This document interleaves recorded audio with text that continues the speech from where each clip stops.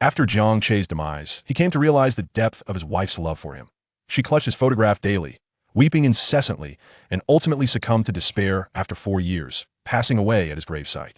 Consumed by heart-wrenching regret for his past actions, he was fortunate enough to be granted a second chance at life. He vowed to cherish and love her wholeheartedly in this lifetime. To his astonishment, he discovered that his wife had also been reborn. "Darling, why didn't you tell me?" "You didn't tell me either. How was I to know you were also reborn?" Well, it seemed his wife's words were indisputable. His devotion to her could be summed up in a single word: pamper, pamper, pamper. Chapter 1. Discovering her love only in death. "Yunran, why are you being so foolish?" Jean Xiaoqiao swiftly snatched the sleeping pills from Tang Yunran's grasp. Had she not fortuitously passed by and witnessed Tang Yunran's intent to end her life with the pills, Tang Yunran might have already succumbed. Clutching a black and white photograph, Tang Yunran appeared haggard, her vacant gaze reflecting the visage of the man captured in the image, a river of longing flooding her heart, her expression steeped in sorrow. "Alas, Yunran, it has been 4 years. Jiang Che is gone." Upon hearing this, Tang Yunran's countenance turned ashen, her breath momentarily stalling. Her fingers gently traced the face of the man in the photograph, each inch a painful reminder of her deep nostalgia and heartache. "Indeed, he has departed. It has been 4 years. A tremor accompanied her voice, laden with anguish. In a state of ethereal detachment, Jiang Che bore witness to this heart-rending scene. He had never fathomed the extent of Tang Yunran's love for him, nor that her despair would lead her to contemplate such drastic measures. When they had wed, it had been solely under the duress of parental pressure, a union with the Tang family. On their wedding day, they had established a pact. They would merely perform for their parents while leading separate lives thereafter. He felt indifferent towards Tang Yunran and never sought to understand her world, just as she never inquired about his affairs, regardless of how late he returned. Even if he stayed out overnight, he assumed Tang Yunran, like him, had married out of familial obligation. It was not until the day of his sudden demise that he realized the depths of her despair. She had stormed into the hospital, pleading before the doctors, "Please, I beg you, save him. If you can spare his life, take mine." In that moment, he stood by the bedside, yearning to embrace her, yet every attempt resulted in his hands passing through her form. He sought to comfort her, but his words fell upon deaf ears as she continued to beseech the doctors, her spirit collapsing under the weight of grief. Regret consumed him, but he felt utterly powerless. "Alas," Jean Xiaoqiao sighed again, embracing Tang Yunran, "the deceased are gone. Let them rest. Your parents are aging. If you were to take such drastic measures, it would devastate them." Upon hearing Jean Xiaoqiao's words, Tang Yunran could no longer contain her emotions, tears cascading down her cheeks. She understood. She was acutely aware of the pain her actions would bring to her parents and her beloved grandmother, who would surely grieve in the afterlife. Yet, her longing for him was overwhelming. "You're right. I shouldn't. I mustn't do this," Tang Yunran choked out. Jean Xiaoqiao enveloped her in a comforting embrace, gently patting her back. "As long as you can come to terms with it. Tomorrow marks his memorial. Bid farewell and find closure." Tang Yunran nodded, her long lashes casting shadows over her eyes, filled with emotion. Her voice was heavy. Yes, it's time to find closure. She had wallowed in her grief for 4 long years. It was indeed time for resolution. That evening, Tang Yunran prepared a lavish feast, featuring braised ribs, sweet and sour chicken, poached fish, fried spinach, and stewed mushrooms with tendons, a total of 8 sumptuous dishes. She placed a piece of sweet and sour chicken into the bowl across from her. She began her habitual soliloquy. "Jiang Che, these are all your favorite dishes. You have no idea. Before marrying you, I couldn't even boil water. I learned to cook solely for you, striving to master the art from chefs." She lifted her scarred hand, pouting in a display of frustration. "I was so clumsy, cutting my fingers more times than I can count. But seeing you relish the meals I prepared made it all worthwhile." That it was only after his death that Jiang Che discovered these dishes were lovingly crafted by Tang Yunran's hands. He recalled the first time he tasted her culinary creations, finding them exceptionally delectable, mistakenly attributing the skill to their hired help.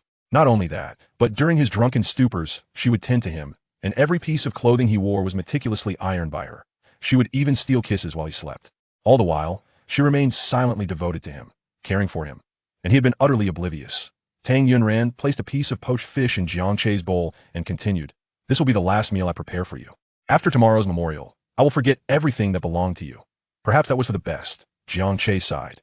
Though Tang Yunran was in her early 30s, she retained her allure, exuding a mature beauty that did not warrant a life shrouded in sorrow for a deceased man. She deserved a vibrant new life. The following day, clad in a pure white wedding dress, Tang Yunran visited the cemetery, standing before Jiang Che's grave. Today, she was breathtaking, her long hair cascading in soft waves, adorned with a floral crown, her face exquisitely made up, radiating an ethereal beauty in her pristine gown, reminiscent of a celestial being descending from the heavens. Jiang Che had always known of Tang Yunran's beauty, yet he had never paid it due attention, even on their wedding day, when he merely sought to expedite the proceedings without truly noticing her splendor. Jiang Che, do I look beautiful today? Tang Yunran smiled at the gravestone. Beautiful. Exceptionally beautiful. Jiang Che's gaze was fixed upon Tang Yunran. You must think I'm foolish. You wouldn't care whether I was beautiful or not. Her words dripped with bitterness. Tang Yunran placed chrysanthemums at the base of the gravestone, her heart pierced by the engraved name Jiang Che, evoking a torrent of memories and heartache. Jiang Che, do you miss me? Yunran, I miss you. Forgive me. Jiang Che's hand rested gently upon her head. Though she could not feel it, he couldn't help but reach out. You would miss me. How could you? A bittersweet smile graced Tang Yunran's face. That I miss you, Tang Yunran said, tears cascading down her cheeks like a string of pearls. That's rather peculiar, isn't it? Although you're no longer here, I feel as though you have always been by my side. It seems as if you were caressing my face, stroking my hair. Upon hearing these words, Jiang Che paused in his tender gesture of stroking Tang Yunran's hair, his expression tinged with bitterness. Jiang Che, the truth is, I initially intended to end it all, but I cannot die. My mother would never withstand such a loss. Had it not been for this, she would not have endured alone until this day. In a few days, I shall move away, departing from this city, never to return. Perhaps that is for the best. Jiang Che sighed. Leave this place and embark anew on your life. Therefore, before I depart, I wish for you to behold me in my wedding dress. Just for you to see. I shall never don a wedding dress for anyone else again. Why must he go to such lengths? He is already gone. Those who remain must learn to live well. Jiang Che, I am leaving now. Farewell. Tang Yunran waved at Jiang Che, reluctantly withdrawing her gaze. After lingering for a moment, she finally turned and walked away. Jiang Che stood before the grave, refraining from following her, instead watching her depart with a heavy heart. As Tang Yunran reached the roadside, she suddenly remembered the wedding ring still adorning her finger. She intended to return the ring to him, to forget everything pertaining to him. Just as she reached for it, the ring slipped from her grasp, rolling onto the ground and toward the center of the road. My ring, Tang Yunran exclaimed, rushing after it. This ring was one Jiang Che had placed on her finger on their wedding day. She had never removed it that moment. A heavy, earth-moving vehicle suddenly sped toward her. Yunran, get out of the way! Jiang Che shouted in panic. With a resounding crash, the vehicle collided violently. Chapter 2. How wonderful it is to have a wife. He watched in horror as Tang Yunran was struck and sent flying, her body tracing an arc through the air before descending like a withered leaf in autumn, scattering pitifully to the ground. No! Jiang Che's anguished cries echoed. His gaze fixed on Tang Yunran, who lay in a pool of crimson, his eyes aflame with despair. The blood blossomed upon her pristine wedding gown like plum blossoms, creating a jarring contrast of red and white that struck the eye with overwhelming intensity. It was blinding. It was stark. Tang Yunran's face was as pale as parchment as she weakly turned her head to look at the gravestone where Jiang Che stood. A bitter smile gracing her lips as tears streamed down her cheeks, one after another. Perhaps this is for the best. No, not at all. Yunran, hold on. The ambulance is on its way. You cannot die. Time and again, Jiang Che attempted to lift Tang Yunran, but his efforts proved futile. The helplessness that engulfed him stirred a profound loathing within himself.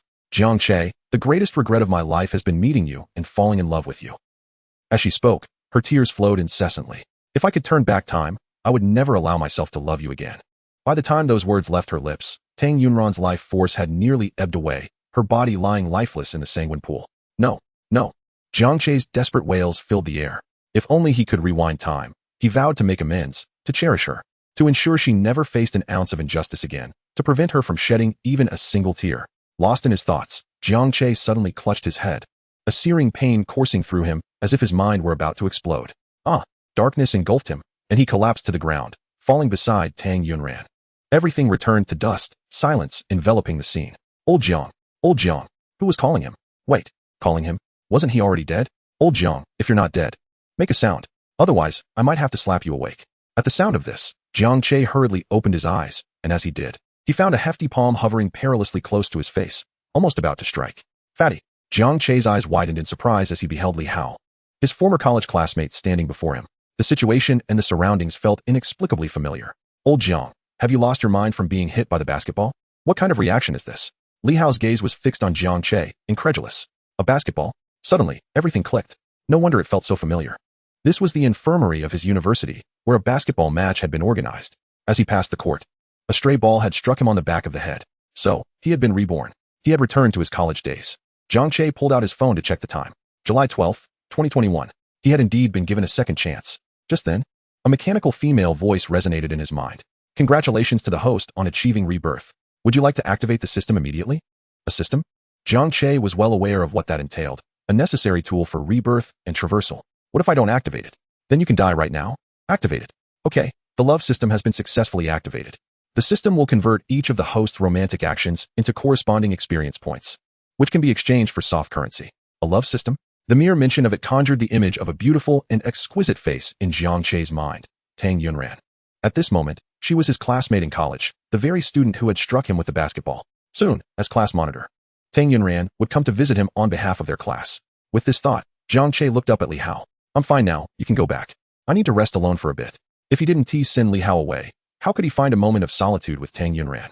Are you really okay? Li Hao scrutinized Jiang Che, his expression doubtful. Jiang Che moved his limbs, confirming he was physically unharmed. I mean your head. Get lost. Jiang Che kicked Li Hao out, then lay back, anxiously counting down the moments until Tang Yunran arrived. Time passed agonizingly slowly, and Jiang Che's longing gaze seemed capable of burning a hole through the door. Suddenly, footsteps approached from outside. They were here. They were finally here. Jiang Che excitedly closed his eyes, listening to the sound of the door opening. As footsteps approached his bedside, a familiar scent wafted through the air. This fragrance was unmistakably that of Tang Yunran. Ever since she was young, her frail constitution had required her to consume traditional Chinese medicine, leaving her enveloped in a faint, lingering herbal aroma. It was a scent he cherished deeply, and unable to resist, he inhaled deeply. Love experience points, 46. What? Experience points were that easy to acquire? Just by inhaling her fragrance? Jiang Che took another deep breath. Love experience points, 48. He inhaled once more. Love experience points, 72. Incredible. Love experience points have exceeded 100, granting one opportunity to draw a prize. Would you like to draw now? Can't you see I'm savoring my wife's essence? Hey, classmate. A melodious voice broke through his reverie. It was Tang Yunran. She leaned down, gazing at Jiang Che with her eyes half-lidded, her lashes resembling delicate butterfly wings. Overcome with emotion, Jiang Che grasped her hand. Love experience points, 520. Indeed, physical contact yielded greater experience points. Yet, at that moment, he had no time to dwell on the points. He simply wanted to hold Tang Yunran's hand forever. In his previous life, he had never realized her deep affection for him. In the 4 years following his death, he had yearned to hold her hand, to embrace her, only to feel her slip away each time. That sense of helplessness, he had endured it countless times. Now, he could finally grasp her hand, warm and soft. The sensation was far more delightful than he had ever imagined. Tang Yunran stared at their hands, her ears flushing a noticeable shade of red. After biting her lip and struggling for several seconds, she attempted to withdraw her hand. Yet, as she pulled, he held on. When she tugged harder, he pulled back with equal force. Silence enveloped them, and Jiang Che feigned unconsciousness. Just then, Tang Yunran's friend, Jin Xiaoqiao, burst into the room. Pervert. Let go of my Ran. Jin Xiaoqiao rushed over, attempting to pry Jiang Che's hand away. The system remained unresponsive. He had surmised correctly. This love system only reacted to those he held affection for. Xiaoqiao, be gentle. He is still injured. You might hurt him. Tang Yunran interjected, stopping her friend. Hearing Tang Yunran's words, Jiang Che was overwhelmed with emotion. How wonderful it is to have a wife. Chapter 3. The reason Tang Yunran likes him Ran. Did you get hit by the basketball too? Has your brain gone haywire? He's taking advantage of you, and you still care about him? Jin Xiaoqiao gazed at Tang Yunran in disbelief. Indeed, Tang Yunran's face subtly revealed a hint of a bitter smile. She had resolutely decided that if she could turn back time, she would never wish to have any connection with him again. The Tang Yunran who once adored him had perished at his grave. No, I merely fear that you might inflict further harm upon him. After all, it was a classmate from our class who injured him. As the class monitor, I represent our collective, and it would be unfortunate if he were to be hurt again. You have a point, but it is not ideal for him to cling to you so. Perhaps he has already awakened and is deliberately holding your hand. Surely not. He is not that kind of person. If he were, in his past life he would not have treated me, his wife, as a familiar stranger, never having even touched me. How could he take advantage of this opportunity now? Ran, do not be deceived by this pretty boy. I admit he is handsome, but one must never underestimate the depths of a person's heart. He could very well be a mere charlatan. It is about time he woke up, Jiang Che said, rubbing the back of his head. Ouch, ouch, ouch. You are awake? How do you feel? I almost got my head split open. I consider myself fortunate to have survived. Jiang Che exaggeratedly declared. Hey, you, now that you are awake, why are you still holding on to our Ran's hand? Let go at once. Jin Xiaoqiao shouted fiercely, hands on her hips. I cannot let go. She just hit me with a ball, nearly knocking me dead. She must take responsibility for me. Jiang Che not only refused to release Tang Yunran's hand, but also deliberately pulled her, causing her to stumble into him. Tang Yunran's face fell onto the man's lap, Though separated by a blanket, her ears flushed crimson. Jiang Che's face also turned red, a deep shade of purple. He had indeed intentionally pulled Tang Yunran, but he hadn't anticipated that she would collide in such an awkward manner, causing sweat to bead on her forehead. Who hit you? Our Ranran certainly did not. Jin Xiaoqiao exclaimed, hastily trying to pry Tang Yunran away. Wasn't it you who hit me? Jiang Che feigned ignorance. Of course not. Oh, then I apologize. Jiang Che secretly rubbed Tang Yunran's hand before finally letting go. Tang Yunran's pupils dilated, her fingertips tingling as if electrified. Quickly retracting to clutch her clothes at her side, her gaze flickering, her heart racing uncontrollably. Romantic experience points, 700. Was he being deliberate just now? Or was she overthinking it? Clearing her throat, Tang Yunran composed herself and spoke. I am the class monitor of the art department, class 9. My name is Tang Yunran. Just now, our class was playing basketball against class 8, and a classmate accidentally sent the ball flying, which hit you. I apologize on behalf of my classmates. Is that all? At the very least, you should treat me to a meal. Jiang Che was eager to deepen his relationship with Tang Yunran. Although they were university classmates, they had never interacted before. Therefore, he needed to find an appropriate excuse to spend more time with her. Tang Yunran scrutinized Jiang Che with suspicion. This development felt all too strange. She vividly recalled that in her past life, when she visited Jiang Che, he barely acknowledged her. As the campus belle of Jiangqing University, she was the center of attention wherever she went, with countless wealthy suitors vying for her affection. Yet Jiang Che seemed to show little interest in her, which piqued her curiosity. Moreover, Jiang Che exuded an inexplicable sense of familiarity. It wasn't until much later that she realized he was the neighbor who had rescued her from the river in her childhood. He had been exceptionally kind, sharing his treats with her and bravely defending her against bullies, returning to her with a grin, saying, I'm strong. I'm fine. Unfortunately, he had forgotten all of that. Lost in her thoughts, Tang Yunran felt a twinge of melancholy. Have you no shame? Jin Xiaoqiao suddenly shouted, raising her voice. Are you still a man? How could you let our Ranran, a girl, treat you to a meal? Then I shall treat her instead. Is that acceptable? Jiang Che replied. Following Jin Xiaoqiao's line of reasoning, Jin Xiaoqiao was momentarily rendered speechless, contemplating how she felt as though Jiang Che had cleverly ensnared her. Whether it was Tang Yunran inviting Jiang Che for a meal or Jiang Che inviting Tang Yunran, weren't they essentially just two people dining together? I see. You're using this as an excuse to pursue my Ranran, aren't you? Xiaoqiao, do not speak recklessly, Tang Yunran exclaimed, her face flushed with embarrassment. How could Jiang Che possibly pursue her? If he had that intention, even a pig could climb a tree. Ranran, why do you always defend him? We are family. Jin Xiaoqiao huffed, indignant. Oh right, she is no longer family with Jiang Che. Moreover, in her past life, she had resolved never to have any connection with him again. The wounds and pains she had endured were not something she wished to experience anew. Jiang Che, I'm not quite accustomed to dining with boys. No worries. I am not accustomed to dining with girls either. We can help each other adjust. After all, one cannot remain single forever. Jiang Che was determined to seize this opportunity and win Tang Yunran's heart as soon as possible. What to do? Tang Yunran felt a headache coming on. Why was Jiang Che so insistent on clinging to her? She needed to find a way to refuse. My mother is quite strict. If she finds out I'm dining out with a boy, she will surely think too much of it. Then let us not eat out. I shall come to your home. Going to my house is fine, Tang Yunran conceded.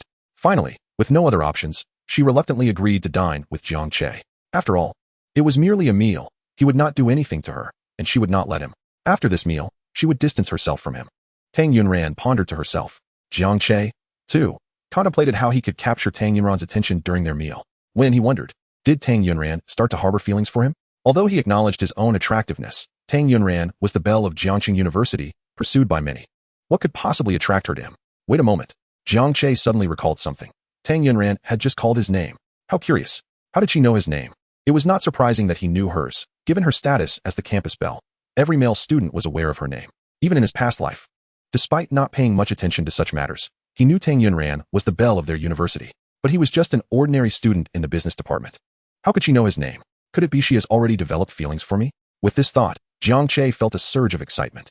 When they dined together tomorrow, he must find an opportunity to test the waters.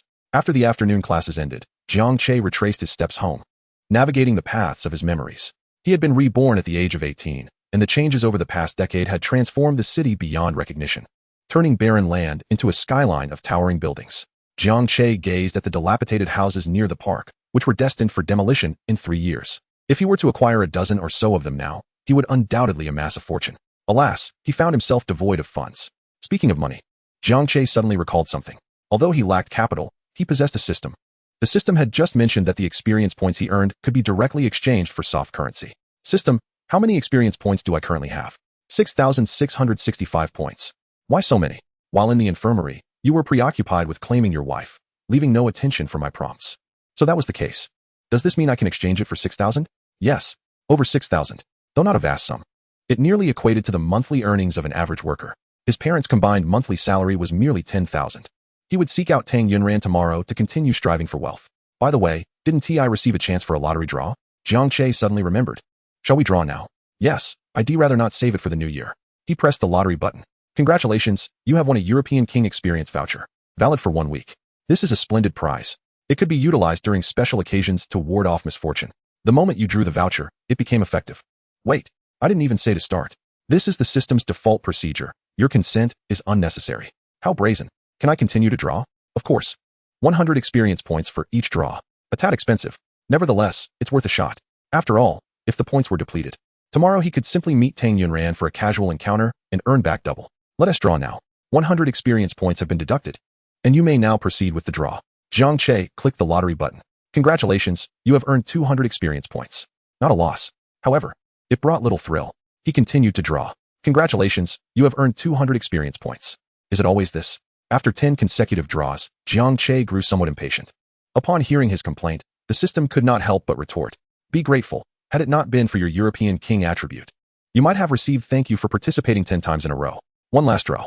Congratulations, you have gained a 60-point increase in charm. An enhancement in attractiveness? Jiang Che took out his phone, using the front camera to snap a picture of his face. He appeared significantly more handsome.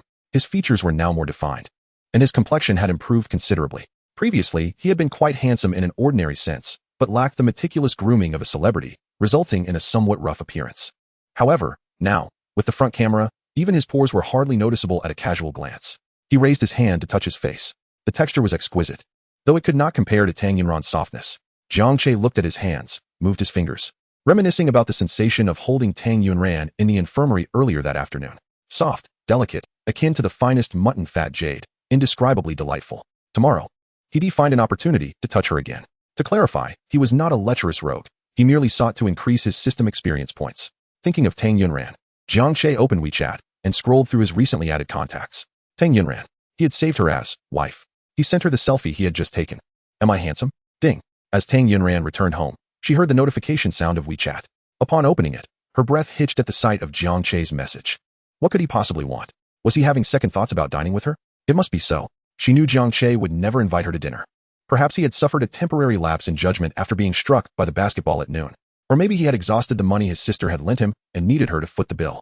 In her previous life, after marrying Jiang Che, she often heard his sister recount tales of his past. He had a penchant for pulling tricks on her. This thought brought a hint of bitterness to Tang Yunran's face, which gradually morphed into a wry smile. Perhaps it was for the best. They would no longer need to be in contact, and their fates would be severed. With a sigh, she opened the message. Huh. Tang Yunran blinked, then blinked again. A photo. He sent her a selfie and asked if he was handsome. Was he not declining her invitation for dinner tomorrow? Tang Yunran brought her phone closer, scrutinizing the man in the photo. Was it just her imagination? She felt he had indeed become significantly more attractive. His brows resembled distant mountains, his nose was elegantly sharp, his lips were enticingly thin, and his Adam's apple was quite pronounced.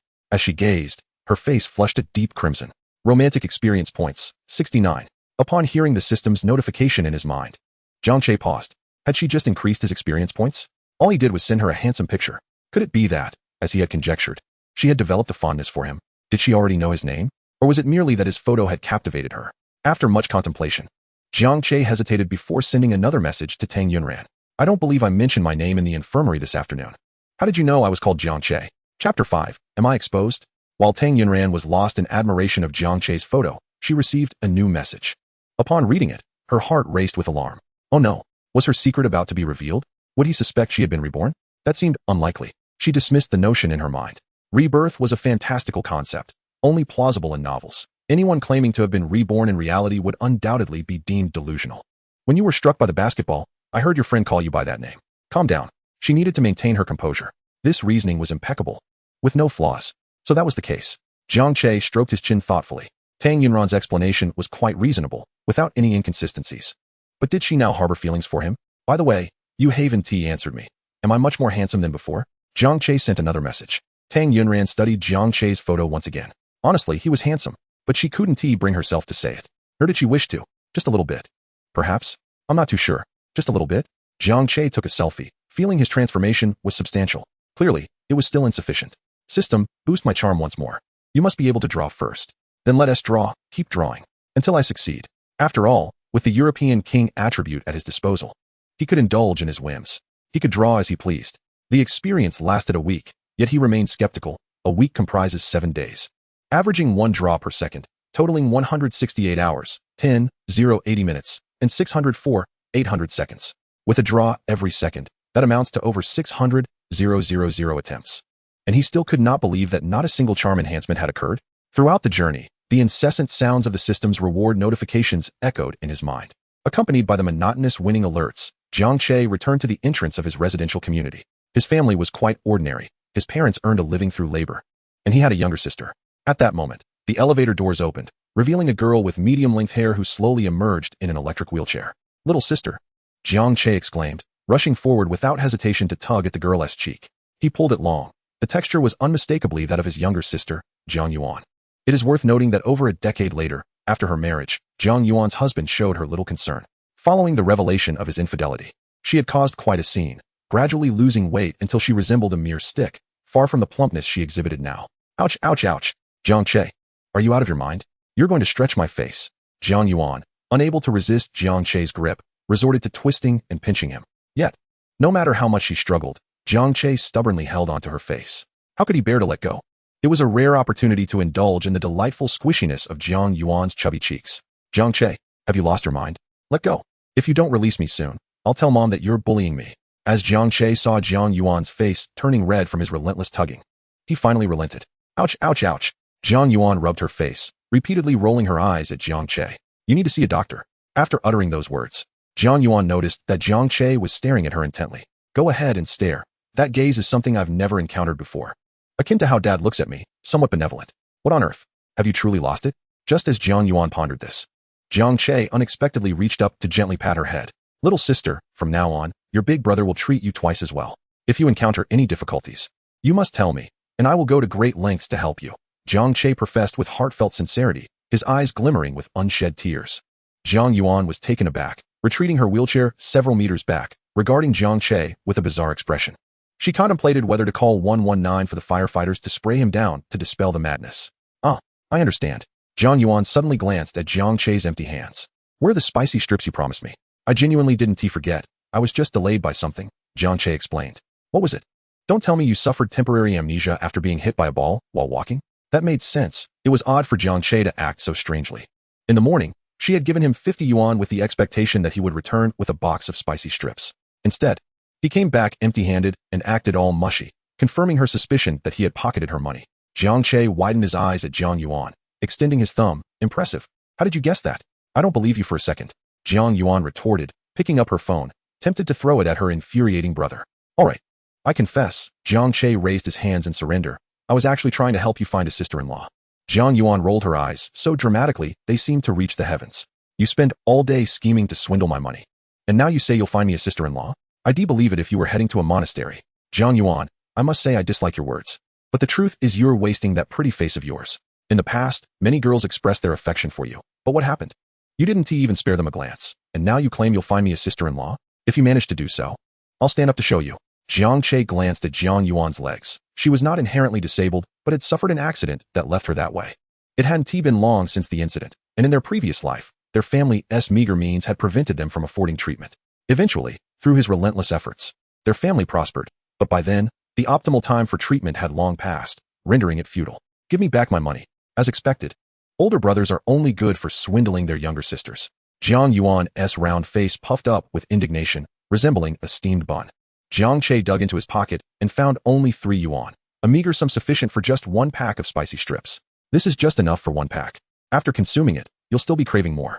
"I'm not giving it back," he declared, tucking the money back into his pocket.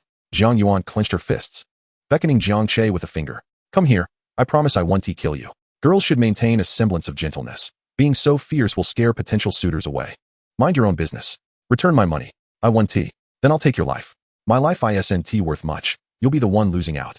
Ultimately, after Jiang Che allowed Jiang Yuan to slap him a few times, he pushed her wheelchair to a nearby convenience store. "Boss, 1 pack of spicy strips, please." After purchasing the spicy strips, Jiang Che's attention was captured by the iced tea in the refrigerator. "Boss, Does this iced tea have a chance to win? Indeed. The odds of winning are quite high. Young man, would you like a bottle? Perhaps luck is on your side today. The boss replied, opening the refrigerator door. We'll pass. Winning is just a ruse, Jiang Yuan remarked, preparing to turn away when Jiang Che's voice called out from behind. Then I'll take a bottle.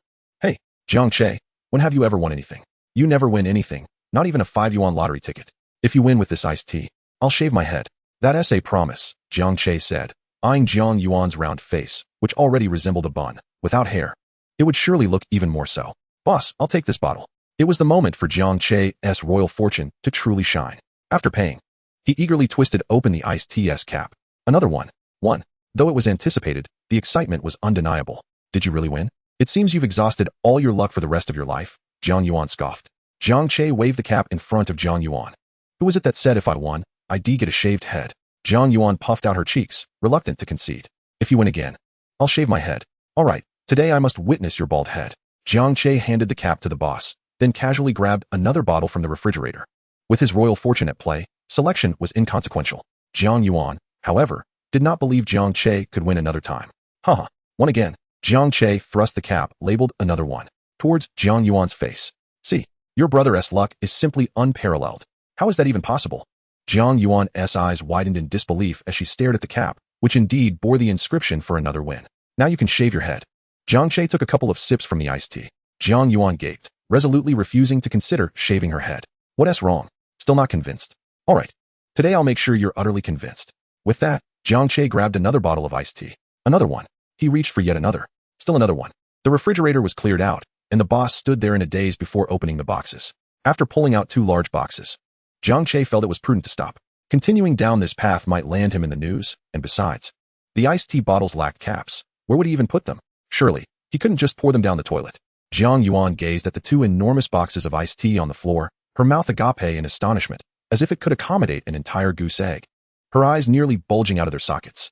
Are you convinced now? Jiang Yuan lifted her head, staring blankly at Jiang Che. Is this even a matter of being convinced anymore? Has fortune truly favored her brother, or had he perhaps been swapped with someone else? Alas, what a pity it would be to shave off that glorious hair. Jiang Che smacked his lips as he spoke. Upon hearing this, Jiang Yuan felt a chill run down her spine, as if she had already been shorn. The image of herself bald flashed through her mind. Oh no, she simply couldn't accept it. Jiang Che observed the vivid expressions flitting across Jiang Yuan's face and could easily guess her thoughts.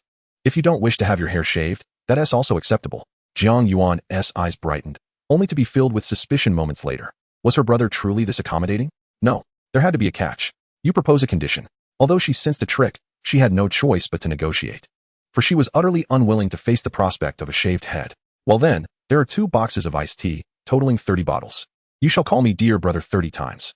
Jiang Che pondered for a moment before speaking. What? Call you brother? And dear at that? How utterly nauseating. No. It was something she simply could not utter. She would rather die than say it. If you cannot bring yourself to say it, then it is a shaved head for you. Jiang Yuan glared at Jiang Che, who was now eyeing the barbershop across the street. With a look of disdain, Jiang Yuan regarded Jiang Che, who remained utterly calm. After a tense 3 minutes of silent confrontation, Jiang Yuan finally conceded. Dear brother. Those 5 words seemed to burst forth from between her clenched teeth. Jiang Che felt deeply moved. Had it not been for the fear of inciting Jiang Yuan's wrath, he would have swept her into a hearty embrace. Keep going. She is holding back. Jiang Che encouraged. Dear brother. Again, Jiang Yuan inhaled deeply. Dear brother, dear brother, dear brother, dear brother, dear brother. The words tumbled out at a remarkable pace, her face turning a shade of purple. And Jiang Che feared she might faint from holding her breath. Ultimately, the 30 utterances of dear brother brought him immense satisfaction. Upon returning home, Jiang Che stared at the 2 large boxes of capless iced tea, feeling a headache coming on. It wouldn't do to simply place them in the refrigerator uncovered. Jiang Che poured out the remaining purified water from the water dispenser and filled it with iced tea instead. This made things much more convenient. Just as he finished, his parents returned home. Xiao Che, what has happened to this water? Jiang Che looked at his parents, who appeared quite healthy, and rushed over to embrace them tightly. In his past life, after his demise, his mother had been unable to cope with the blow and fell gravely ill. His trusted companions took advantage of the situation to seize control of his company. With no money to provide for his mother's treatment, his father had to work day and night, ultimately suffering a leg injury on the construction site. Were it not for Tang Yunran's diligent care of his parents, Jiang Che could hardly bear to think about their plight. He owed Tang Yunran far too much, a debt he would repay over a lifetime. Xiao Che, what is wrong with you? Lin Hui asked, utterly perplexed. Jiang Yuan, munching on spicy strips, interjected, Mom, Jiang Che must have hit his head. Jiang Che turned to Jiang Yuan, who had just called him dear brother 30 times, only to revert to his name now. Humph. The thought of having called him that filled Jiang Yuan with profound embarrassment. When the opportunity arose, she would repay him in kind. Xiao Che, this afternoon your counselor called, saying your head was hit by a basketball. Are you all right? Jiang Mingquan inquired. Did a basketball really hit you? Jiang Yuan's eyes widened as she fixed her gaze on Jiang Che. I'm fine, my head is tough. Jiang Che reassured them, then turned his attention to the ingredients his parents were holding, quickly taking them from their hands. Dad, Mom, you've worked hard all day. Please sit down and rest. I'll handle dinner tonight. What is going on? Jiang Mingquan stared at Jiang Che in astonishment. Son, did the basketball knock something loose in your head? Linya expressed her concern with a worried expression. This was not the behavior of their child. It was as if he belonged to someone else entirely. Dad, Mom, I really am fine. I just want to help you and alleviate some of your burdens. I was so thoughtless before. You worked tirelessly to send me to university while I squandered my time gaming on my phone. I promise I will never play games again. And I will take care of all the meals at home whenever I have the time. At that moment, Jiang Che's expression was marked by utmost seriousness and gravitas.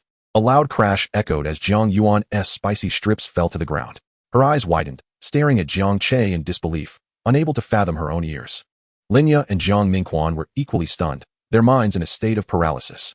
Jiang Che grabbed 2 cups, filled them with iced tea from the dispenser, and presented them to Linya and Jiang Mingquan. Dad, Mom, this is the iced tea I won as a prize. Please sit down, enjoy some tea, and watch television while I prepare dinner. With that, Jiang Che whisked the ingredients away to the kitchen. Chapter 7. Encounter with a rival. Silence engulfed the living room. Every sound seemingly magnified. Jiang Mingquan, Linya, and Jiang Yuan exchanged wide-eyed glances. 3 minutes passed. Should I call 120? Jiang Yuan proposed, pulling out her phone. Linya opened her mouth. I'll go check the kitchen. Linya quietly approached the doorway, peering inside to see Jiang Che methodically preparing the meal. Was this truly her son? How could she have birthed such a considerate child? Stepping into the kitchen, Linya fixed Jiang Che with a serious look. Xiao Che, tell me, have you done something illegal? Mom, why would you think that? I'm a law-abiding citizen, he replied. Then why the sudden change in character?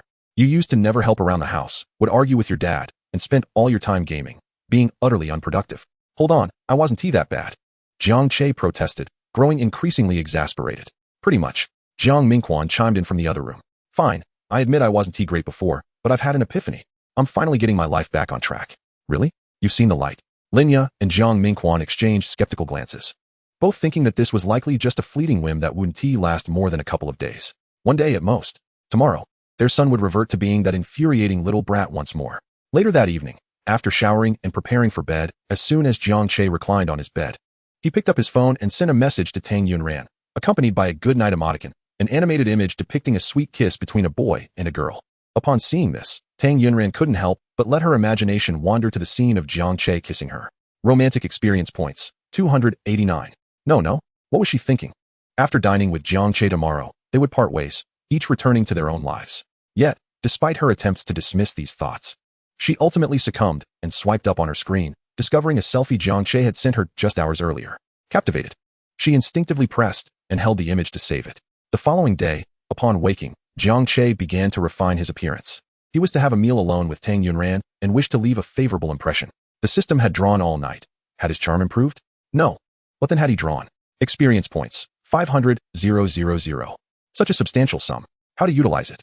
Jiang Che recalled an old house near the park, initially contemplating acquiring multiple properties to wait for demolition and reap the profits. However, lacking funds made that a distant dream. Continuing on this path seemed challenging, yet securing one property was still within reach. With over 50,000 experience points accrued daily, a week's worth of luck would yield 5 million points. Sufficient to purchase a 3-bedroom apartment in an older neighborhood for around 3 million. Quite ample indeed. It was only 6 a.m. His parents had yet to rise. He decided to take a stroll and procure breakfast. In his previous life, he had spent his student years engrossed in gaming, and now, as an adult, he found himself perpetually seated before a computer, resulting in neck and back issues. In this new life, he vowed to learn from past mistakes and prioritize physical fitness. Just as Jiang Che was jogging and panting, a notification from the system chimed. Congratulations, host. You have drawn a 70-point enhancement in physical fitness. Upon hearing this, Jiang Che instantly felt invigorated, as if he had just begun running. Inspecting his arms and legs, he noticed a remarkable increase in strength. With a 70-point boost in physical fitness, he wondered if abs had manifested. Lifting his shirt, he was thrilled to discover a set of 6-pack abs had formed. Quite splendid. System, let us keep striving. I desire an 8-pack. He was determined to attain all the attributes that girls appreciated: chest muscles, biceps. He wanted them all. At 6:30 a.m., Jiang Che returned home, carrying 2 hefty bags of buns. "Mom, Dad, you're awake just in time. I brought back buns, and the rice porridge is also ready. Let us eat." As Jiang Yuan opened the door, she was once again met with an odd scene. Glancing back at the door, she wondered if her method of opening it was amiss. After breakfast, Jiang Che greeted Linya and the others before departing for school. Jiang Yuan set down her chopsticks, having held her thoughts in for too long. "Dad, Mom, should we hire a doctor to examine him? Could it be that he truly got his brain damaged from a basketball hit? What nonsense. Your brother is simply maturing," Linya responded with a look of satisfaction. "Suddenly matured? That seems too far-fetched. I still think the basketball scenario is more plausible. Then I should hit you with a basketball and see if you can mature? No, that's unnecessary. Even if my head were hit, I wouldn't mature. I'm done eating. I'm heading back to my room to binge-watch my show." With that, Jiang Yuan swiftly wheeled herself back to her room, continuing to watch her beloved dual-male lead historical drama. At noon, Jiang Che waited outside the art department, where the majority of students were female. With his enhanced charm and physical fitness, he naturally attracted considerable attention from the girls around. Yet, his thoughts were solely occupied by Tang Yunran. The other flirtatious girls were mere clouds to him. However, before he could catch sight of Tang Yunran, he instead encountered her most fervent admirer, Wu Qingshu. Wu Qingshu had been Tang Yunran's classmate since elementary school and lived next door, persistently pursuing her. On the day Jiang Che and Tang Yunran were to wed, he had even caused a scene, and afterward, he would sporadically appear in their neighborhood. Even after Jiang Che's demise, he had made multiple offers to care for Tang Yunran. Unfortunately for him, he had waited in vain, as Tang Yunran never acquiesced to his advances. "That's old Wu, from class 6 of the business department. His name is Jiang Che. I've done my homework," Wang Zhen pointed out to Wu Qingshu. "So it's him." Wu Qingshu rolled up his sleeves and approached Jiang Che. "You're Jiang Che? What do you want?" "Isn't it obvious? I have business with you." "But I'm busy," Jiang Che replied, which irked Wu Qingshu considerably. "I don't care if you're busy. I'm here to warn you to keep your distance from Yunran." "Your Yunran? Is she your sister or your elder sister?" "Hey, you brat, looking for a fight?" Wu Qingshu, provoked by Jiang Che's attitude, rolled up his sleeves and aimed a punch at Jiang Che's handsome face. Just as Jiang Che prepared to retaliate, he spotted Tang Yunran descending the stairs. Realizing this, Jiang Che retracted his hand, considering a ploy to evoke sympathy. If Wu Qingshu landed a punch, Tang Yunran would surely feel sorry for him, perhaps even escorting him to the infirmary, showering him with concern. He could seize the moment to kindle a spark between them, rapidly intensifying their relationship. However, an unexpected turn of events occurred. Chapter 8, Kneeling before him. Just as Wu Qingshu's fist was a mere 5 centimeters from Jiang Che's face, he suddenly slipped, lost his balance, and collapsed to his knees with a thud. "Oh, that's rather awkward," Jiang Che thought, gazing down at Wu Qingshu, perplexed as to how he had fallen. Oh, how could he have forgotten such an essential aspect? His luck attribute. It wasn't he that he had overlooked it. Rather, he had never considered how the luck attribute could be utilized in this manner. Essentially, possessing this attribute meant he could achieve effortless victories. Regrettably, the luck experience ticket was only valid for 7 days. If only it could be a daily boon. Tang Yunran approached, utterly bewildered, observing Wu Qingshu kneeling on the ground in a daze. "Wu Qingshu, why are you kneeling before him? What unforgivable act did you commit against him?" Wu Qingshu felt like crying, wishing to find a mouse hole to hide and weep. "Let us ignore him and go eat," Jiang Che said as he casually extended his hand toward Tang Yunran, naturally taking her bag and slinging it over his arm. "I can carry it myself," Tang Yunran protested, noticing the pink fluffy rabbit attached to the bag, deeming it inappropriate for a big boy to carry such a bag. However, as she reached for the bag on Jiang Che's arm, she suddenly froze. Such a firm arm. Was this Jiang Che's arm? In her previous life, she had touched it before. When he was drunk, she had helped him home and changed his alcohol-soaked clothes. She had not only touched him, she had even stolen a kiss on his forehead while he slept soundly. Of course, the thought of kissing his lips had crossed her mind, but she had never mustered the courage. "Why is your face so red?" Jiang Che asked, placing his hand on Tang Yunran's forehead. At that moment, not only did her face flush, but her ears and neck reddened as well. Romantic experience points, 545. Is it truly so easy to provide him with so much just for a mere touch on the head? Jiang Che gazed at Tang Yunran's lips, delicate and moist, slightly parted to reveal her charming teeth. A desire to kiss her surged within him. Just a simple pat on the head had granted him an abundance of experience points.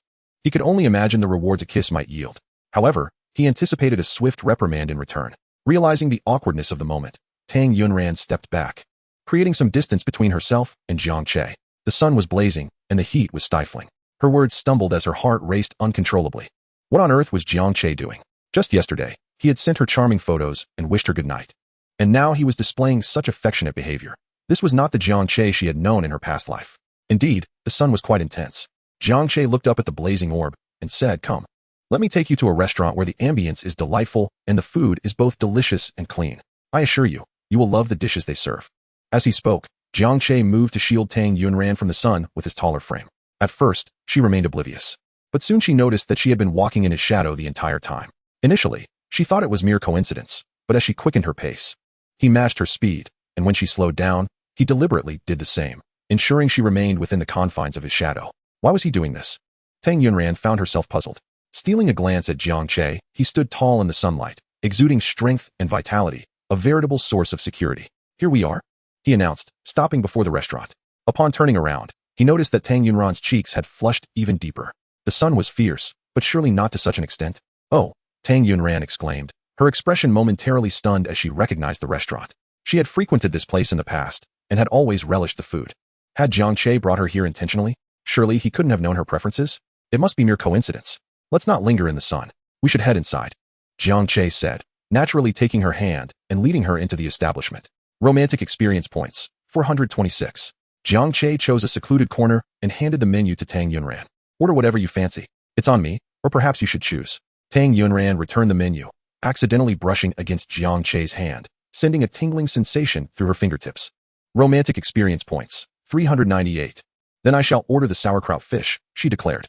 "Huh."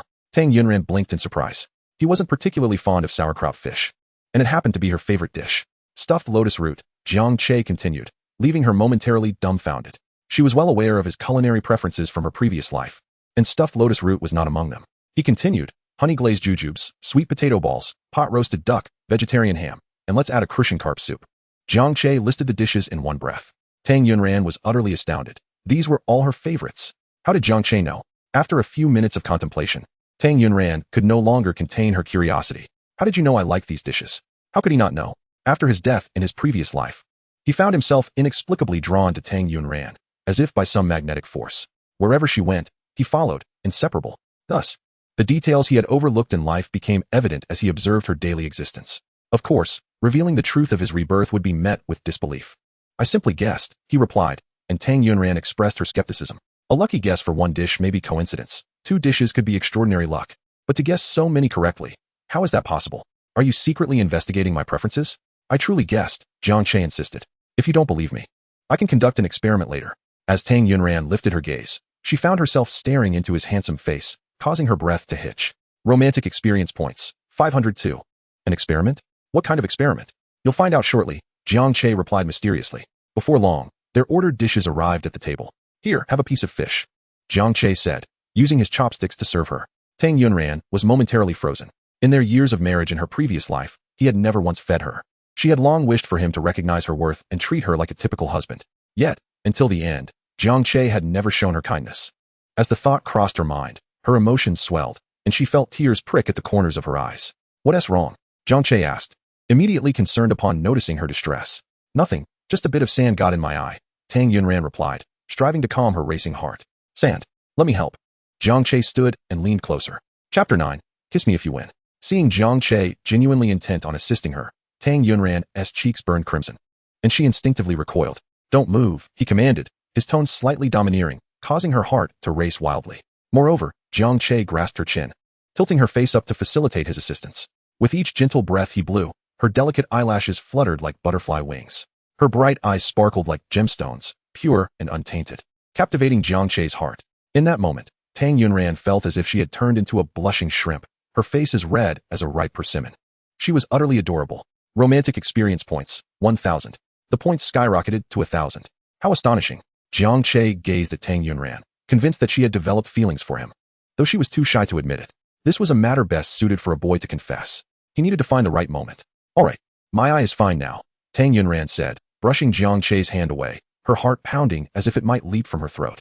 Her mind was a whirlwind of confusion. From the previous day to the present, Jiang Che's actions had become increasingly perplexing, diverging sharply from the trajectory of her past life. What on earth was happening? What did Jiang Che intend? After finishing their meal, Tang Yunran yearned to return to school swiftly. If she remained in Jiang Che's company much longer, she feared her mind would conjure unrealistic fantasies that he had feelings for her. In her previous life, she had always been by his side, hoping he would one day notice her. Ultimately, it had been a futile hope. Now that she had the chance to experience rebirth, She was determined not to repeat the mistakes of her past. Thus, she resolved to keep her distance from Jiang Che. We have a sketching class this afternoon. I should head back to prepare, she announced, taking a step forward, only to be halted by Jiang Che's firm grip on her hand. Romantic experience points, 458. What are you doing? Tang Yunran tugged at her hand, but Jiang Che showed no intention of letting go. Have you forgotten what I told you during dinner earlier? What? I've just been lucky these past couple of days, blessed by fortune, and since you don't believe me, I want to conduct an experiment. An experiment? How? Just come with me, and you'll find out. A few minutes later, Jiang Che brought Tang Yunran to the entrance of a Zhou Liufu store. What are we doing here? Tang Yunran was utterly perplexed. Look over there.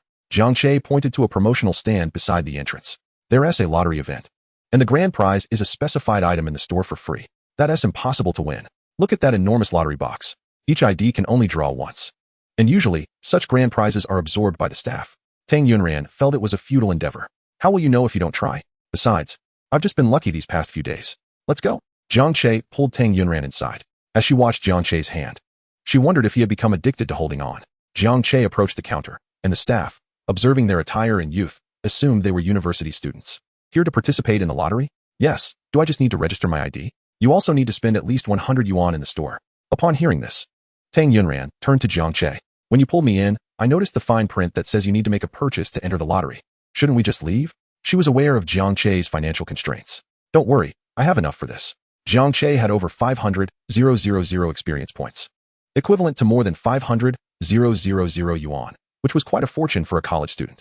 Naturally, he couldn't disclose this to Tang Yunran, otherwise, she would suspect him of illicit activities. Actually, my sister's birthday is coming up, so I thought I'd buy her a gift. With Jiang Che's assurance, Tang Yunran felt it inappropriate to object further. Which one should I choose? Jiang Che scanned the store before looking at Tang Yunran. You're a girl, help me pick one. Anything around 200 to 300 yuan will do. 200 to 300? Tang Yunran recalled that this was roughly Jiang Che's weekly allowance. You really are generous to your sister. She remembered how, in her previous life, Jiang Yuan would often vent her frustrations about Jiang Che, claiming he would either rob her of her money or forget her birthday, while being quick to indulge in her birthday cake. Now, Jiang Che was actually buying a birthday gift for Jiang Yuan, and was willing to spend 200 to 300. How peculiar. I have always treated my sister well. Jiang Che said this with an unwavering face, although he felt a twinge of guilt. In his past life, he hadn't been attentive enough to Jiang Yuan. So this time he sought to make amends. Of course, if it weren't for the lottery, he might not have even remembered that Jiang Yuan's birthday was approaching. What about this one? Tang Yunran selected a bracelet adorned with a 4-leaf clover, a symbol of luck that many girls adored. Then this one it is. Jiang Che promptly opened the payment QR code. Tang Yunran was taken aback. Just like that? Aren't you going to compare and deliberate a bit more? All your choices are good. Jiang Che smiled at Tang Yunran, causing her cheeks to flush once again. Romantic experience points, 615. After completing the payment, they proceeded to the lottery. Jiang Che flashed a confident smile at Tang Yunran. You go choose a specified item. I'll surely draw the grand prize for you. Tang Yunran rolled her eyes in disbelief. Her enchanting double phoenix eyes, naturally alluring, gave her a captivating charm even as she rolled her eyes. Jiang Che momentarily lost his focus, internally berating himself for his past blindness. Had he been more perceptive, he would not have missed Tang Yunran, nor would he have faced the subsequent tragedies. Thankfully, fate had granted him a second chance. If he squandered it, he might as well resign himself to a pig's existence in his next life. Do you not believe I can draw the grand prize? This isn't about belief. It's about possibility. So you still don't believe me. How about we make a bet? A bet? Yes. If I win, you give me a kiss. What? Tang Yunran was momentarily stunned, gazing at Jiang Che in disbelief. He must be joking. Surely he couldn't be serious about wanting her to kiss him. Chapter 10. Putting a ring on her finger. He must be teasing her. Tang Yunran felt a bittersweet pang at this thought. And if you don't win? Then I'll kiss you. Jiang Che's gaze was fixed on Tang Yunran's lovely lips, which were exquisitely shaped with a subtle upward curve. Appearing sweet, even when she wasn't smiling. It would certainly be delightful to kiss her.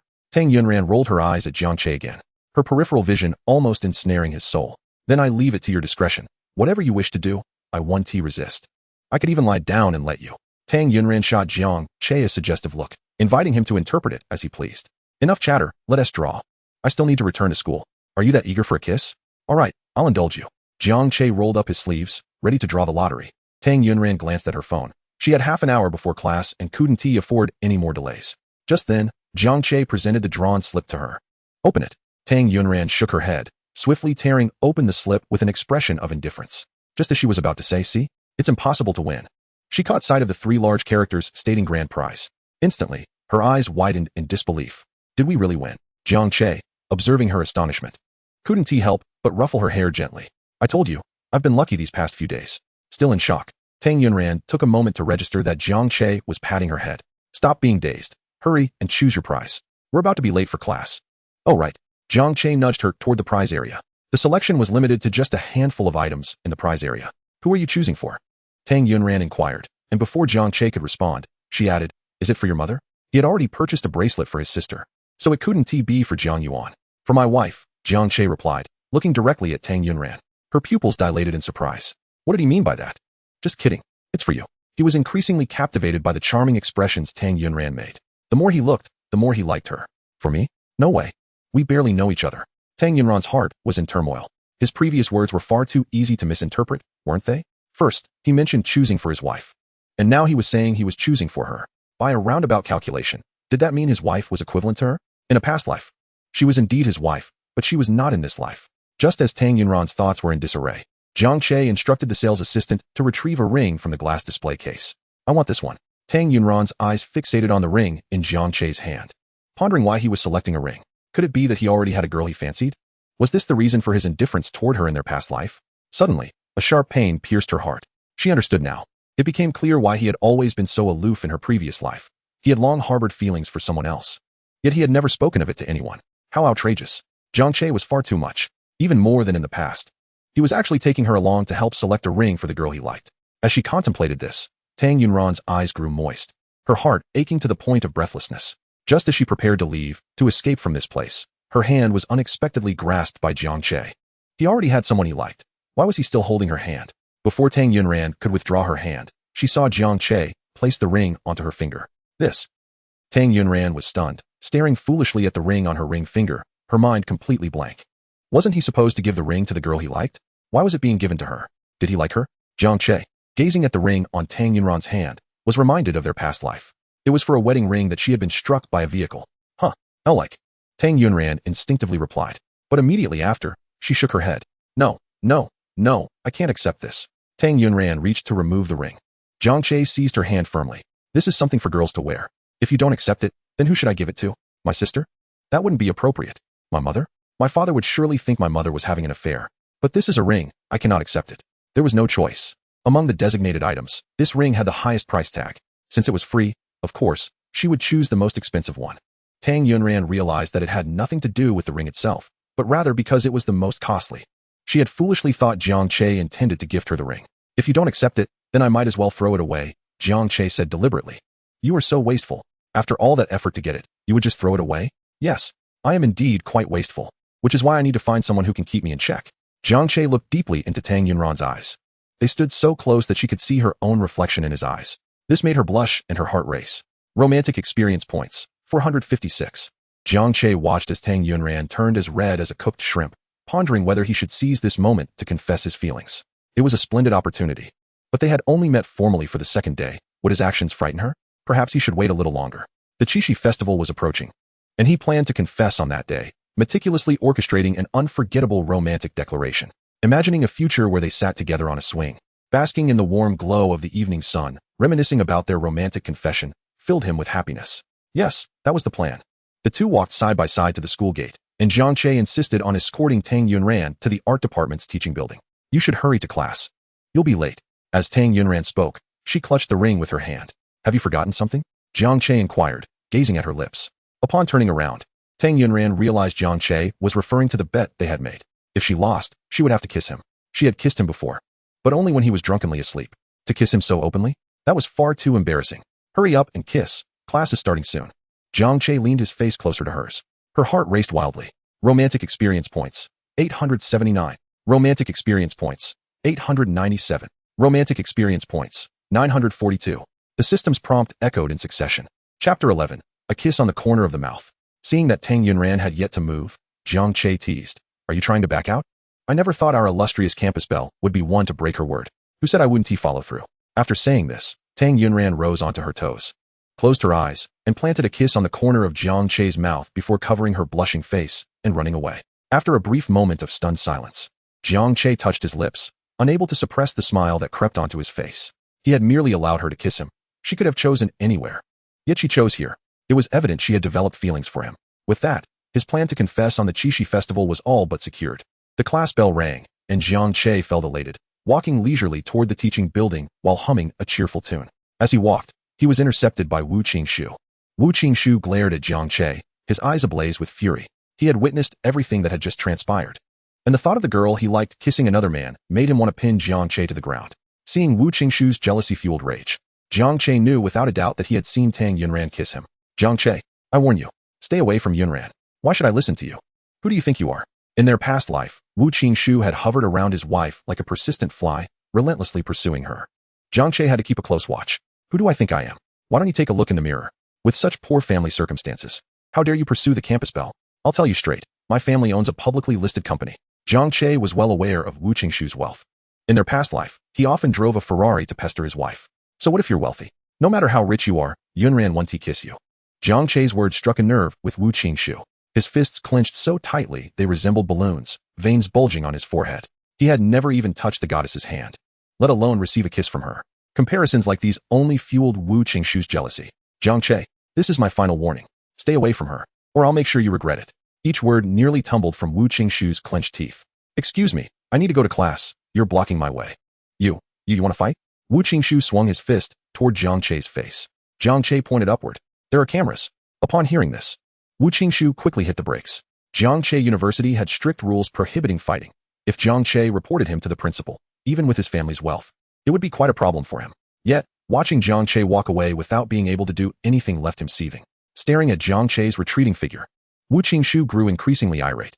Jiang Che, I warn you, if you dare get any closer to my goddess, I'll go after your sister. Jiang Che halted, his expression darkening at an alarming rate.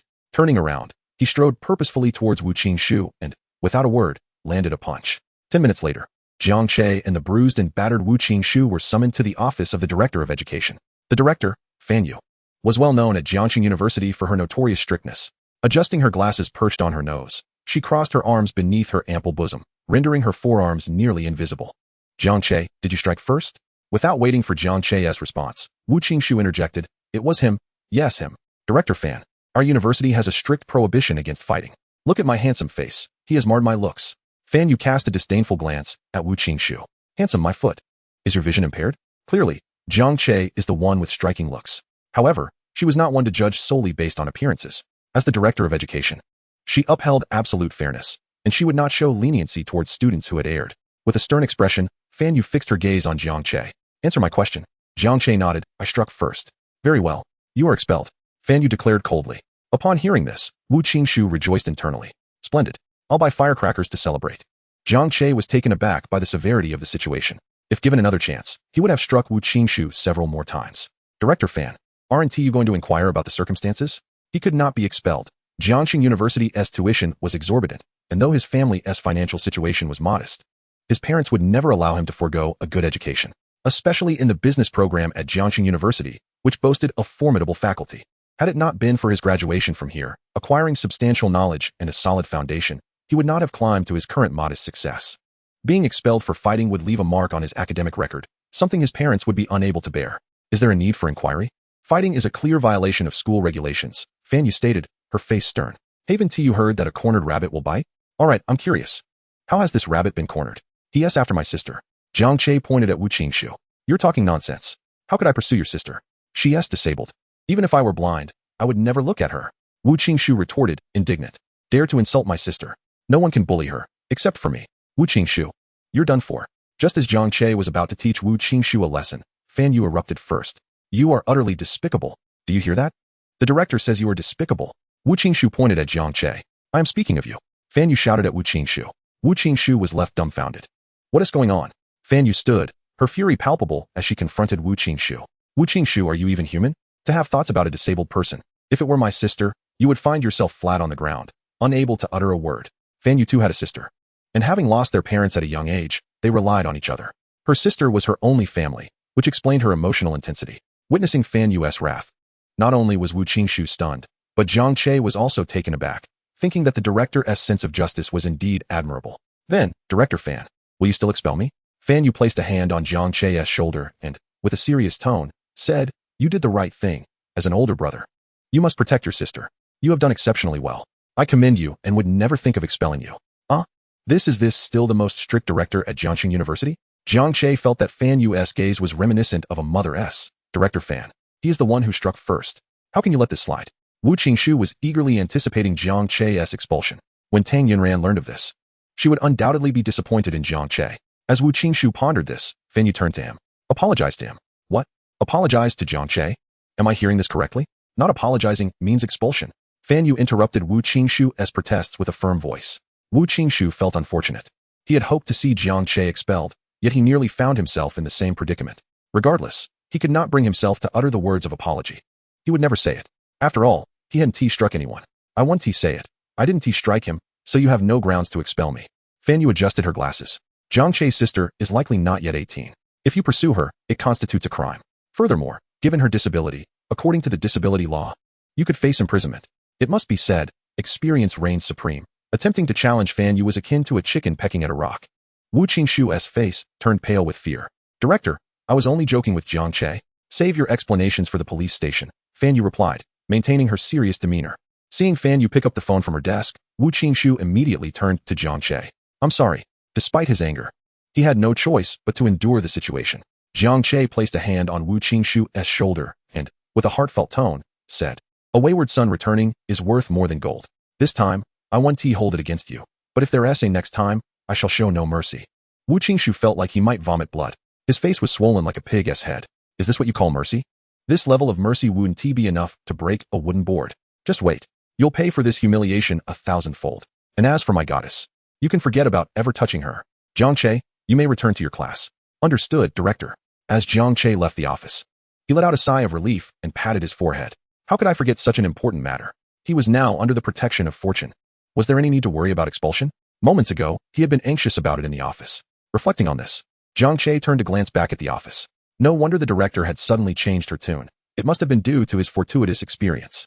Oh, the blessings of fortune are indeed remarkable. Life can turn in an instant. As Jiang Che mused, the system's notification chimed. Congratulations, host. You have drawn an increase of 20 in charm attributes. Another draw. Jiang Che took out his phone and opened the camera. He admired his reflection from left to right. Handsome. He was closing in on the school's heartthrob. Congratulations, host. You have drawn an increase of 38 in physical attributes. Wow, more good news. Jiang Che lifted his shirt, revealing his 8-pack abs. He touched them. What a delightful sensation. He snapped a photo and shared it with Tang Yunran, who was currently drawing in class. Ding. A new message notification sounded. Tang Yunran retrieved her phone. And upon seeing it was a message from Jiang Che, the image of her earlier boldness in initiating a kiss with him flashed vividly in her mind. How utterly mortifying. Romantic experience points, 245. By the way, shouldn't he be in class right now? Messaging her on his phone shows a blatant disregard for his studies. Tang Yunran discreetly glanced around to ensure no one was paying attention, then shielded her phone with her sketchpad and opened WeChat. Upon viewing the photo Jiang Che had sent, her brows furrowed in confusion. What is the purpose of this? She presumed it was a physique of a male model he had found online. This is me. The result of my training. What do you think? Handsome, right? Is that really you? Do you expect me to believe it? Tang Yunran yearned to reveal that she had been reincarnated, while helping him change clothes before. She had seen more than enough to know that Jiang Che's abdomen sported merely a single muscle, not the coveted 8-pack abs. It's really me, I swear. How can this girl not trust me? Jiang Che silently lamented in his heart, just as Tang Yunran sent several pictures of male models' physiques.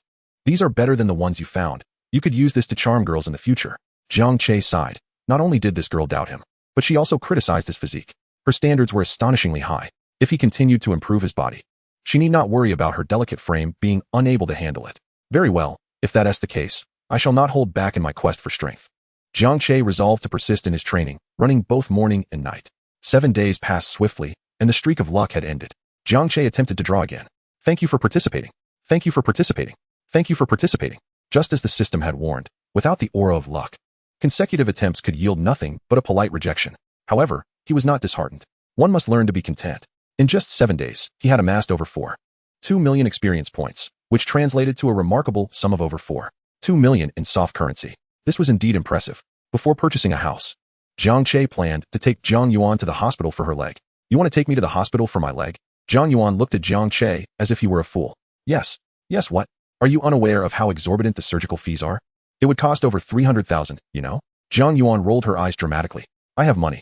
Zhang Yuan's mouth twitched before she shouted towards the kitchen. Mom. Jiang Che is acting up again, and this time it's worse. I really have money. I won the lottery. Huh. Do you think it's as simple as buying iced tea? Truly. Jiang Che, weary of expending breath in explanation, opened his mobile banking app. Upon seeing the amount displayed, Jiang Yuan's eyes nearly popped out of her head. Mom, brother hit the jackpot. He has money. Our family is rich. Hearing Jiang Yuan refer to him as brother made Jiang Che internally roll his eyes. Just moments ago, she had addressed him by his full name. 5 minutes later, Jiang Yuan brought a cup of iced tea from the water dispenser and handed it to Jiang Che. Dear brother, when will you take me to the hospital? Jiang Che felt a shiver run down his spine as Jiang Yuan batted her eyes at him. Just call me normally. Jiang Yuan's sugary tone nearly caused Jiang Che to drop the iced tea he was holding. You're not acting like yourself. I'm not used to this. After nodding, Jiang Yuan rolled her eyes dramatically. Jiang Che, take me to the hospital immediately, or I'll make you pay. With that, Jiang Che could finally drink his iced tea in peace. Soon after, he took Jiang Yuan to the hospital. Today, she was to undergo a comprehensive examination, and afterward, arrangements would be made for her surgery. Xiao Che, what do you plan to do with the remaining money? Jiang Mingquan inquired, not out of a desire to take money from Jiang Che, but out of concern that his son, being young, might squander it. I've thought it through. I want to buy a property near Qiushui Park. The community near Qiushui Park? Jiang Mingquan's brow furrowed. I know your plan. You're hoping that in a decade or so, it will be redeveloped. I work at the factory and often hear my superiors and colleagues boasting. The community we live in now is quite old and has a high chance of being redeveloped. If you can secure a place here, it will surely yield profits in the future. As for the community near Qiushui Park, no one holds it in high regard. Dad, they can't predict the future. He can, but if I say that, Jiang Mingquan will surely think I'm out of my mind. The environment around Qiushui Park is pleasant, and there's Qiushui Lake nearby. If we buy a house there, even if it doesn't get redeveloped in the future, it would still be a lovely place to live. Jiang Mingquan found this reasoning somewhat compelling. However, such a decision could not be made hastily. It would be best to wait a while longer. Your father is right. Don't rush it. Keep observing, Linya chimed in. But we can't wait. Based on current timelines, the government plans to open a subway station near Qiushui Park by the end of the year, and housing prices will skyrocket. If we don't secure a place soon, we might miss out. Dad, we should finalize the house purchase soon, right? You and Mom have always wanted a grandchild. And I'm at the age where I should start dating. What if I bring a girl home, and she decides to leave upon seeing our place? Jiang Che deployed his trump card, and both Jiang Mingquan and Linya promptly surrendered. The next day, Jiang Che went to Qiushui community to view properties. Just as he arrived at the entrance with the agent, he noticed an elderly lady had fallen to the ground. Grandma. This lady was not his paternal grandmother, but rather Tang Yunran's beloved grandmother. The agent, seeing Jiang Che approaching, quickly grabbed his arm. Young man, it's not that I don't want to help, but I fear that if you assist her, the house will slip away. After all, his commission would vanish. She is my grandmother. Jiang Che wrenched his arm free and rushed to the elderly lady's side, helping her to her feet. Young man, thank you so much. I truly appreciate it, Deng Lanfang exclaimed gratefully. Witnessing this scene, Jiang Che couldn't help but reflect on the whims of fate.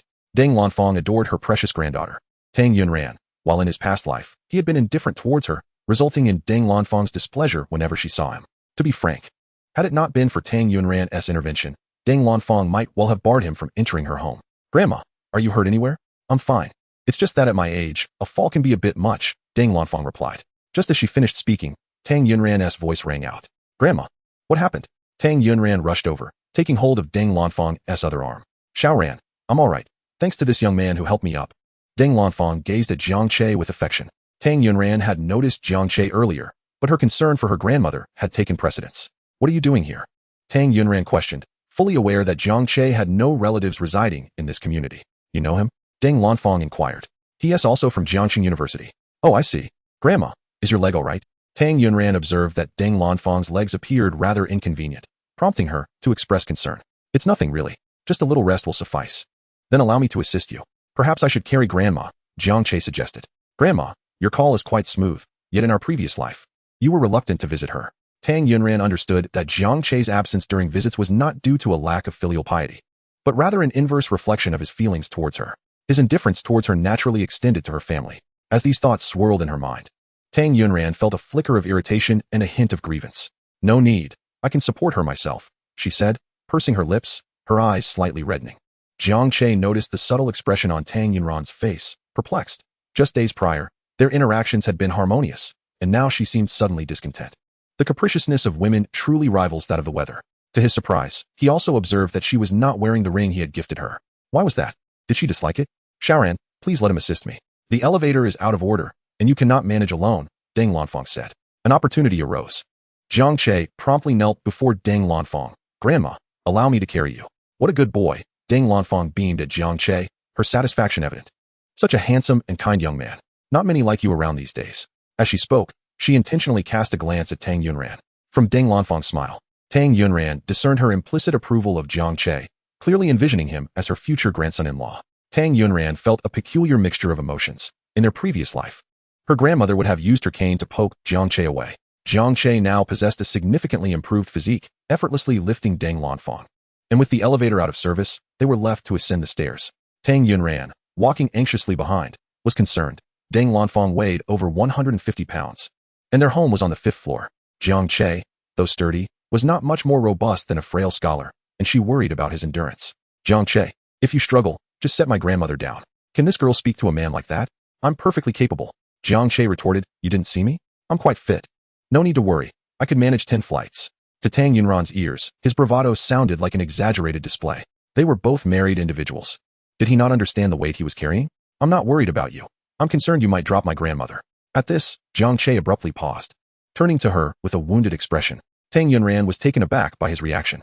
Why was he looking at her like that, as if she was neglecting him? You don't even need her concern, do you? She thought.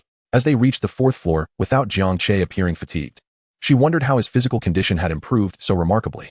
Just then, they arrived at the 5th floor, and Jiang Che halted in front of 502. Tang Yunran was astonished. How did he know her grandmother lived in 502? She had not mentioned it, preoccupied with her thoughts as she followed behind. Open the door, Jiang Che called out, noticing Tang Yunran's hesitation. Oh. Tang Yunran quickly input the code and entered. After setting Deng Lanfang down onto a chair, Jiang Che examined her legs, which appeared quite swollen. Grandma, do you have any ointment for bruises? Alas, it's all used up. I'll go buy some. I'll do it, Tang Yunran said, stealing a glance at the boy's youthful, handsome face, wondering if it was merely her imagination or if Jiang Che had indeed grown more attractive. You both should go together, Deng Lanfang remarked, her gaze filled with affection for the pair, finding them a perfect match. If only they could end up together. When Tang Yunran turned to look at Deng Lanfang, memories of their last encounter flooded her mind, where her grandmother persistently urged her to divorce, intensifying her complex emotions. Ultimately, Tang Yunran accompanied Jiang Che. As the sun dipped low in the west, casting vibrant hues across the sky, their silhouettes elongated and intertwined under the golden light. Everything felt so idyllic. Tang Yunran, still mulling over earlier events, could not resist glancing at Jiang Che. How did you know my grandmother lives in 502? Jiang Che paused, having forgotten about that detail. Why are you silent? Tang Yunran gazed at him with curiosity. Before Jiang Che could respond, she pressed on. Were you following me? How could that be? Am I that sort of person? Indeed, you are not. Even if you were to follow someone, it wouldn't be her. With this thought, Tang Yunran's expression dimmed. At that moment, Jiang Che's voice resonated in her ears. Perhaps it is our fated connection that guided me. Hearing this, Tang Yunran's eyes brightened, and she slowly lifted her gaze, wide-eyed at Jiang Che. We are fated? Is it destiny? Observing Jiang Che's demeanor, so different from his previous incarnation, she contemplated whether the heavens had arranged her rebirth to amend the sorrows of her past. If Jiang Che truly harbored feelings for her now, should she accept them? At this juncture, Tang Yunran's heart was a tumult of emotions. On one hand, she felt an undeniable attraction towards Jiang Che, while on the other, the painful memories of her past made her hesitant to repeat her mistakes. What about the ring I gave you? Jiang Che's sudden question interrupted her thoughts. He had noticed that she was not wearing it and wondered if she disliked the design. It was inconvenient, so I didn't wear it. Inconvenient? What could be inconvenient about it? Do you find it unappealing? No, it's quite lovely. I like it. Then wear it on your finger. Jiang Che had deliberately gifted Tang Yunran the ring to signify her belonging to him. I wore it around my neck, Tang Yunran replied, producing the ring from beneath her blouse. Rings are not meant to be worn around the neck. You're wasting it. Let me put it back on for you. Jiang Che reached toward Tang Yunran's neck to undo the chain. What are you doing? Tang Yunran's face flushed deeply. His tall frame enveloped her, and the masculine energy radiating from him made her heart race uncontrollably. Stay still. What if you get hurt? Jiang Che's voice was both authoritative and tender, causing Tang Yunran to relent and remain still, allowing him to adjust the necklace around her neck. Jiang Che gazed at the obedient Tang Yunran, suppressing the overwhelming urge to pull her into his embrace and shower her with affection. Tang Yunran's face was directly aligned with Jiang Che's chest. Clad in a simple white t-shirt that clung to him slightly due to a light sheen of sweat, accentuating the robust contours of his physique. This sight sent a wave of warmth rushing to Tang Yunran's cheeks, causing her heart to race. Romantic experience points, 376. This situation could not persist. If it continued, she would inevitably reveal her true feelings. Is it not undone yet?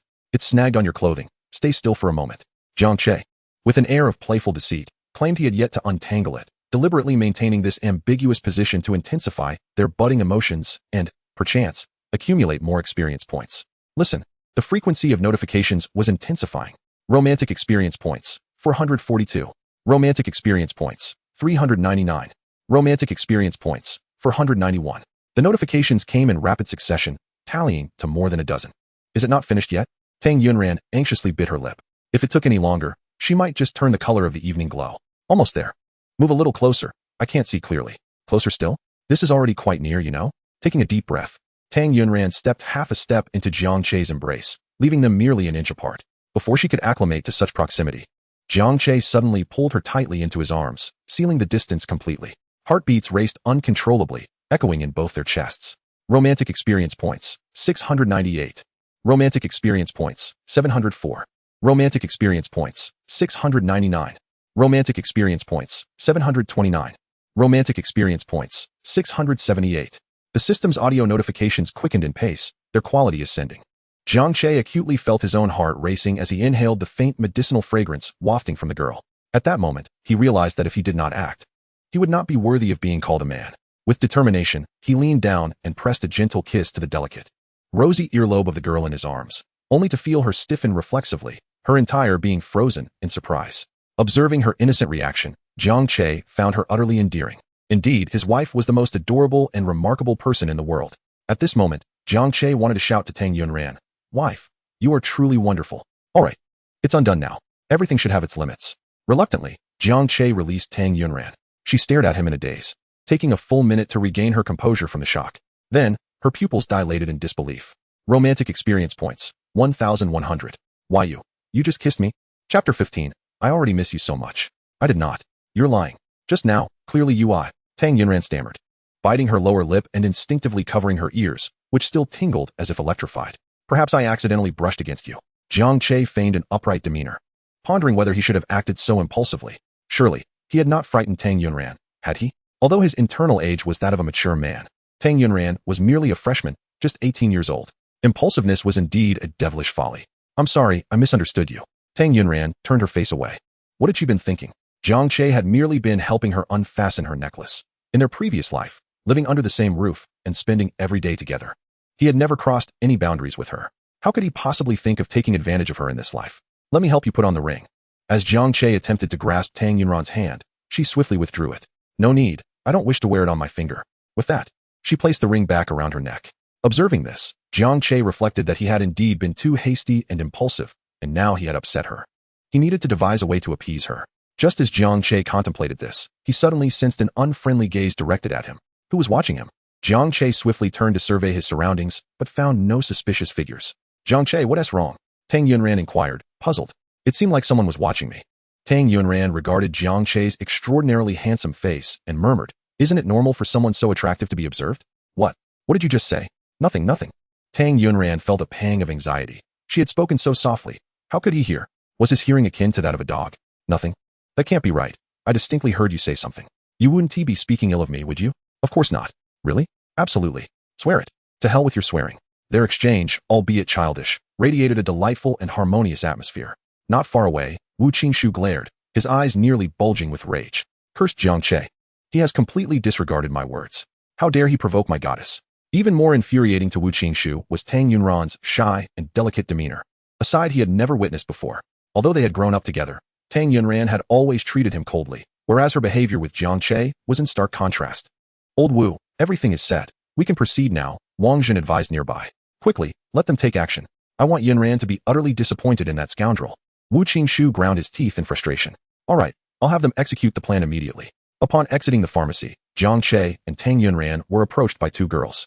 One wore a crop top, while the other sported ultra-short shorts, both exuding a sizzling allure. As soon as they spotted Jiang Che, they pounced on him from either side. Xiao Che, you naughty boy. Why haven't you come to find me these past few days? The girl in the crop top cooed, playfully punching Jiang Che's chest. Exactly. I've missed you so much.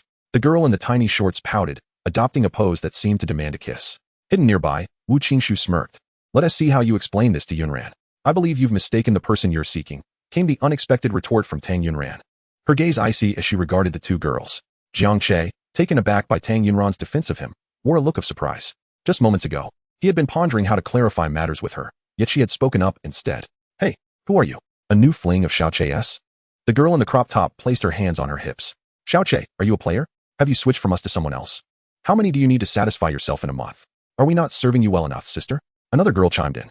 Jiang Che felt it imperative to clarify matters with Tang Yunran, lest she mistakenly believe him to be a notorious flirt. Otherwise, he would be unable to clear his name even by plunging into the purest waters. Yunran, I do not know them, he asserted. Tang Yunran nodded. I believe you. She understood the essence of Jiang Che's character. Although she was unaware of the circumstances surrounding the two girls, she was resolute in her trust of him. Hearing her words, Jiang Che felt an overwhelming surge of emotion. He surmised that Tang Yunran had developed feelings for him, but he was taken aback by the depth of her affection. Unconditional trust. Such a sentiment could move anyone to their core. Yunran, thank you, Jiang Che said, placing his hand gently on her shoulder, gazing deeply into her eyes. Tang Yunran, unable to withstand the intensity of his gaze, quickly turned her head away and brushed his hand aside. Romantic experience points, 999. The two girls standing nearby felt as though they had been abruptly inundated with a deluge of affection, expressing their discomfort. Hey, who are you? Why are you monopolizing Xiao Che? Exclaimed the girl in the crop top, shoving Tang Yunran's shoulder and causing her to stumble. Jiang Che instinctively wrapped his arm around Tang Yunran's slender waist, steadying her. Are you all right? He inquired. Tang Yunran shook her head. In the next moment, Jiang Che's gaze turned icy as he faced the two girls. Did you think to lay a hand on my woman without consulting me? His woman? Tang Yunran's lips parted in disbelief, her pupils dilating as she stared at Jiang Che's retreating figure. The silhouette of the young man seemed etched against the canvas of twilight. His contours sharp and defined, bestowing upon her an unprecedented sense of security that made her heart race. Romantic experience points, 745. Apologize to her, Jiang Che commanded, directing his attention to the girl in the crop top. What about me? Apologize. The girl, frightened by Jiang Che's demeanor, turned and fled. The girl in shorts, fearing similar retribution, followed suit. Stop. You too. All right, let them go, Tang Yunran interjected, pulling Jiang Che's arm. Upon grasping his arm, she realized how remarkably sturdy it had become. During the brief moment he had held her close, she felt the firmness of his muscles. Tang Yunran recalled the photo of his abs he had sent her a few days prior and mused whether it was indeed Jiang Che himself. Jiang Che caught her gaze and similarly remembered the image he had shared. You didn't believe me when I said I had an 8-pack, did you? Allow me to demonstrate, he stated, lifting his t-shirt. Chapter 16. If you truly believe he is a college student, you will suffer. 8 distinct abs, perfectly sculpted, exuding strength. Tang Yunran gazed in awe, her eyes wide and shimmering. He really has abs. This is impossible. How could you possibly have abs? Why not? I possess not only abs, but also pecs, Jiang Che replied, starting to lift his shirt further. Tang Yunran rushed to stop him, grasping his hand. In the process, her fingers inadvertently brushed against his taut muscles, causing her to feel an overwhelming rush of embarrassment akin to an old steam train from the ADS, puffing and steaming. Mortified, she spun around and bolted. Where are you running off to? Jiang Che looked on, bewildered by her sudden flight. Glancing down at himself as realization dawned upon him, he was inadvertently teasing a young girl. Pardon the interruption. The system suddenly chimed in. You have consecutively reached 100 romantic experience points. Thus the system rewards you with a special gift package. Jiang Che was well acquainted with this announcement. It was akin to receiving bonus rewards in a game after achieving a certain number of hits on a boss. Eagerly, he opened the gift package. Congratulations, host. You have received a luxury experience voucher, valid for 1 week. The voucher is now active. Its usage is simple. Whatever amount you spend, the system will reward you with an equivalent sum. Oh, this is a splendid opportunity, he thought, considering his intention to purchase a property in the Qingshui community. Thus, should he spend 3 million on a house, he would receive an additional 3 million in return. Indeed, that is precisely correct. So I can spend endlessly and still have more? Jiang Che reveled in the thought. Delighted, he was oblivious to the fury of Wu Qingshu, who was concealed nearby, his face turning a deep shade of crimson. How infuriating. Absolutely despicable. Old Wu, should we just charge in and give him a beating? Wang Jin suggested. And then what? Who would be beating whom? Wang Jin glanced at Wu Qingshu's face, which remained swollen like a pig's head nearly a week later. A testament to the force Jiang Che had used. True enough, shall we find someone to deal with him? We'll save that for a last resort. Do you have any other ideas? Wang Jin inquired. ISNTR class facing there's in a basketball match tomorrow. I intend to humiliate him in front of Yunran. But what if he doesn't participate? Wu Qingshu smirked, a confident glint in his eyes. If he doesn't I'll ensure he has no choice. As Jiang Che departed from Deng Lanfang's home, her gaze lingered on him with palpable reluctance. Xiao Jiang, do come visit often. Of course, Grandma. I will make it a point to see you frequently. What a thoughtful child, Deng Lanfang sighed, watching him leave. Tang Yunran observed Deng Lanfang's demeanor, as if Jiang Che were her own beloved grandson. Unable to contain her curiosity, she asked, "Grandma, why do you favor Jiang Che so much?" As she posed the question, she was reminded of a conversation from her previous life with Ding Lanfang, where she had inquired why her grandmother so despised Jiang Che, to which her grandmother had replied, "That boy treats you terribly. Oh, my poor little Ran." As Tang Yunran drifted into memories of her past life, Ding Lanfang turned to her. "Why do you ask? What do you think?" With a knowing smile, Ding Lanfang regarded Tang Yunran, her precious granddaughter whom she had raised herself. How could she not perceive her subtle feelings? Under her gaze, Tang Yunran felt her cheeks flush. "Is your face turning red already? I haven't even said anything yet." Ding Lanfang chuckled, her face wrinkling with joy. "Grandma," Tang Yunran pouted. I don't feel that way about Jiang Che." "What way is that?" Ding Lanfang countered playfully. Though Tang Yunran had been reborn after living into her 30s, neither in her past life nor this one had she experienced a genuine romance, rendering her unable to withstand such teasing. "I need to use the restroom," she declared, hastily retreating. Gazing at her reflection in the mirror, her face resembled a ripe apple. "Grandma, really? Why must you tease me so?" she thought, utterly mortified. As she reminisced about the sweet moments shared with Jiang Che, Tang Yunran's cheeks flushed even more intensely, the warmth creeping all the way to her neck and the back of her ears. Her mind was utterly consumed by thoughts of Jiang Che. Why did he treat her in such a manner? It was entirely different from her past life. It felt so confusing. This sensation was both loathsome and delightful. Achoo! Jiang Che sneezed. "Who is cursing me? Achoo! Achoo!" He sneezed twice in quick succession. It seemed someone was thinking of him. Turning to glance at the residential building behind him, a smile curled at the corners of his mouth. Undoubtedly, it was his little wife who was thinking of him. With half a month remaining until the Qixi festival, he needed to prepare for a grand confession of love. Before that, he had to finalize the matter regarding the house. Jiang Che called back the agent he had just met. "Young man, this apartment boasts excellent lighting and ventilation, and it is adjacent to Qiushui Park and the picturesque Qiushui Lake. The scenery is splendid and inviting. The owner is eager to sell. And you're fortunate. It's yours for just 2.3 million. The agent rubbed his hands together, a grin spreading across his face as he looked at Jiang Che. He thought to himself that this must be a wealthy heir, foolishly coming to buy a house on his own. He intended to take full advantage of this naive newcomer. "Huh, 2-3 million? Do you take me for a fool? Do you think I'm an 18-year-old college student? That price is exorbitant. I'll offer a maximum of 2 million. If that is not acceptable, I'll seek another agent. After all, these properties have been unsold for over 2 years. I can afford to take my time and find a bargain, perhaps even something below 2 million. The agent's eyes widened in shock as he stared at Jiang Che. This lad appeared to be no older than 20, yet he exuded an air of cunning. Impossible. He was a seasoned property consultant from a prestigious real estate firm. He refused to believe he couldn't handle a mere college student. "Young man, who told you such nonsense? The properties here are in high demand. How could they be unsold? Moreover, these are older buildings, and we have insider information suggesting a significant likelihood of redevelopment in the area. I simply believe the environment here is nice, which is why I'm considering a purchase. If I'm looking to profit from redevelopment, there are far older houses nearby. I could easily buy elsewhere." He was determined to buy here, not only because the area as property values would skyrocket once the subway was completed, potentially reaching 4 million by next year, but also because Tang Yunran's grandmother resided in this community. He recalled how in his past life, Tang Yunran was exceptionally filial, frequently visiting her grandmother. If his family moved here, he would have ample opportunities to see her. 2 million? "Young man, you can't bargain like this." The agent lamented. "Good heavens. This lad is no college student. He is trying to slash 300,000 off the price. He must be a bandit. Fine, let us add another 50,000. If that doesn't work, I'll take my business elsewhere. There are plenty of agents around, with one right at the entrance of my community." As Jiang Che turned to leave, the agent hurriedly called out, "Wait, 2.05 million, right? I'll contact the owner right away. 5 minutes. The deal was swiftly concluded. "Congratulations, host. You have successfully spent 2.05 million and received a reward of 2.05 million, which has now been credited to your account." As the system notification chimed, Jiang Che received a text alert from the bank confirming the deposit. The thrill of receiving exactly what he spent was exhilarating. Unfortunately, the use of the Millionaire Experience voucher was limited to converting experience points into cash. Direct deposits into his bank account didn't count. Otherwise, money could generate more money in an instant. After checking his remaining experience points, he found he still had over 1 million. Buying another house wouldn't suffice. So he decided to purchase a car for his father instead. He remembered his father had always wanted a vehicle. What man doesn't appreciate a good car?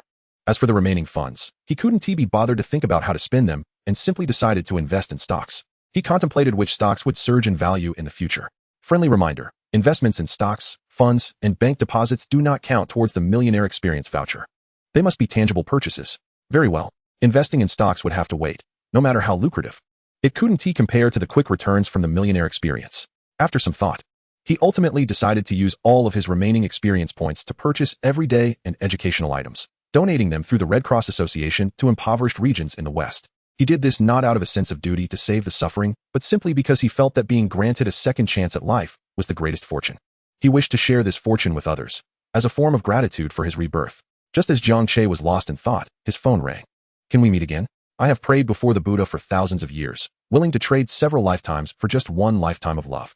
I hope to move heaven. Can we meet again? I have prayed before the Buddha for thousands of years. Before I cross this bridge of lamentation, let me kiss your face once more. After his rebirth, Jiang Che had set this song, Chofo, as his ringtone. He felt that it served as a constant reminder to himself never to repeat the same mistakes in this lifetime. With a beep, the call connected. Jiang Che, haven't you finished yet? Dinner is ready. We're just waiting for you. Jiang Yuan's loud voice resonated, sounding as if it were on speakerphone. I just paid the deposit. I'll be back soon. Today, their family had prepared an extravagant feast. 6 meat dishes, 3 vegetarian dishes, 2 cold salads, a plate of watermelon, and a large bowl of crucian carp soup. So lavish, Jiang Che exclaimed, only to see Jiang Yuan roll her eyes dramatically. I knew it. You forgot my birthday again. I did not. Still denying it. When have you ever remembered my birthday? Are you even a qualified brother? As Jiang Yuan continued, Jiang Che presented her with a carefully wrapped gift. Jiang Yuan stared at the pink gift box with incredulity. He actually prepared a gift for me. Oh my goodness. The sun must have risen in the west today, she thought, turning to glance out the window. Seeing Jiang Yuan's reaction, Jiang Che guessed what she was thinking. Take it. He placed the gift in her hands. Jiang Yuan didn't rush to open it. Her eyes fixated on the gift box as though she intended to peer inside. Jiang Che, is this a prank? Is there a fist inside? It's spicy strips. Jiang Che replied, heading to wash his hands in preparation for dinner. Jiang Che, for my birthday, you're giving me spicy strips? Mom, look at him. Isn't he being unreasonable? For my birthday, he buys me spicy strips. Jiang Yuan complained to Linya. Linya chuckled, shaking her head. Just let it go. Give it to me. Jiang Che reached for the spicy strips. Not a chance. Spicy strips are still better than nothing. However, when Jiang Yuan opened the gift box, she was left dumbfounded. A 4-leaf clover bracelet. Jiang Yuan was once again speechless. Linya leaned in to take a look. Wow, it's quite pretty. Jiang Yuan put the bracelet on her wrist and looked at Jiang Che. You must have gotten this during some promotion and bought it for me on the side. Upon hearing those words, Jiang Che's hand holding the chopsticks faltered momentarily. Truly, his younger sister knew him well. Had it not been for the raffle for Tang Yunran, he would likely not have purchased such items. At most, he would have settled for a box of spicy strips. In fact, he had prepared another gift. One of a more special nature that must not be seen by their parents. After dinner, Jiang Che made his way to Jiang Yuan's room. What do you want? She inquired. I have a special birthday gift for you. If you call me brother for a year, I shall bestow it upon you. Humph. As if I care. Go to your own thing. I still want to catch up on my drama. Upon hearing Jiang Yuan's words, Jiang Che's expression morphed into one of surprise. How do you know? Before he could respond, Jiang Yuan's voice escalated. Did you spy on me while I was watching my show? Am I that boring? I don't even ship CPs. Then how did you find out? In truth, according to the timeline, he should not have been aware at this moment. It was only later, when he borrowed Jiang Yuan's phone to make a call and inadvertently stumbled upon Bilibili, that he discovered her obsession with Dual Heroes CP fan edits. It was then he realized his younger sister was a fan of the genre. Never mind how I found out. Do you want this or not? With that, Jiang Che produced 2 concert tickets for Dual Heroes from his pocket. Jiang Yuan's eyes gleamed with excitement, and she reached out eagerly, nearly springing from her wheelchair. Give them to me. Hurry. Jiang Che stood, holding the tickets aloft. I will give them to you, but on my terms. I agree. Brother. Dearest big brother. Please hand me the tickets. Here you go. Overjoyed, Jiang Yuan clutched the tickets as if they were treasures, showering them with kisses. Oh my goodness. They are for the inner circle, she exclaimed, her excitement palpable. Brother, how did you manage to get them? Inner circle tickets cost over 2,000 each. And I certainly don't have that kind of money. I was just hoping to snag a seat in the stands for around 600. But those tickets disappeared in mere seconds when they went on sale, let alone the coveted inner circle tickets. Who do you think I am? Just a simple ticket. Nothing more, Jiang Che replied nonchalantly, though in truth, he had faced quite the challenge to secure them. Just days earlier, he had attempted to buy them, but lost out within moments. Ultimately, he resorted to purchasing from scalpers, paying tenfold for the tickets, over 40,000 for 2. However, with the luxury system he possessed, he felt no remorse in spending such sums. Regardless, even without the system, he would have gladly spent any amount for Jiang Yuan. As he watched Jiang Yuan revel in her newfound treasure, memories of his past life surged forth. He recalled the moment of his untimely demise. Jiang Yuan weeping and wailing atop his coffin. You died, Jiang Che. You scoundrel. You bastard. I warned you not to work day and night, yet you disregarded my words. You left without a sound, leaving our parents entirely in my care. You truly are a scoundrel. Her cries crescendoed into uncontrollable sobs.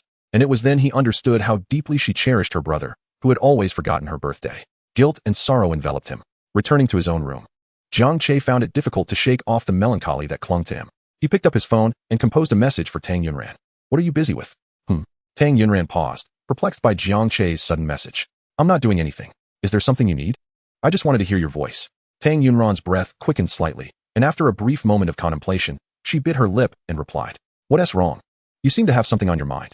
Perhaps it was her overthinking, but she sensed an unusual undercurrent in Jiang Che's mood. Jiang Che pondered for a moment before responding, "It's nothing. I just miss you and wanted to hear your voice." Chapter 18. Could she also be reborn? He missed her? He said he missed her? Tang Yunran pressed the phone against her chest, her breath growing rapid as her heart raced visibly. Romantic experience points, 358. Noticing Tang Yunran's prolonged silence, Jiang Che's expression soured slightly. No wonder women often claim that men are dense. He certainly fit the bill. In his previous life, Tang Yunran had cared for him with utmost tenderness, yet he had been blind to her affections. Now, filled with regret, he found himself yearning for what was unattainable. Glancing at the clock, he realized it was nearly 11 o'clock. It would be best not to disturb her at this late hour. Just as he prepared to set his phone down, a notification chimed, signaling a new message. Tang Yunran had sent a voice note. "Jiang Che, what is going on? Are you facing any troubles?" Her voice was gentle and melodious, instantly brightening Jiang Che's mood. "My wife is so good to me," he exclaimed, feeling revitalized. "I'm not facing any real issues. I've just been a bit sleepless and merely wanted to hear your voice." But why did he want to hear her voice? Tang Yunran, anxiously fidgeting with the rhinestones on her phone case, felt her heart racing uncontrollably, akin to a cat's claws scratching at her insides. No, she couldn't let him dictate the pace. Her heartbeat quickened to the point of breathlessness. Resolving to redirect the conversation, she typed a new message. "Happy birthday to your sister." Huh. Jiang Che responded with confusion. How did she know today was Jiang Yuan's birthday? He hadn't mentioned it to her. Could it be? Was she also reborn? This thought sparked in his mind, only for him to quickly dismiss it. The probability of even one person being reborn was already as low as the Mariana Trench. The likelihood of two individuals being reborn together seemed virtually non-existent. Thus, it was impossible. Eliminating that possibility left only one other explanation. He sent a voice message. "I only mentioned my sister's birthday to you, but I never told you it was today. How did you know?" Tang Yunran instinctively parted her lips in surprise. Oh no. In her haste to change the subject, she had forgotten that she now did not know Jiang Yuan's birthday. How would she explain this? Before she could formulate a response, Jiang Che sent another message. Could it be that you have a crush on me? Have you been secretly investigating me? What? Tang Yunran was taken aback. This was far from her expectations. Stop being so narcissistic. How could I possibly have a crush on you? Isn't it quite normal to have a crush on me?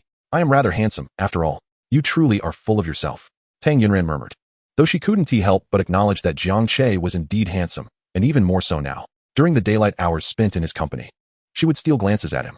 His skin was truly remarkable, almost rivaling her own.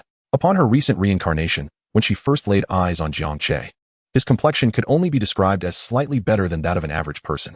Yet, in just a matter of days, Jiang Che appeared as though he had donned a new skin, igniting her boundless curiosity. "Have you recently employed any beauty products?" Upon receiving this message, Jiang Che chuckled. This little girl clearly found him handsome, yet was reluctant to admit it. Women, after all, delight in their contradictions. They may verbally deny their affections, but their hearts yearn otherwise. Do you wish to know? Very well, call me hubby, and I shall reveal it.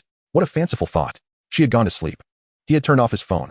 Tang Yunran, in a huff, sent 3 messages in succession before she angrily powered down her phone. "Do you really think I would call you hubby?" she muttered to herself. Upon regaining her composure, she noticed that the rhinestones on her phone case had all been scraped off. It was all Jiang Che's fault. Sending her those nonsensical messages and uttering words that could easily be misinterpreted, causing her to ruin her nearly new phone case. Chatting with him truly was a waste of her phone case. She resolved to cease communication with him henceforth. Sleep. In a fit of annoyance, Tang Yunran threw herself onto her bed, pulling up a corner of her blanket, instinctively wedging it between her legs, finding a peculiar sense of security in her slumber.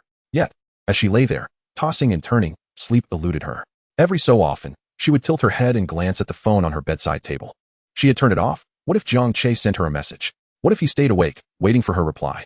The more she pondered, the more her thoughts became a tangled mess. Enough of this. Before her previous life came to an end, she had resolutely decided to sever all ties with Jiang Che. His messages were his own affair. He could do as he pleased. Tang Yunran grabbed her pillow and pressed it over her face, extinguishing the light and attempting to sleep. 10 minutes later, she switched her phone back on. Opening WeChat, she found her chat interface with Jiang Che. Indeed, he had sent her new messages. 2 voice notes, each lasting a mere second. What could they possibly contain? Curiosity piqued, Tang Yunran tapped on the first voice message. Good night. Just 2 words. Despite being merely 18, his voice resonated with a certain magnetism that made her feel as though her ears might be enchanted. Romantic experience points, 475. After a full minute, she gradually regained her composure. There was still another voice message. What did it say? She extended her finger and tapped to listen. Baby. With a soft thud.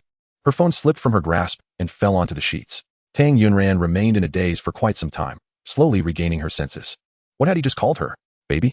No, that couldn't be. Jiang Che would never call her that. Surely, she must have misheard. Picking up her phone, she replayed the last voice message once more. Baby.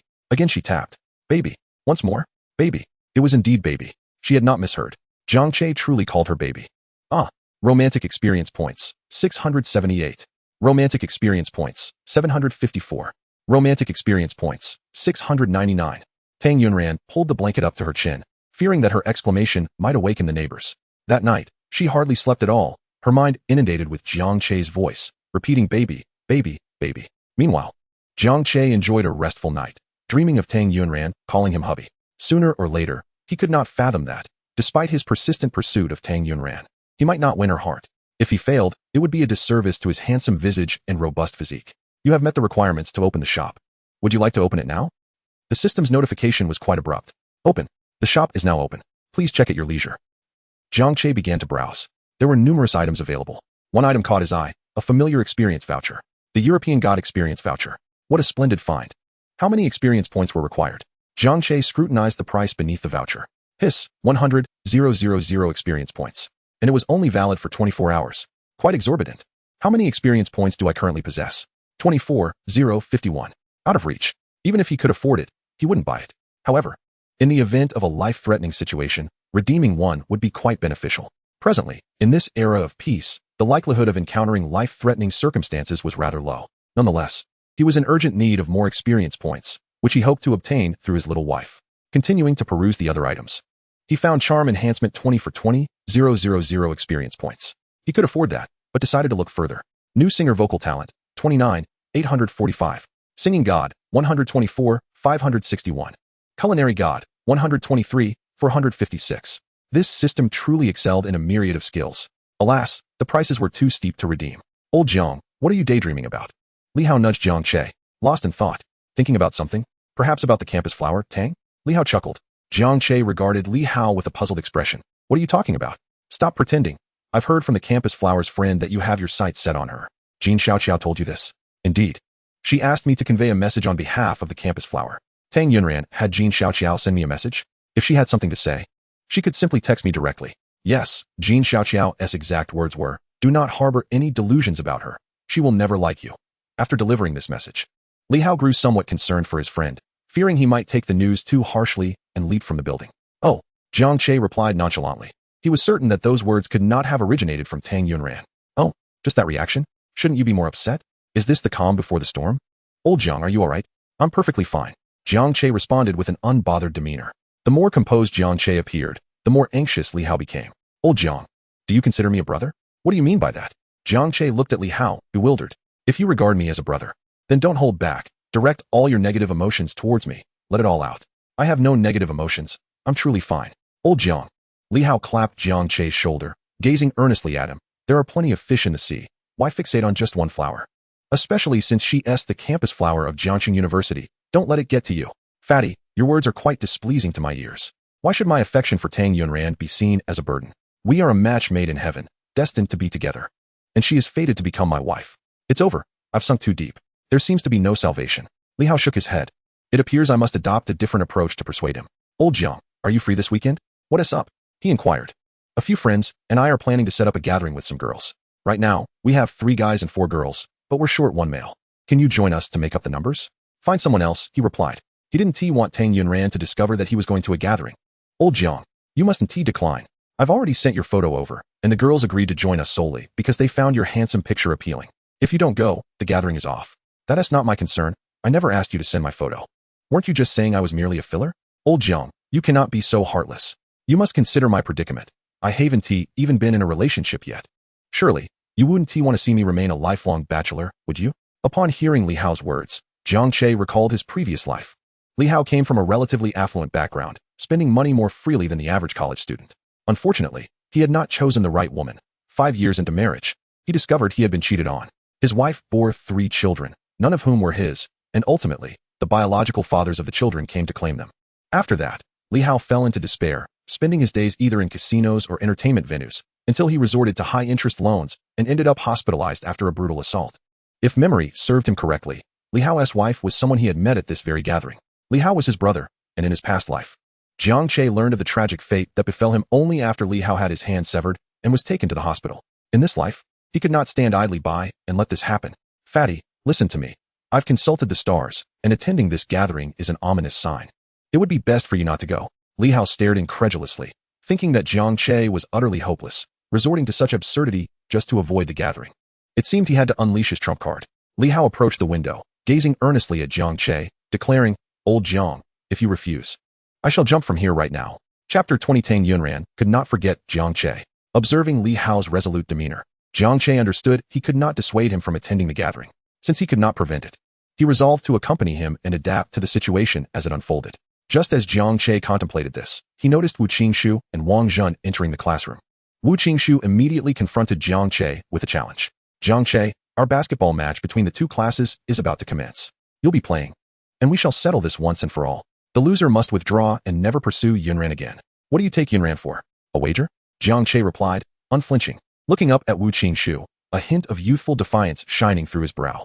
"Are you afraid?" Wu Qingshu taunted, employing provocations. "Your provocations hold no sway over me.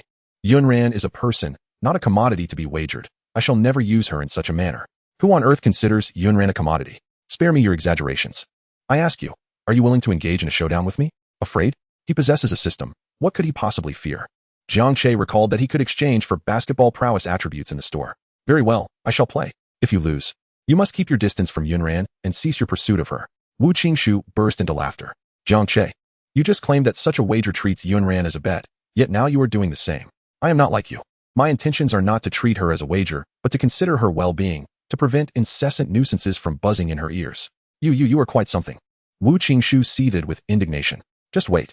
On the court, we shall see if you can maintain this arrogance." With a huff, Wu Qingshu stormed out of the classroom. Li Hao approached, his brows furrowed. "Old Jiang, you shouldn't have taken that bet with Wu Qingshu. Don't be fooled by his spoiled demeanor. He possesses genuine skills in basketball. I've heard he has trained at a basketball camp for a while. You're no match for him. Training at a basketball camp is indeed impressive for an ordinary person, but it pales in comparison to professional basketball players." Jiang Che had made up his mind. He would not be overly flashy, but would display a level of skill equivalent to an average basketball player. "Don't worry, I'll be fine. I won T lose," Jiang Che assured confidently. Li Hao scratched his head, utterly baffled by Jiang Che's self-assurance. He was clearly not that skilled. In the art classroom, Tang Yunran was in a daze. It was not merely a simple stupor. Her mind was occupied with the conversation she had with Jiang Che the previous night. He had said, "I miss you." He had called her baby. The more she thought, the redder her face became. She wished to stop thinking about it, but she could not comprehend why she felt this way. Jiang Che's deep, masculine voice echoed in her mind, refusing to dissipate. Was she truly powerless against him? Yet, she had resolved to no longer harbor feelings for Jiang Che. Just as Tang Yunran was grappling with her thoughts, Jin Xiaoqiao's exasperated voice broke through her reverie. "What a predicament! Yunran, why on earth did we choose to take history? And to make matters worse, we ended up with such a strict professor. It's all over. I'm certain I'll fail this final exam." Tang Yunran turned to look at Jin Xiaoqiao, who was slumped over her history book, despondent. "Hand me the book. I'll help you highlight the key points." "Huh?" Jin Xiaoqiao looked at Tang Yunran in confusion. "You know what the key points are?" "I do." After taking Jin Xiaoqiao's book, Tang Yunran began marking the text with a red pen, simultaneously trying to recall the essential topics from her previous life. She remembered that the history exam had been particularly challenging, causing most students to retake it. Unsurprisingly, Jin Xiaoqiao had also failed. With her assistance in highlighting the key points, she should be able to pass this time. "The key points I've highlighted should ensure you grasp at least 70, and you'll definitely pass the exam," Tang Yunran stated with unwavering certainty. "Is that for real?" Jin Xiaoqiao asked, half convinced. "I wouldn't lie to you," Tang Yunran replied earnestly. "Great. You're my best friend. I believe in you. This weekend, I'll work hard. Gambat. Yes, go for it." Tang Yunran cheered her on. Suddenly, Jin Xiaoqiao recalled something. "Yunran, I need you to do me a favor." "What favor?" "This weekend, I promised my friends I would attend a gathering. After you've gone through all this trouble to help me highlight the key points, I don't want to fail. I'd rather not let you down. So, could you go to the gathering in my place?" "Attend the gathering?" Tang Yunran furrowed her brows. "You know I'm not fond of such occasions. College gatherings between boys and girls aren't about friendship. Let us be honest, They're merely opportunities to escape the fate of being single. In her previous life, she had given all her love, only to be left with scars. She had long since lost hope. She didn't want to repeat her past mistakes and become ensnared in the vortex of love again. Thus, after her rebirth, she resolved not to love anyone in this life and to remain single forever. Isn't it quite delightful to be alone? Indeed. Just lend me a hand. If I don't go, it will end up being 4 boys and 3 girls, and I would feel terribly guilty. They would surely resent me. You are the best. Just fill in for me. If someone tries to approach you, simply emanate your aloof goddess aura and keep them at bay. That would suffice. Jiang Che is her closest confidant, having accompanied her through many lifetimes. To be frank, during the years following Jiang Che's passing, had it not been for Jiang Che's continual concern, she might have succumbed to despair and taken sleeping pills to join Jiang Che. Thus, she could hardly withstand Jiang Che's relentless persuasion and ultimately acquiesced. At that moment, the classroom erupted into chaos, with several female classmates rushing in groups down the corridor. What is happening? Jiang Che inquired, bewildered. Don't you know? It's the basketball match between Class 5 of the Computer Science Department and Class 6 of the Business Department, replied a classmate. Class 5 of the Business Department? Ran. Isn't that the class of your childhood friend, Wu Qingshu? I recall he possesses remarkable basketball skills. Didn't he attend a training camp? Tang Yunran nodded, yes. His uncle is the coach of the basketball team. Now I understand. Let us go watch, another girl exclaimed excitedly. Let us go together. Jiang Che from Class 6 of the Business Department will be there. So many girls are flocking to him. Why didn't I notice him before? He is becoming increasingly handsome. He could rival our school as heartthrob. Jiang Che will be there? Tang Yunran gasped. In her previous life, she had attended this basketball match and distinctly remembered receiving a message from Wu Qingshu the night before, inviting her to watch. And she was certain Jiang Che did not participate in this match. Reflecting on her rebirth, it seemed that many things were amiss. She pondered this dilemma, but remained perplexed. Could it be that the world she now inhabited was not truly her former life? Perhaps it was a parallel universe? Confounded and bewildered. What? Jiang Che will be there? Jiang Xiao's mind raced back to the incident in the infirmary a few days prior, where Jiang Che had held Tang Yunran's hand without letting go, igniting a fury within her. What a nuisance. Ran, we're not going. Okay. Tang Yunran nodded in agreement. She had come to the same conclusion. She resolved to remain clear-headed and composed from this moment forward. If she declared she wouldn't attend, then she would indeed refrain, severing all ties with Jiang Che. Should he seek her out again, she would adopt an unapproachable demeanor, resolutely ignoring him. Tang Yunran steeled her resolve, yet her eyes betrayed her determination, irresistibly drawn to the window outside.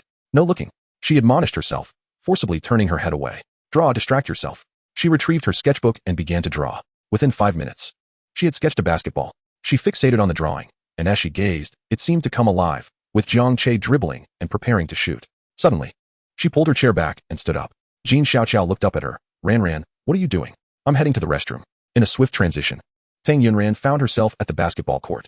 The match had yet to commence. Both teams were engaged in their pre-game preparations. Her eyes immediately fell upon Jiang Che, clad in a striking red jersey. Handsome, dazzling, he was undoubtedly the center of attention, with a charming face, impressive physique, and an aura that radiated youthful exuberance. He captivated Tang Yunran, causing her heart to flutter uncontrollably. Romantic experience points, 579. Upon hearing the system notification, Jiang Che paused his warm-up, scanning the crowd. After a sweeping glance, his gaze landed squarely on Tang Yunran. Was she here to watch him play? If so, he must not lose. Just as he prepared to wave at her, Wu Qingshu dashed over, inserting himself between them. Yunran, are you here to watch me play basketball? He boasted, flexing his muscles in front of her. Tang Yunran cast a dismissive glance at Wu Qingshu's biceps. They paled in comparison to Jiang Che's allure. Turning her gaze past Wu Qingshu, she spotted Jiang Che waving at her, prompting her to lift her hand in response. Wu Qingshu noticed her attention and turned to see Jiang Che, his temper flaring as he observed the two exchanging glances over him. Could they not treat him as if he were invisible? The situation was exasperating, and the surrounding girls were utterly smitten with Jiang Che. Wow, look at number 11. So handsome. He is truly captivating. I wonder if he has a girlfriend? Who cares if he has a girlfriend? Even if he does, I'll make her my predecessor. Exactly. I support you. Listening to these infatuated girls, Wu Qingshu could only grimace in disbelief. Can looks fill one's stomach? If only he could rip Jiang Che's face off and wear it himself. Tang Yunran glanced left and right, pouting in envy. Regardless of past or present, Jiang Che remained irresistibly attractive to girls. Especially now, he was so stunning that she found herself imagining a future with him. Observing his radiant skin glistening in the sunlight, she felt a pang of jealousy. If he continued to maintain such flawless skin, he would soon surpass her. That Jiang Che, how stingy he was. When she had asked him about his skincare routine, he had refused to share unless she called him hubby. She had no intention of calling him that. Wu Qingshu and Tang Yunran fixated on Jiang Che, the flames of jealousy igniting within her, her fists clenching with a crackling sound. Yunran, I will definitely win this basketball match. Just wait and see. With that, Wu Qingshu turned, glaring at Jiang Che with fierce hostility. Determined to shatter Jiang Che's infuriatingly handsome visage with the ball. With a sharp whistle, the game commenced. The moment Wu Qingshu secured the ball, he launched an aggressive attack. His training evident in his unstoppable momentum as he maneuvered past 3 defenders, eliciting cheers from the crowd. Soaking in the applause, Wu Qingshu felt buoyed by his own prowess. Did you see that? This is my skill. Today, I reign supreme on this court. No one can stop me. He aimed for a slam dunk. However, just as he leaped, Jiang Che appeared, blocking the hoop with unyielding precision. How is this possible? When did Jiang Che arrive? And how is his jumping ability so superior? He is soaring higher than I am. Before Wu Qingshu could comprehend the situation, Jiang Che's hand descended like an iron slab. With a resounding smack, he was blocked. Not only that, but Jiang Che's strength was extraordinary. The force of the block sent Wu Qingshu tumbling to the ground. Sitting there, stunned, Wu Qingshu gaped at Jiang Che, who landed gracefully on the court. The crowd erupted into a thunderous cheer. So handsome, so handsome, so handsome. Oh, Tang Yunran found herself enveloped in deafening cheers. Her crimson lips slightly parted, and her exquisite eyes widened in astonishment, sparkling with mesmerizing brilliance. Romantic experience points, 520. Romantic experience points, 521. Romantic experience points, 522. The system's notifications cascaded in an unrelenting stream. Jiang Che turned his gaze towards Tang Yunran and, noticing the glimmer of admiration in her eyes, couldn't resist offering her a smile. The youth, bathed in sunlight, exuded a potent aura of masculinity, woven together with sweat and charm, stirring a whirlwind of emotions within Tang Yunran. Romantic experience points, 812. Romantic experience points, 799. Romantic experience points, 808. Romantic experience points, 816. The system's notifications became increasingly frequent and of higher quality. The girls surrounding Tang Yunran, utterly smitten, erupted into excited squeals. Oh my gosh, did you see that? He just looked at me. He must be interested in me. You're so self-absorbed. He was clearly looking at me. Oh heavens, that radiant smile has stolen my heart. I'm done for. The match continued. Wu Qingshu glared at Jiang Che with a fierce intensity. Jiang Che, don't get too cocky too soon. I was merely underestimating you before. I won't hold back this time. Bring it on, Jiang Che replied, spinning the basketball in his hands. Humph. Wu Qingshu huffed as he walked away. Li Hao approached, draping an arm over Jiang Che's shoulder. Old Jiang, when did you become this formidable? Just practicing for fun. Jiang Che replied casually. By the way, pass me the ball later. Sure thing, no problem. Now it was Jiang Che's turn to attack. While Wu Qingshu eagerly prepared to unleash his fury on him, he aimed to humiliate Jiang Che thoroughly in front of Tang Yunran. Li Hao passed the ball to Jiang Che, who charged forward. Wu Qingshu positioned himself to defend. You all go guard someone else. Jiang Che is mine. He was determined to avenge the earlier humiliation personally. He couldn't believe that after spending so much time at the basketball training camp, he would be outperformed by a pretty face. Not on my watch. Jiang Che, you won't get past me. Wu Qingshu spread his arms wide, blocking Jiang Che's path. He believed his defense was flawless, but to his astonishment, Jiang Che effortlessly dribbled past him, leaving him in the dust. How is this possible? My uncle is the coach at the basketball training camp. He often praises my talent and encourages me to become an excellent player. Yet, he found the training exhausting. Coming from a wealthy family with a publicly listed company, he had no desire to toil through rigorous practice. Old Wu, stop dawdling and defend. Wang Zhen's loud shout snapped Wu Qingshu back to reality. He quickly turned to see Jiang Che leaping into the air. He was going for a dunk. How infuriating. He was using the same move Wu Qingshu had just executed. He couldn't let Jiang Che succeed. Otherwise, his pride would be utterly shattered. With that thought, Wu Qingshu hastily reached out to pull Jiang Che's shirt. Jiang Che, caught off guard by Wu Qingshu's desperate maneuver, was yanked down hard, crashing onto the ground. Wu Qingshu looked down at Jiang Che, who was curled up on the ground, clutching his leg in pain, a triumphant expression on his face. Serves you right. This is the consequence of crossing me. Jiang Che. A melodious voice suddenly rang out from behind Wu Qingshu. Tang Yunran rushed to Jiang Che's side upon seeing him injured and bleeding, her mind racing. Are you okay? You big bad guy? Her eyes were red with worry. I'm fine, Jiang Che replied through gritted teeth. Tang Yunran's heart sank as she saw the blood on Jiang Che's knee, her brow furrowing with concern. He was in such dire condition and still insisted he was fine. I'll help you to the medical room. All right. Jiang Che leaned his arm against Tang Yunran's shoulder. Careful not to put too much weight on her petite frame. You can lean on me. It's fine, I can handle it. As she spoke, Tang Yunran wrapped her arms around Jiang Che's waist, pulling him closer to herself. Jiang Che was pleasantly surprised by this unexpected indulgence. It seemed the pain he endured was not in vain. He felt a thrill of happiness, concealing his delight while pretending to exaggerate his discomfort, hoping it would evoke more sympathy from her. Just as Jiang Che reveled in his thoughts, Wu Qingshu intercepted them. Yunran, why are you being so nice to him? Just because he's handsome? Don't let this pretty boy deceive you. He is nothing but a wolf in sheep's clothing, truly malicious. Wu Qingshu, flustered and enraged, especially at the sight of Jiang Che's hand resting on Tang Yunran's shoulder, felt a surge of jealousy. The bad person is you, Tang Yunran retorted, her chest rising and falling with indignation as she glared at Wu Qingshu. Wu Qingshu, you've gone too far. You actually pulled on Jiang Che's shirt. If his leg is injured, I want let this go. Jiang Che couldn't help but chuckle at Tang Yunran's fierce protectiveness. He hadn't expected this girl to display such a fierce side, ready to confront Wu Qingshu as if she would truly fight him. The more he thought about it, the more pleased he felt. Despite her claims of disliking him, she treated him as if he were family. Step aside. Tang Yunran was genuinely furious. Jiang Che's leg was injured, bleeding profusely, and Wu Qingshu not only refused to apologize but also insulted him. All right, don't be angry. It's just a minor injury. I'm really fine. Jiang Che tried to reassure her. Don't speak. Tang Yunran shouted back at him. Jiang Che was indeed being foolish, even injured. He was still talking, not conserving his strength. Why was he being so nice to Wu Qingshu? He had never shown her such kindness in the past. Did he value Wu Qingshu more than her? This thought fueled Tang Yunran's resentment towards Wu Qingshu. Wu Qingshu, sensing the fiery glare Tang Yunran cast in his direction, felt not only anger but also a twinge of jealousy. He understood the anger but couldn't fathom the jealousy. Fine, I won't say a word, Jiang Che said, deliberately leaning closer to Tang Yunran, inhaling the faint scent of medicine that lingered around her. It was becoming increasingly intoxicating. Romantic experience points, 52.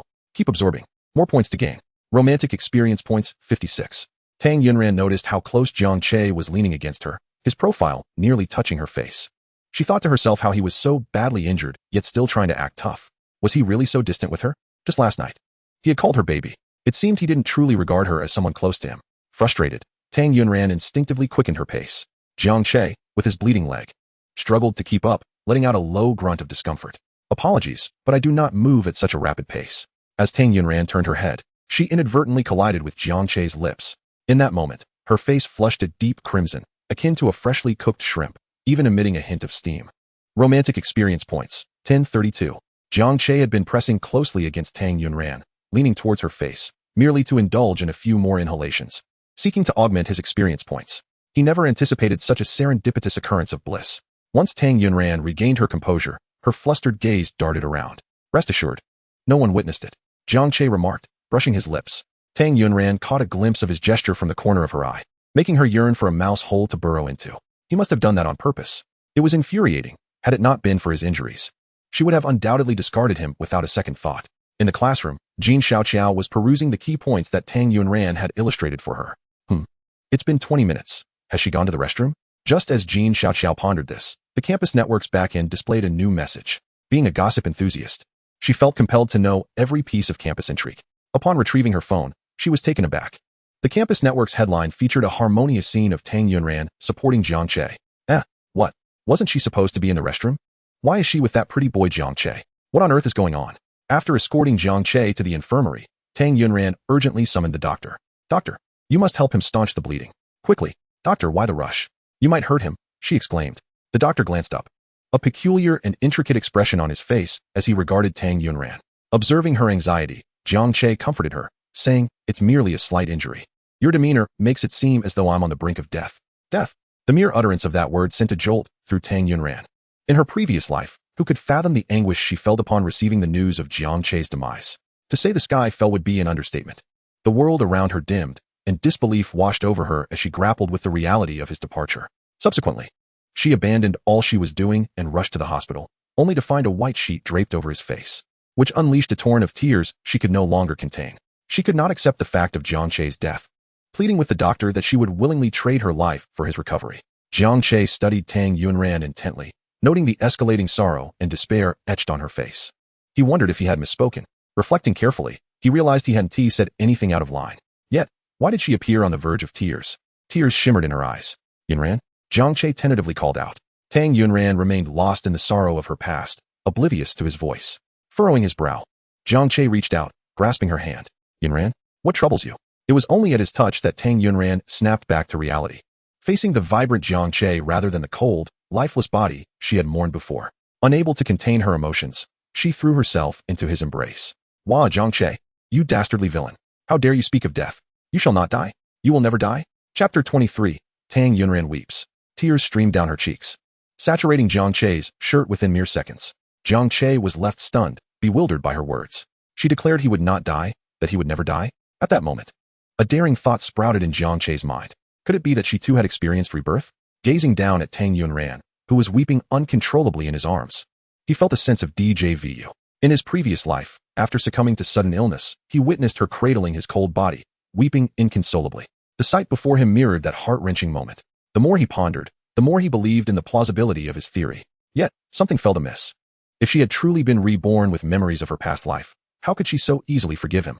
He vividly recalled her declaration of severing ties with him. If everything could start anew, I would never again allow myself to fall for you. The despair and resolve in her voice remained etched in his memory. But if that were not the case, how could she have uttered such words and exhibited such an extreme reaction? It was utterly incomprehensible.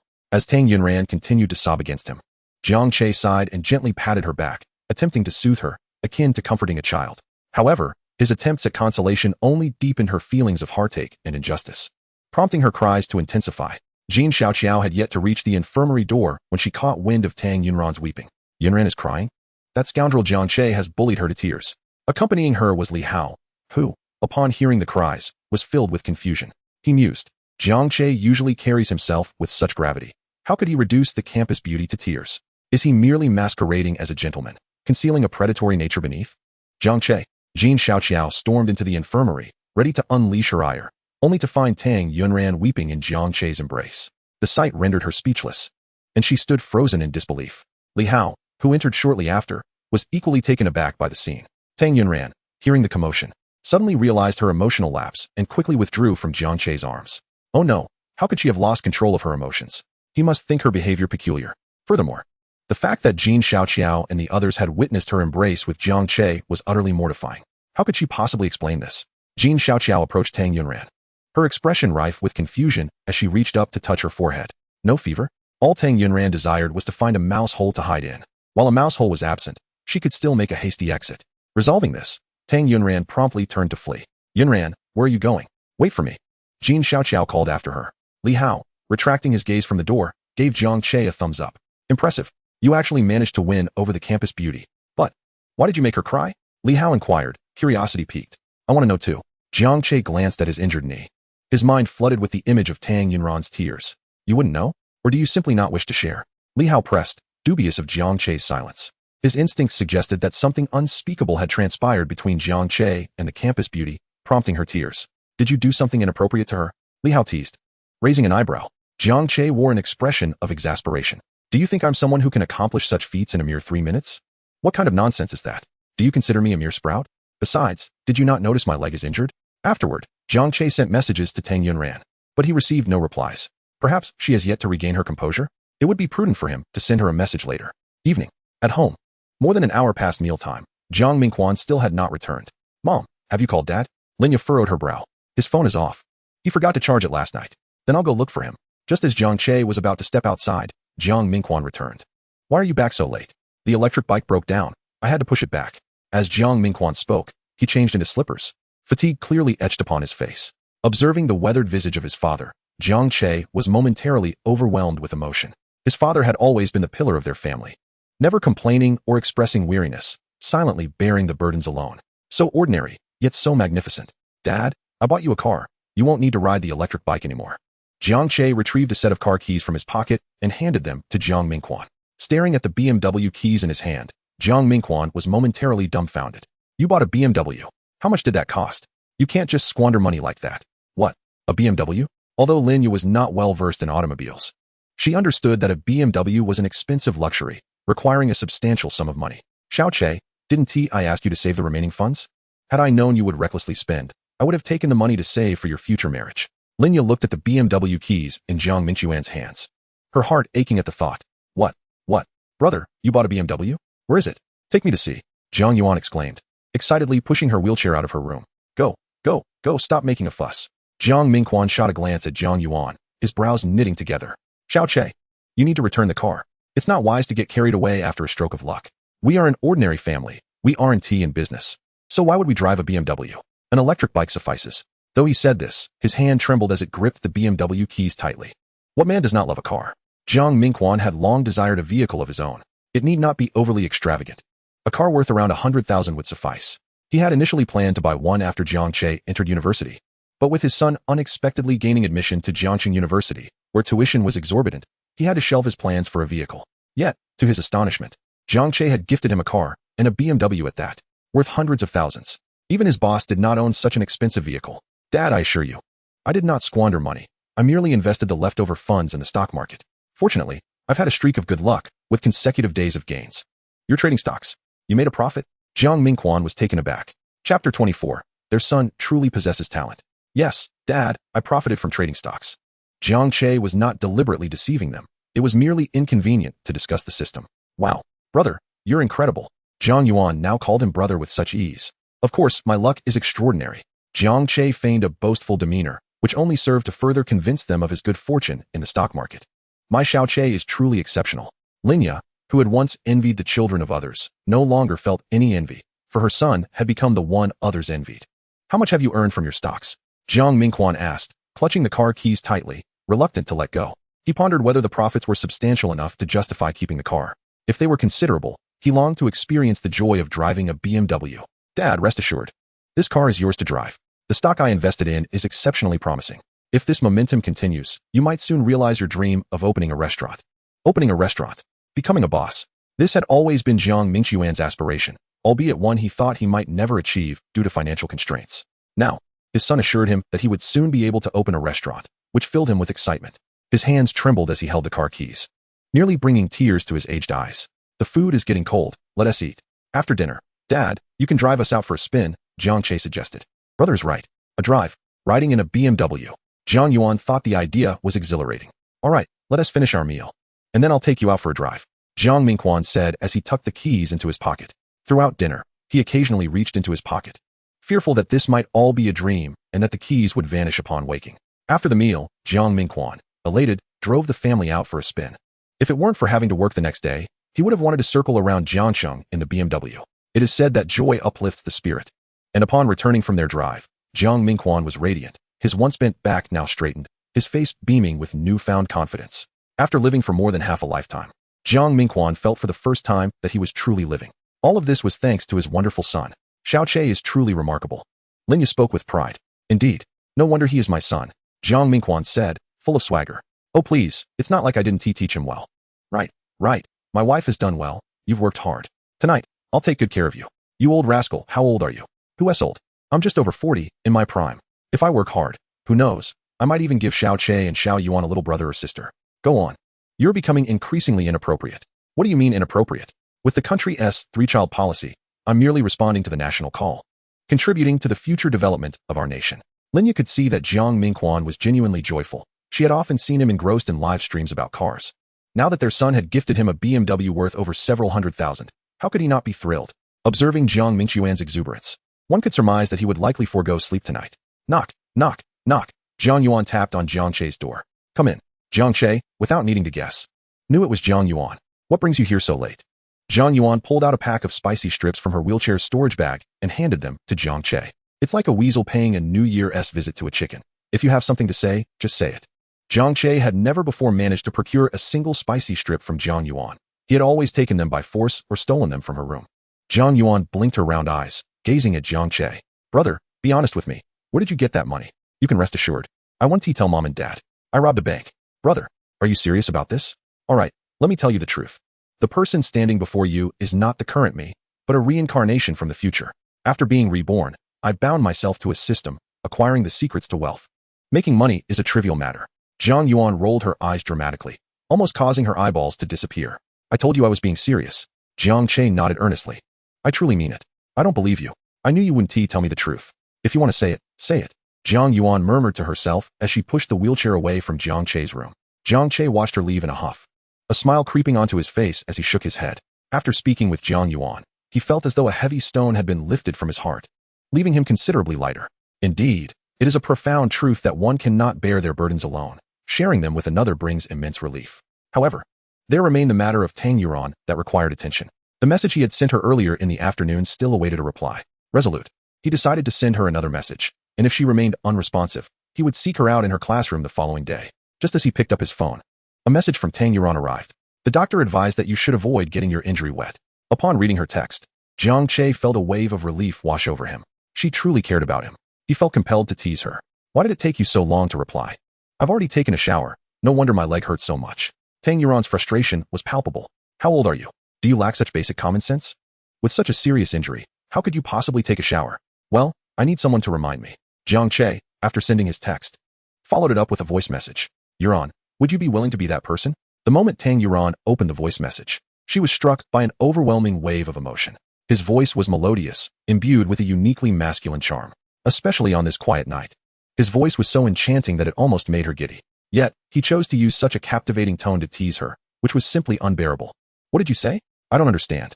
Jiang Che was not foolish. He recognized her reluctance to address the question directly. In such cases, persistent inquiry from the male party would indeed be foolish. A lack of direct response from the female could signify two possibilities. Either she harbors feelings for you but is shy to admit it, or her feelings remain uncertain, leaving her unsure how to respond. Unable to pursue the topic any further, Jiang Che shifted the conversation. What did you mean earlier when you spoke in the infirmary? Chapter 25, Sweet Nothings. Tang Yuran's pupils dilated in surprise. He actually asked, what should she do? How should she respond? Internally, she wrestled with her anxiety.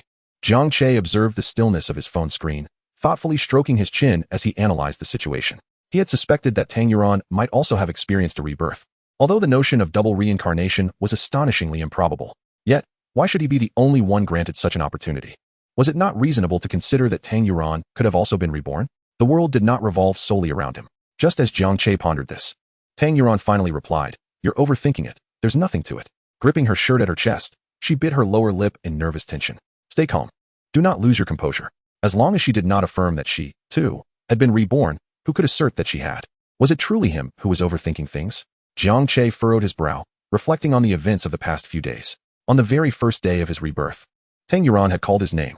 At that time, he had wondered how she, the belle of Jiangxing University, knew his name. Was it as he suspected? Without definitive proof, Jiang Che could not be certain. All he had were his speculations. Forget it. Why dwell on it? Regardless of the truth, Tang Yuran was still Tang Yuran, unchanged by the notion of rebirth. He had resolved to take care of her in this life, to atone for the mistakes and regrets of the past. It's nothing serious. I saw you crying so sorrowfully, and I just wanted to check on you. Upon receiving this message from Jiang Che, Tang Yuran visibly relaxed. It turned out that the one who had been overthinking was her. Jiang Che's inquiry was merely an expression of concern, without any fanciful or unrealistic theories behind it. How's your leg? Tang Yuran recalled Jiang Che's earlier comment about showering and felt a surge of anger. How could he be so careless with his own health? If he didn't care for himself, did he expect others to? When she thought of others, she meant Jiang Che's parents. Yes, she was referring to Jiang Che's parents, with whom she had no connection. Leg? Which one? Jiang Che, after editing this message, promptly deleted it. It was too flippant. Better to be serious. Actually, I was joking. I didn't take a shower. Is it amusing to tease me? Tang Yuran typed angrily on her phone. Just him. Tang Yuran's irritation intensified, and just as she was about to toss her phone aside and ignore Jiang Che, he sent another message. I enjoy teasing you. I only like teasing you. In an instant, Tang Yuran's face flushed crimson. She bit her lip, stifling a shy smile, her heart racing uncontrollably. I've noticed you've changed. You've become quite the smooth talker. I must clarify, I am not merely smooth-tongued. This is my sweet talk directed at you. How cheesy. Tang Yuran buried her face in her pillow, her heart racing uncontrollably. Ding. The notification sound chimed again. Are you free on Saturday? I want to go see a movie. It's too boring to watch alone, and I'd like to invite you to join me. Jiang Che wanted to invite her to a movie. Tang Yuran's breath quickened. If she went, would that constitute a date? After the events of the day, her feelings had shifted significantly. Previously, she had been intent on avoiding Jiang Che, wishing to forget him and not repeat the mistakes of her past life. However, upon witnessing his injury and hearing him speak of death, her emotions had spiraled out of control.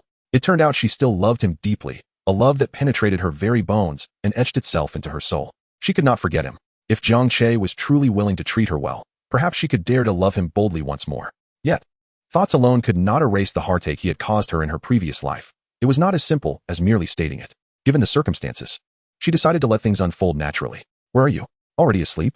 Jiang Che sent 2 messages in quick succession. Tang Yuran snapped back to reality. On Saturday, I promised Xiao Qiao I would help her with something, so I won't have time. Jiang Che slapped his forehead. In his eagerness to invite Tang Yuran out, he had forgotten his commitment to Li Hao for a social gathering. I just remembered, I have plans on Saturday as well. How about Sunday instead? Are you free then? Sunday works. Great, then it's settled. I'll come to pick you up. Don't come. I can get there on my own. Tang Yuran was keen to keep her relationship with Jiang Che under wraps, especially from her 3 brothers. In her past life, her brothers had despised Jiang Che, believing he was unworthy of her. They had confronted him multiple times, resulting in him being beaten black and blue. Although the past was behind them, the memories of those altercations were vividly etched in her mind, so it was best to avoid any encounters. Why won't you let me pick you up? Jiang Che originally intended to remove the back seat from his bicycle and ride to fetch Tang Yunran. I'm afraid my family might see you and misunderstand. Thinking we share a certain relationship, Tang Yunran responded, her words carrying a hint of testing, probing Jiang Che's true feelings towards her. Jiang Che, not a naive 18-year-old, could discern the underlying meaning in Tang Yunran's words. He could have easily affirmed her insinuation, stating that they were indeed that kind of relationship. However, he recognized that such a revelation would jeopardize his grand plans. He had meticulously envisioned a spectacular, unforgettable romantic confession for her on the upcoming Qixi festival. Therefore, he knew he must exercise restraint until then. I'm not afraid of misunderstandings. I'll come to fetch you when the time comes. Upon receiving this message, Tang Yunran's face fell, disappointment etched across her features. She had been fantasizing that Jiang Che would assertively declare their relationship. Alas, it was not to be. You really shouldn't come. If my parents see you, it might be manageable, but if my 3 older brothers catch sight of you, they are fiercely protective and often advise me to steer clear of wolves. If they find you, I fear they may resort to violence. Upon reading this, Jiang Che felt a pang of regret. His 3 uncles often ganged up on him, 3 against 1, with little regard for honor in combat. He thought of acquiring martial skills to confront them, dreaming of a fair fight to reclaim his dignity from his past life. Yet, he reminded himself that they were Tang Yunran's brothers, and indeed, they had good reason to be offended by his previous treatment of her. I suppose I'll come to pick you up this weekend. Just keep in touch, and when your family isn't looking, sneak out. The idea of sneaking out excited Tang Yunran. All right then, it's getting late. You should get some rest. I want to keep you. Yes, you too. Good night. Tang Yunran gazed at the emoticon Jiang Che had sent, instinctively intertwining her thoughts with him, and she shyly grasped the necklace hanging around her neck. Why was she letting her imagination run wild again? How embarrassing. Just as her cheeks flushed crimson, Jiang Che sent another message. Aren't you going to say goodnight to me? Chapter 26, Jiang Che's Blissful Days. Good night, Tang Yunran typed back, sending only those 2 words. Is that all? Jiang Che replied with a lively emoticon. I sent you such a vivid good night. You ought to reciprocate. That's only fair. Was he suggesting she send a corresponding emoticon? She found herself unable to comply. Her composure was not as thick-skinned as Jiang Che's. I don't have any emoticons. Jiang Che raised an eyebrow. No? Then just say good night to me in a voice message. Say good night to him? Such an embarrassing phrase was utterly beyond her. Ding. A new message notification chimed. If you don't say it, I want to sleep tonight. I'll wait for your reply. Why should your sleeplessness concern me? Tang Yunran muttered to herself. Ding. If you don't respond all night, I'll come to find you in your department tomorrow and ask you face to face why you didn't say good night. Tang Yunran puffed up her cheeks and sent a message. I want to say it. Absolutely not. Sleep if you wish. Jiang Che pondered how to win her over, contemplating various strategies for quite some time, yet none seemed particularly effective. Before he could seek help online, Tang Yunran sent a message, a 1-second voice note. What could it possibly contain? Something dismissive, perhaps? Regardless, he was eager to hear her voice before sleeping. Jiang Che steeled himself and clicked on the voice message. Good night. Jiang Che was momentarily stunned, then dug into his ears for clarity. He replayed it. Good night. Her voice was as melodious as a lark, laced with a delightful sweetness that sent shivers down his spine. He felt utterly relaxed. Such a simple word, yet it was blissful. His wife had personally wished him good night. He would surely sleep soundly tonight. Satisfied, Jiang Che planted several kisses on Tang Yunran's WeChat avatar. He anticipated that his wife would possess such a proud demeanor. It was utterly endearing. As he prepared for bed, he looked forward to their date on Sunday. His days were filled with such happiness that he felt he might soar. Saturday arrived, and even before the appointed hour, Li Hao began to nag like a mother hen. Old Jiang, haven't you arrived yet? You're the last one. Jiang Che glanced at the time. It was only 18:10, 20 minutes shy of their 6:30 meeting. Had everyone else already arrived? 5 minutes later, Jiang Che reached the designated KTV. Upon opening the private room door, he found only Li Hao and 2 unfamiliar male classmates present. Not a single girl had shown up yet. Aren't they all supposed to be here? You don't get it. How could we make the girls wait for us? We must arrive early to leave a good impression, Li Hao explained. Jiang Che was indifferent to the impressions they left. His heart was solely occupied by Tang Yunran. As he contemplated this, he noticed the 2 male classmates staring at him, scrutinizing him from head to toe, which sent goosebumps racing across his skin. Did these 2 have an interest in him? The 2 classmates were named Tiancheng and Guang. They pulled Li Hao aside. Why did you invite someone like him? He is so handsome. It leaves us with no chance. You don't need to worry about that. My brother is already taken. Besides, we were short one person. So I brought him along to fill the gap. Hearing this, Tiancheng and Guang finally relaxed. It wasn't he that they were petty. Jiang Che's looks were so striking that he could rival the school's heartthrob. Hey, what are you whispering about? Jiang Che asked quietly. They're worried you might steal their thunder, Li Hao replied. Now it made sense. Jiang Che had initially thought they harbored ulterior motives, but it appeared he had misjudged the situation entirely. He cursed his own imagination, which had been influenced by too many romantic dramas. Brothers, let us establish some ground rules now to avoid any embarrassing moments that would make us the laughingstock of the girls, Tian Cheng suggested. Agreed. Let us do this like men, Li Hao affirmed. Arm wrestling it is. Whoever is stronger gets first pick. Old Jiang, come here, Li Hao called out. You all choose first, I'll abstain. Well, you've got the campus beauty already. You're a lucky guy. I wonder if this gathering will finally free me from my single status, Li Hao said with longing. You might end up wearing a green hat. 3 of them. Jiang Che scoffed inwardly. Looks like the girls are almost here. Just as Li Hao finished his sentence, footsteps echoed from outside. They're here. They're here. Everyone around you is wide-eyed, fixated on the door, except for Jiang Che, seated in the innermost corner. Jiang Che retrieves his phone and opens the chat interface with Tang Yunran. What could she possibly be doing right now? Just as he is about to send her a message, Li Hao nudges him with his elbow. Old Jiang, quick look. What is it? I'm not interested. No, seriously, take a look. What am I supposed to see? A beautiful woman? No matter how stunning she is, he won't stray. As Jiang Che turns his head, he is met with the sight of Tang Yunran standing at the door, gazing directly at him. Tang Yunran, what is she doing here? Is she here for the social gathering? She actually came to participate? Doesn't she have feelings for him? Suddenly, Jiang Che feels an uncanny resemblance to Li Hao. Tang Yunran is having similar thoughts. Why is he here? Is he also attending the social event? Didn't he always call her baby and say goodnight every evening? Indeed. A man's words can be deceiving. Wow, look, that man sitting at the corner is incredibly handsome. Wang Xiao gazes dreamily at Jiang Che. Uft, can good looks fill your stomach? When choosing a boyfriend, one must prioritize wealth. The girl making this comment is Mei Xin. As she speaks, her eyes dart between Jiang Che and his 3 companions, scrutinizing their attire, eventually landing on Li Hao. Li Hao is dressed in designer brands, and his watch is estimated to be worth a 4-digit sum. His family must be quite well off. He.S. the one. Li Hao has long noticed Mei Xin's interest in him. Old Jiang, look at that girl. She seems quite interested in me. What do you think? Li Hao exclaims with excitement. Not much, Jiang Che replies, his gaze towards Mei Xin decidedly unfriendly. Really? I think she is quite nice, and she keeps glancing my way. It seems she has taken a liking to me. As Li Hao speaks, he notices Mei Xin subtly flirting with him. He believes his springtime has arrived. She is not interested in you. She is interested in your watch, Jiang Che remarks, eyeing the watch on Li Hao's wrist. A gift from a wealthy relative for his 18th birthday, worth several thousand. Interested in my watch? No way. It's a men's style. How could a girl like it?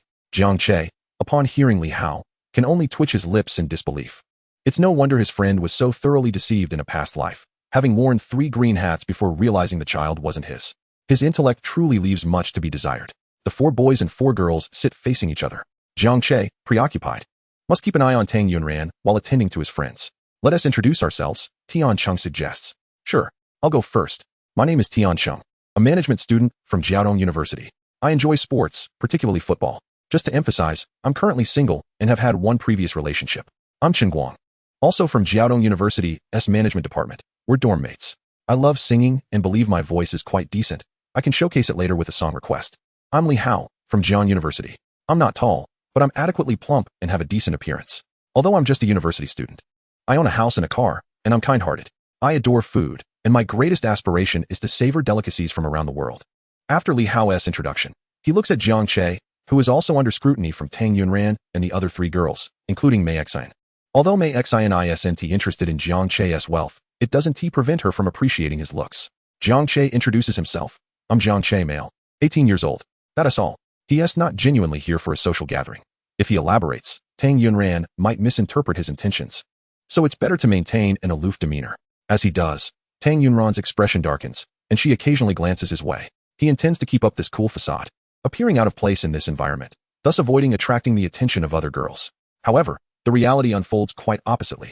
Wow, the handsome guy is so aloof. He is exactly my type. Me too. Nonsense. You clearly said you like cute boys. Do you understand that beauty is justice? In the face of absolute attractiveness, cute boys simply cannot compete. Tang Yunran, overhearing the whispers of the girls nearby, is infuriated. Damn Jiang Che, stinky Jiang Che, I won't pay you any more mind. I was even considering giving you another chance, yet here you are, attending the social gathering and deliberately acting aloof, knowing that girls today adore cool guys. Next, the girls begin their introductions. I'll go first. My name is Mei Xin, but you can call me Xin. I have a cheerful personality, love making friends, and enjoy cooking. I can prepare a variety of dishes. Mei Xin's deliberate introduction aims to win Li Hao's favor.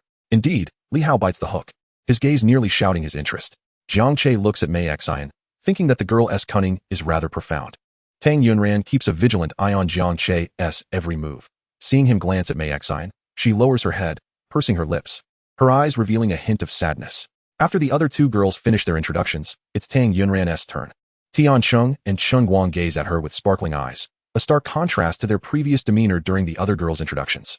Upon witnessing this, Jiang Che can no longer afford to concern himself with Li Hao. His own partner is being eyed by others, and his friends' matters are insignificant. Hello everyone. I'm Tang Yunran, a student from Jiang University's Fine Arts Department. A fine arts major? That is wonderful. Yes indeed. That is a great field. A girl studying fine arts often possesses a unique poise, making her appear more composed and giving boys a sense of refinement. Being beautiful and capable of painting is immensely attractive. Please tell us more. Do you have any other hobbies? Are you single? Do you have a boyfriend? You must have many admirers, right? Tian Cheng and Chen Guang take turns bombarding her with questions, inching closer to Tang Yunran with each inquiry. With a sudden clamor, Jiang Che pops open 2 bottles of beer, the sound startlingly abrupt, interrupting their conversation. He places the open bottles in front of Tian Cheng and Chen Guang. Drink. His tone is curt. Oh, thank you.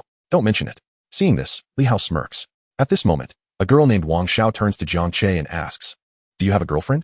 Upon hearing this, Tang Yunran lifts her head, only to find Jiang Che looking her way. Her heart flutters.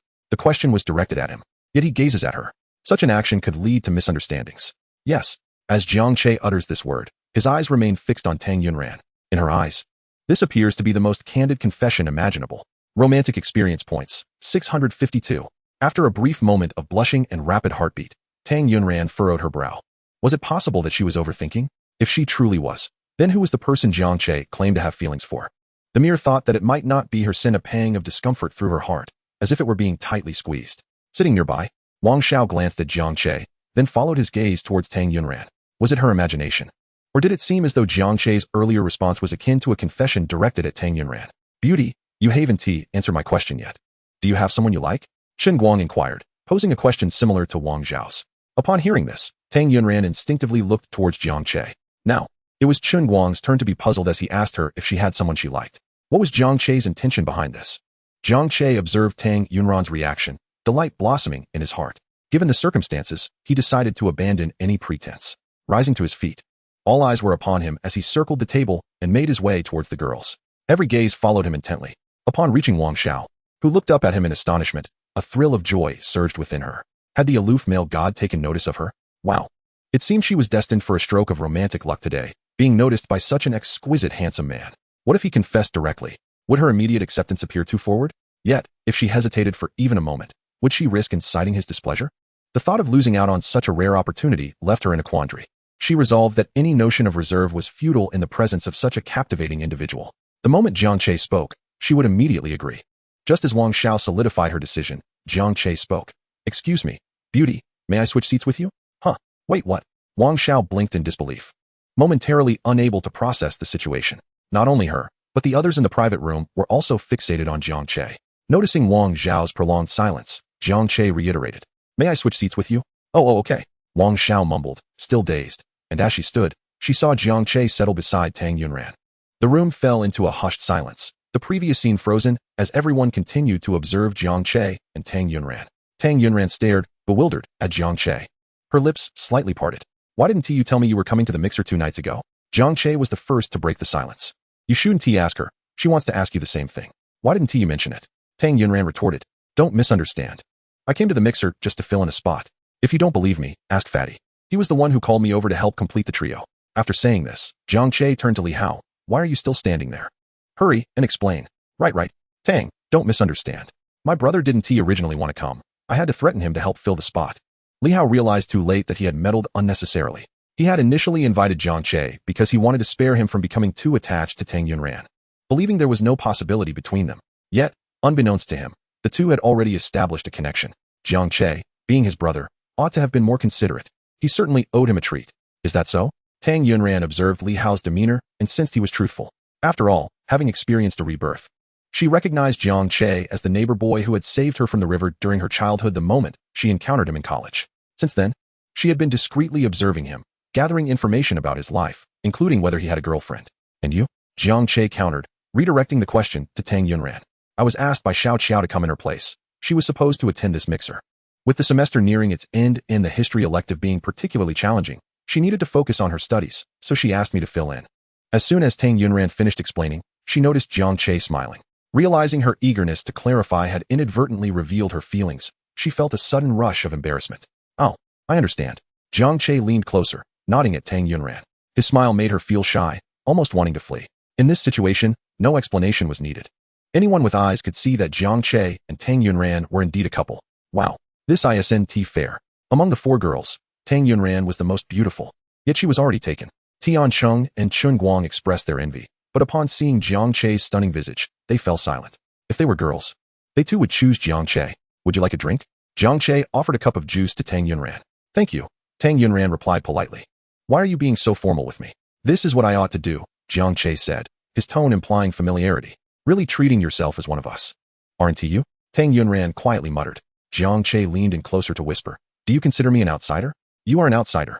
You were in the past, and you are in this life too. Not anymore, Jiang Che replied. What?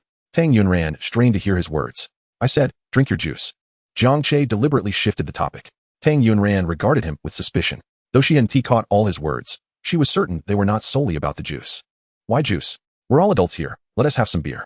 Wang Xiao desired a drink, but if the other girls abstained, she would appear too bold. Thus, she poured a glass for Tang Yunran as well. I'll drink it for her, Jiang Che said, taking Tang Yunran's glass. Hey, this isn't right. We came to this mixer to escape our single lives, and you two are here flaunting your affection. Is there no humanity left? Wang Xiao led the teasing, prompting others to join in. Exactly. Lovebird should be struck by lightning. Today's show of affection might be enjoyable, but tomorrow, you'll be crying over a breakup. Forget it, Lao Tian. Don't be jealous. I've reached a profound understanding. I am the successor of socialism. How can I indulge in romantic entanglements? Tang Yunran, unlike Jiang Che, was not as thick-skinned. Hearing their remarks, she promptly reclaimed her drink from Jiang Che. I don't need you to drink for me. I can handle it myself. Are you really up for it? Jiang Che mused, recalling how throughout their time together, she had never touched alcohol. Tang Yunran did not respond to Jiang Che's words. Instead, she lifted her wine glass and took a hefty gulp, demonstrating her capacity for drinking through her actions. Observing her hearty consumption, Jiang Che surmised that she might possess a fair tolerance for alcohol. Yet, merely 5 minutes later, Tang Yunran found the lively chatter around her growing increasingly cacophonous, a buzzing sound filling her ears. Her vision began to blur, and a profound dizziness enveloped her. Realizing that her condition was deteriorating while still retaining a semblance of awareness, Tang Yunran understood that she was intoxicated. Of course, such an embarrassing predicament was not something she would disclose to anyone. As her field of vision narrowed and the buzzing grew more tumultuous, her consciousness began to dissipate. If left unchecked, it was likely she would succumb to complete inebriation and lose her composure. I need to use the restroom, Tang Yunran announced before staggering to her feet. Jiang Che immediately discerned that something was amiss with her. Are you all right? I'm perfectly fine. Why wouldn't I be? Tang Yunran endeavored to widen her eyes, feigning nonchalance. I'll accompany you, Jiang Che insisted, rising as well. There's no need, thank you. After speaking, Tang Yunran discreetly pinched her waist to regain some composure before hurriedly departing. She did not wish for Jiang Che to witness her drunken state. It was simply too humiliating. She needed to rush to the restroom and splash cold water on her face. Just as she was contemplating this, her legs suddenly weakened, and she stumbled towards the ground. Just as she was about to make intimate contact with the earth, a hand reached out and encircled her waist, catching her securely. Chapter 29, Lean on my shoulder. Who is it? Tang Yunran's heart raced, fearing it might be someone with ulterior motives. With trepidation, she lifted her gaze, and upon recognizing the familiar face, she exhaled a long sigh of relief. Thank goodness. It's him. I'm fine. You can let me go now, Tang Yunran said, feeling somewhat awkward in his embrace, which was rather too intimate. Fortunately, in her inebriated state, any redness in her cheeks would likely go unnoticed, although her face may not betray her.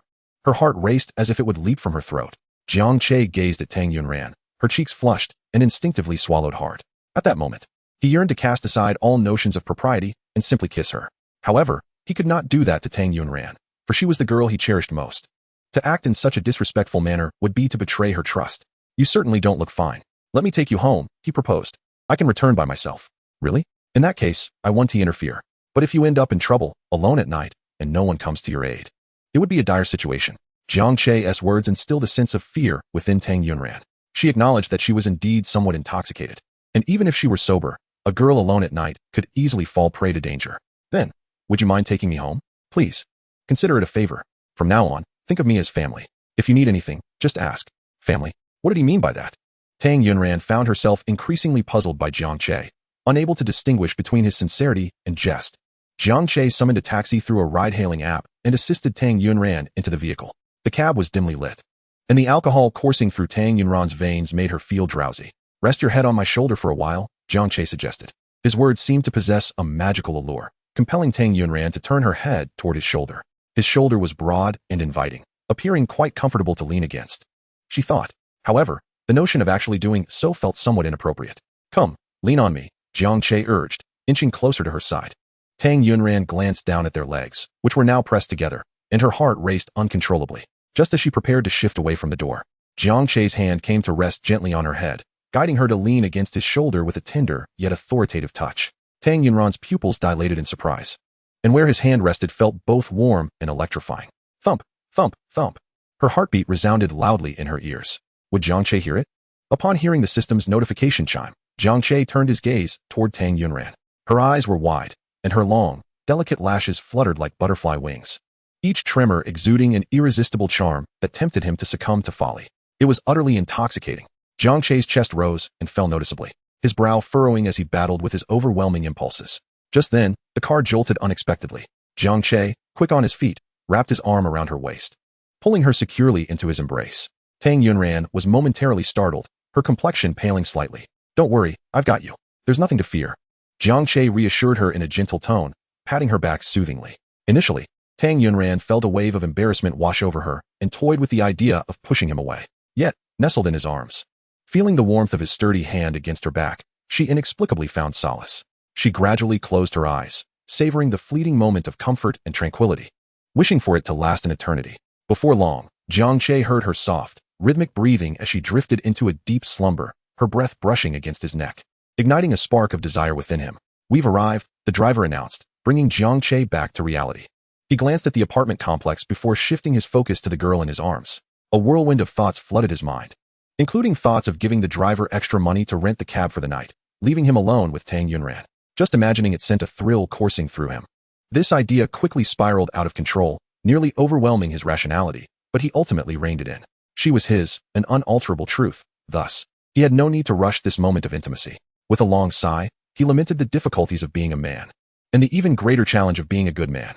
Are you not getting out? The driver urged impatiently, turning to Jiang Che. We'll be getting out now.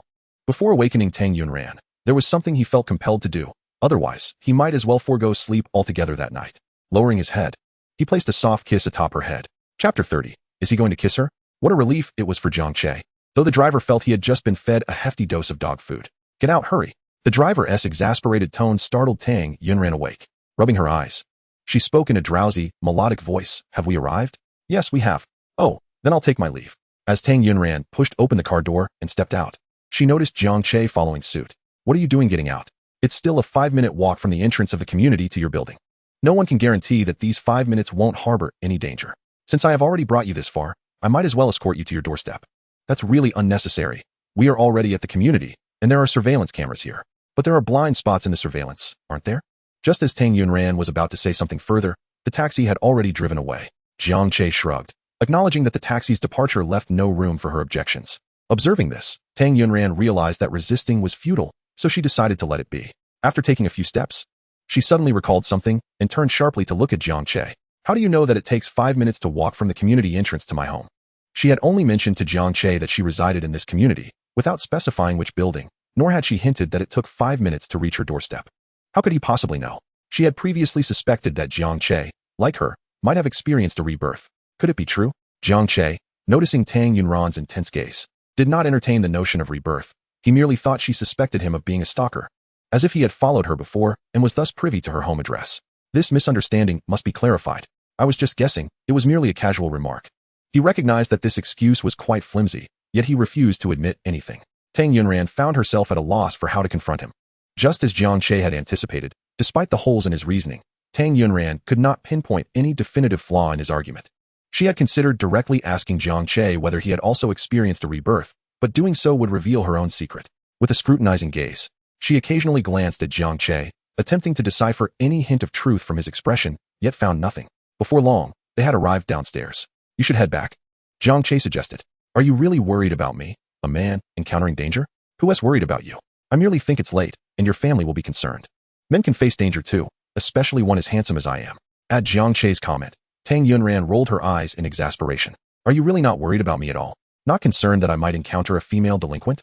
If you were to run into a female delinquent, wouldn't you be overjoyed? What do you take me for? Do you think I'm the kind of person who thinks with my lower half? I am a paragon of virtue. As Jiang Che made this declaration, he added, unless the female delinquent were you. Tang Yunran exclaimed, you are the delinquent. I'm going home and ignoring you. With that, she turned on her heel to leave. Yunran, Jiang Che called out, causing Tang Yunran to halt abruptly, her hands nervously clutching her bag strap. Yunran, that affectionate address rolls off your tongue so easily now. He showed no regard for her feelings. Oblivious to the electric thrill that surged through her each time he called her name, and the uncontrollable fluttering of her heart. What is it? Tang Yunran stammered, realizing she had faltered. Why am I so inept? It was just a name, uttered with a hint of intimacy. Why could she not articulate her thoughts? She was no longer a mere girl of 18. Nevertheless, despite being in her 30s in her previous life, her long-standing affection for Jiang Che had left her untouched by romantic feelings for anyone else. She had never officially dated or engaged in any intimate gestures with other men, save for a few secret kisses when he was intoxicated or unwell. Thus, whether in her past or present life, she possessed no experience in love. Jiang Che stepped closer, leaning in to gaze at the blushing girl before him, tempted to savor the moment. I called you to say something. What is it? Tang Yunran stuttered once more. Just say it. Why are you getting so close? The warmth enveloping her was nearly suffocating. Her breathing quickened, her heart racing like the drums of war. Jiang Che observed her tension and mused. What is she so nervous about? I'm not about to confess my feelings. Good night. Tang Yunran was momentarily taken aback. Is that all? What did you think it was? Jiang Che teased her deliberately. Tang Yunran panicked. I didn't think it was anything. You're lying. You definitely thought it was something. I did not. You did. I truly did not. I don't believe you. As Tang Yunran took a step back, Jiang Che advanced, cornering her against the mailbox. With no escape left, she gazed up into his striking eyes, her heart pounding like a battle drum, relentless and powerful. Under the scrutiny of her enchanting gaze, Jiang Che felt his heart race, a yearning to act upon his impulses. The situation was becoming increasingly unbearable. To make matters worse, the way her lips slightly parted in nervousness revealed her adorable teeth, beckoning him closer as if inviting him in. Swallowing hard, he could no longer restrain himself. Taking a deep breath, he grasped Tang Yunran's shoulders and leaned in. What was he planning to do? Surely he wouldn't dare to kiss her? Tang Yunran's eyes widened in disbelief. No way. Jiang Che would never think of kissing her. He wouldn't. Yes, he must be teasing her. That was what she believed. Yet Jiang Che's face loomed ever closer, inching toward hers. He was about to kiss her. Just then, a booming voice interrupted. Let go of my sister. With that shout, Jiang Che's impulsive desires were instantly quelled. The gruff tone was unmistakable. It was Tang Yunran's older brother, Tang Faison. Oh no, my brother is here. You should leave quickly. Before Tang Yunran could finish her sentence, Jiang Che had already taken off. Trying to escape, Tang Faison pursued with clenched fists. Brother, please don't chase him. Tang Yunran urged anxiously. How dare you bully my sister? If I don't catch you today, I won't bear the Tang name. Tang Faison was seething with rage at the thought that his younger sister had almost been bullied. Jiang Che, observing Tang Faison's relentless pursuit, promptly summoned the system to exchange for an athlete, enabling him to evade Tang Faison's grasp. Damn, that kid runs like the wind. Exhausting. As Tang Faison gazed ahead, Jiang Che had already vanished from sight. To add to Tang Faison's exasperation, that scoundrel had effortlessly leaped over the railing, resembling a hurdles competitor at a track meet. Have thugs these days developed such athletic prowess? With such talent, why not become an athlete instead of a rogue? Tang Yunran rushed over, breathless. Third brother, where is he? He ran away. Tang Faison gritted through clenched teeth. Good, let him run. Tang Yunran sighed in relief. Xiaoran, if you ever come home this late again, call me. I'll come pick you up. If I'm unavailable, your eldest or second brother can help. It's too dangerous for you to return alone at night. I'm grateful I thought to check on you. Otherwise, that thug could have harmed you. Hearing her brother's words, Tang Yunran's mind drifted back to the scene downstairs. Would Jiang Che have truly kissed her if Tang Faison hadn't intervened? Noticing her dazed expression, Tang Faison assumed she was still shaken. It's all right. If that guy dares to target you again, I swear I'll make him unrecognizable. Tang Faison declared, clenching his fist. Tang Yunran glanced at her brother's massive fist and recalled the image of Jiang Che being pummeled in a previous life, causing her heart to race with concern. Third brother. Did you see his face clearly? Tang Faison frowned. The lighting was dim. I couldn't see well. Otherwise, I would have reported him immediately. Not seeing it clearly is a relief. Tang Yunran exhaled, but her relief was short-lived as Tang Faison continued. However, you needn't worry. Although I didn't see his face, I have a general impression of his outline. If I encounter him again, he won't fare well. What to do now? Tang Yunran felt like a cat on a hot tin roof. Once in her room, she immediately called Jiang Che. Are you back? On my way, Jiang Che replied. having just hopped into a taxi. You needn't worry about me. I run fast. Not even your 3 brothers combined could catch me. Who else worrying about you? Tang Yunran absent-mindedly grabbed a doll from the shelf, squeezing and flattening it. I asked my 3rd brother, and he said he didn't see your face. Jiang Che chuckled, shaking his head. This little girl was stubborn yet soft-hearted, clearly caring about him while refusing to admit it. However, her endearing awkwardness struck a chord with him. That's good, he said. What good? You don't understand. My 3rd brother said, even though he didn't see your face. He remembers your outline and insists he would recognize you if they met again. He must be pulling your leg. Recognizing someone solely by their outline? What use would a police dog have then? Jiang Che. Apologies, my language teacher taught me poorly. The metaphor was inadequate. Tang Yunran rolled her eyes dramatically.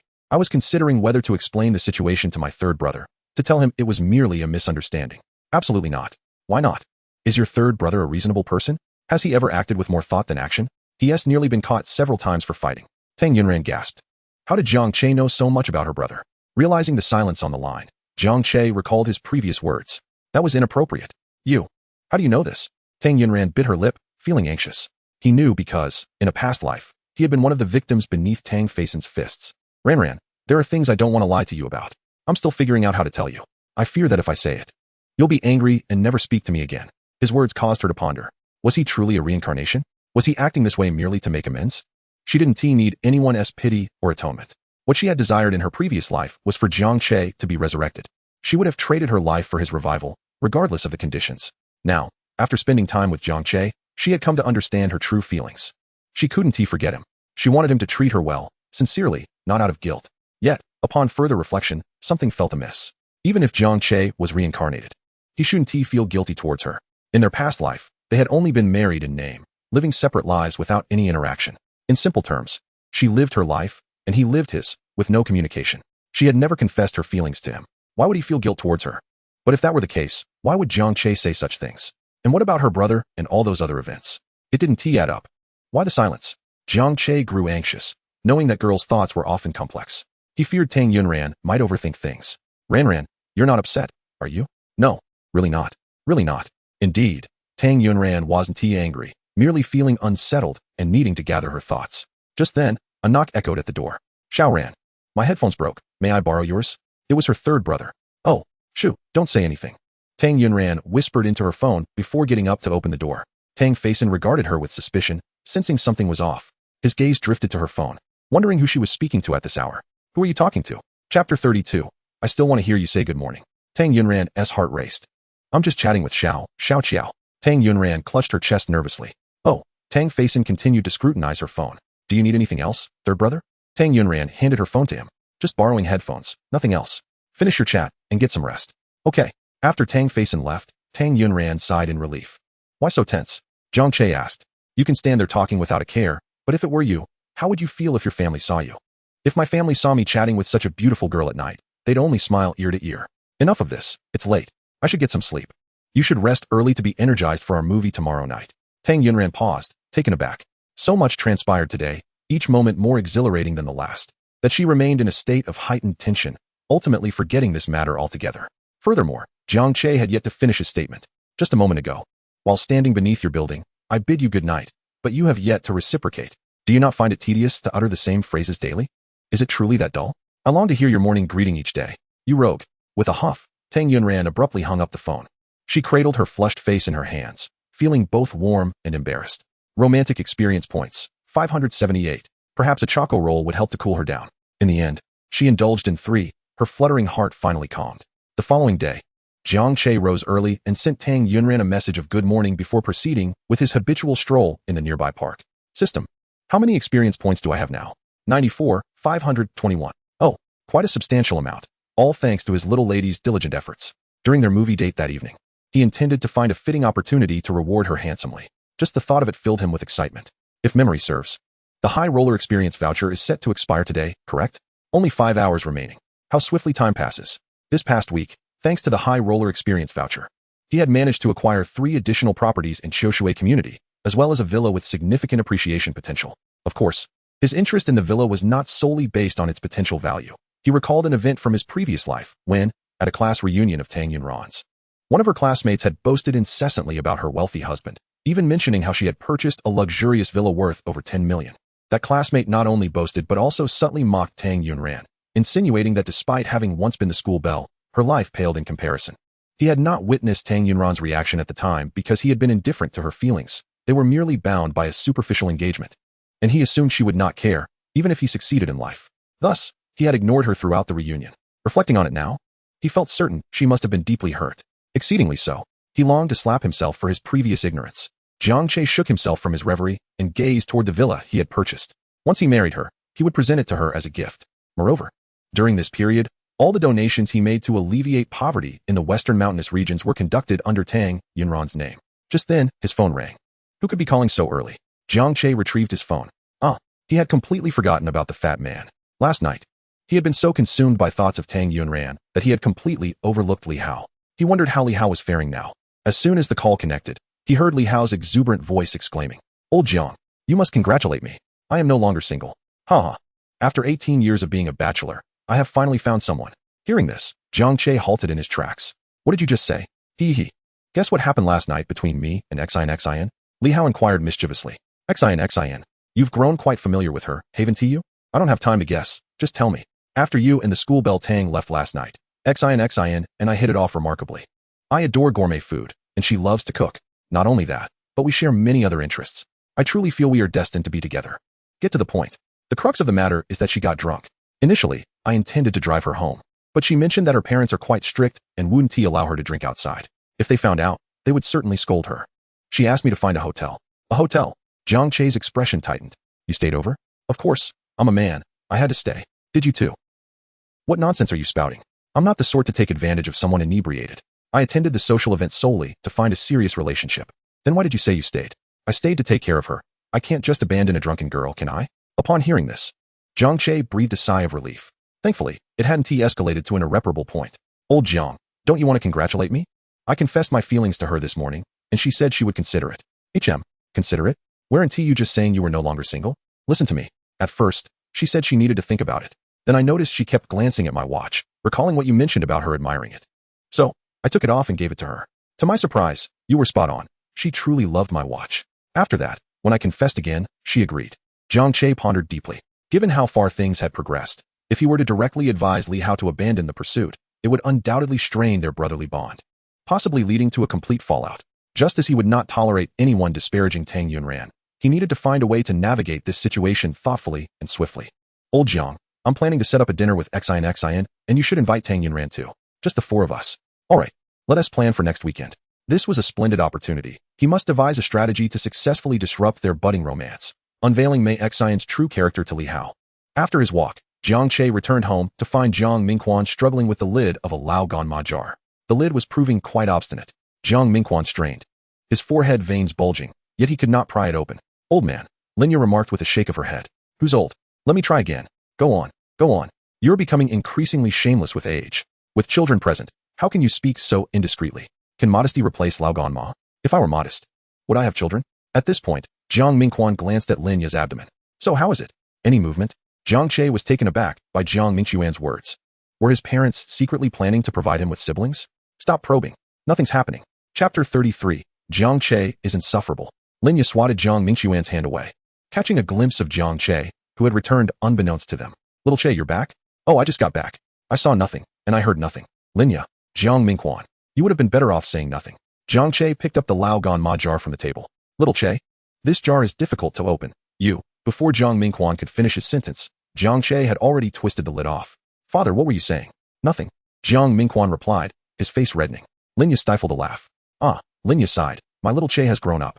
Jiang Mingquan gazed at Jiang Che's hands, feeling a mix of admiration and exasperation. Indeed, he has grown up. After his moment of reflection, he internally chastised, this rascal.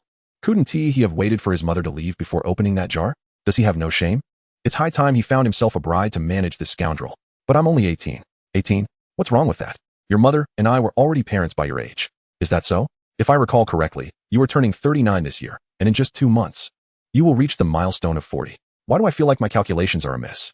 Dad, did your math teacher double as your gym instructor? Go. This lad certainly has no regard for face saving. Let us not discuss me. Let us talk about you. Claiming I am of no use.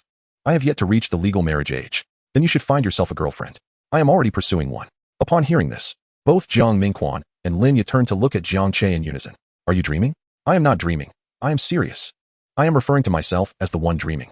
Very well, he will not elaborate, but when he eventually brings Tang Yunran home, they will discern whether they were dreaming or not.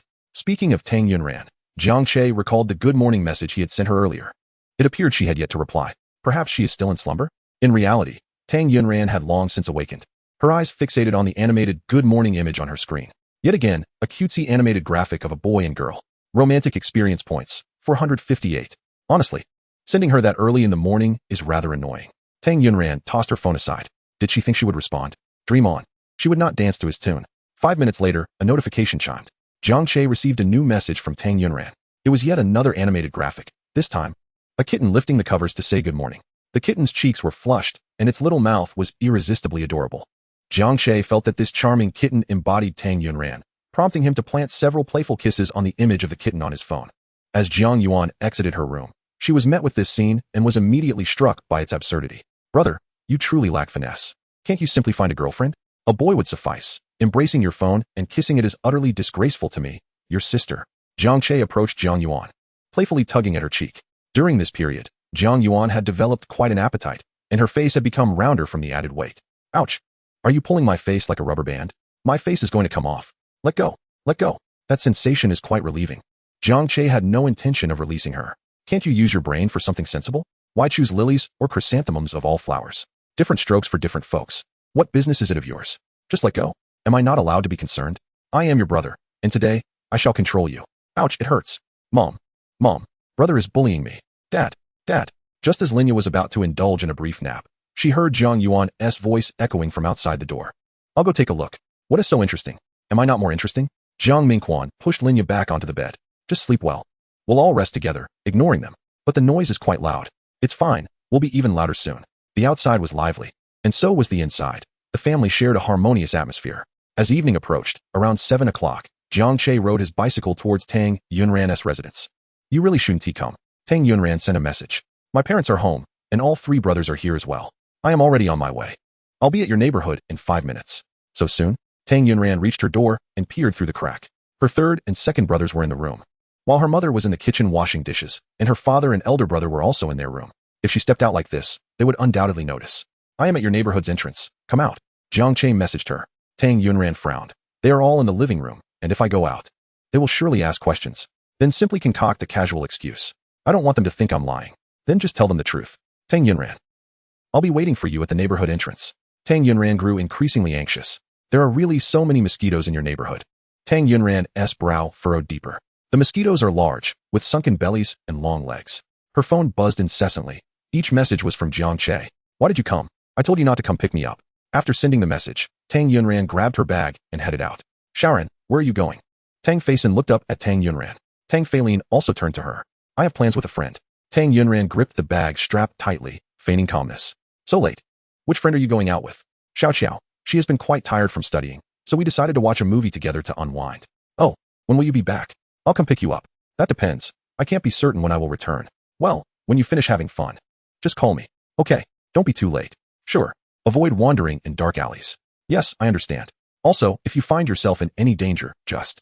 2nd brother, 3rd brother, I am not a child anymore. I am well aware of these safety precautions. After enduring a round of questioning, Tang Yunran finally managed to leave her home. As soon as she descended the stairs, she immediately called Jin Xiaoqiao. Hello? Ran, what is up? I need your help. If my family calls you later, just say we are together. Upon hearing this, Jin Xiaoqiao sensed an unusual hint of gossip. You are my best friend, of course. I will assist you, but first, you must tell me, who are you going out with? Just him. Tang Yunran stammered, glancing at her toes. Him? Who? Just him. Jiang Che. Tang Yunran's silence confirmed her tacit acceptance. Ran, did he slip you a drug? Apart from being somewhat handsome, what else does he offer?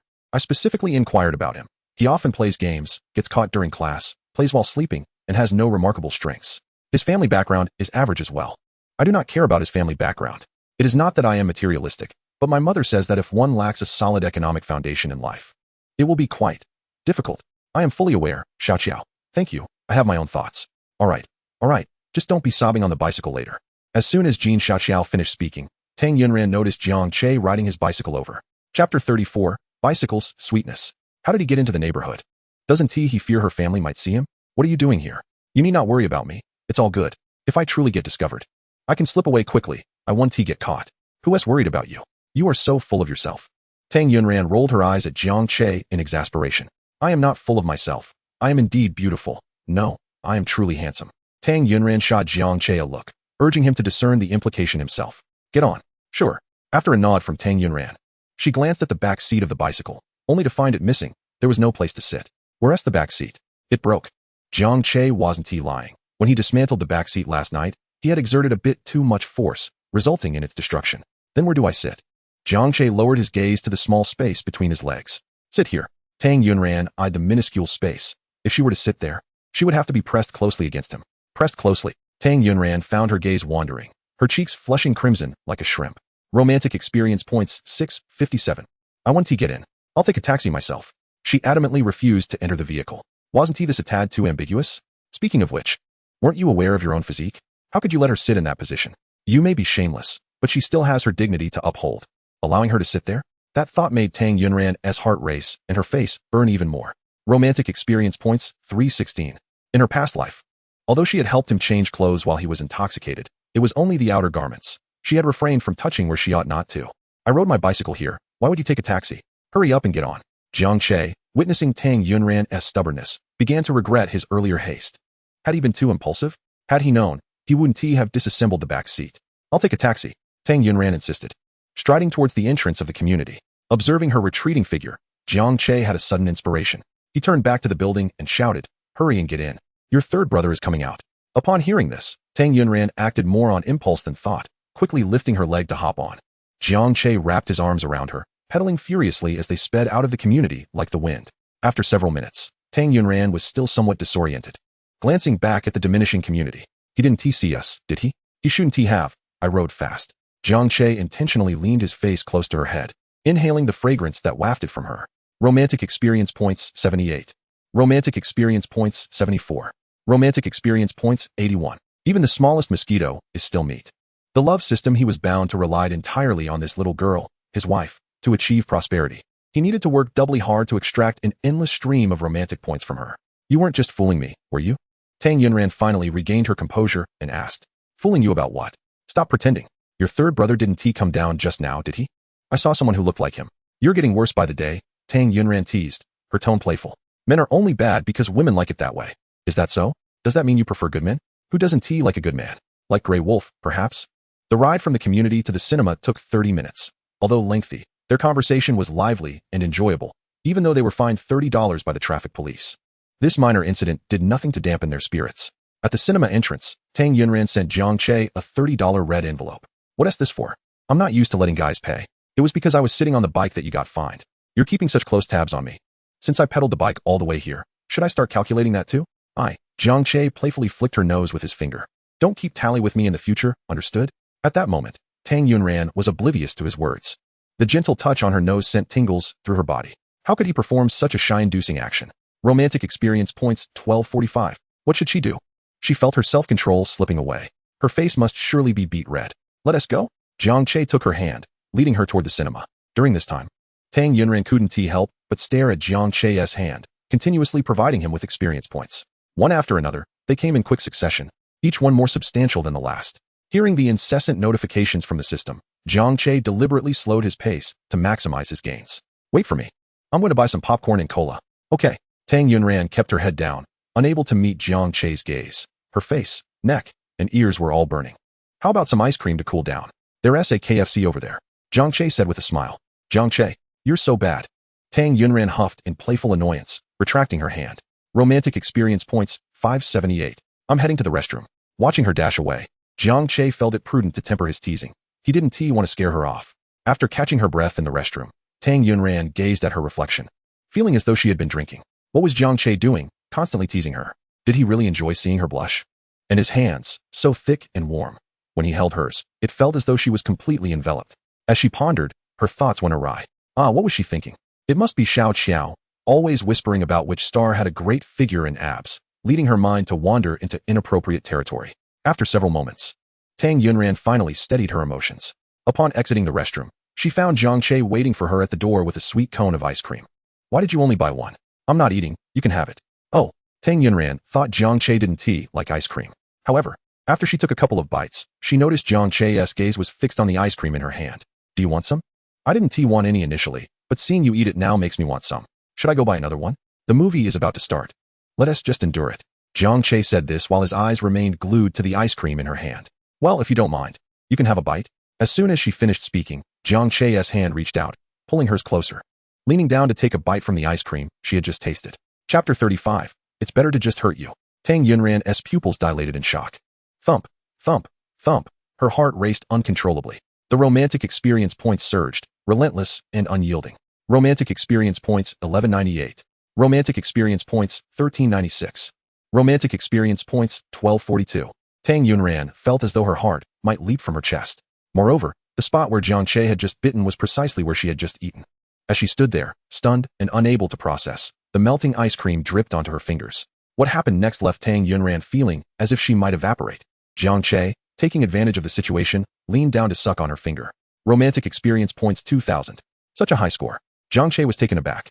He had simply been trying to prevent the ice cream from dripping wastefully, not expecting such an unexpected reward. Looking back at Tang Yunran, she appeared as though she had been steamed in a steamer, her face flushed to the point of almost steaming. As the crowd began to flow into the screening room, he glanced at the time. It was nearly starting. The movie is about to begin. Let us head in. Oh. Tang Yunran, still dazed, responded absent-mindedly twice. Then followed Jiang Che, eye cream in hand, her eyes wide and bewildered. At that moment, someone jostled past. Watch out. Jiang Che swiftly pulled Tang Yunran into his embrace. Once she regained her composure, she noticed that the ice cream had smeared all over Jiang Che's clothing. I'm so sorry, it was unintentional. Let me clean it up, she offered, retrieving a tissue and beginning to dab at his chest. As she did so, Jiang Che nearly lost control of the fervor bubbling within him. There's no need to wipe it off. It's just a little mess, he replied, feeling uncomfortable with the sticky sensation. I'll use wet wipes and clean it up in no time, she insisted. Really, it's unnecessary, Jiang Che said, grasping her wrist gently. Tang Yunran looked at him with confusion, pondering why he wouldn't let her help. Did he find her bothersome? As this thought crossed her mind, she withdrew her hand, casting her gaze downward, a shadow of disappointment flickering in her eyes. At that moment, her peripheral vision caught an undeniable sight. Suddenly realizing the intimacy of her actions, she blushed, recognizing that she had been wiping the chest of a man. The film commenced. Tang Yunran hurriedly dashed into the screening room. Jiang Che took a few vigorous sips from his cola, which was filled with ice. This girl was truly trying to drive him to distraction. How could she be so innocent? If she was already flustered by the appetizers, what would she do during the main course? As the movie progressed, Tang Yunran's attention was drawn to the bold title on the screen, Kiss. She turned to Jiang Che in confusion. Didn't you say we were watching My Youth? I initially intended to watch My Youth with you, but I discovered that Kiss had received rave reviews, so I made a last-minute switch. My Youth is rather bland. It lacks flavor. Kiss is just a tad more intense and exhilarating. Watching it should evoke stronger feelings. Half an hour later, the film reached its peak, with the protagonists shedding their previous shyness and engaging in flirtatious banter and kisses. Set in a university campus, the couple often found secluded corners or pavilions to exchange playful affections, becoming increasingly bold. Witnessing their romance made Tang Yunran's cheeks flush, especially during the passionate kissing scenes. Her eyes widening in surprise. Do you enjoy watching this kind of thing? Jiang Che inquired, having already seen the film and finding little interest in it. Instead focusing intently on Tang Yunran's reactions. He noticed that the more thrilling the scenes became, the more engrossed she appeared. Who, me? I don't like this sort of excitement at all, she protested. Then shall we leave? Tang Yunran shot him a resentful glance. I merely find the storyline compelling, full of twists and turns that grip one's heart. Oh, I agree, Jiang Che replied in a deliberately exaggerated tone. Tang Yunran recognized his teasing, but was about to retort when a couple in front of them began to kiss passionately. Initially, their kisses were timid, but soon they became more fervent, their antics escalating to an intensity that surpassed even the film's scenes. Tang Yunran was taken aback by the couple's wild display, an experience she had only ever witnessed through a screen. While she had seen couples kissing on the street before, they were always at a distance. Adhering to the principle of avoiding indecency, she would usually avert her gaze in such situations. Yet now, with the couple so close and so uninhibited, her face burned with embarrassment. At that moment, Jiang Che's hand reached out, brushing against her forehead. You're quite warm. Are you feeling unwell? Jiang Che. Tang Yunran wasn't naive. She could easily tell he was teasing her. She swatted his hand away and stood up, flustered, only to trip over her own feet and collide directly into Jiang Che. Ouch! Jiang Che winced, his face turning a deep shade of crimson, the veins on his forehead bulging. She had hit him right where it hurt. Are you all right? I didn't mean to. Tang Yunran exclaimed with concern. Of course I'm not fine. This is a serious matter. If you've harmed my precious lineage, you would be a historical criminal. Tang Yunran felt a mix of anxiety and irritation. Even now, he was jesting with her. You might as well suffer, she retorted, frowning as she glanced at the very spot she had just collided with. On a serious note, are you okay? Rest assured, the quality is robust and resilient. He replied with a cheeky grin. Tang Yunran huffed, ignoring him as she returned to her seat. Her heart raced with worry, and she discreetly stole a glance at Jiang Che, only to find him adjusting his pants. This sight made her feel flustered, prompting her to make a hasty retreat. After the movie, Jiang Che rode his bicycle to the entrance of her community. You'd best not come in. It would be awkward if my family saw you. All right then, I'll watch you go inside. Tang Yunran nodded, turning to enter the neighborhood. After taking a few steps, she glanced back and saw Jiang Che still standing there, leaning against his bicycle, watching her. Why hasn't he left yet? She wondered, taking a few more steps before looking back again, only to find Jiang Che still gazing after her. Please, just go back, she called out to him. Okay, he replied, yet he remained rooted in place, eyes fixed on her. A wave of indescribable emotion washed over Tang Yunran, flooding her with warmth and happiness. Could she truly possess such happiness? Would it prove to be nothing more than a fleeting illusion? Just as her heart fluttered with uncertainty, Jiang Che called out to her. Yunran, get to bed early. Good night. His voice rang in her ears, so real, accompanied by the vivid image of his handsome face, dispelling any doubts of it being a dream. Tang Yunran pressed her hand to her heart, stepping backward as they exchanged lingering gazes. It was only when she could barely see him that she considered breaking the gaze. Sharon, why are you walking backward? Sengu. Chapter 36. In this lifetime. It's still you. Tang Yunran jumped in surprise. And no, it's nothing. As her words faded, she heard her brother Tang Feisen's puzzled voice beside her. That person looks somewhat familiar. Tang Yunran's heart raced. Had he recognized Jiang Che? Surely not. Her brother was sharper than a police dog. He does look familiar. Tang Feisen mused. Yunran, doesn't he resemble my high school classmate? My desk mate. Huh. Tang Yunran paused, turning to face her brother. He seems somewhat different. Tang Feisen muttered to himself. Tang Yunran breathed a sigh of relief. Jiang Che had been right. Her brother's claim that he could recognize someone merely by their silhouette was indeed a ruse. Enough of that. There are plenty of people who share similar features. It's late. Let us head back. True enough. Around 11 p.m., after finishing his shower, Jiang Che emerged from the bathroom. After 10 minutes without checking his phone, he felt as if he had missed something important. Thus, even while using the restroom, he would take his phone with him. Yunran messaged me? This was indeed a rarity. Jiang Che opened the chat window to find a 1-second voice message from Tang Yunran. She unexpectedly took the initiative to send him a voice message. Jiang Che was filled with curiosity about what Tang Yunran had sent him. He clicked to open it and held the phone to his ear. Good night. Jiang Che's eyes widened in disbelief. After a few seconds of recovery, he quickly typed a message back to Tang Yunran. Did you just say goodnight to me? The audacity of her reaching out first, without any prompting from him, left him astonished. 8 minutes and 20 seconds earlier, Tang Yunran, having sent the message, could hardly contain her excitement as she awaited Jiang Che's response. Finally receiving a reply only heightened her tension. Romantic experience points, 426. Tang Yunran had already concocted her explanation. It was you who called out good night to me at the entrance of the community. I merely reciprocated out of courtesy. Yes, that was it. She was simply being polite. Men's words are often deceiving, and Jiang Che mused that when women set out to deceive men, they invariably succeed. Especially if they are beautiful. Regardless, if Tang Yunran were to deceive him, he would willingly accept it. Courteous reciprocity, indeed. How polite of you. Then you must also send me a good morning message from now on. Why? Because I send you one every morning. Tang Yunran belatedly realized she had fallen into Jiang Che's trap. But having uttered those words herself, what could she do? From now on, she would have to honestly send both good morning and good night messages. Get some rest.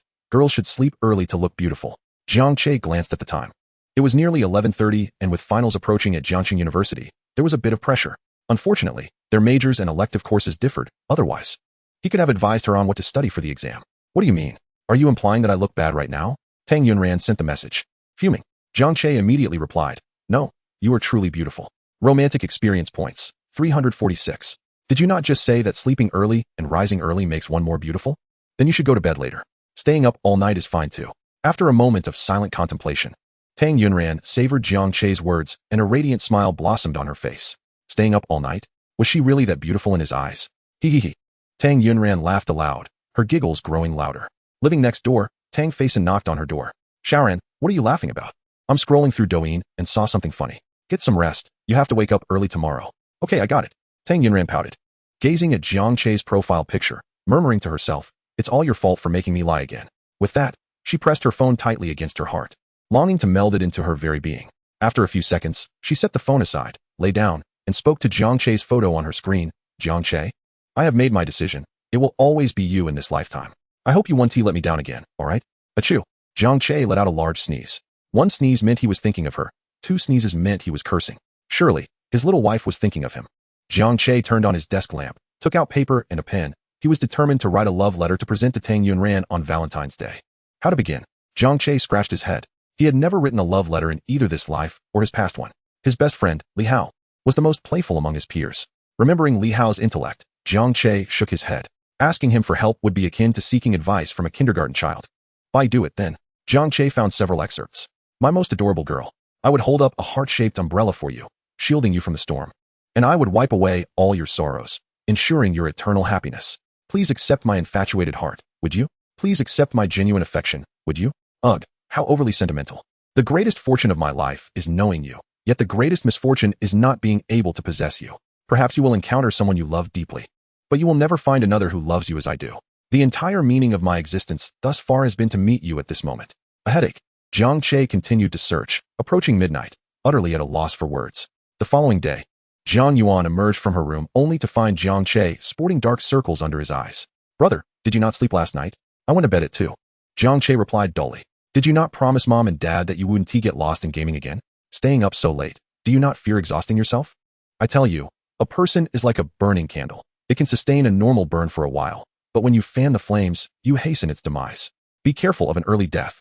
Hearing Jiang Yuan's words, Jiang Che frowned, recalling the scene of her weeping after his death. This girl truly had foresight. Wasn't he that precisely what had caused his untimely demise? I wasn't he gaming, I was writing a love letter. Jiang Yuan's eyes widened, rolling them dramatically. A love letter? You expect me to believe that? It's true. Jiang Yuan pointed outside. I would believe it if you said the sun rose from the west. I'm not lying to you. Jiang Che returned to his room, retrieving the decorative envelopes and stationery he had purchased.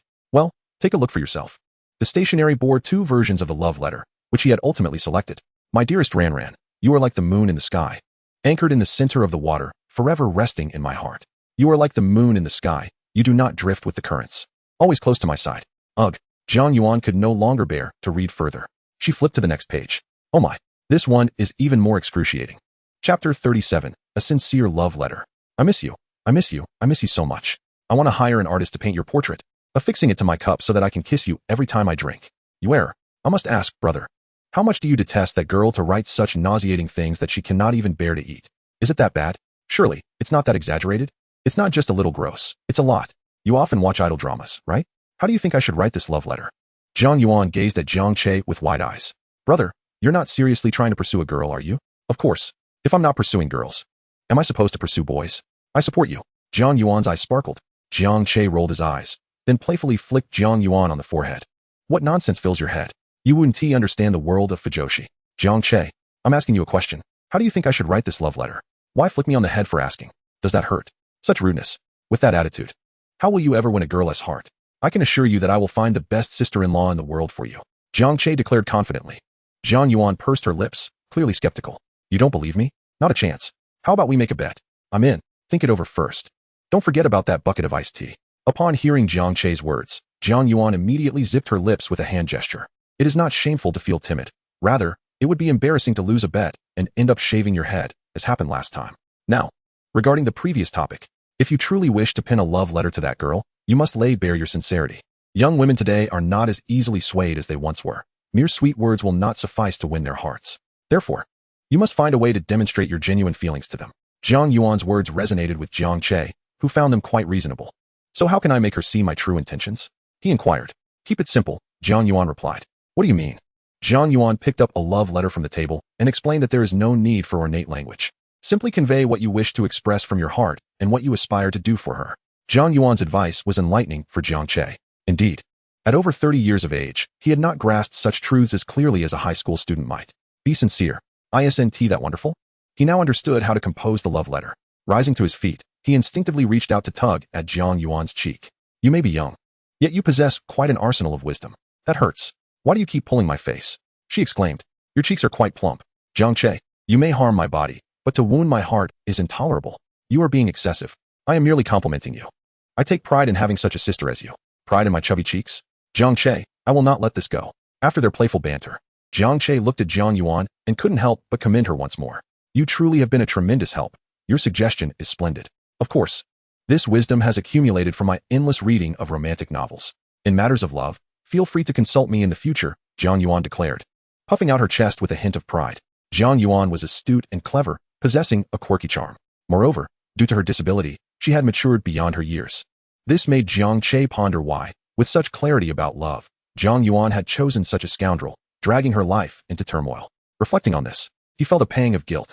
In his previous life, he had been so engrossed in his career that he had neglected Jiang Yuan's affairs, leaving him largely unaware of the reasons behind her choice of that despicable man. It seemed that Jiang Yuan often visited their home and shared a close bond with Tang Yunran.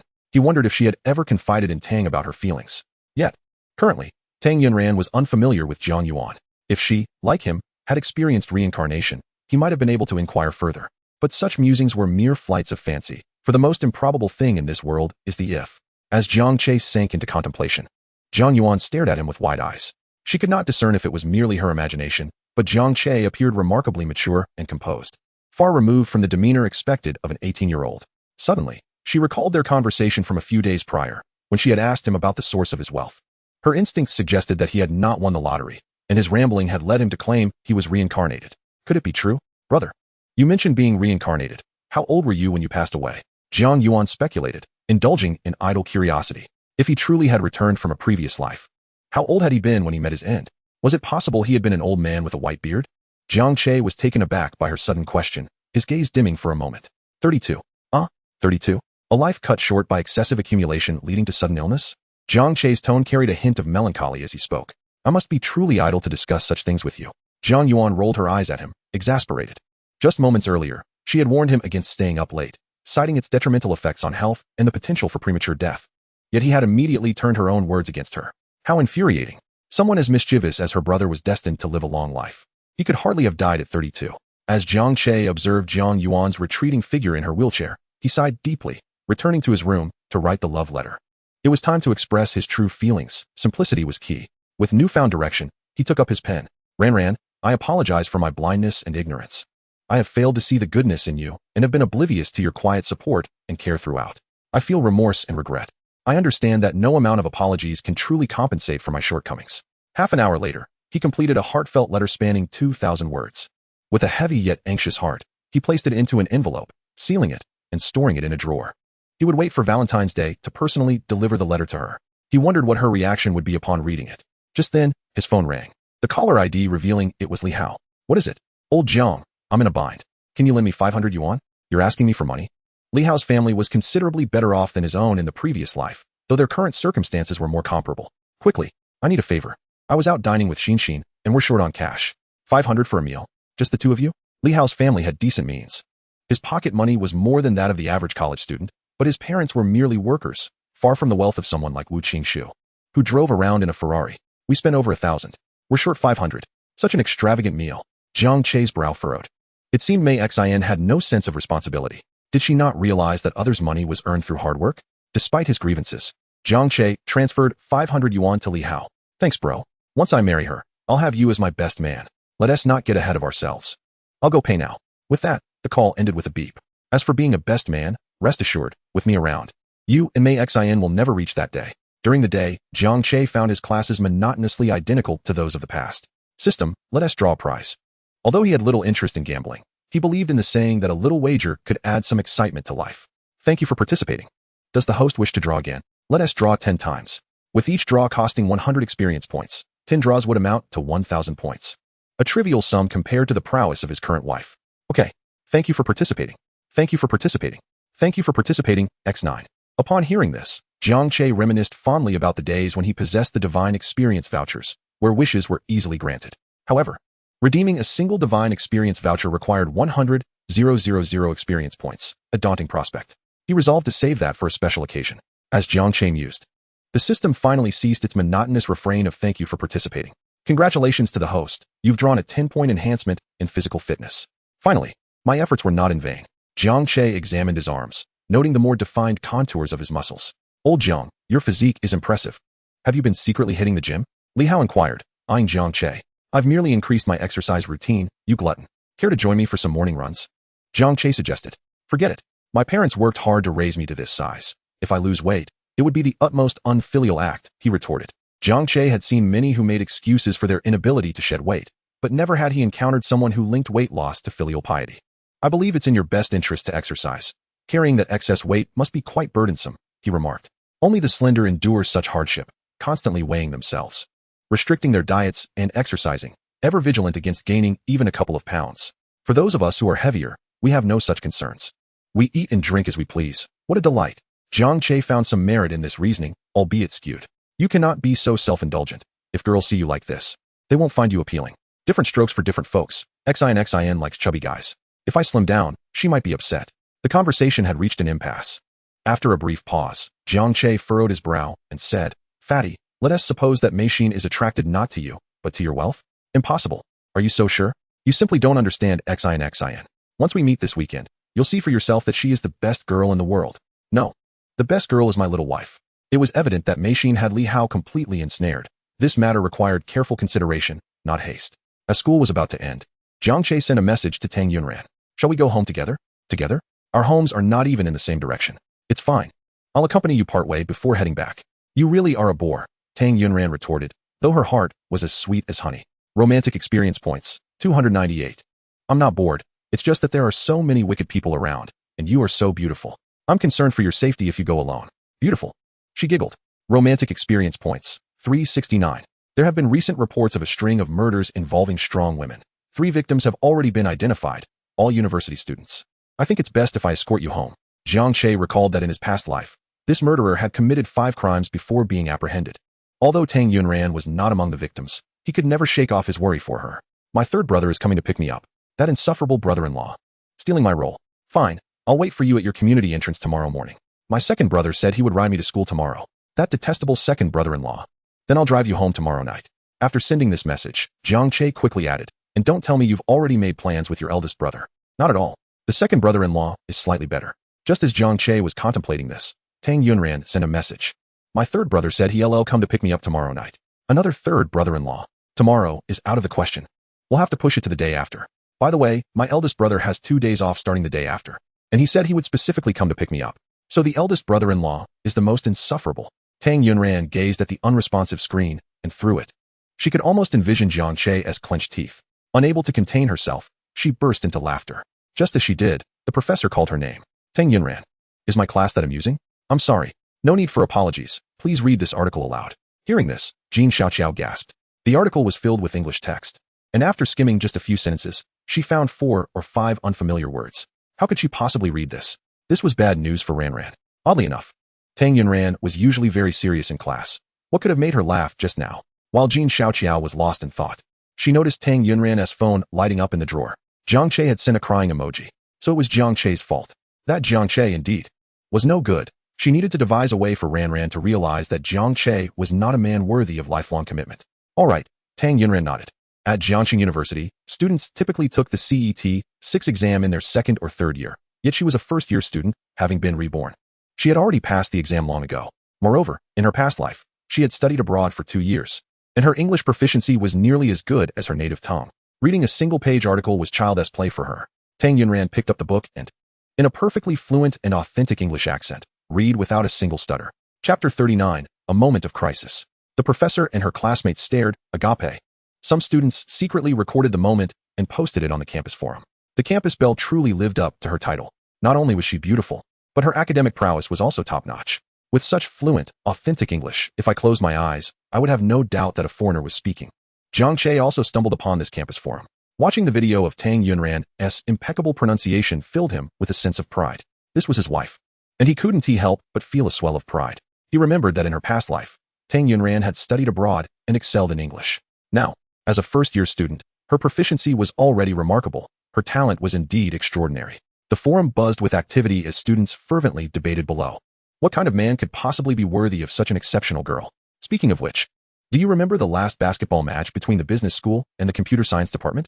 Tang Xiaohua helped a student from the business school to the infirmary. I was there. That student was Jiang Che, the heartthrob of their class. I even have a photo of him. Let me find it. 2 seconds later, the photo was posted. Wow, he is so handsome. Just a heartthrob? I think he rivals our school's top beauty. Have you all noticed how harmonious they look together in the same frame? A perfect match. Bah, good looks can't be eaten. I'll tell you. I'm also from the business school, and I've interacted with Jiang Che before. He is average academically, mediocre in sports, frequently called out in class for playing games, and has no notable hobbies or skills. To put it nicely, he is a bit laid back. To put it harshly, he is utterly useless. So trashy? Indeed, quite trashy. What makes him think he can covet our campus bell? I'm the first to object. Me second. Third. Fourth. 99th. Jiang Che stopped looking and shoved his phone into his pocket. These ignorant beings, what good would their objections do?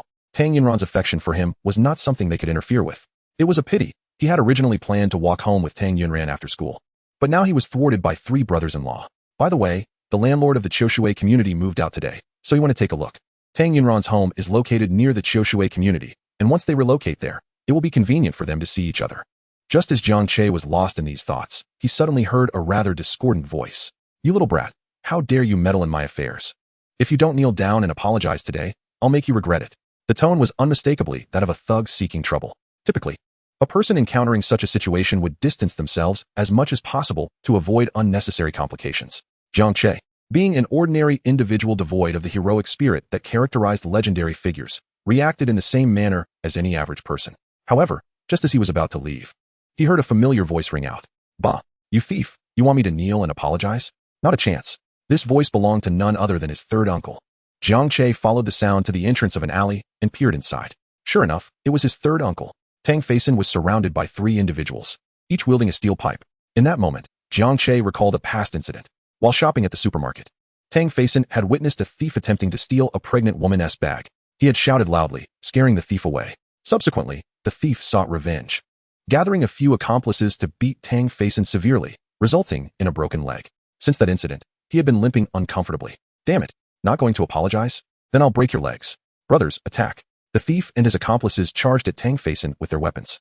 Unarmed, Tang Faison was no match for the trio, and within moments, he received a couple of solid blows. This was dire. If this continued, Tang Faison would certainly end up crippled, just like in his previous life. After all, he was Jiang Che's third uncle, and he couldn't simply stand by and watch. If something happened to Tang Faison, Tang Yunran would undoubtedly be worried. Acting on instinct, Jiang Che lunged forward, tackling one of the assailants and wresting the steel pipe from his grasp. You go first. Jiang Che positioned himself protectively in front of Tang Faison with the steel pipe in hand. I can't leave. Although he didn't know who had suddenly come to his aid, he realized that if he were to die now, it would be 3 against 1, and the person helping him would inevitably suffer. With that thought, Tang Faison stepped forward, standing resolutely alongside Jiang Che. Jiang Che glanced at the determined expression on Tang Faison's face and understood that he was too stubborn to retreat, even if told to do so, so he fell silent. Scanning the 3 attackers, Jiang Che assessed that, given his current physical condition, he could handle 2 of them without needing to exchange for martial arts skills from the system. You take care of him, I'll handle the rest. Jiang Che passed the assailant he had subdued to Tang Faison. All right, let us fight barehanded. No one should fear anyone. He needed to quickly resolve the situation and then assist the person who had come to his aid. Tang Faison, known for his rebellious spirit during his school days, quickly dispatched his opponent. Brother, I'm here to help you. Tang Faison turned to see Jiang Che strike one of the thieves' legs with the steel pipe, effectively neutralizing him. Brother, you're impressive. Initially, Tang Faison, noticing Jiang Che's fair and delicate features, assumed he was a weak and feeble scholar, but was taken aback by his unexpected prowess. You should hurry to the hospital. Jiang Che observed the bruises on Tang Faison's face and body. His injuries were not trivial. These are minor injuries. I'm used to fighting from my school days. I'll just apply some medicine when I get home. By the way, what is your name? I owe you a debt of gratitude for saving me.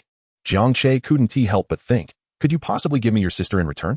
No need for repayment. I merely acted out of a sense of justice.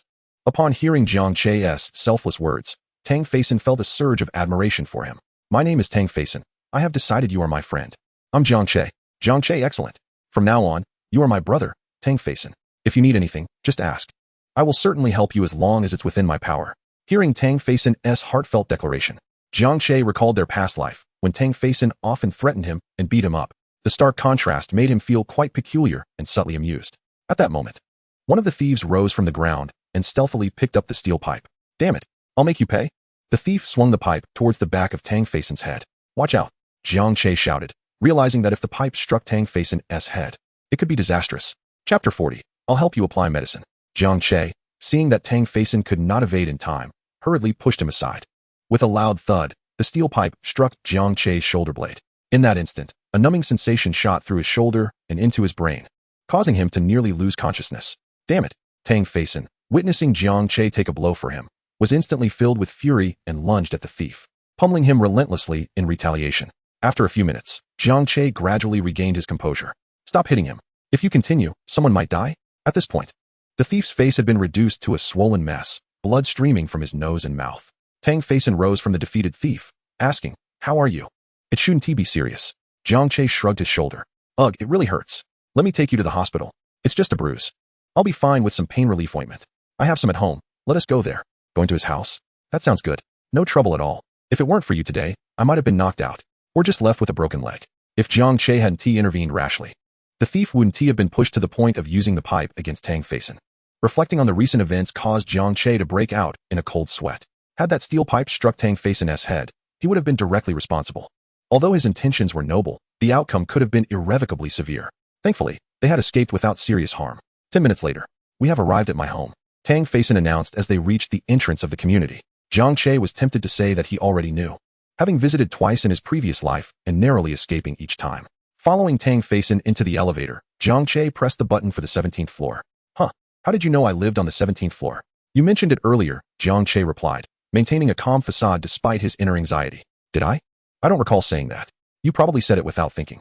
That must be it." Jiang Che sighed with relief, grateful that it was his audacious third uncle. Otherwise, with his second and eldest uncles, he wouldn't have been able to deceive them so easily. 1702.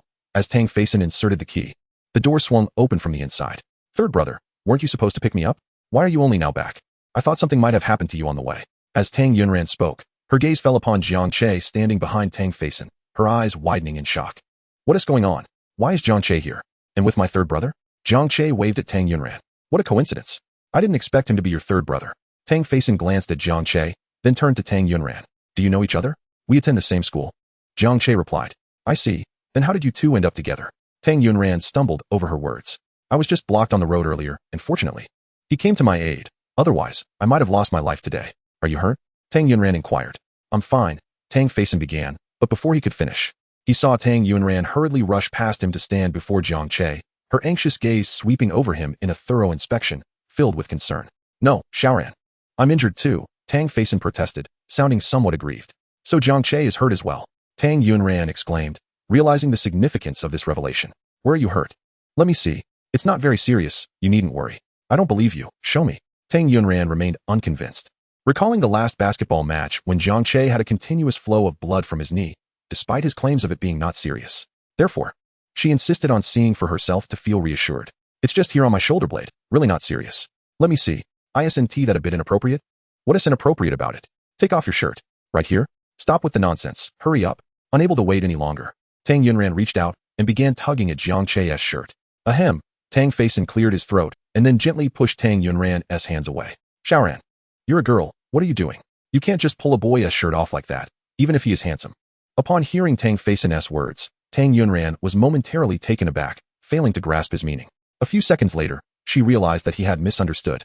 After Tang Faison spoke to her, he turned to Jiang Che with an apologetic tone. "Sorry, my sister is a bit out of line." "It's all right, really." Jiang Che adjusted his shirt, which had been wrinkled by Tang Yunran's tugging. "Don't just stand at the door. Come in." Tang Faison warmly invited Jiang Che inside. "I happen to have 2 tubes of ointment. I have an injury on my leg, and it's inconvenient to undress here. So I'll go to my room to apply it. Xiaoran, take care of him. I'll be out shortly." "Okay, I understand." Once Tang Faison returned to his room, the living room was left with just Jiang Che and Tang Yunran. The sudden silence created a slightly awkward atmosphere. "You should take off your shirt. I'll help you apply the ointment," Tang Yunran said, her cheeks flushed. "All right." Jiang Che, not one to be modest about such matters, immediately began to remove his shirt. "Ouch, I can't lift my left shoulder. I can't take it off." "I'll help you." Tang Yunran, anxious about Jiang Che's injury, stepped forward to the sofa and began to assist him in removing his t-shirt. The area on his shoulder blade was swollen and painful to look at. Tang Yunran's eyes immediately turned red, overwhelmed with an indescribable ache for him. Noticing her unusual emotional state, Jiang Che turned to see tears streaming down her face. "Xiaoran, I'll help you apply the medicine." Tang Yunran hurriedly wiped her face with her hand. She hadn't meant for her tears to fall when she saw Jiang Che's injury, and now it felt embarrassing that he caught her. Tang Yunran squeezed out a pea-sized amount of ointment, warming it in her palm before gently applying it to Jiang Che's back. "If it hurts, you must tell me. I'll be gentler." "Okay." Listening to her gentle voice and feeling her delicate touch, while recalling the image of her quietly shedding tears, Jiang Che had an overwhelming urge to pull Tang Yunran into his embrace and comfort her. However, being in her home, he knew that if he acted on that impulse and Tang Faison saw, it would complicate his pursuit of Tang Yunran. Thus, he had to restrain himself. Just as he was lost in thought, a sudden sharp pain shot through his back. "Ouch, I'm so sorry. I applied too much pressure and hurt you." The girl's voice behind him carried a hint of tears. She's crying again? Jiang Che swiftly turned to look, and upon seeing the tears on Tang Yunran's face, impulsively grabbed her arm and pulled her into his embrace. You silly girl, I told you it doesn't hurt. Yet you're crying. I can't stand it when girls cry. In truth, it was her tears that unsettled him the most. Tang Yunran stared wide-eyed at Jiang Che. Nestled against his firm, bare chest, enveloped by his masculine aura, her heart racing to the point of almost suffocation. Romantic experience points, 1356. Romantic experience points, 1678. Romantic experience points, 1779. Before she could regain her composure, Jiang Che reached out and playfully brushed her nose. Unable to bear it any longer, she felt herself melting. Romantic experience points, 2098. Just then, Tang Faison emerged from the room. What are you two doing? Chapter 41, A Major Misunderstanding. Startled, Tang Yunran quickly extricated herself from Jiang Che's embrace. What should we do? Caught red-handed by her third brother, would he take it out on Jiang Che? Third brother, please let me explain. It's not Jiang Che's fault. I just accidentally tripped? Tang Faison interjected. Yes, I accidentally tripped over myself. You. The moment I stepped out, I knew it would be something like that. You've always been clumsy. You too. He's injured. And you fell on him without a thought. Aren't you worried about causing him further injury? As Tang Faison spoke, he approached Jiang Che. I apologize. My sister has caused you trouble. It's no trouble. She's very light. Not at all. That girl weighs 100 pounds. Brother, you can't just disclose her weight. 100 pounds is just right. Jiang Che spoke the truth. A girl's weight is generally below 100. Either she is flat-chested or petite. Jiang Che glanced at Tang Yunran. Although he hadn't measured, he estimated her chest size to be around a C cup. Possibly even larger. Her other proportions, with a slim waist and long legs, were quite pleasing. Are you staying for dinner tonight? Tang Faison warmly invited Jiang Che. You don't have to be so polite. It's merely a small favor. Don't take it to heart. Jiang Che was tempted to stay for dinner. But he was wary of his astute brother-in-law, fearing that any slip would reveal too much. In the end, despite Tang Faison's earnest invitation, Jiang Che decided to leave. Tang Faison accompanied him to the entrance of the community before returning. Third brother, has he left? Tang Faison approached Tang Yunran, his gaze peculiar, leaving her puzzled. Third brother, why are you looking at me like that? It feels strange. Shaoran, be honest with me. Do you have feelings for him? Tang Faison's question made Tang Yunran's heart skip a beat. Third brother, what are you talking about? No, there's nothing like that. I'm going back to my room. You say there's nothing, yet you're stammering. Moreover, you went straight to take off his shirt when you came up. I'm not saying anything bad, Shaoran, but you're the school's beauty. Can't you be a bit more reserved? I can see that he is quite handsome. Yet no matter how charming he may be, one should not simply leap into his embrace. I did not. Did you not just lie in his arms and refuse to leave? Well, Shaoran, it seems you've learned to take advantage of others' kindness. Third brother, what are you talking about? I merely stumbled and happened to fall into his arms. Oh, is that so? Just a coincidence that you fell into his embrace. That is merely the excuse I crafted for you. Do you take me for a 3-year-old? Just moments ago, you were gazing at him with infatuation, clearly intent on nestling into his arms. I do not deny it. This Jiang Che is indeed quite remarkable, handsome, kind-hearted, and gallant. I harbor no objections. Tang Faison interjected, interrupting Tang Yunran's words. Tang Yunran tilted her head, looking at Tang Faison. Tang Faison rose from the couch and patted her shoulder. What I mean to say is, if you genuinely like him, I offer my full support. Not only do I not oppose, but I also wholeheartedly approve. Such a fine young man is rare. Once this opportunity passes, it may never return. Tang Yunran felt a bit bewildered. Third brother, I recall you previously advising me against early romantic pursuits, insisting that no man is worth trusting. I did indeed say that. But my intention was to protect you from being taken advantage of. This Jiang Che is truly exceptional. Should you find yourself with him in the future, I would feel reassured. At that moment, Tang Yunran's memories became muddled. Another recollection surfaced, one of her past life, where Tang Faison had seethed with anger, cursing Jiang Che. That scoundrel Jiang Che. How dare he treat my sister in such a manner? I would relish the opportunity to put an end to him. Shaoran. Tang Faison called her name twice before bringing Tang Yunran back to the present. Shaoran, look at this. Tang Faison opened WeChat, revealing a newly added friend. I managed to obtain his WeChat ID for you. Go ahead and add him. Tang Yunran blinked in surprise, momentarily caught off guard. Why are you still dawdling? Hurry and add him. Tang Faison, being rather impatient, snatched Tang Yunran's phone from her grasp. I'll do it myself. Tang Yunran quickly reclaimed her phone from Tang Faison's hands. She had already added Jiang Che on WeChat. What would happen if Tang Faison discovered this? She could not fathom it. Most likely, it would spiral out of control. That evening, Jiang Che sent a message to Tang Yunran. Has your third brother grown suspicious? Upon reading this message and recalling Tang Faison's previous words, Tang Yunran felt a strange sensation within her. That's good to hear. After returning home, Jiang Che felt an unsettling sense of guilt. His impulsive actions had led to Tang Faison catching him red-handed when he pulled Tang Yunran into his embrace. Although he had managed a half-hearted explanation, what if Tang Faison had already begun to harbor doubts? The more he pondered, the more uneasy he became, prompting him to send a message to Tang Yunran. Ding! A message from Tang Yunran arrived. How is your injury? Much improved. Fearing that Tang Yunran might not believe him, Jiang Che removed his shirt and took a photo of his back, sending it to her. Tang Yunran observed the swollen injury on his back and frowned in concern. Is it not still quite swollen? Jiang Che replied with an exasperated emoji. I applied medicine, not some magical elixir. It will take about a week to reduce the swelling. Have you applied the medicine after your shower? Not yet. Why not? Hurry up.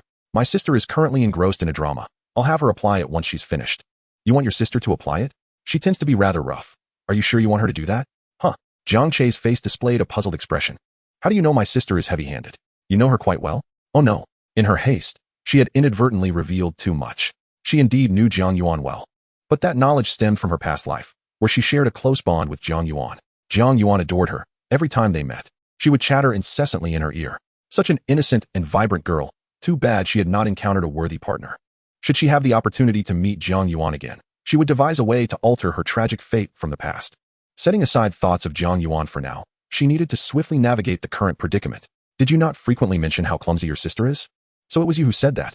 Tang Yunran worried that Jiang Che might continue to speculate, so she quickly changed the subject. Have you been working out lately? Tang Yunran's gaze lingered on the photo. The muscular lines were undeniably impressive. She had felt them firsthand earlier that afternoon, solid and robust. The male pheromones were practically overwhelming. Lost in thought, Tang Yunran felt her face flush and her heart race. Chapter 42. A wife's concern is paramount. Romantic experience points. For 152, noticing Tang Yunran's interest in his physique, he seemed unconcerned about her sister. I rise early for morning runs and exercise in the evening. And I have a system. You are quite diligent indeed. Tang Yunran expressed curiosity. Did you not enjoy gaming? Why have you not succumbed to it? Jiang Che genuinely loved to play games. In his past life during university, he was often seen clutching his phone, playing in the cafeteria, under trees, and even in the restroom. Even after marrying her, he preferred gaming over resting during his free time. This girl had truly investigated all his preferences thoroughly. Once they were together in the future, he would certainly inquire why she liked him so much. Surely it could not be solely due to his looks.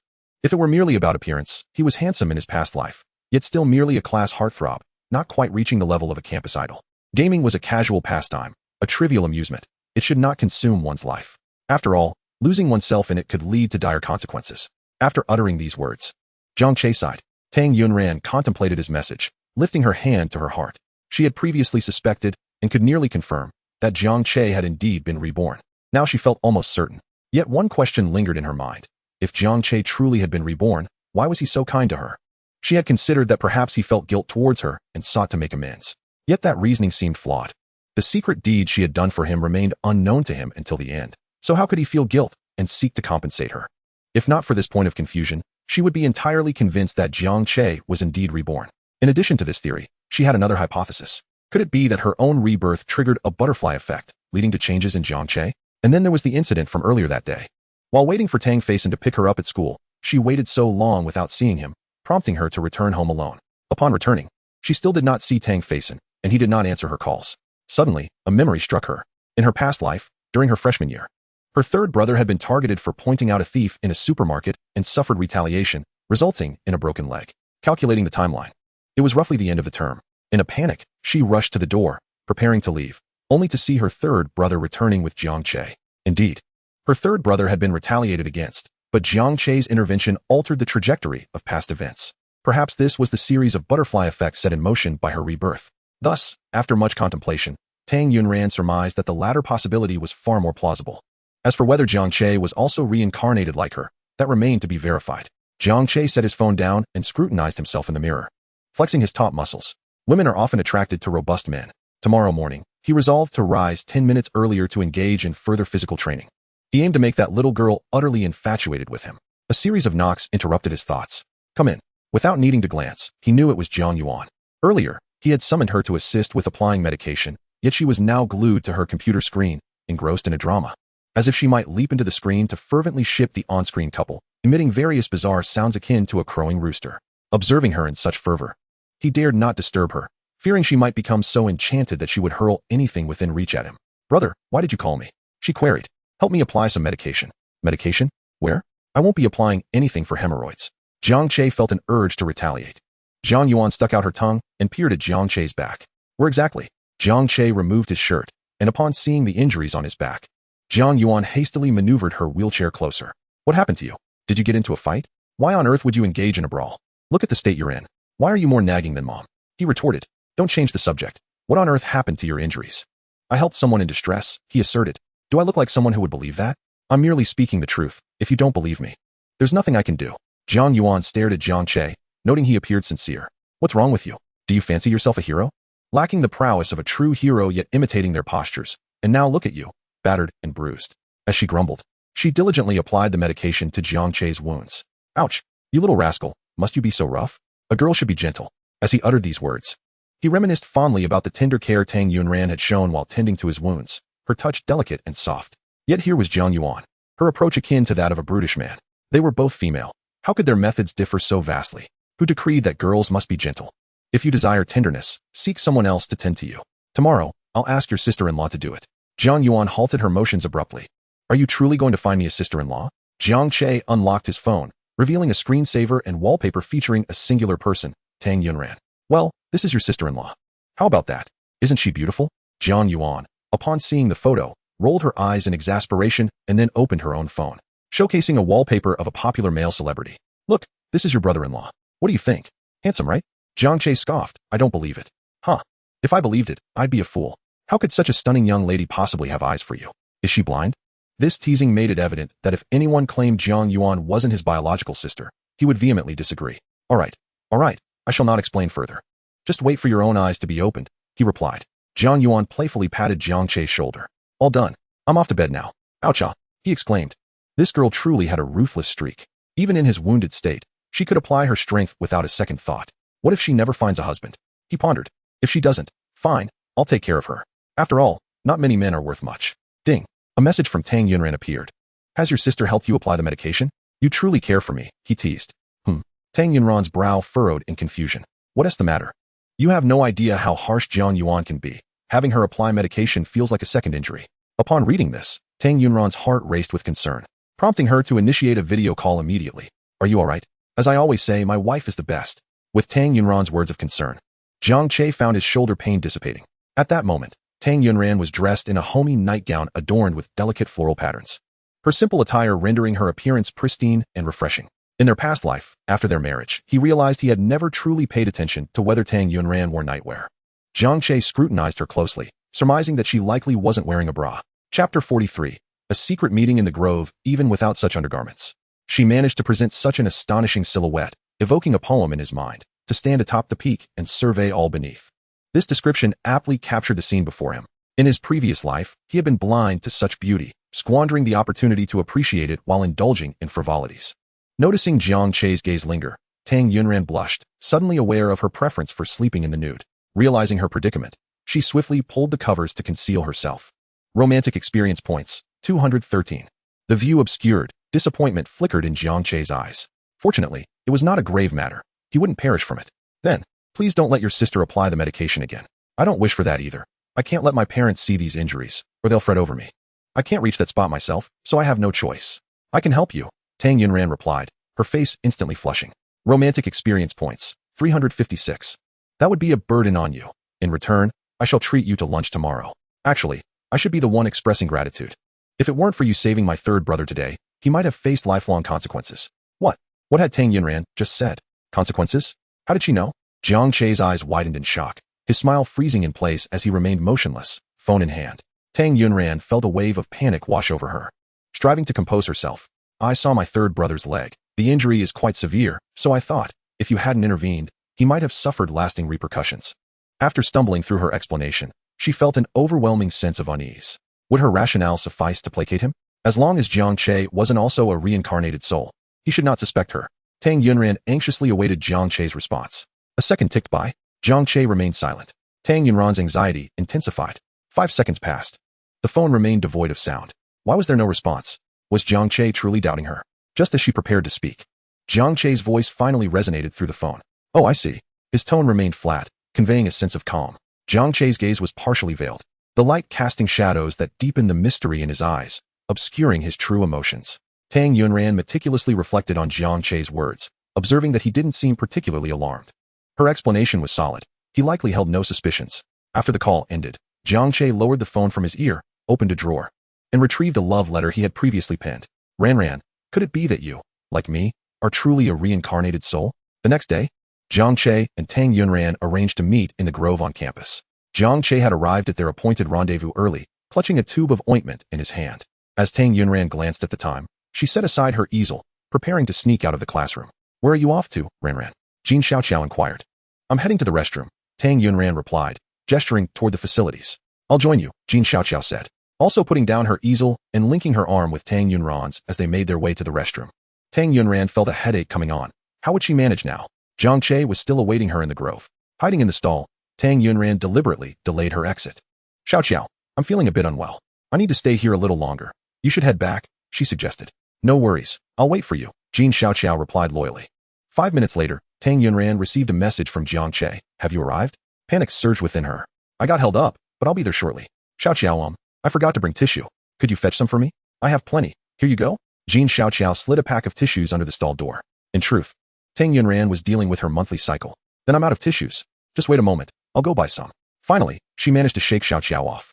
Upon exiting the restroom, Tang Yunran glanced at the time. Half an hour had passed since her rendezvous with Jiang Che. She needed to hasten her pace. In her flurry, she was spotted by Wu Qingshu, who wondered, what has got Yunran in such a rush? Is there something urgent?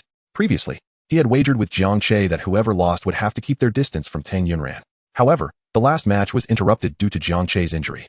And since then, Tang Yunran had ceased to acknowledge him, ignoring his attempts to approach her. Seeing her in such a hurry, he thought perhaps he could assist her, which might mend their rift. With that thought, Wu Qingshu stealthily followed her, only to find Jiang Che in the grove. So, Tang Yunran was in a hurry to see Jiang Che? Wu Qingshu's fists clenched in anger as he gritted his teeth. What business did she have with Jiang Che? A date? Surely not. If it were a date, he had to intervene. As he mulled over this, the next scene nearly made his eyes pop out. Jiang Che was taking off his shirt. What on earth was happening? Were they planning to engage in intimacy right there? Though it was during class hours. There were always those who skipped class, roaming about. Did they not fear being caught? They could at least find a more secluded spot. No. How pure-hearted was Yunran? There was no way she would consent to such things. It must be Jiang Che's beastly instincts prompting him to make a move. Yes, that had to be it. He resolved to rush in and save Tang Yunran. Just as Wu Qingshu took a step forward, he saw Tang Yunran tenderly caressing Jiang Che's back, gently, in circles, with a look of flushed delight on her face. This sight left Wu Qingshu agape. How could this be? He instinctively stepped back, snapping a twig beneath his foot. Who is there? Jiang Che turned sharply. Tang Yunran, embarrassed, burrowed into Jiang Che's embrace. He instinctively wrapped his arms around her, pressing her head against his chest. You too, Wu Qingshu stammered, pointing at them, seething with rage and itching to confront Jiang Che. Jiang Che, let Yunran go. I challenge you to a duel. Hearing Wu Qingshu's voice, Tang Yunran breathed a sigh of relief, emerging from Jiang Che's arms. Thank goodness it wasn't he someone else. If anyone else had seen, it would have been utterly humiliating. Wu Qingshu, don't misunderstand. Jiang Che and I aren't what you think. Do you take me for a fool? Yunran, I don't blame you, but Jiang Che, I'll ask you, are you a man? If you are, fight me.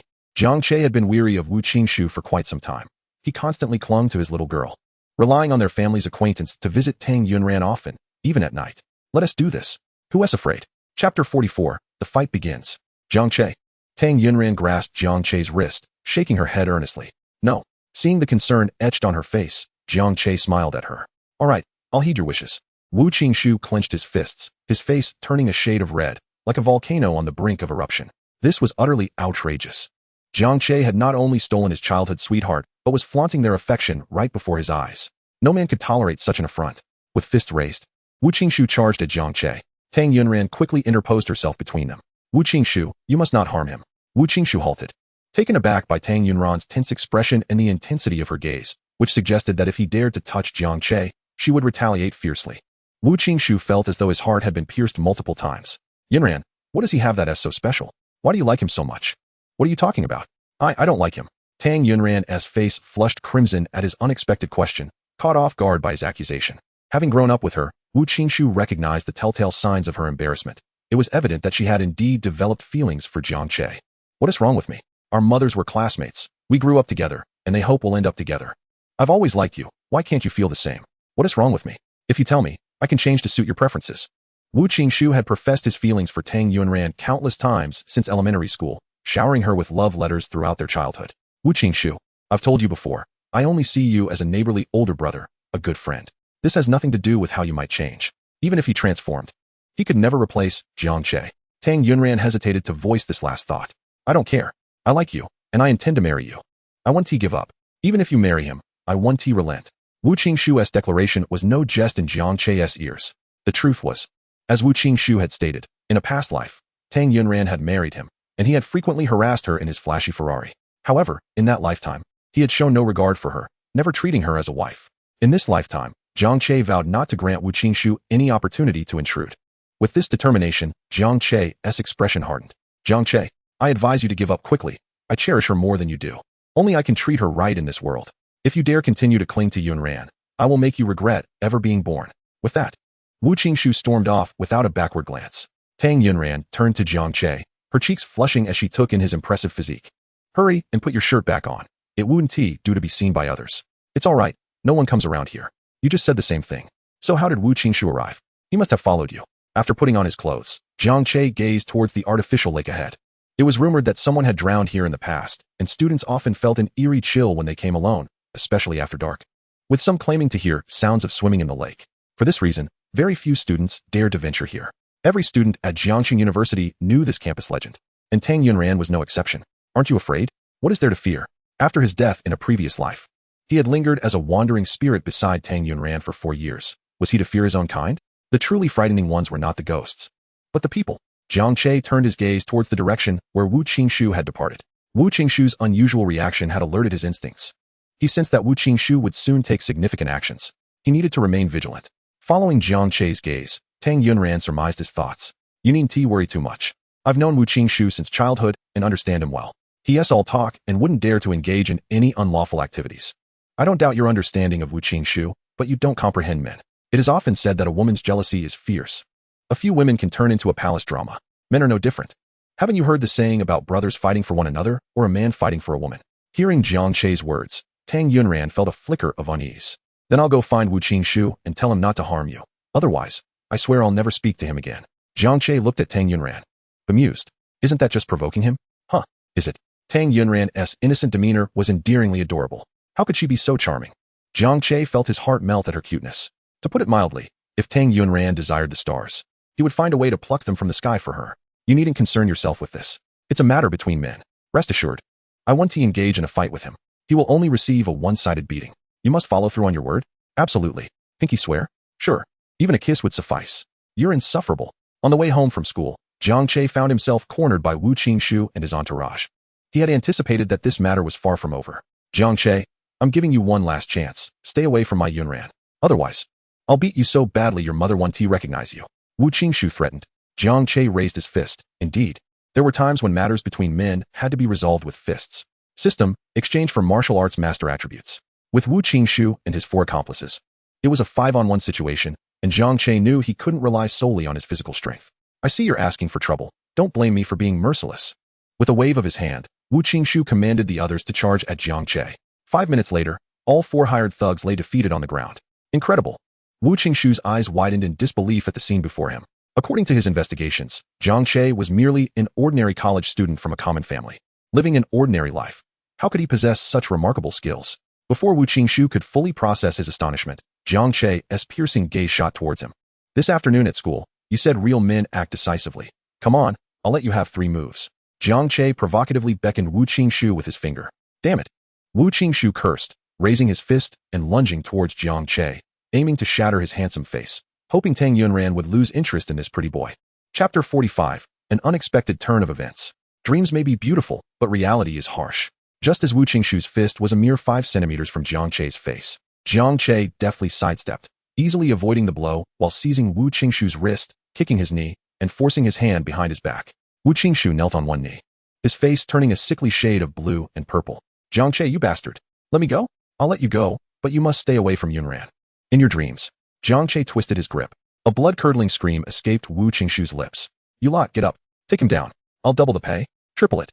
Wu Qingshu shouted at the thugs lying on the ground, pretending to be incapacitated. What a wastrel, Jiang Che remarked. Wu Qingshu nearly spat blood in frustration. He was the wastrel? Wasn't he at Jiang Che's fault? If he hadn't resisted, would they have been offered triple the money? And yet he dared to criticize him. How infuriating. Upon hearing the promise of tripled payment, The hired thugs, invigorated, charged at Jiang Che again. Still coming? It'll be the same outcome. Just as Jiang Che prepared to engage, a booming voice suddenly rang out. Stop! The deep, resonant voice was one Jiang Che, and Wu Qingshu knew all too well. It was Tang Faison. Wu Qingshu looked up at Tang Faison, exclaiming, "Third brother, help! Quick!" Wu Qingshu thought himself fortunate to encounter Tang Faison, believing Jiang Che wouldn't recognize him. If Jiang Che fought with him, it would certainly infuriate Tang Yunran. Moreover, as the most doting brother of Tang Yunran, Tang Faison would undoubtedly intervene if he learned of Jiang Che and Tang Yunran's association. Wu Qingshu relished the thought, but as Tang Faison rushed over, he began to fight Wu Qingshu as hired hands. Wait, Wu Qingshu was taken aback. You're hitting the wrong person. It's him. Before Wu Qingshu could finish, Tang Faison stood shoulder to shoulder with Jiang Che. Are you all right? Tang Faison asked Jiang Che. I'm fine. Good to hear. I'll help you. Wu Qingshu was utterly dumbfounded, taking several seconds to regain his composure. Third brother. It's me. Only upon hearing Wu Qingshu's cries did Tang Faison notice the person restrained by Jiang Che. Qingshu, why is it you? Wu Qingshu was flabbergasted. How could Tang Faison, standing right there, not have noticed him calling out? Tang Faison glanced between Jiang Che and Wu Qingshu. What is going on here? Third brother. This guy attacked me and nearly broke my hand. Is there a misunderstanding? No misunderstanding. Third brother, you don't know? This kid is trying to snatch your sister's cabbage. Yunran has no idea what sort of enchantment this fellow has cast on her. She has been inseparable from him. Tang Faison's face lit up at this revelation as he turned to Jiang Che. So you two are together? Not yet. What? My sister hasn't confessed to you yet? Or did you reject her? Jiang Che, let me tell you, my sister has become quite the cook. Her dishes are absolutely delicious. If you marry her, I guarantee you won't regret it. Tang Faison's words left Wu Qingshu utterly stunned. The trajectory of events had taken an entirely unexpected turn. Not just unexpected, but also utterly bewildering. Upon hearing Tang Faison's remarks, not only was Wu Qingshu taken aback, but Jiang Che was also rendered momentarily speechless. Just yesterday, he had been fretting that Tang Faison might suspect him and Tang Yunran's relationship, potentially intervening to thwart them. Yet, he was utterly unprepared for Tang Faison's sudden declaration. Noticing Jiang Che's silence, Tang Faison pondered whether his words had unnerved him. Had he inadvertently caused more trouble? If so, his sister would surely harbor resentment towards him. All of this was Wu Qingshu's fault. He had stirred up trouble with Jiang Che and had even reported that they were already together, which was nothing short of misleading. With this thought, Tang Faison cast a decidedly unfriendly glance towards Wu Qingshu, his expression bordering on fierce. Faced with Tang Faison's unexpected gaze, Wu Qingshu was once again taken aback. What was this about? Had he provoked him in any way? Why was he being regarded with such an unsettling stare? Third brother, do you know him? Wu Qingshu could not help but inquire. He is my savior. Had it not been for him yesterday, I might have perished. What? Is that so? Wu Qingshu's face fell. He had initially hoped that Tang Faison would assist him in dealing with Jiang Che, only to find that he himself was the one being dealt with. Wu Qingshu felt that this matter could not be left unresolved. He had to alter Tang Faison's perception of Jiang Che. Third brother, could it be that yesterday's incident was orchestrated by Jiang Che himself? Perhaps he had long harbored intentions towards Yunran, and knowing her three brothers were formidable, he deliberately staged the scene to provoke you, only to swoop in to save you afterward? Upon hearing Wu Qingshu's analysis, Jiang Che furrowed his brow, finding some merit in his reasoning. He even thought this approach quite clever. However, this was not the time to commend Wu Qingshu. His concern lay in whether Tang Faison would genuinely believe it. After all, he was merely an outsider compared to Wu Qingshu, who persistently referred to him as third brother. Wu Qingshu, I never imagined you were such a person. Tang Faison suddenly exclaimed, startling Wu Qingshu into a shudder. What kind of person am I? What kind of person indeed? You presume others share your petty mindset. Just because you think this way, do you believe others will too? Wu Qingshu, although you were a mischievous child, you possessed a kind heart. How have you become so sordid as an adult? Is it merely due to your family's growing business? I am not. No wonder Yunran has consistently rejected you. I still have faith in her judgment. No, I truly never considered that. Third brother, please let me explain. No need for explanations. You must apologize to Jiang Che right now. If you refuse to apologize, you may as well cease calling me third brother henceforth. I will not apologize. Refusal to apologize? Then leave this moment and do not set foot in my home again. You are also forbidden from pursuing Yunran. Should I catch you, I will expel you on sight. So severe? Wu Qingshu never expected the situation to escalate to this point. Jiang Che, too, was astonished. He had said nothing and yet found his opponent utterly vanquished. Wu Qingshu's face flushed with indignation, resembling one who had been constipated for days. Apologized to Jiang Che? What nonsense. Jiang Che had stolen his woman and assaulted him. Now he was expected to apologize in return? Impossible. Absolutely impossible. Yet, if he did not apologize, Tang Faison, known for his resolute demeanor, might indeed bar him from his home and prevent him from continuing his pursuit of Tang Yunran. If that were to happen, he could forget about winning her heart. Perhaps you should refrain from apologizing, Jiang Che voiced his candid thoughts. Chapter 46. Tang Yunran fell ill. As long as Wu Qingshu did not apologize, this bothersome rival would face a definitive game over. How splendid. Jiang Che found the situation delightful, while Wu Qingshu was on the verge of exploding. You think I want to apologize? Who do you think you are? Apologize now. If you do, I shall forgive you. Hearing Jiang Che's words, Tang Feisan regarded him with profound admiration. Indeed, he was a man worthy of his sister's affections, and his magnanimity was as vast as the ocean. Qingshu, do you see? We are both men. He possesses such grace while you are so petty. Hurry and apologize. Do not let me lose respect for you. Wu Qingshu, already simmering with rage, felt himself black out upon hearing Tang Feisan's remarks. Just before losing consciousness, he vaguely caught snippets of Jiang Che and Tang Feisan's conversation. Brother San, perhaps we should let the apology slide. He is quite petty and may truly be angered to death. We wouldn't want a tragedy to unfold. You have a point. This lad was rather decent in his youth. What led to his current state? People do change, especially those like him from affluent backgrounds. The older they grow, the more they transform. Quite right. Ultimately, Wu Qingshu could no longer hear anything and awoke in the hospital. That evening, before bed, Jiang Che routinely messaged Tang Yunran to chat. He aimed to cultivate a habit in her, so that she would feel something was amiss if they did not converse each night. It was akin to the principle of showering a girl with affection until no other man could suffice. Have you gone to sleep? I was just about to. Upon seeing Tang Yunran's reply, Jiang Che slapped his forehead. This approach of asking if she was awake was akin to digging his own grave, no different from self-sabotage. If she were awake, she would certainly respond. If she were asleep, how could she reply? Moreover, there was Tang Yunran's response. She was preparing for sleep. And if he continued to engage her, it would appear as though he disregarded her feelings. Not engaging, it would truly mean no conversation at all. As Jiang Che pondered how to salvage the situation, Tang Yunran sent another message. I heard from third brother that he encountered you and Wu Qingshu on the road. Yes. He didn't cause you any trouble, did he? No. Do not worry. We merely had a friendly chat. Friendly. Tang Yunran rolled her eyes in disbelief. A friendly chat that resulted in someone being hospitalized? Thankfully, it was Wu Qingshu who had been taken to the hospital. 30 seconds had passed. He could not allow the conversation to grow cold. Jiang Che hurriedly typed out a message to initiate a new topic. Why did you go to bed so early? Jiang Che glanced at the clock, noting it was only 9:30. Ordinarily, they would converse until nearly midnight. I'm feeling a bit unwell. Upon reading this, Jiang Che immediately became anxious. What's wrong? Where do you feel unwell? Have you seen a doctor? He sent 3 messages in quick succession. Merely 3 sentences made Tang Yunran feel significantly better. Romantic experience points, 284. I just have a slight fever. A slight fever? How high is it? 39 degrees. That is hardly slight. Jiang Che resumed typing furiously on his phone. Drink plenty of water. Just as he was about to send the message, he suddenly recalled a humorous anecdote he had encountered online. When a girl falls ill, she desires her boyfriend's concern. Girl, I have a cold. Boyfriend, drink plenty of water. Girl, my period has arrived. Boyfriend, drink plenty of water. Girl, my parents scolded me today, and I'm feeling quite down. Boyfriend, drink more water. Unable to endure any longer, the girl replied, shall we break up then? The boyfriend, taken aback, exclaimed, why? Aren't we doing well? How can you just say we should break up? She sent a hee-hee emoji in response, asking, what do you think? Boyfriend, I don't know.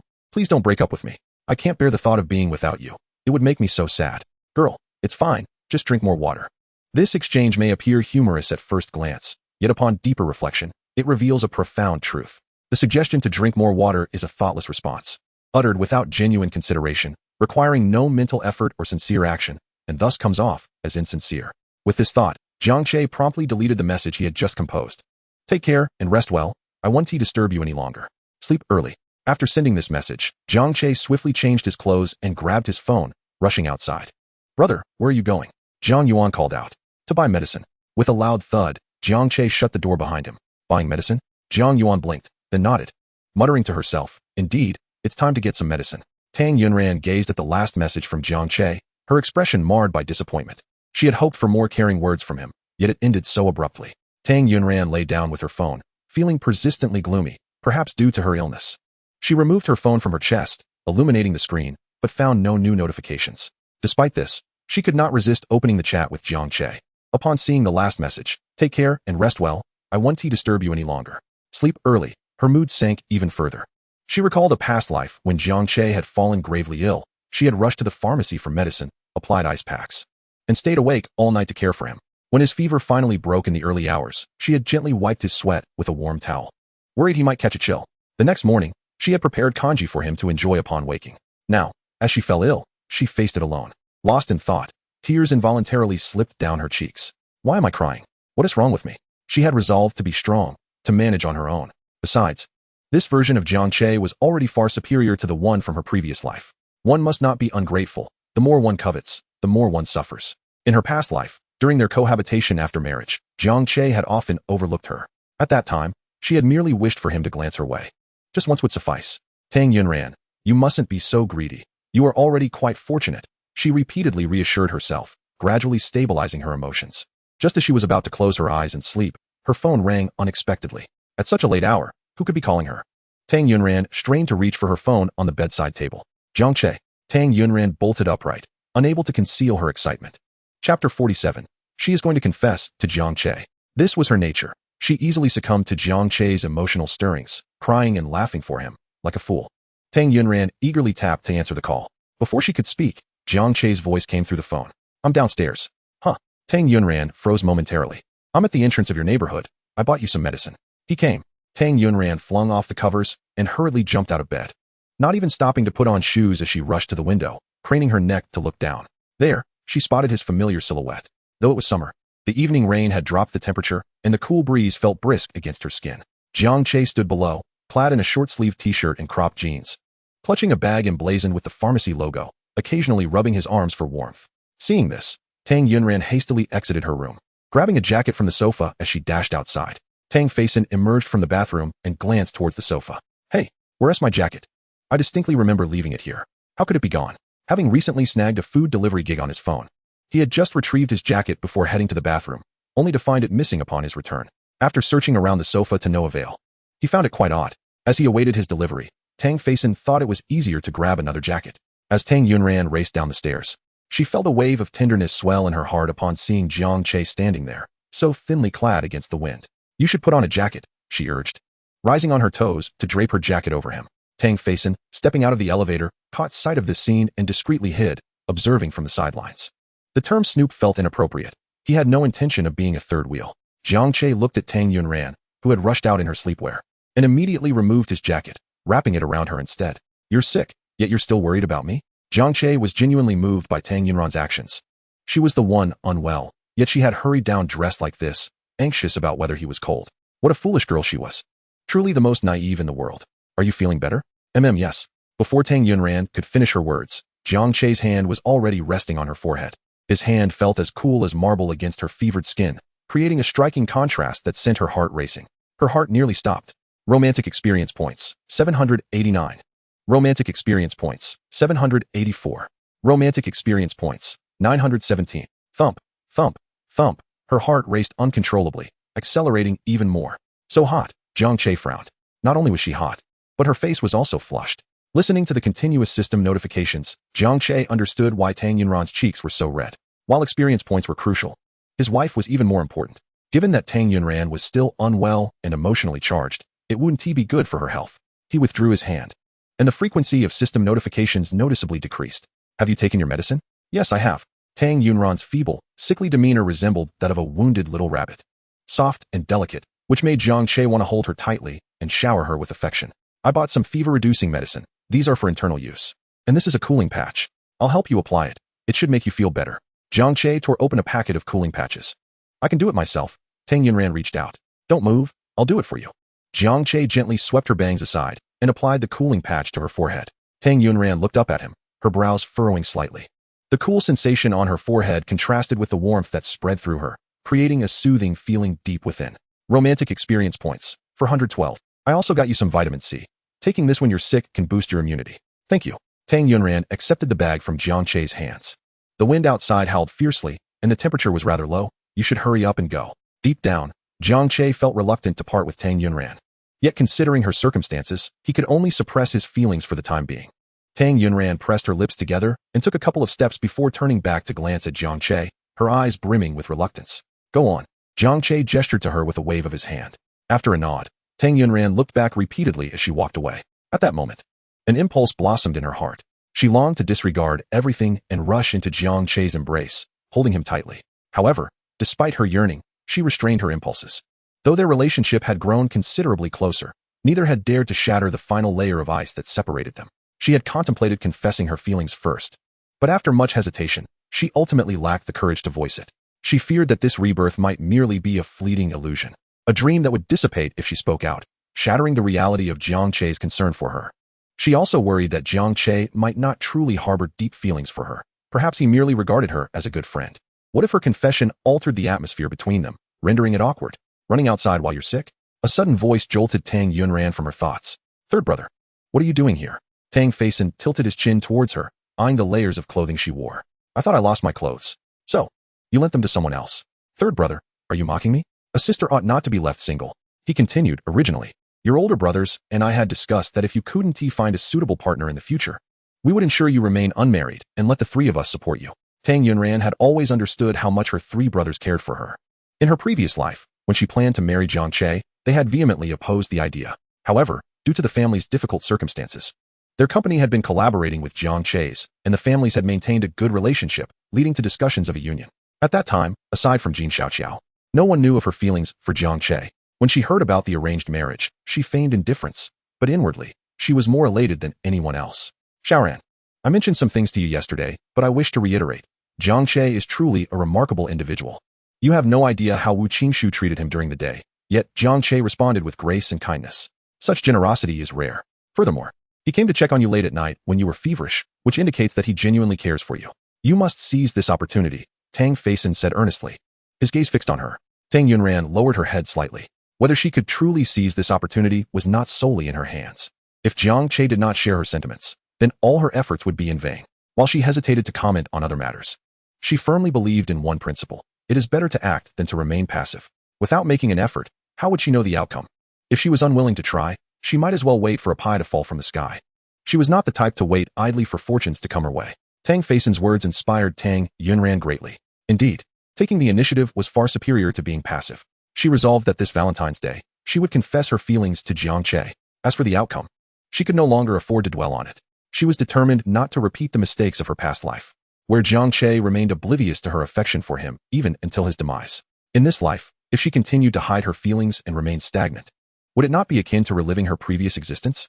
She would be merely treading water, repeating the same mistakes. That would render her rebirth meaningless. The following morning, Jiang Che sent a message to Tang Yunran, inquiring about her health. Are you feeling better? Much improved, she replied. Last night, she had enjoyed a restful sleep, primarily due to her uplifted spirits, which facilitated a swift recovery. She had even dreamt a beautiful dream. Did you dream of me? He asked, curious. Yes, she replied, her cheeks flushing. What did you dream of? Us getting married? How delightful. Tang Yunran blushed as she messaged back. Though she secretly looked forward to marrying Jiang Che, truly marrying him, not in the perfunctory manner of her past life. I'm dying of curiosity. What exactly did you dream about? I forgot. Tang Yunran lied, too shy to admit that her dream involved Jiang Che kissing her, progressing from gentle touches to more intimate moments, causing her cheeks to redden further. Upon hearing the system notification indicating nearly 1,000 experience points, Jiang Che's curiosity intensified. He was certain that Tang Yunran had not genuinely forgotten. He was also confident that her dream had nothing to do with the kindergarten bus. Did you really forget? Or are you pretending? I'm off to breakfast now. My mom is calling me to eat. I'll chat later. Upon reading this, Jiang Che could easily envision Tang Yunran's shy demeanor as she hurried away. Truly adorable. Xiao Che, it's time for breakfast. Linya called from outside. Okay, I'm coming. Today, both Jiang Mingquan and Linya were off work, and since Jiang Che had no classes in the afternoon, the family decided to tidy up and prepare for their move. They had lived in this 80 square meter rental for nearly 9 years.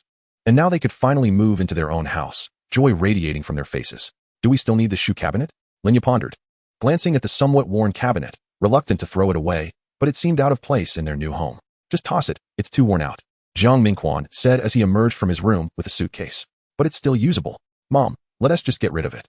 We don't need to take any furniture. I bought all new things a few days ago, including appliances.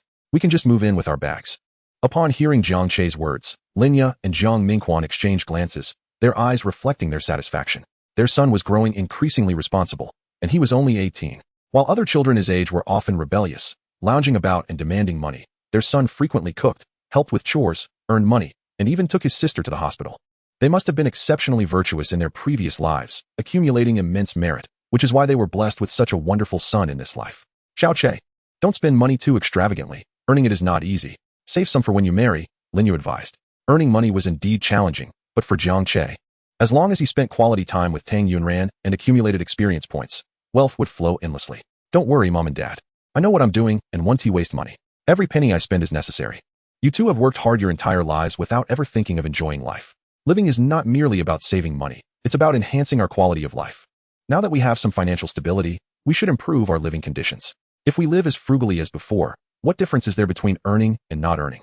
Jiang Che's words resonated with Linya and Jiang Mingquan, who nodded in agreement, feeling a renewed sense of pride.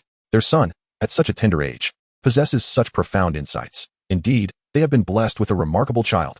Zhang Yuan was also taken aback by her seemingly unreliable brother, who could articulate such grand philosophies. Observing her parents, who had previously fretted endlessly over her brother's affairs, now pivoting to regard him as the cornerstone of the family. She couldn't help but reflect on how dramatically he had transformed. She had asked him more than once about this sudden change, only to be met with his fantastical musings. Suddenly, a knock on the door interrupted her thoughts. It must be the landlord. I shall go answer it. Jiang Mingquan set down what he was holding and opened the door. The landlord was a plump woman in her 50s, sporting short, curly auburn hair, adorned with a not-so-thin gold chain around her neck. Xiao Jiang, why are you moving when you seem to be living just fine here? She queried. We bought a place. Jiang Mingquan began, but was promptly interrupted by the landlord. Moving is for the best. The rent in the city is exorbitant, and it's stifling for a family to live in such a small space. Returning to our hometown is preferable, even if the house is less than ideal. At least there's ample space and a yard. We could grow some crops and raise a sheep, which sounds quite pleasant. Her words, while seemingly kind, dripped with disdain, as if she believed Jiang Che's family was unable to thrive in the city and was retreating to the countryside. Jiang Mingquan and Linya, being straightforward individuals, remained silent.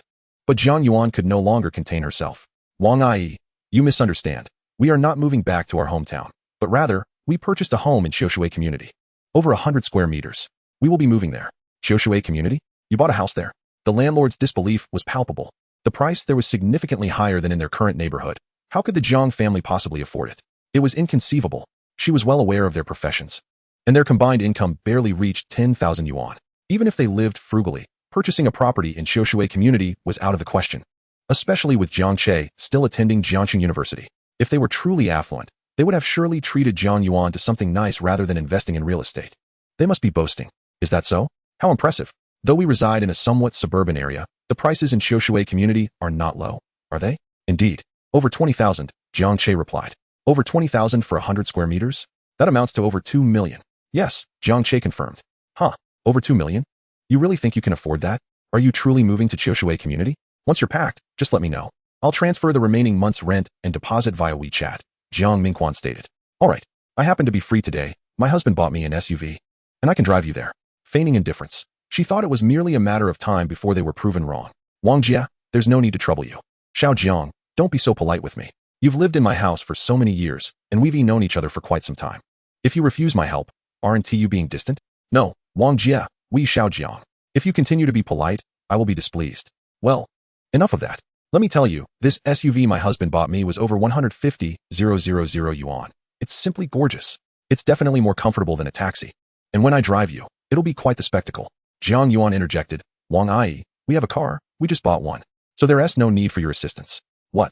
You bought a car? No way. You bought both a house and a car? Have you won the lottery? Yet. That didn't quite add up.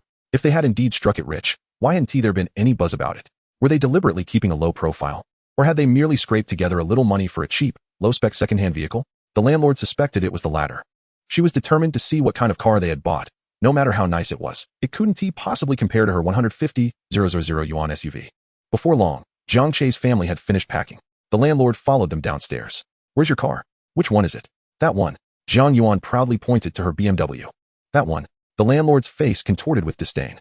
She assumed Jiang Yuan was referring to the dilapidated second-hand Cherry QQ parked beside the BMW.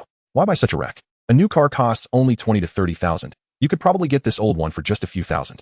Driving such a clunker. Aren't you afraid it could fall apart at any moment? As the landlord thought this, she saw Jiang Mingquan approach, holding the car key, bypassing the Cherry QQ and heading straight for the BMW. He pressed the key, unlocking it. What is going on? Had she misseen? The landlord rubbed her eyes vigorously and looked again. Jiang Mingquan opened the trunk, placing their luggage inside. Jiang Che gently lifted Jiang Yuan from her wheelchair and set her in the car. Brother, my bag, Jiang Yuan called out, pointing to the bag hanging on her wheelchair. Oh, Jiang Che retrieved the bag and handed it to Jiang Yuan before folding the wheelchair and placing it in the trunk. Mom, have we got everything? Jiang Che asked Linya. Yes, we've taken everything, just some trash left behind. I'll go grab it. 10 minutes later, they were all set to leave. Wang Jia, thank you for your care over the years. We're off now. Jiang Mingquan politely bid farewell to the landlord. Linya chimed in with a few words of gratitude. The landlord stared at the high-end, luxurious BMW, her mind still reeling, unable to process the situation. Just as they were about to disappear from sight, she hurried to her SUV and chased after them. What on earth was happening? How could they afford a BMW? Earlier, she had sent a photo to her husband, who said that car was worth 700,000 to 800,000 yuan. The figure had genuinely shocked her. She couldn't believe that the Jiang family had purchased such a vehicle. Reflecting on her earlier boastfulness, the landlord felt her face flush with embarrassment. Her pride had taken a significant hit. However, the pain in her face was soon overshadowed by the sight of the BMW driving into Qiushui community. Had they truly bought a house there? It seemed implausible. Were they renting instead? The landlord believed this possibility was more likely. Upon seeing Jiang Che's family disembark, she hurried to follow them. I'll help you with your things. The landlord feigned assistance, merely wanting to verify if they had indeed purchased a home in Qiushui community. Jiang Che glanced at the landlord, discerning her thoughts. This landlord frequently visited their home, often boasting about the gold necklaces and bracelets her husband had gifted her, lamenting that he had poor taste and had chosen items she didn't like, all to show off to Jiang Che's mother. Looking at his mother, adorned with nothing on her neck, ears, or hands, Jiang Che only felt awkward whenever the landlord bragged. His mother had once lived in the city and had a decent background, but after marrying his father, they had endured a life of hardship. She is currently following their family to the Qiushui community, undoubtedly skeptical about whether they have actually purchased a house here, hence her curiosity to come and take a look. If they haven't bought it, she would certainly relish the opportunity to mock them. Wang Jia, please come in. This is the house we bought, Jiang Mingquan said as he opened the door to the landlord. The landlord gazed in astonishment at the decor and furnishings in the room, utterly unable to believe her eyes. The exquisite decoration and brand new furniture could not possibly belong to a rental property. Who would be so generous as to lease out a home that had been so beautifully adorned? Could it really be that they had purchased this house? The thought left the landlord feeling as though she had been soundly slapped across the face. After a moment's pause, the landlord swiftly donned a different expression. Oh my, Xiao Jiang, when did you buy this house? You've been too modest. Such a significant event. And you didn't even think to inform me so that I could congratulate you. Our family is accustomed to being low-key, Jiang Mingquan replied. This is one occasion where you should not have been low-key. Honestly, did you win the lottery? The grand prize, perhaps? Was it Xiao Che who bought the ticket? Upon hearing this, the landlord turned her gaze toward Jiang Che, realizing with a start that she had not closely examined him before. When did he become so handsome? Xiao Che, you are growing increasingly dashing. You must be around 180 centimeters tall, right?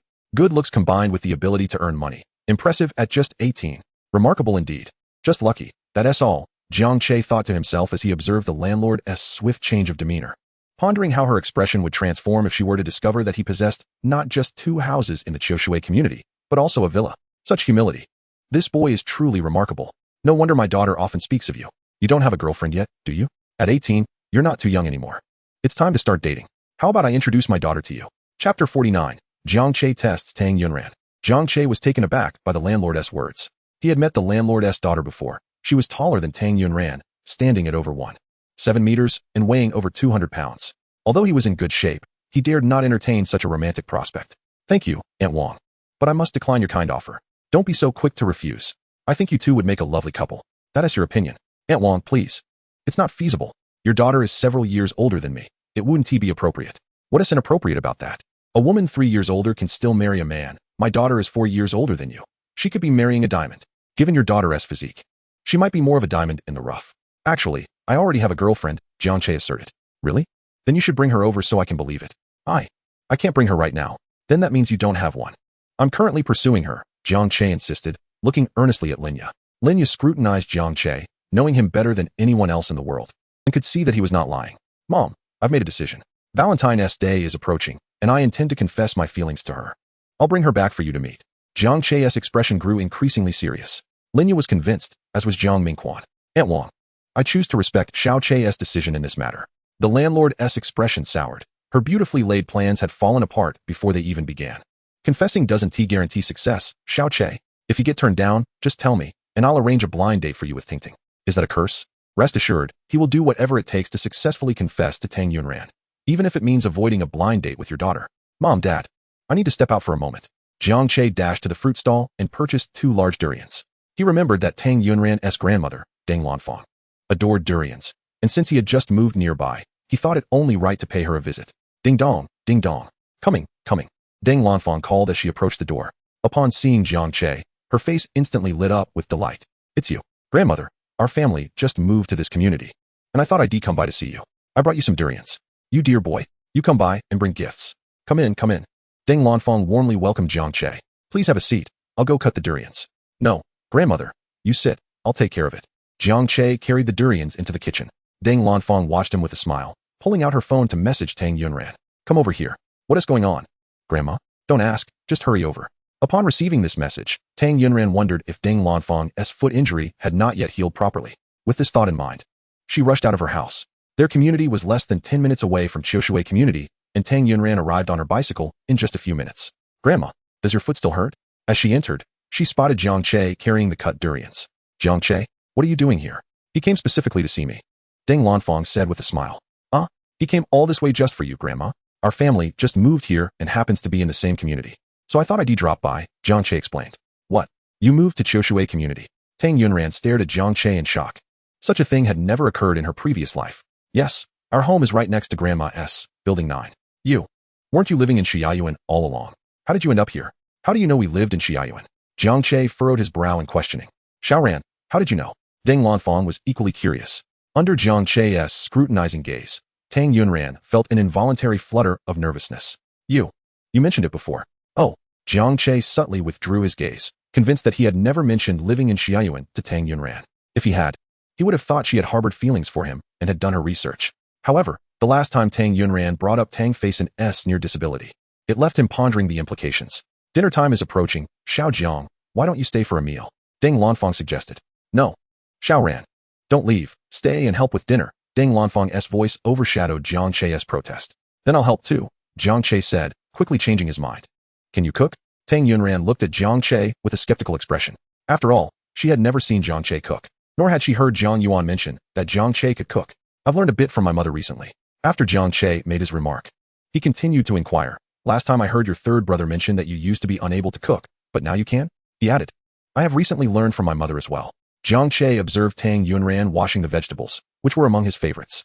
Moreover, the cold dishes she had just prepared were also to his liking, and the presentation of the food seemed strikingly familiar. After his untimely demise in his previous life, he had been closely following Tang Yunran, who often cooked alone, making him particularly familiar with her cooking style. The resemblance to the present was uncanny. Jiang Che continued to watch her intently as she skillfully began chopping the vegetables. Such dexterity could not possibly be the result of merely a few days of learning from her mother. The more he observed, the more certain he became of his suspicions. Indeed, she had also been reborn. No wonder when he had just returned to life, he had the distinct impression that Tang Yunran was deliberately avoiding him.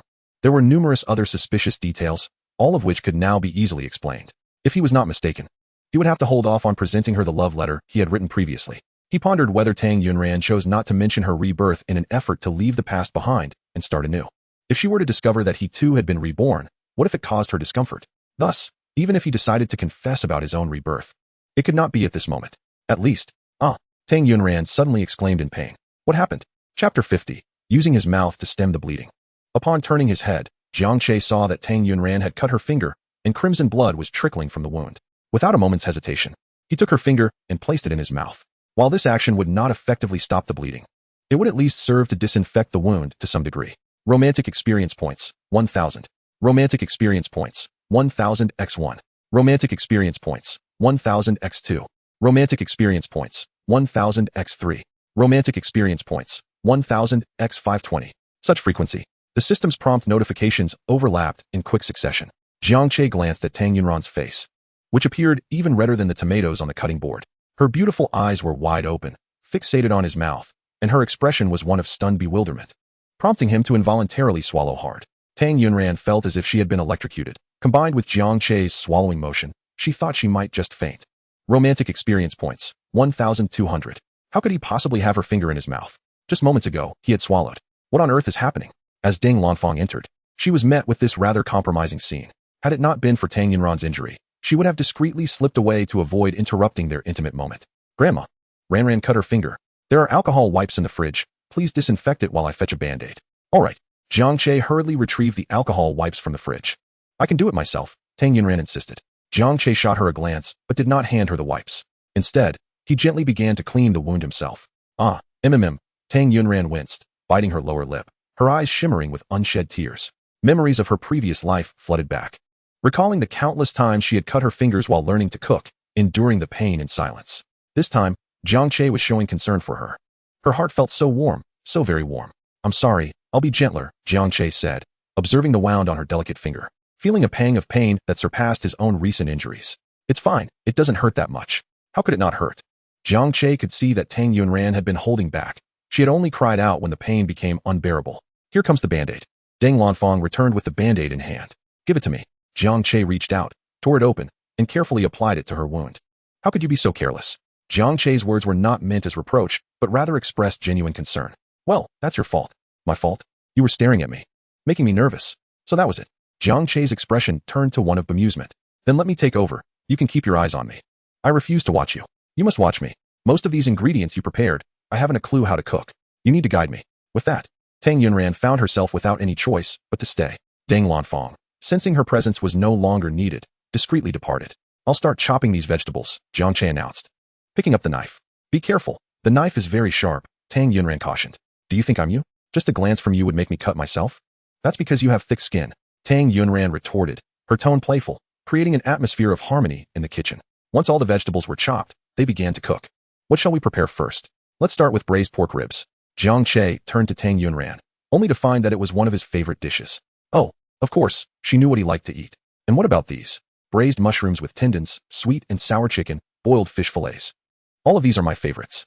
Jiang Che leaned closer to Tang Yunran, teasingly saying, "Have you been secretly inquiring about my preferences?" "And no, I haven't."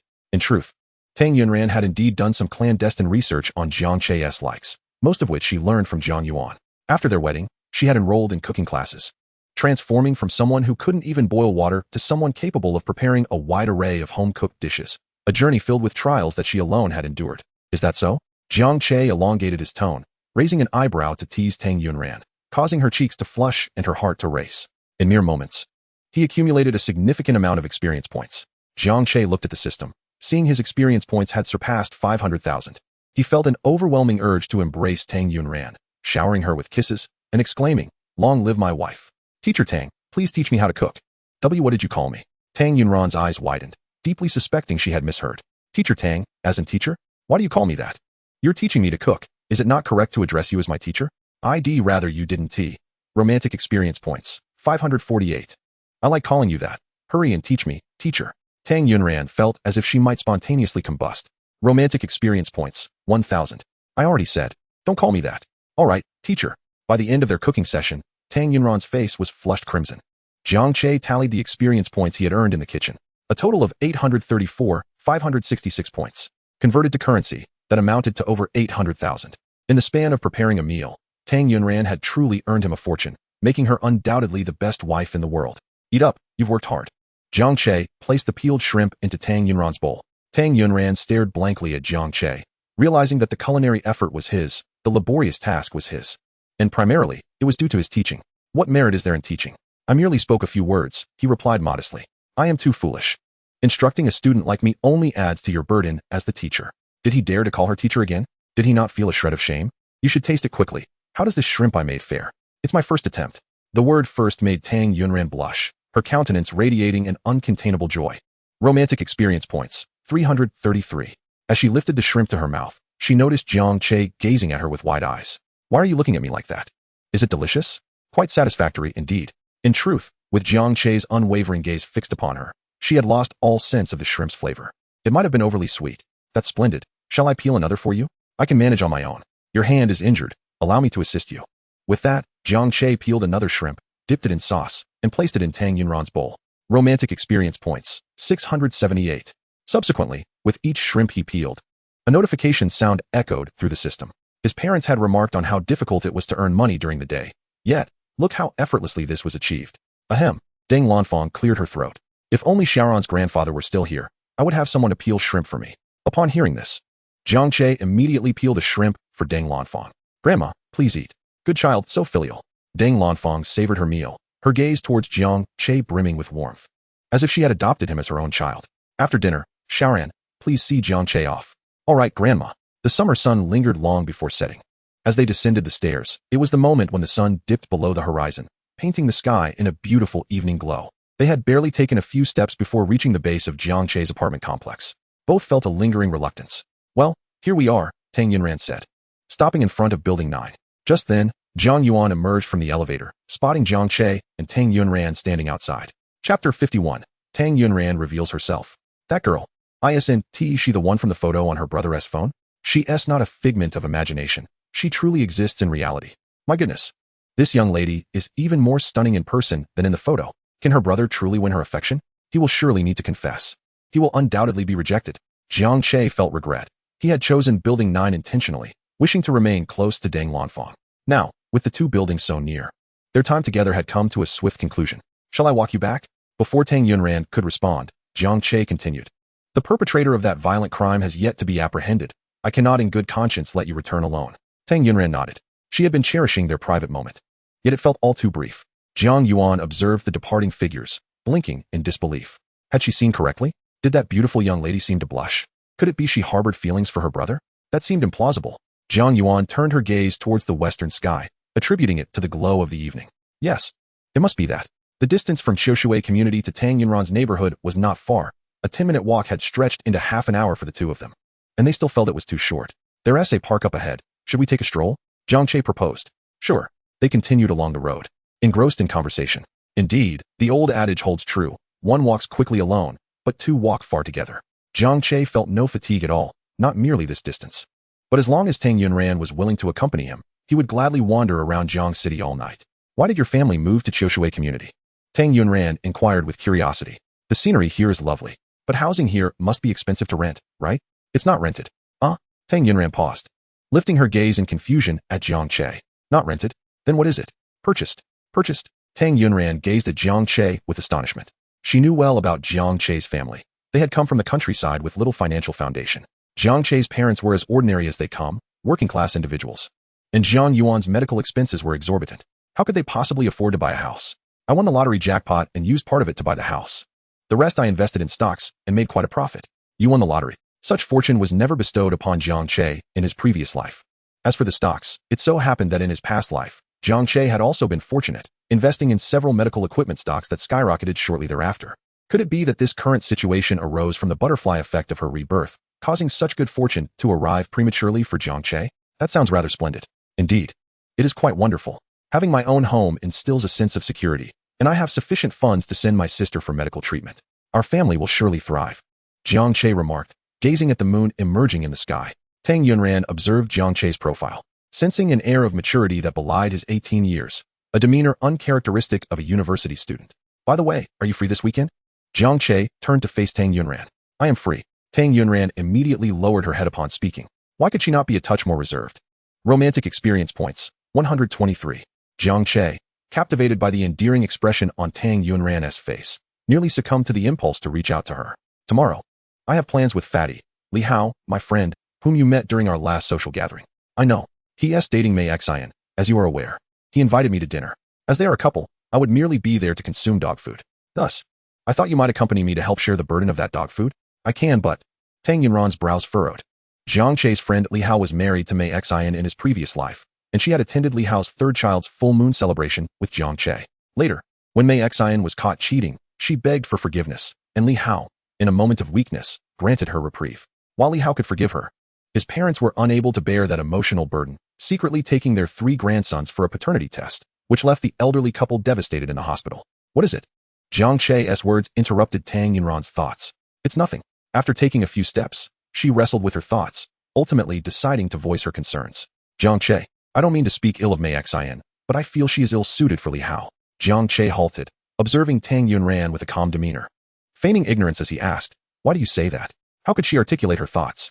Tang Yunran bit her lower lip in anxiety. She could not reveal to Jiang Che that she had been reborn and was aware of Mei Xian's tragic fate after marrying Li Hao. Would he believe her? If he were to believe it, then he too would be a reincarnation. Just as Tang Yunran was feeling overwhelmed, Jiang Che's voice resonated. You need not stand on ceremony with me. Speak your mind, and I shall trust you 100%. 100% trust? Such a feat is scarcely achievable even among the closest of kin. How could he utter such words to her? In an instant, an indescribable wave of emotion surged within her heart. To be trusted by another is indeed a splendid feeling. Romantic experience points, 546. On the day of the social gathering, my friends and I had a private discussion. The girl named Mei Xian struck me as rather materialistic, asserting that one ought to choose a boyfriend based on wealth. Otherwise, outings for meals and shopping would be fraught with discomfort. My overall impression of her was, well, less than favorable. After expressing these thoughts, Tang Yunran began to fret. Speaking in such a manner gave her the sensation of gossiping behind someone's back, a behavior she typically abhorred. What would Jiang Che think of her now? Would he deem her malicious? If that's how you feel, then I must caution the chubby one, Jiang Che remarked, stroking his chin. Tang Yunran abruptly lifted her gaze to Jiang Che, astonished that he did not harbor even a shred of doubt. Did he genuinely trust her unconditionally? Do you believe what I say? Of course I do, Jiang Che replied without a moment's hesitation. Tang Yunran placed a hand over her heart, rendered speechless by the depth of her emotion. Romantic experience points, 521. Yet, I have yet to devise a way to make the chubby one believe me. Jiang Che pondered this matter. At that moment, Tang Yunran suddenly grasped his wrist, pulling him into a secluded area of the woods, pressing closely against him. Chapter 52. Let us break up. What could this sudden boldness signify? Surely, she does not intend for them to engage in something scandalous in the grove? If that were the case, should he allow a clash of ice and fire with Tang Yunran? At this moment, Jiang Che felt a level of tension he had never experienced before. It was not that he lacked composure. Rather, the girl was so close that he could distinctly sense her breath and catch the faint scent of her medicinal fragrance. Torture. It was unbearable. If he continued to endure this, he would no longer be a man. Taking a deep breath, Jiang Che raised his hand, intending to wrap it around Tang Yunran's waist. Look, isn't that may xin? Huh. Jiang Che's hand froze midair, momentarily stunned before following Tang Yunran's gaze. There, a couple was engaged in a fervent kiss. Upon closer inspection, he recognized the girl as Mei Xin, but the boy, slender as a reed, was certainly not Li Hao. What the? I thought Mei Xin would only stray after marrying Li Hao, but it seems she is already casting her net wide. He intended to capture a photo and send it to Li Hao, in this new life. He could not idly stand by while his good friend fell prey to such a vixen. Just as Jiang Che prepared to retrieve his phone, he noticed Tang Yunran was already taking pictures. I've got the shot. Hurry and send it to your friend. The angle isn't great though. Jiang Che glanced at Tang Yunran, but said nothing. He forwarded the photo she had sent him to Li Hao. By this time, Mei Xin and the slender boy had finished their passionate display and were hand in hand as they departed. Upon receiving the photo, Li Hao immediately called Jiang Che. Bro, you can't be joking with me, right? Today is not April Fool's Day, and even if it were, this is no laughing matter. Do you think I have the leisure to jest about such things? That's impossible. Xin is not that kind of person. Then do you think I am? But how can this be possible? You don't know. Xin and I have been together for a while. She is truly wonderful. Then how do you explain this photo? After a brief silence, Li Hao finally spoke. Old Jiang, you're not pulling my leg, are you? Did you send me a photoshopped image? Ran is with me. She took this picture. So it's real. You should ask her yourself. Fine. After hanging up, Li Hao promptly dialed Mei Xin's number. Mei Xin was currently wrapped up in an intimate moment with her backup, and upon receiving Li Hao's call, a flicker of guilt washed over her face. I need to use the restroom. After making her excuse, she answered the call. Hello? Xin, where are you now? I'm at home. Can you do a video call? A video call. She was in the park's restroom. A video call would expose her. Hello? Li Hao sensed the silence on the line and began to grow anxious. Could Jiang Che's photo truly be genuine? I'm in the restroom. It's not convenient for a video call. Is there something you need? After a moment of hesitation, Li Hao sent the photo to Mei Xin. Upon seeing the image, Mei Xin gasped in horror. Who took this? And why did it go to Li Hao? What to do? What to do? Xin. Is that you in the photo? It's not me. Mei Xin vehemently denied. Li Hao, believe me, that person is not me. Who sent you this photo? Are they trying to sabotage our relationship out of jealousy? This photo was sent by his good friend Jiang Che. If it were someone else, he might entertain such thoughts. But Jiang Che wouldn't. Moreover, Jiang Che is now with Tang, the school belle. Would he be jealous of you? If Jiang Che and Tang Yunran's relationship were revealed, wouldn't all the boys at school envy Jiang Che? You need not concern yourself with who sent the photo. I simply want you to answer me honestly. Is that person in the photo you? As soon as Li Hao finished speaking, he heard weeping from the other end. Li Hao, I am so disappointed in you. I thought you were worthy of my lifelong trust. Yet here you are doubting me over an ambiguous photograph. Upon hearing Mei Xin cry, Li Hao felt an overwhelming mix of urgency and heartache. I'm sorry, Xin. It's my fault for not believing you. But this photo. I understand. You trust the person who sent the photo. It might indeed be real, but the lighting is so dim, and the person's face is somewhat blurred. Even if they resemble me, it cannot be definitively concluded that it's me. Mei Xin's voice trembled with indignation. You make a valid point. How did he not think of that sooner? All right, I shan't say more. Since you doubt me, no matter how I explain, you won't believe it. Let us break up. Mei Xin employed a strategy of retreating to advance. Upon hearing those words, Li Hao immediately felt remorseful. I'm sorry. I was wrong, Xin. Please give me another chance. You don't even believe me, she sobbed. I'm so sorry, 1,000 apologies are all mine. I swear I will never doubt you again. If I do, I'll lose weight. £10 in a week. 5 minutes later, Jiang Che received a call from Li Hao. Old Jiang, you've misunderstood Xin. The girl in that photo isn't her, but merely someone who resembles her. Such an outcome, Jiang Che had already anticipated. In the realm of scheming and intrigue, the intellectually exasperating Li Hao stands no chance against Mei Xin. After a moment of contemplation, he spoke with an earnest tone. Fatty. This weekend, I intend to put her to the test. What do you plan to do? Li Hao became anxious. Lao Jiang, I consider you a brother. Please do not go too far. Upon hearing Li Hao's words, Jiang Che recalled his previous conversation with Tang Yunran. I would fight for my brothers, yet betray my brothers for a woman. Indeed, it rings true. Rest assured, I shall not act inappropriately towards Mei Xin. I am aware of my limits. After ending the call, Tang Yunran immediately inquired, does he not trust you? If it were me, and Fatty sent your picture, not only would I not believe it, but I would also give him a beating to make him even fatter. How infuriating. Tang Yunran turned her head away, hastily exiting the small grove. Romantic experience points, 412. At that moment, Tang Yunran's phone rang. It was a call from Tang Faison. Shaoran, it's quite late. Are you not coming back? It is dangerous for a girl to be out alone. Hurry home. Dad, Mom, and your brothers are all very worried. I'm not alone. With whom? Jiang Che. Then there's no need to rush home. Enjoy yourself. I'll handle things with Mom, Dad, and the brothers. Have fun, but please don't come back too early. Chapter 53, The Allure of Handsome Men. With a beep, the call ended. Did your third brother just call? Jiang Che glanced at Tang Yunran's phone. Yes. He urged you to return? He told me not to hurry back. Jiang Che and Tang Yunran exchanged glances. After a few seconds, Jiang Che cleared his throat, suggesting, there's a KFC nearby. Shall we sit there for a while? Tang Yunran nodded. The two spent a delightful evening together, only to conclude their outing late at night. Upon returning home, Jiang Yuan immediately seized Jiang Che. Be gentle. You'll ruin my clothes. Quickly tell me, is that sister really going to be my future sister-in-law? Jiang Yuan's eyes widened with eagerness. Remove the word future. Is it really true? Brother, quickly tell me how you managed to win her over. Did you use some underhanded tricks? Jiang Che found himself at a loss for words, playfully tugging at Jiang Yuan's face. Ouch. You should feel pain. Listen to yourself. What words are you using? I am merely speaking the truth. Jiang Che retorted. I attracted her with my inherent masculine charm, okay? Jiang Yuan looked at him skeptically. If you don't believe me, then fine. I can't be bothered to explain. After opening the door to his room, Jiang Che turned to Jiang Yuan. By the way, let Mom accompany you to the hospital tomorrow. I have something to attend to. What are you up to? Jiang Che turned back to Jiang Yuan, flashing a broad, bright smile. Jiang Yuan was quite unnerved by Jiang Che's grin, retreating 2 steps while pushing his wheelchair. A date, Jiang Che said with an elevated brow, reveling in his own excitement. Go away. It's the middle of the night, and you're flaunting your romantic exploits. How shameless can you be? What's wrong? Are you envious? Envious? Not at all. I, too, will have my time. Hearing this, Jiang Che lingered instead of rushing back to his room, striding confidently in front of Jiang Yuan, wearing a very serious expression. What are you doing? Did you forget to take your medicine today? Jiang Che grasped Jiang Yuan's arm with a bit of force. Jiang Yuan sat up straight, eyes wide open, staring at Jiang Che. You should hurry and take your medicine. Jiang Che took a deep breath. Jiang Yuan, I've had a divination done for you. It's clear that marriage is not in your destiny. Entering matrimony will disrupt your fate, leading to misfortune. Jiang Yuan twitched his lips in disbelief. When did you learn to tell fortunes? I speak only the truth. If you wish to escape this misfortune, I am your only benefactor. Therefore, you must heed my counsel regarding your marriage. Jiang Che's words sounded increasingly absurd in Jiang Yuan's ears. Given your condition, it seems you've not been taking your medicine properly. Perhaps you need to consult a fortune teller. You don't believe me? I believe you. Believe you are unwell. Mom, come quickly. Brother is acting strange again.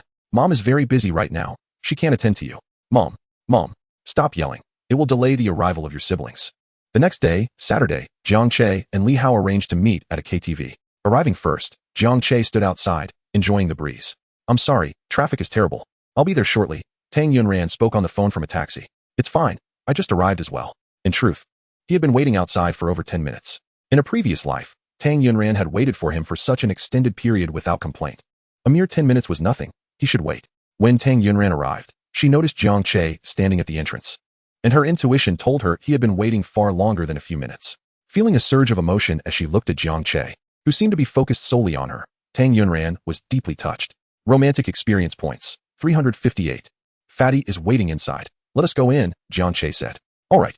Tang Yunran obediently nodded, following Jiang Che into the KTV. Inside the private room, Li Hao and Mei Xin were feeding each other popcorn, their affection palpable. Jiang Che and Tang Yunran exchanged a knowing glance, instantly understanding each other's intentions. They must intervene. Do you have a plan? Tang Yunran whispered in Jiang Che's ear. Indeed. I devised a plan last night. In truth, it was Jiang Yuan's idea, which he found immensely useful. What plan? Tang Yunran inquired with curiosity. It is best if you remain unaware. Zhang Yuan's suggestion was to employ charm coupled with monetary allure to unveil Mei Xian's true nature. This scheme was better kept from Tang Yunran to avoid any displeasure. Tang Yunran regarded Jiang Che with suspicion. Am I not allowed to know? What exactly is your plan? Jiang Che awaited the perfect opportunity, and after half an hour, he finally saw Mei Xian head to the restroom. I need to use the restroom. I'll be right back, Jiang Che said to Tang Yunran before discreetly signaling Li Hao.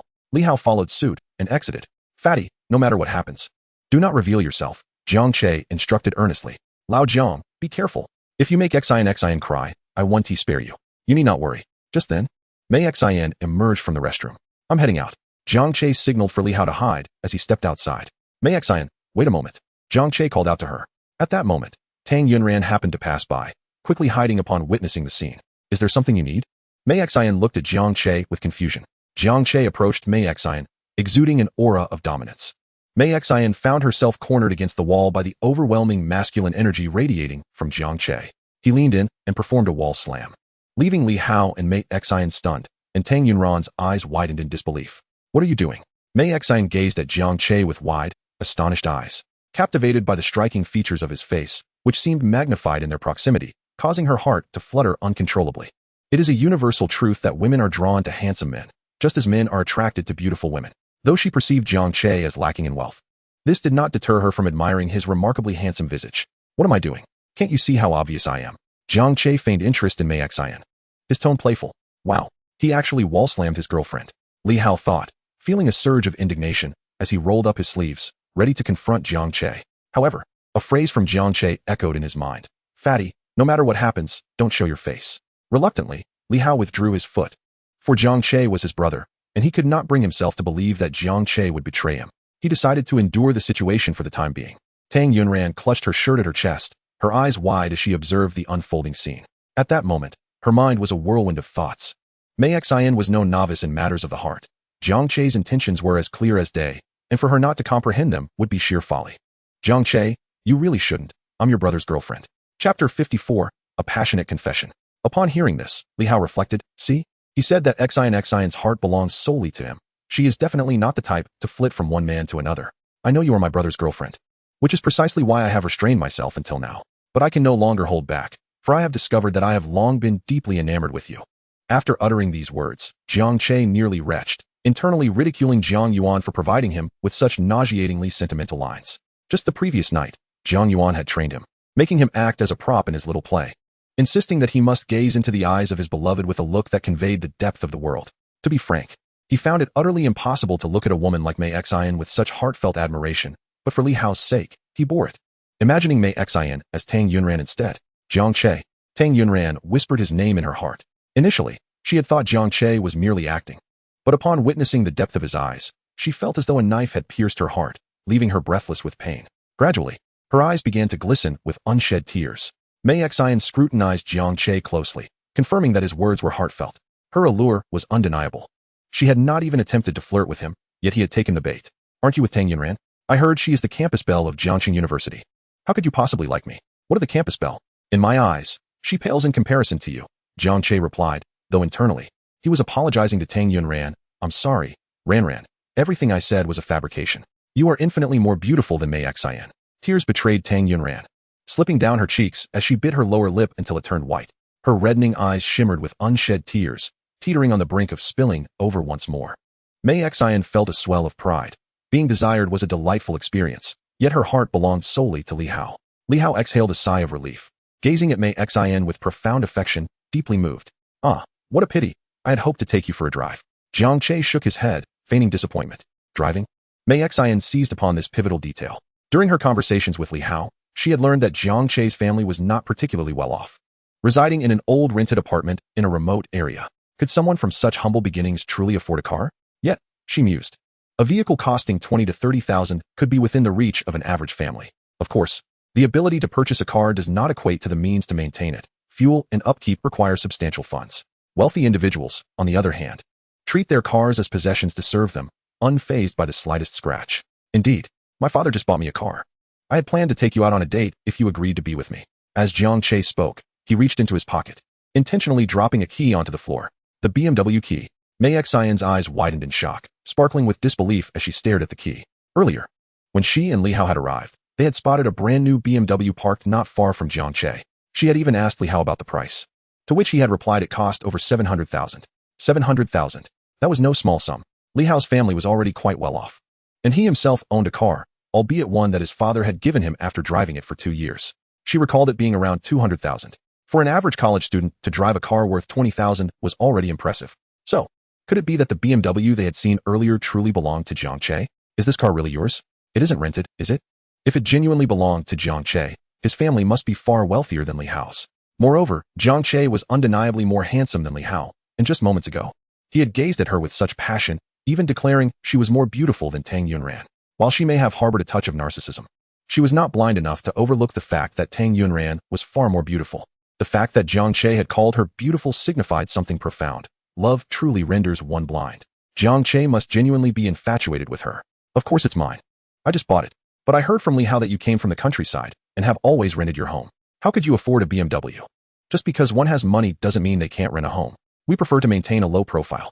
Mei Xian found this reasoning somewhat plausible, yet it did not definitively prove that the car belonged to Jiang Che. I forgot to mention to Fatty that we have moved. We recently purchased a house in Qiushui Community. Qiushui Community? The one near Qiushui Park? Yes. I've heard the housing prices there are not cheap. Fortunately, they are all old apartments. It's just over 20,000 per square meter. Mei Xian scrutinized Jiang Che, sensing no hint of deceit in his words or demeanor. So, did you purchase it outright? Paid in full. Paid in full. Even for a 50 square meter one-bedroom apartment, it would cost over $1 million, right? We bought a 3-bedroom apartment, over 100 square meters, for more than $2 million. Jiang Che spoke with calm assurance, while Mei Xian felt her composure slipping away. She was not only unsettled, but nearly overwhelmed with excitement. Is everything you said true? What would I have to gain from lying? We purchased 3 apartments in Qiushui Community and even bought a villa in Jijun City. As Jiang Che spoke, he pulled out his phone and showed her a photo of the property deed. Mei Xian's eyes nearly bulged in disbelief. She had not anticipated that Jiang Che was a concealed rich heir. Ah, Jiang Che sighed, his expression tinged with regret. What a pity. Love can be as varied as vegetables and radishes. You have chosen my brother, not someone like me. Otherwise, if you desired a villa in Jijun City, I would gladly gift it to you. To bestow her with a villa in Purple County City? A villa there costs 4 to 5 million. I have heard it could even reach nearly 10 million. Just now, she observed that the villa purchased by Jiang Che spans over 200 square meters. And even if it doesn't exceed 10 million, it certainly amounts to 7 or 8 million. Goodness, is Jiang Che's family truly that affluent? In comparison, Li Hao appears utterly pedestrian.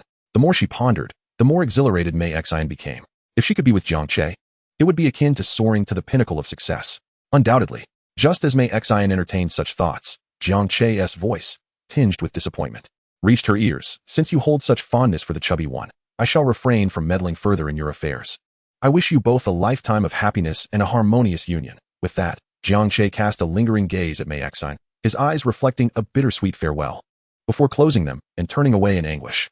Upon witnessing Jiang Che's departure, Mei Xian felt an urgent impulse to call out to him without a moment's hesitation. Wait.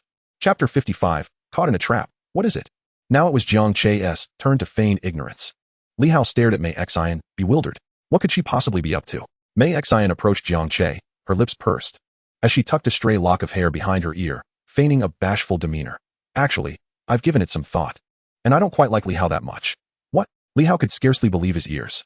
No, he must have misheard. He refused to accept that his Xian could utter such words. But didn't you just say you only fancy the chubby one? Jiang Che inquired. Well, I was lying just now, so, you mean to say you don't like the chubby one? Mei Xian nodded. Then why, pray tell, are you still with him? Jiang Che asked. A question that Li Hao was equally eager to have answered. He keeps pursuing me, and I find it difficult to refuse. I'm naturally not one to turn others down. Seeing how fond he is of me, I feared that denying him would cause him sorrow. Her reasoning was remarkably crafted, not only addressing his question but also subtly portraying herself as the epitome of kindness. You shouldn't keep this from him. Matters like these should be addressed sooner rather than later. The longer you delay, the more heartache he will endure. You rewrite. I should have spoken up sooner. Then you must tell him now, huh? Mei Xian was taken aback. You need to go find Li Hao and tell him. If you don't say it, how can I be with you? After all, you are still publicly the chubby one's girlfriend. If I were to be with you, wouldn't that mean I'm stealing my brother's girlfriend? But is it really appropriate to say it now? Sigh. It seems I won't be able to accompany you for a drive tonight. She was going for a drive. She had never ridden in such an expensive vehicle before. I'll go say it now, I'll say it now. You needn't bother. I've heard it all. Li Hao stormed in, filled with rage. Mei Xian's eyes widened in shock as she gazed at Li Hao. How are you here? Without waiting for Li Hao's response, she abruptly turned to Jiang Che and then back to Li Hao. She understood. You two conspired against me. Now you realize it's too late, Jiang Che coldly remarked. Feeling a sense of relief that the matter concerning the chubby one had been resolved, Mei Xian, I never expected you to be this kind of person. Li Hao seethed through gritted teeth as he glared at Mei Xian. Li Hao, please let me explain. It's not as you think. Mei Xian urgently grasped Li Hao's sleeve. She had finally discerned that this was a trap laid by Jiang Che. How could Jiang Che's family suddenly possess such wealth? Owning 3 properties in Shoshui community and purchasing a luxurious villa in Purple County City, all while driving a BMW worth 70 to 80,000? The emblem on the BMW key must have been a sticker Jiang Che affixed. Moreover, the photos sent to Li Hao last night, given the current situation, were undoubtedly orchestrated by Jiang Che. Not as you think.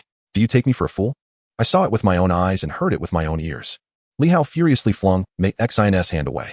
Mei Xian, with her petite frame weighing merely 90 pounds, could hardly withstand the force of Li Hao's 200 pounds, stumbling and falling to the ground. Was it pitiful? No one felt sorry for her. Everything was of her own making. Jiang Che, observing the disheveled Mei Xian, recalled Li Hao's tragic fate in a past life. In comparison, her fall from grace was a mere trifle. More than 20 minutes had passed. Tang Yunran must have been anxiously waiting alone in the private room. Upon Jiang Che's return, he found Tang Yunran had already departed. Huh? Where is she? Where did she go? To the restroom? But that doesn't make sense. They were just on their way there. If Tang Yunran had gone to the restroom, she would have certainly heard the commotion. Wait, Jiang Che suddenly had a foreboding thought. Could it be that Tang Yunran had indeed gone to the restroom and stumbled upon his confession to Mei Xian? Surely not. What a coincidence. Just as Jiang Che was about to dial Tang Yunran, she sent him a message. Sorry, I have something to attend to. I'm leaving. Jiang Che's brow furrowed, and a sense of dread blossomed within him. He hastily called Tang Yunran. After several rings, the call was abruptly ended. This situation, it goes without saying. Something must be amiss. If he was not mistaken, it was highly likely that Tang Yunran had witnessed the earlier incident. The mere thought of Tang Yunran, heartbroken and in tears, filled Jiang Che with anguish. No, he needed to find her at once. On the way, Jiang Che repeatedly called Tang Yunran, but she did not answer, and ultimately, she switched her phone off. In her room, Tang Yunran sat on the balcony with her legs drawn close. The evening breeze gently swaying the curtains. The sky was a dark expanse, devoid of any stars. I recall there's supposed to be rain tonight, Tang Yunran murmured to herself, her expression forlorn. Removing the necklace from her neck, she gazed at the ring, her mind replaying the moment when Jiang Che had placed it on her finger.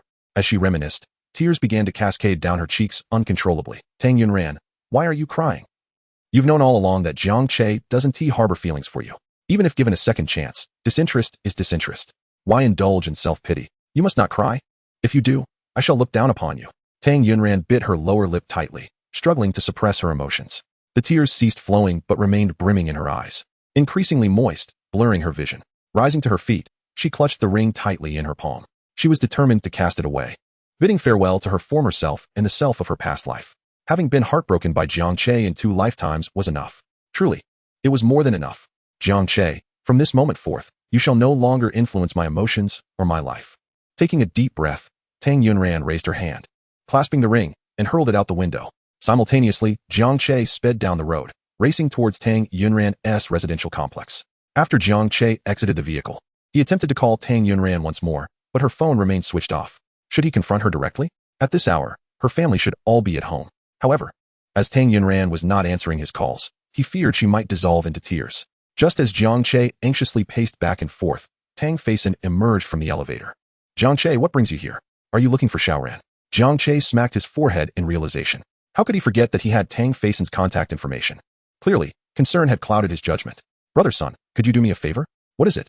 Jiang Che recounted the events that had transpired. It seems Xiaoran has misunderstood. Will you accompany me upstairs? You can personally clarify things for her. But there are other family members present, right? It seems rather inappropriate for me to go up at this hour, Tang Faison replied, considering Jiang Che's words.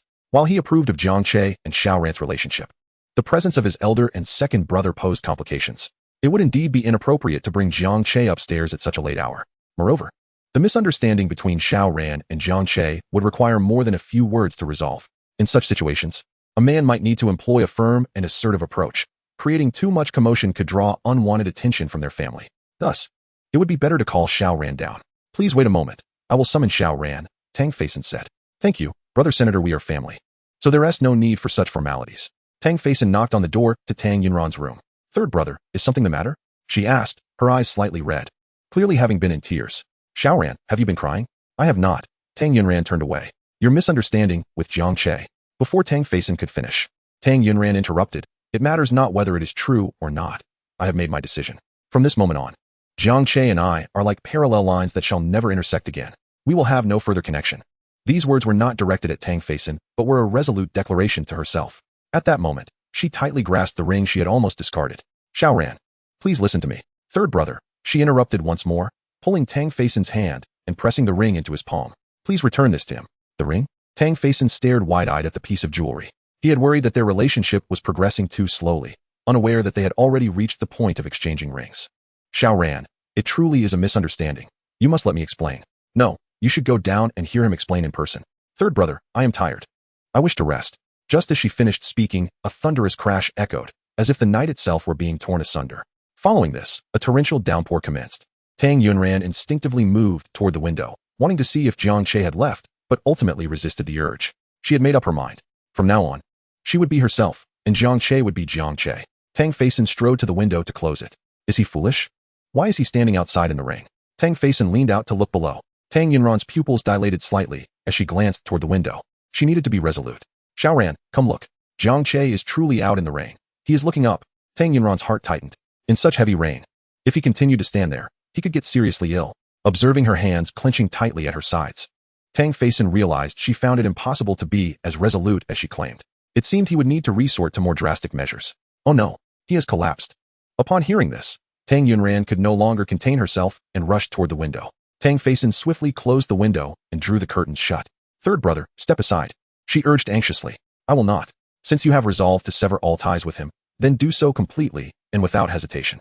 This Jiang Che has caused my sister pain. Even if it is a misunderstanding, it is unacceptable. If he gets soaked, it serves him right. You need not concern yourself with his well-being. Tang Feisin blocked the window, preventing her from seeing outside. Tang Yunran, desperate, turned and dashed toward the door. As she flung the door open, she heard Tang Feisin call after her, "Don't forget your umbrella." She realized then that her third brother was being deliberately obstructive. Aware of this, she couldn't bear the thought of Jiang Che standing outside in the rain any longer. Grabbing the umbrella, she hurried down the stairs. Upon reaching the ground, she spotted Jiang Che drenched to the bone, standing in the rain. Ran. As Jiang Che caught sight of her, his eyes lit up. But he stayed rooted in place, deliberately remaining in the downpour, waiting for Tang Yunran to approach. Frustrated and angry, she rushed over with the umbrella. Holding it over his head, Jiang Che, drenched like a drowned rat, had water streaming from his hair down onto his t-shirt, pants, and shoes. A testament to the ferocity of the sudden downpour. What are you doing? Why are you standing in the rain? What does this mean? As she spoke, her eyes began to glisten with unshed tears. Ran, please listen to me. You need not say anything. Love whom you wish. There is no need for an explanation. Ran, I assure you, I harbor no feelings for Mei Xine. I said you need not explain. I know you have always treated me as a friend. I, too, feel the same. Therefore, you need not carry such a burden. From now on, do not come looking for me. With that, Tang Yunran thrust the umbrella into Jiang Che's arms and turned to flee. Seeing this, Jiang Che acted on instinct rather than thought. Discarding the umbrella and swiftly closing the distance, embracing Tang Yunran tightly. Startled by Jiang Che's sudden action, she instinctively attempted to push him away. Ran, I only love you. Tang Yunran froze in place. Had she truly heard what she thought she had? Did he just declare that he loved her alone? Could it be? Was Jiang Che confessing his feelings for her? Or was it merely the heavy rain playing tricks on her ears? Sensing her stiffness in his embrace, Jiang Che's brow furrowed. He had intended to confess on Valentine's Day, yet in his moment of desperation, the words had slipped out. He needed to divert the conversation. He had planned for an unforgettable romantic Qixi festival with Tang Yunran. Thus, a confession was not meant for this moment. Don't forget, my purpose today is to separate the chubby guy from Mei Xine. What I just said and did to Mei Xine in the KTV was merely a ploy to reveal her true nature. Employing a strategy akin to the allure of handsome men intertwined with monetary temptation, as my sister would describe it. She remarked that such methods are particularly effective against powerful women. Tang Yunran raised her head, appearing somewhat dazed. She had yet to recover from her earlier shock. I repeated Jiang Che's earlier words once more, and this time, Tang Yunran snapped back to reality. Oh yes, how could she have forgotten about this? Before coming here, she had agreed with Jiang Che to devise a way for Li Hao to see through Mei Xine's faade. Then why didn't you say it earlier? I feared that if I did, it might upset you. What could possibly upset me? I was worried you would be angry at my self-sacrifice, using my charm to entice. Upon hearing this, Tang Yunran pouted slightly. Truth be told, she did feel a twinge of displeasure at Jiang Che's use of his looks to captivate other girls. You should have mentioned it, she asserted. Had he brought it up sooner, her ire would have been but a mere flicker. You are absolutely right. I should have informed you in advance, Jiang Che lamented. Had he foreseen the misunderstanding and its consequences, he would have undoubtedly communicated with Tang Yunran beforehand. Achoo, achoo. Jiang Che sneezed consecutively. You're getting sick. Tang Yunran fretted. No, I just sneezed twice. Someone must be missing me. Who do you think it is? Jiang Che leaned in closer to Tang Yunran's face playfully. You're not being shy at all. Tang Yunran's cheeks flushed as she turned her head aside.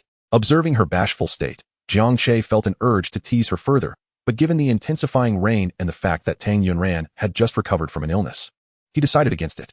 Considering this, Jiang Che guided Tang Yunran to a hallway to seek shelter from the downpour. Achoo, achoo, achoo. He sneezed thrice. And when he attempted a fourth, it halted mid-action. His nose felt slightly sore, and his head was somewhat heavy. Are you unwell? Tang Yunran tiptoed and placed her hand on Jiang Che's forehead, which felt cool to the touch. I'm fine. Achoo, really, I am achoo. Perhaps he was indeed catching a cold. Jiang Che distinctly sensed a wave of heaviness beginning to envelop him. This shouldn't be happening. How could his otherwise robust physique succumb to illness merely from getting rained on? Disregarding his health, he reasoned that the rain was simply too relentless. What should we do? Tang Yunran's brows knitted with concern. I'll just take some medicine when I get home. In this torrential rain, you plan to return? How about I accompany you upstairs? Jiang Che countered. Accompany me upstairs? My parents and 3 brothers are home. What would I say if I brought you up?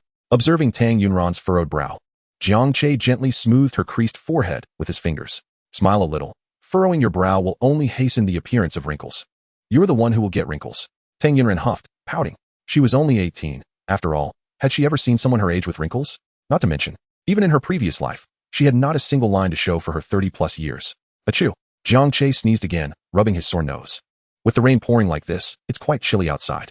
You've just recovered from being ill. You mustn't expose yourself to the cold again. You should head back. I'll return home to change. That won't do. Although it isn't far from here to your home, it's still quite a trek. You've already gotten drenched and fallen ill. Returning in these wet clothes will only exacerbate your condition. It's fine, really. You needn't worry. I'm quite healthy and strong. Achoo, achoo, achoo. Is that how you show your gratitude? Tang Yunran's concern intensified upon witnessing Jiang Che's state. No more talking. I'm leaving. As Jiang Che turned to depart, Tang Yunran seized his arm. Jiang Che looked back in confusion, but before he could speak, Tang Yunran's firm voice rang out. You're coming upstairs with me. Huh. Jiang Che understood her words, but was momentarily taken aback by her sudden declaration. You're going to my house, she reiterated. But is that suitable? Your family is home. Can you just bring me up like this? I'll have my 3rd brother help. 3 minutes later, Tang Yunran received a message from Tang Faison. Bring Jiang Che upstairs. I've sorted everything out. They're all in their rooms. Just quietly bring Jiang Che up and make as little noise as possible. I'll cover for you. With everything arranged, Tang Yunran looked at Jiang Che. Are we really going up? Jiang Che felt his heart race. This was a bit exhilarating. Soon enough, Jiang Che followed Tang Yunran upstairs. Arriving at the door of 1702, just as Tang Yunran was about to retrieve her key, the door swung open from within. Upon seeing Tang Faison, both Tang Yunran and Jiang Che let out a sigh of relief. They had been startled, fearing it might be someone else. Come in quickly, and be quiet. Tang Faison whispered. Nodding in unison, Jiang Che and Tang Yunran entered. Tang Yunran slipped on her pink slippers, and then found a pair of blue men's slippers for Jiang Che, who mused that they must belong to her father or one of her 2 brothers. Let us go, Tang Yunran said softly, glancing back at him. Okay. Jiang Che stealthily followed her, tiptoeing towards Tang Yunran's room.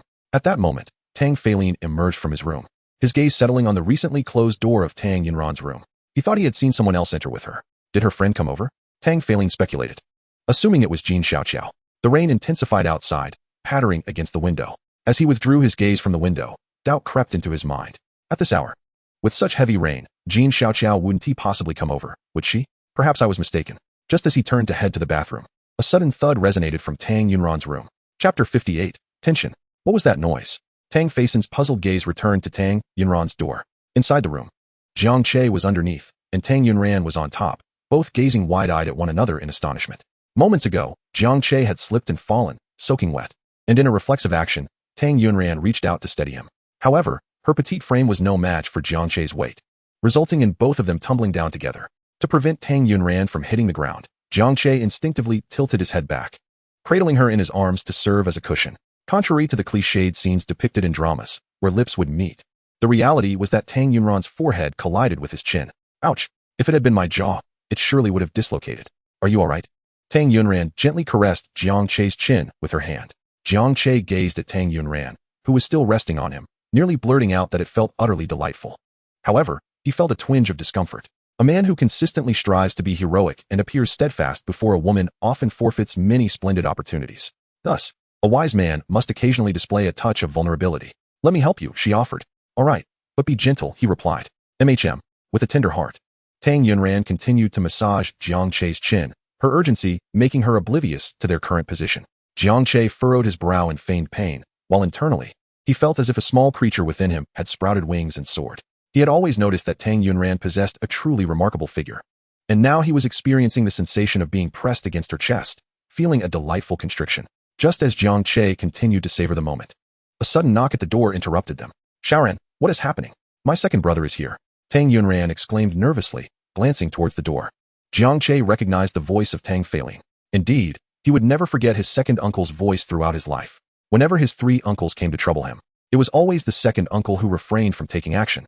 Of course, his profound impression of the second uncle was not due to his lack of physical involvement. Rather, it stemmed from how Tang Feilin would stand by, providing tactical guidance to Tang Feimu and Tang Feisin. Eldest brother, kick his leg. Third brother, press his hands behind him to restrain him, lock his joints. Eldest brother, you're too gentle. It's best to break his leg, so he won't bully Shaoran anymore. Such remarks were typical of this verbally assertive, yet physically restrained character. Hurry down, Jiang Che urged, looking at the Tang Yunran still nestled in his embrace. Upon hearing Jiang Che's words, Tang Yunran finally realized her position and felt her face flush with embarrassment as she quickly scrambled off of him. Knock, knock, knock. The sound of knocking echoed again. Shaoran. With all that commotion, she hasn't fallen and hurt herself, has she? Why is she not responding? Could she have fainted? The thought intensified Tang Feilin's worry. Shaoran, if you don't open the door, I'm coming in. Quick, hide. Tang Yunran urged anxiously. Where? Jiang Che was initially inclined to hide under the bed. But upon lifting the bed sheet, he found it solid and unyielding. The wardrobe was filled with clothing, making it impossible for his tall frame to fit inside. At that moment, Tang Feilin arrived with a spare key and opened the door. Tang Yunran threw back the covers and whispered urgently to Jiang Che, Quick, quick. With the door about to swing open, Jiang Che had no time to spare and leapt onto the bed, burrowing beneath the covers. Wait, my shoes.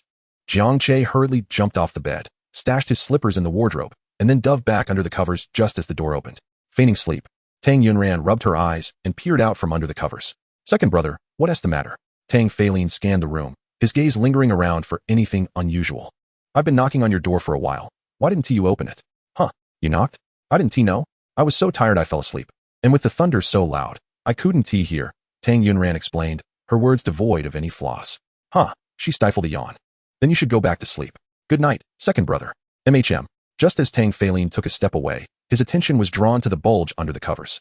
As Tang Yunran noticed where his gaze was fixated, her heart raced like a drumbeat. Jiang Che, hidden beneath the covers and pressed closely to her, could distinctly feel her accelerated heartbeat.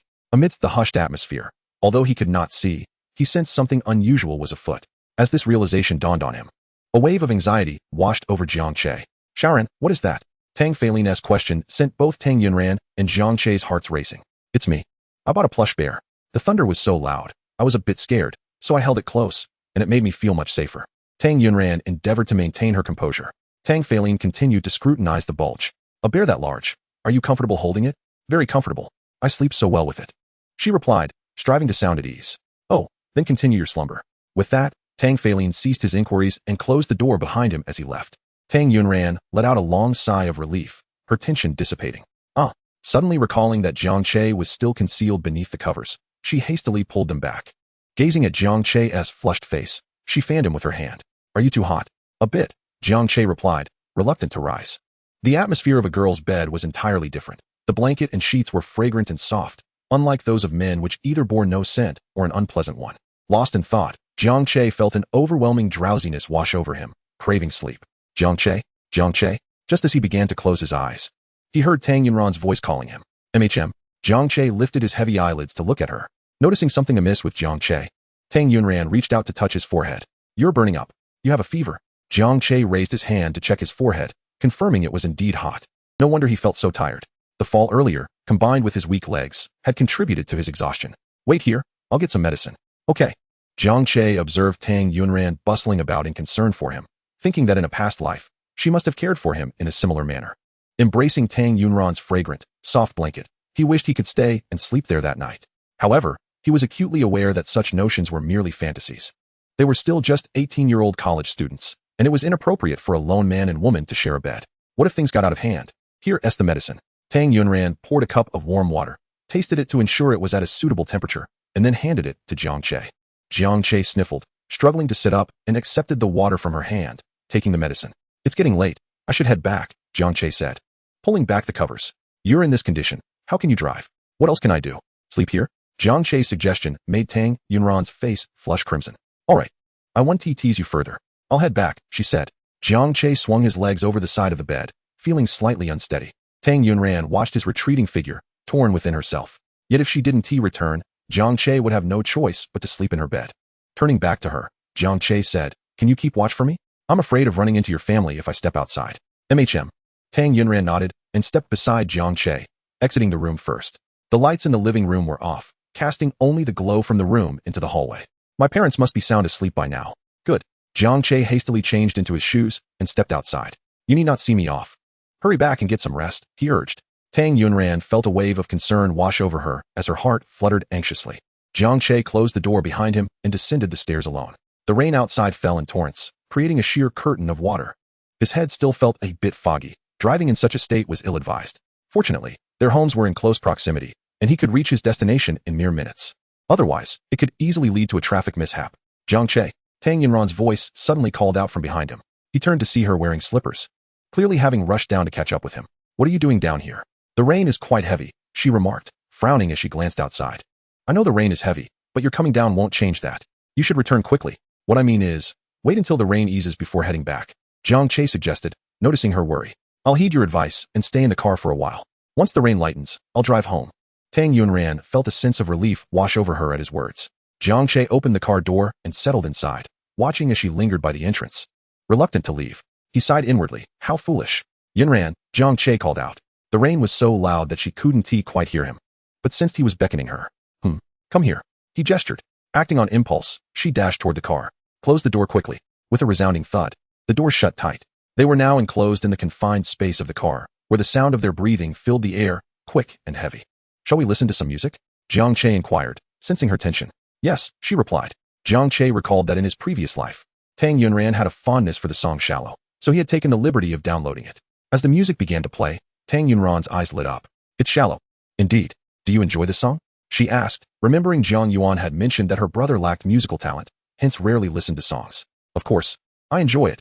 Not just this song, but I also admire the artist who performs it. Jiang Che, tone-deaf and indifferent to music, merely indulged her preferences. Really? So do I. I absolutely adore that singer. Though he may not be tall, his inspiring journey is worthy of a book. Tang Yunran exclaimed, growing increasingly animated. With her engaging conversation, Jiang Che found his headache dissipating, feeling better than any medication could provide. The ambience was perfect for their exchange. The rain's rhythmic patter created a private world for just the two of them. Wow, it's already midnight. Tang Yunran suddenly exclaimed. Just moments ago, when she entered the car, it was not yet 11, and it felt as though they had barely spoken for a couple of minutes. How had over an hour passed? She had never before felt time fly so swiftly. Are you still running a fever? She asked, reaching to touch Jiang Che's forehead. It seems to have subsided, he replied. With a sigh of relief, she glanced out the window. The rain had noticeably lightened. All right, I should be on my way, Jiang Che announced. Hearing this, Tang Yunran's eyes dimmed with reluctance, her gaze revealing her unwillingness to part. Be careful on the road, she murmured, reaching for the door handle. Wait a moment. Jiang Che called out. What is it? She asked, turning back to him. You have something in your hair. Huh. She instinctively raised her hand to check. Don't move. Allow me to help you. Without giving her a chance to react, Jiang Che leaned in and pressed a kiss to her head. In truth, there was nothing in her hair. He had merely sought an excuse to steal a kiss. Tang Yunran's eyes widened in astonishment. What just happened? Did he really kiss her? Or was it merely her imagination? This sensation felt akin to sitting in class, acutely aware of someone's gaze upon her. Was it a figment of her mind or a genuine kiss from Jiang Che? All done, he said, quickly withdrawing his hand. When she focused on him, she found nothing in his grasp. What was it? She could not help but inquire. Perhaps just some fibers from clothing, Jiang Che replied nonchalantly. She scrutinized his expression, attempting to discern any hint of unusual behavior, but ultimately found none. His demeanor remained unchanged. Thus, it seemed it was indeed her imagination. Let us hurry while the rain has lessened, Jiang Che suggested. All right, be careful on the way. Certainly. See you tomorrow. See you tomorrow. Upon returning home, Jiang Che habitually checked his phone before bed, only to discover multiple missed calls and messages from Li Hao. Chapter 60. Tang Yunran took the initiative to message him. Without needing to glance, Jiang Che knew Li Hao's message was filled with concern over his situation with Tang Yunran. It was late, and having just recovered from his fever, he resolved to reply tomorrow. Sleep was his priority. Just as he was about to set his phone aside, a message from Tang Yunran popped up. Have you made it home? Seeing her message, Jiang Che felt his drowsiness vanish. He promptly replied, already in bed. Then you should sleep, she returned. All right, good night. The good night was sent first by Tang Yunran. As he beheld the animated good night she had sent, a smile involuntarily crept upon Jiang Che's lips. It appeared his nightly good night messages had finally borne fruit. He had done so to instill in her a habit, a reliance on his good night wishes for a peaceful sleep. Good night. Jiang Che replied in kind. That night, regardless of the tempest outside, he slept soundly. The following morning dawned bright and fair. Old Jiang, why didn't you reply to my messages last night? Li Hao inquired. It was all about your situation. I nearly spent the night resolving 2 pairs of issues. Did Tang the school beauty forgive you? If she hadn't tea, would I be able to chat with you so calmly now? That's a relief, Li Hao exhaled. Thankful things were well. Otherwise, he would be a historical villain. And you? How are things with you? Jiang Che asked Li Hao. This marked Li Hao's first serious romance. And during his time with Mei Xian, he had incessantly extolled her virtues, only to find himself relegated to the role of a backup. What can be done? I doubt anything worse could happen from here on out. No, if he does not stop you this time, the future will be infinitely worse than what we are unaware of now. Jiang Che placed a hand on Li Hao's shoulder and gave it a reassuring pat. Out with the old, in with the new, take it easy. I have come to terms with it, Li Hao remarked with a hint of melancholy. That is good to hear. From now on, I shall never pursue romance again. If I ever feel my heart stir, I will take the vows and become a monk. Is this what you call coming to terms? It sounds more like you're still struggling, Jiang Che replied, bemused. Old Jiang, don't try to dissuade me. There's a secret I've never shared with anyone. Li Hao's words piqued Jiang Che's curiosity, as Li Hao was typically straightforward, never one to hold back. Li Hao has a secret? I don't recall him ever mentioning one in our previous lives. What secret? Once on my way home from school, I stumbled upon a fortune teller who claimed he could discern your surname without you uttering a word. And you believe that? Of course not. So I decided to have my fortune read. And then, he asked me to identify which sheet of paper bore my surname, telling me not to reveal it. I thought to myself, could it really be that miraculous? Do you have an endless supply of money? To be honest, my mother had just given me quite a generous allowance. And what happened next? Incredibly, he deduced that my surname was Li. Isn't that astonishing? Jiang Che shook his head in disbelief. What is so miraculous about that? All he had to do was arrange all the surnames into a grid. For instance, if there were 100 surnames, they could be organized into 10 rows of 10. Then, he would write down each row on a card, labeling them with odd numbers. He would do the same for the columns, labeling those with even numbers. This way, he would have 20 cards. And any combination of an odd card with an even card would yield only one repeating surname. With that, the preparatory work is complete. If he memorizes the grid of surnames and practices with it enough to avoid any mistakes, he can set up a stall to tell fortunes. Is that really true? Li Hao looked at Jiang Che skeptically. Fortune-telling is supposed to be a mystical art. How has it turned into a mathematical problem in your hands? Don't tease me about my poor math skills. I didn't get into Jiang University based on merit. I merely leveraged connections. Is that something to boast about? Jiang Che rolled his eyes. Let me ask you, didn't he ask you to find a card with your surname first? How did you know? Finding that card essentially tells him which row it's in. As you listened, it seemed increasingly likely that it was indeed that way. Next, he would give you another card to find your surname, which would tell him which column it's in, and thus the specific character. Finally, he would feign profundity and ask you to point with your finger, giving him ample time to deduce your surname. After Jiang Che finished speaking, he noticed that Li Hao was staring at him wide-eyed. Old Jiang, tell me honestly, how did you know all this? Jiang Che thought to himself that he had consumed more salt than Li Hao had rice. I get it. You've consulted a fortune teller before, haven't you? You're overthinking it. Then how did you know? Don't worry about how I know. I just want to ask you. You're not truly planning to abstain from love for the rest of your life because of a scoundrel, are you? I hadn't finished my thought earlier. Li Hao said as he downed a bottle of 500 milliliters mineral water in one go. I found it particularly fascinating, so I let him read my fortune. What did he predict? Marriage prospects. Jiang Che, having been reborn, was well aware of what Li Hao's future entailed, making him curious about what the fortune teller had said. The omens were quite unfavorable. He advised against marriage. Oh, that is surprisingly accurate. Did he mention that if you encounter a benefactor, you could overturn this fate? He didn't specify that. Then it seems his fortune-telling skills are lacking. Let us drop this topic. I have a headache. Today, I'll treat you to a meal to ward off misfortune. All right, then I won't hold back. Feel free to order whatever you like. The pricier the better. An hour later, I'm at a loss for words, Jiang Che remarked. My apologies, I just remembered that Mei Xian has spent all my money. Earlier, in the restaurant's private room, Jiang Che, under Li Hao's encouragement, had ordered an abundance of dishes, only to realize he had no money to pay. Next time, I'll treat you. My mother will give me my allowance next Friday. But today is only Sunday, Jiang Che emphasized. Ah, True, there are still several days left. Old Jiang, lend me a bit to tide me over. Chapter 61. A scolding unraveled. Just then, a familiar figure approached. Wu Qingshu. He was accompanied by his friend Wang Zhen. Old Jiang, your rival in love. Li Hao whispered in Jiang Che's ear. He is not quite a rival yet. Upon hearing Jiang Che's bold statement, Li Hao gave him a thumbs up. Their conversation, though not overly loud, was sufficient for Wu Qingshu to overhear. Wu Qingshu, already harboring resentment towards Jiang Che, was now seething with rage upon hearing Jiang Che's words. As he prepared to confront Jiang Che, he noticed Jiang Che pulling out his phone from his pocket. Hello? Sengge, what is up? Upon realizing it was Tang Faison on the line, Wu Qingshu promptly halted his advance. The last time he had sent someone to rough up Jiang Che, Tang Faison had caught him red-handed and issued a stern warning. He had stated that Jiang Che was his brother, who had saved his life, and if he ever found out that Wu Qingshu harbored ill intentions towards Jiang Che again, he would not hesitate to sever ties. Wu Qingshu also had his sights set on Tang Yunran and could not afford to offend Tang Faison. Considering this, Wu Qingshu quickly decided to walk away. Can't provoke him. Might as well dodge, Li Hao observed as Wu Qingshu walked quite a distance away. Then turned to Jiang Che, who had blacked out his phone screen. Stop pretending. He has already been scared off. Jiang Che tucked his phone back into his pocket. Old Jiang, you really are something. You've managed to get your future brother-in-law on your side so quickly, Li Hao said, impressed. That's just one down. There are two more who are even harder to deal with, Jiang Che lamented, thinking of the other two potential brothers-in-law. Should I help you investigate? No need to trouble yourself. I have my methods. Does he really need your help to investigate? In his previous life, he was quite familiar with those three brothers-in-law, having been beaten by them on numerous occasions. Wu Qingshu, his face a mix of blue and purple, sipped on an icy beverage to cool his temper. Old Wu, why didn't you confront Jiang Che just now? Wang Zhen asked curiously. Do you think I didn't want to? It's just that last time Wu Qingshu then recounted the events of their last encounter to Wang Zhen. So that is how it is. This complicates matters. Wang Zhen remarked just as he glanced across the street. Old Wu, look. Quickly look. That girl. What girl? I'm not interested. Wu Qingshu retorted. I only have eyes for Tang Yunran. No, just look. How beautiful is she? As Wu Qingshu observed Wang Zhen's fervent excitement, he pondered whether the girl truly possessed such extraordinary beauty. Following Wang Zhen's pointed gesture, he turned his gaze toward a girl seated in a wheelchair. While she was indeed quite adorable, he mused that she was not remarkable enough to elicit such a reaction. Weren't you mistaken? He thought.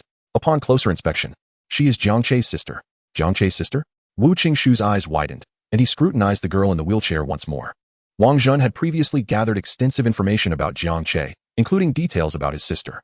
Having seen a photograph of Jiang Yuan, he noted that she bore a slight resemblance to Jiang Che. Indeed, it was Jiang Che's sister.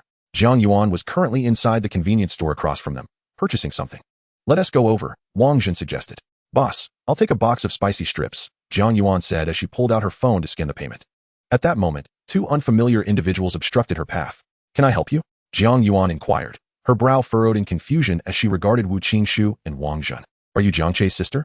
Wu Qingshu's demeanor was less than cordial. Recognizing the unfriendly intentions of the two, Jiang Yuan's attitude shifted as well. What does it matter who I'm related to? It's none of your business. Wu Qingshu was taken aback by her retort. This girl, much like her brother, was no pushover and was equally infuriating.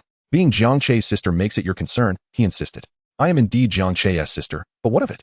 If you have something to discuss, go speak to him. Don't bother me. I'm busy enjoying my spicy strips. Hey, you. Wang Zhen was about to lose his temper when Wu Qingshu intervened. I will handle this personally, he stated, locking eyes with Jiang Yuan. You go back and tell your brother to keep his distance from my girlfriend, understand? Is she really your girlfriend? Jiang Yuan queried, her expression rife with skepticism. Why yes. Indeed she is. If she is your girlfriend, why are you stuttering? I am not stuttering. If she truly is your girlfriend, you ought to tell her to steer clear of my brother instead, alright? Wu Qingshu, incensed, pointed an accusing finger at Jiang Yuan, his face contorting with suppressed rage, his fingertips trembling. At that moment, the store owner brought over the box of spicy strips Jiang Yuan had ordered. Here you go, young lady, your spicy strips, he announced. Before Jiang Yuan could grasp the box, Wu Qingshu snatched it from the owner's hands. I'll say this once more, relay my message to your brother. Stay away from Yuan, or I will make him regret it. Jiang Yuan's eyes blazed with fury as she stared at the spicy strips in Wu Qingshu's possession.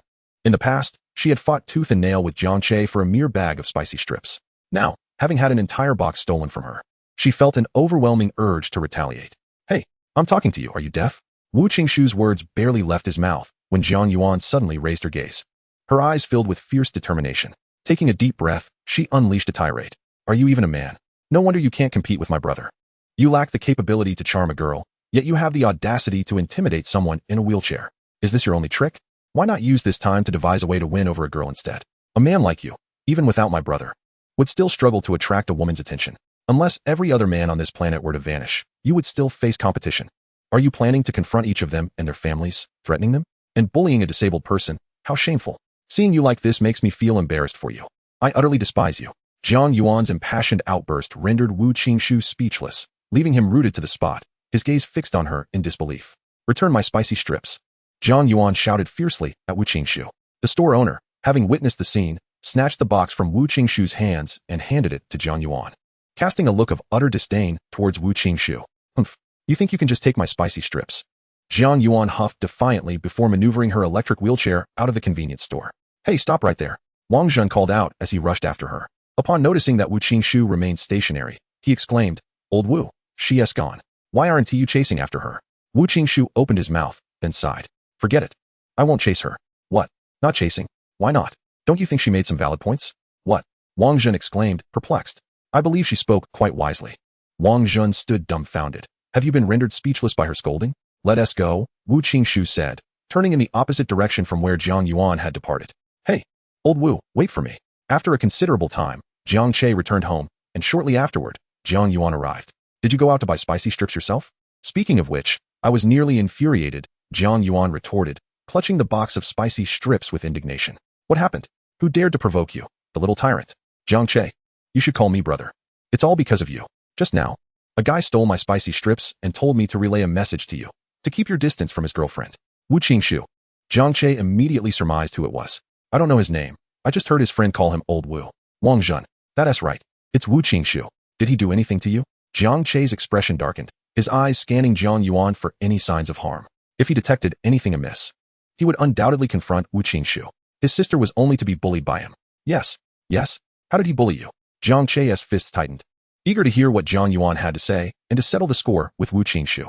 I just told you he stole my spicy strips. That's it. Isn't that enough? Jiang Yuan retorted, her cheeks puffed out in frustration. Jiang Che's gaze fell upon the box of spicy strips in her hands. Since she entered, she had been clutching it tightly, clearly worried that he would take it from her.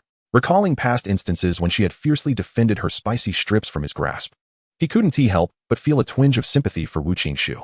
He wondered how he was faring now. After dinner, with some idle time on his hands, Jiang Che decided to spend 10,000 experience points on a lottery, hoping for the chance to acquire something valuable. The store did indeed offer numerous enticing items, albeit at steep prices, with the lowest being in the 5-digit range. By spending 10,000 experience points, he could participate in the lottery 100 times, potentially winning rare treasures.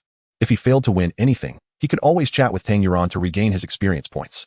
System, initiate the lottery. All right. Thank you for participating. Thank you for participating. Thank you for participating. Thank you for participating. X30. Stop. Enough. Today's fortune seemed rather dismal. Continuing further might yield nothing but more thank you for participating responses. Yet, despite this line of thought, humans are inherently stubborn creatures. Jiang Che was no exception. Convinced that if he didn't try just once more, he might miss out on a fortune. One last try, he resolved. This will be the final attempt. I want draw again. Thank you for participating.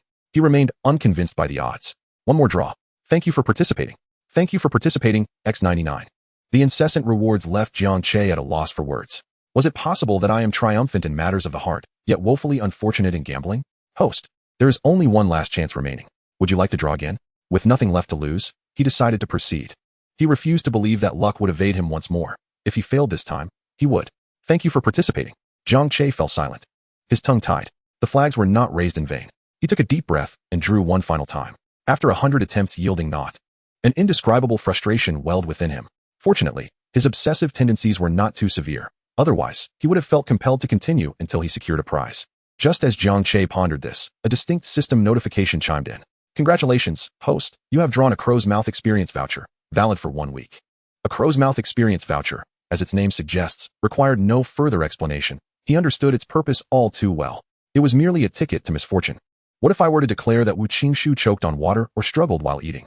That's what you get for bullying his sister. Cough, cough, cough. Wu Qingshu sputtered water everywhere. Wu's mother hastily patted his back in concern. Why the urgency while drinking? Cough, cough, cough. Wu Qingshu coughed relentlessly, his face flushed with embarrassment. After some time, he gradually regained his composure. Time to eat. Oh. Wu Qingshu soothingly rubbed his chest with his hand as he took a seat at the dining table. A piece of braised pork was placed on his plate by his mother. This was his favorite dish. Just as Wu Qingshu placed the morsel into his mouth, before he could even chew, It lodged itself in his throat, refusing to budge. Wu Qingshu grasped his neck, his eyes rolling back. His mother, alarmed, quickly rose to pound his back with urgency. Zhang Ma, come help. Hurry. All right, I'm coming. Both Wu's mother and Zhang Ma struck his back with force. The pain made Wu Qingshu roll his eyes, rendered speechless, as he thought to himself that the braised pork was stuck in his throat. What good would pounding his back do? Ultimately, Wu Qingshu's eyes rolled back as he fainted. Whether it was from choking on the meat, the pounding, or sheer frustration remained a mystery. The following day, Jiang Che drove to Jijun City to check on the renovation progress. En route, he stopped at a convenience store to buy 2 bottles of water. Upon entering, he spotted a familiar face, Mei Xian. Mei Xian regarded him with a gaze brimming with hostility. If looks could kill, Jiang Che would have been rendered to shreds at that very moment. Ignoring Mei Xian's hateful glare, Jiang Che passed by her, attending to his own business. Mei Xian's close friend, Chun Yan, excitedly shook her arm. Xian, look, he's so handsome. I think he's even more dashing than our school's heartthrob. Uff, can good looks fill your stomach? Mei Xian scoffed. Don't let his appearance fool you. He's just a penniless loser. Detecting the veiled mockery in Mei Xian's words, Chun Yan asked, do you know him? Oh yes. He is a friend of one of my backup options. I've done my homework on him. He is just a working-class fellow from the countryside, living with his family in a rundown apartment, and he has a disabled sister. I see. What a shame, such a handsome face wasted. If his family circumstances were slightly better, I might have even considered pitying him and becoming his girlfriend. At that moment, Mei Xian suddenly recalled something. Jiang Che's girlfriend, Tang Yunran. Tang Yunran was the belle of Jiangqing University, and the number of suitors vying for her affection could likely form a conga line around the campus. How could someone like her possibly be interested in Jiang Che? Chapter 63, Tang Yunran's Fury. It was clear that she was being deceived. Just as she had been a few nights prior at the KTV, where he had spun tales of owning 3 properties in Qiushui community, a luxury BMW worth 70 to 80,000, and a villa in Jijun City. Well done. Did he not ruin her chances with Li Hao? Today, she would set out to disrupt his relationship with Tang Yunran. As Mei Xian contemplated this, her eyes caught sight of Tang Yunran walking along the roadside. What a coincidence. Perfect timing. While Jiang Che was paying for his water, he too spotted Tang Yunran across the street and noticed Mei Xian hurriedly approaching her. What was Mei Xian up to? After settling the bill, Jiang Che discreetly followed. Tang Yunran. Mei Xian called out, halting her. Upon recognizing Mei Xian, Tang Yunran furrowed her brow. Truth be told, she despised scoundrels, and she equally abhorred scoundrel women. The actions of Mei Xian towards Li Hao in her previous life had filled her with disdain. Li Hao had come from a well-off family, living carefreely, yet he ended up in such dire straits. After Li Hao was hospitalized due to loan shark debts, she had encountered Mei Xian, who was frolicking with other men, laughing heartily, as if Li Hao's plight did not concern her in the slightest. What do you want? Tang Yunran asked coldly. Observing Tang Yunran, a flower of the snow-capped mountains, Mei Xian could hardly suppress her eye roll. Is being beautiful such a remarkable feat? After all, she had been wholly deceived by Jiang Che. I'm here to kindly advise you to break up with Jiang Che sooner rather than later. As Jiang Che approached, he overheard this statement, and his gaze toward Mei Xian turned perilous. I wish you never find a backup again and remain forever unmarried. A woman like Mei Xian would bring misfortune to any man who wed her. No, let me rephrase that. A girl like you is better suited for ruining scoundrels. Scoundrels and scoundrel women were a match made in hell. Should they marry, they would only inflict mutual harm. Tang Yunran frowned at Mei Xian. You misunderstand. Jiang Che and I are not in that kind of relationship. Don't deny it. My eyes are not deceived. I can see that you two are indeed involved. Mei Xian insisted vehemently. I truly. Tang Yunran, I'm warning you as a fellow woman. Jiang Che is deceiving you. Deceiving me? Deceiving me about what? I don't comprehend your meaning. Did Jiang Che tell you he owns a house in Qiushui community? Yes, I knew it. Did he also tell you he had a BMW? He indeed does. She had even ridden in it. It's all a lie. Mei Xian raised her voice. Let me tell you, just a few nights ago at the KTV, Jiang Che confessed his feelings for me, claiming that he actually likes me and that he owns 3 properties in Qiushui community, a BMW, and that he bought a villa in Jijun City. Did he say the same to you? Tang Yunran was aware that Jiang Che's family had indeed purchased a property in Qiushui community and acquired a BMW, but she was unaware of the existence of 2 additional properties or the villa in Jijun City. She was quite familiar with Jijun City, as a former classmate of hers resided there. At a class reunion, that classmate had boasted about a villa costing tens of millions, exorbitantly expensive. However, her husband was wealthy, and she relished it. Thus, he bought it for her. While that classmate spoke, she had been staring at Tang Yunran, clearly to flaunt her wealth. She ignored her, pretending she had heard nothing. As a result, this classmate grew increasingly bold, openly naming and shaming her. He claimed that she, the campus belle, was faring poorly and was the most unfortunate in their circle. In that moment, she erupted with anger, asserting that while she could tolerate many things, she would never allow anyone to insult Jiang Che. Moreover, Jiang Che had been present that day. She refused to let anyone tarnish his reputation. She believed Jiang Che was remarkable, having risen from nothing without any external assistance. She had quietly observed the immense effort he had put forth during that time. Was it mere coincidence that it was Jijun City? Surely, this could not be true. She was aware that Jiang Che had recently dabbled in stock trading and recognized his talent and luck in that arena. Yet Jijun City was a place where capital was essential for such endeavors. Jiang Che had merely won a grand prize. As a student, it was improbable that he would invest all his winnings recklessly into the stock market.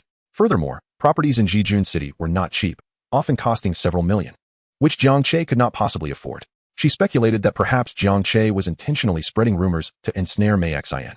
Seeing Tang Yunran lost in thought, Mei Xian assumed she had fallen for her words and pressed on. Isn't it true that once you marry, he will gift you a villa in Jijun City? Before Tang Yunran could respond, Mei Xian continued her monologue. Let me tell you, I have encountered many men, and I assure you, someone like Jiang Che is not worth your lifelong devotion. As the campus belle of Jiang City University, countless wealthy suitors are vying for your attention. Do not be deceived by a despicable scoundrel like Jiang Che. Mei Xian believed she had been blunt enough that Tang Yunran would surely choose to break up with Jiang Che. The thought of Jiang Che being jilted filled Mei Xian with a sense of urgency. She could hardly wait to witness that scene, which she imagined would be immensely gratifying. However, the unfolding events deviated entirely from her expectations. Tang Yunran's expression turned icy. Is Jiang Che despicable? Or is it you? What did you say? Mei Xian was taken aback by Tang Yunran's sudden retort. What did I say? You know in your heart the truth, don't you? What do you consider your boyfriend to be? Merely a financial tool? Selling your soul and body to deceive those who genuinely care for you. You lead them on, extracting their heartfelt devotion and money without a shred of guilt, and instead, you take pride in it. Who is truly shameless here? Tang Yunran's words rang with clarity and conviction, beautifully articulated. Jiang Che silently applauded Tang Yunran in his heart. She was indeed his girl, incomparable to someone like Mei Xian. Mei Xian's eyes widened in shock, her mouth agape in disbelief. You, say that again. What? Are you angry? You dare to do this, and yet I cannot speak? Initially, she had no desire to involve herself in such matters, but with Jiang Che's name implicated, she could no longer tolerate it. You are spouting nonsense. When have I ever done such a thing? Mei Xian's face turned a deep shade of anger. What goes around comes around. I refuse to believe that someone like you can escape divine judgment and live freely until old age. Though she had not witnessed Mei Xian's comeuppance in her previous life, she firmly believed in karmic retribution. Someone like Mei Xian, a societal parasite, would eventually face the consequences of her actions. You vile creature. Mei Xian seethed with rage, shoving Tang Yunran. In Chapter 64, Mei Xian's downfall unfolds.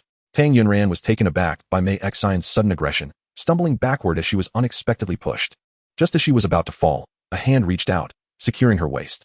Upon turning to see Jiang Che, her pupils dilated in surprise. He always seemed to appear just when she needed him most. Are you all right? I'm fine, Tang Yunran replied, shaking her head. Jiang Che's gaze shifted from Tang Yunran to Mei Xian, his expression turning sharp and piercing, akin to an arrow ready to strike, exuding an undeniable intensity. Faced with Jiang Che's formidable glare, Mei Xian instinctively recoiled 2 steps. What do you intend to do? Are you going to hit a woman? If you dare to strike me, then you are no man. Who says I'm not? Is it up to you to define what makes a man? Hitting you doesn't make me any less of one. I'm striking a scoundrel. Jiang Che's words left Mei Xian momentarily speechless, struggling to respond. You still cannot hit me. If you do, you cease to be a man. Jiang Che advanced on Mei Xian, asserting, indeed, a man who strikes a woman is not a man. However, I am not striking a woman. I am confronting trash. Mei Xian's face flushed with anger. But standing at only 5 feet tall against Jiang Che's imposing 6-foot stature, she dared not unleash her fury. You, don't come any closer. Mei Xian stammered, retreating.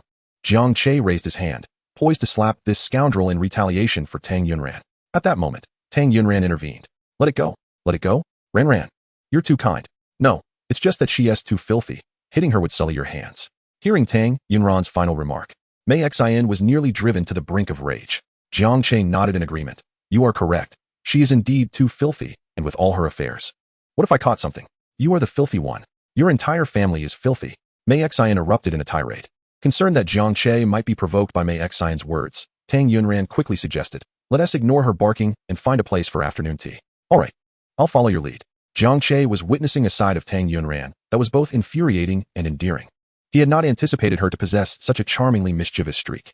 As for Mei Xian, Jiang Che had already wished her ill fortune with his earlier words. But that was not sufficient. I wish you a continuous streak of bad luck and misfortune from this moment on. Mei Xian watched as the two departed, furiously stamping her feet. Quick, call your backup boyfriend and have him teach Jiang Che a lesson, suggested one of Mei Xian's friends. You're right.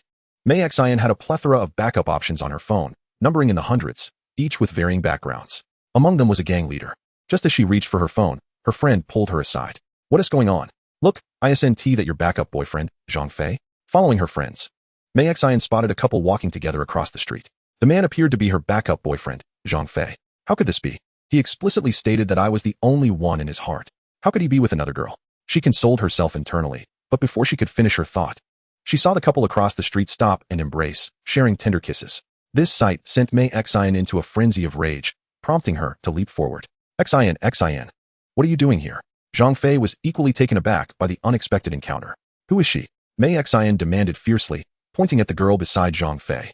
Xian, let me explain. She's just a friend. A friend? A friend who kisses you? Do you think I'm foolish? And you, shameless woman. How dare you seduce someone else's boyfriend, you shameless wretch. I shall tear your clothes off and strip you of all dignity.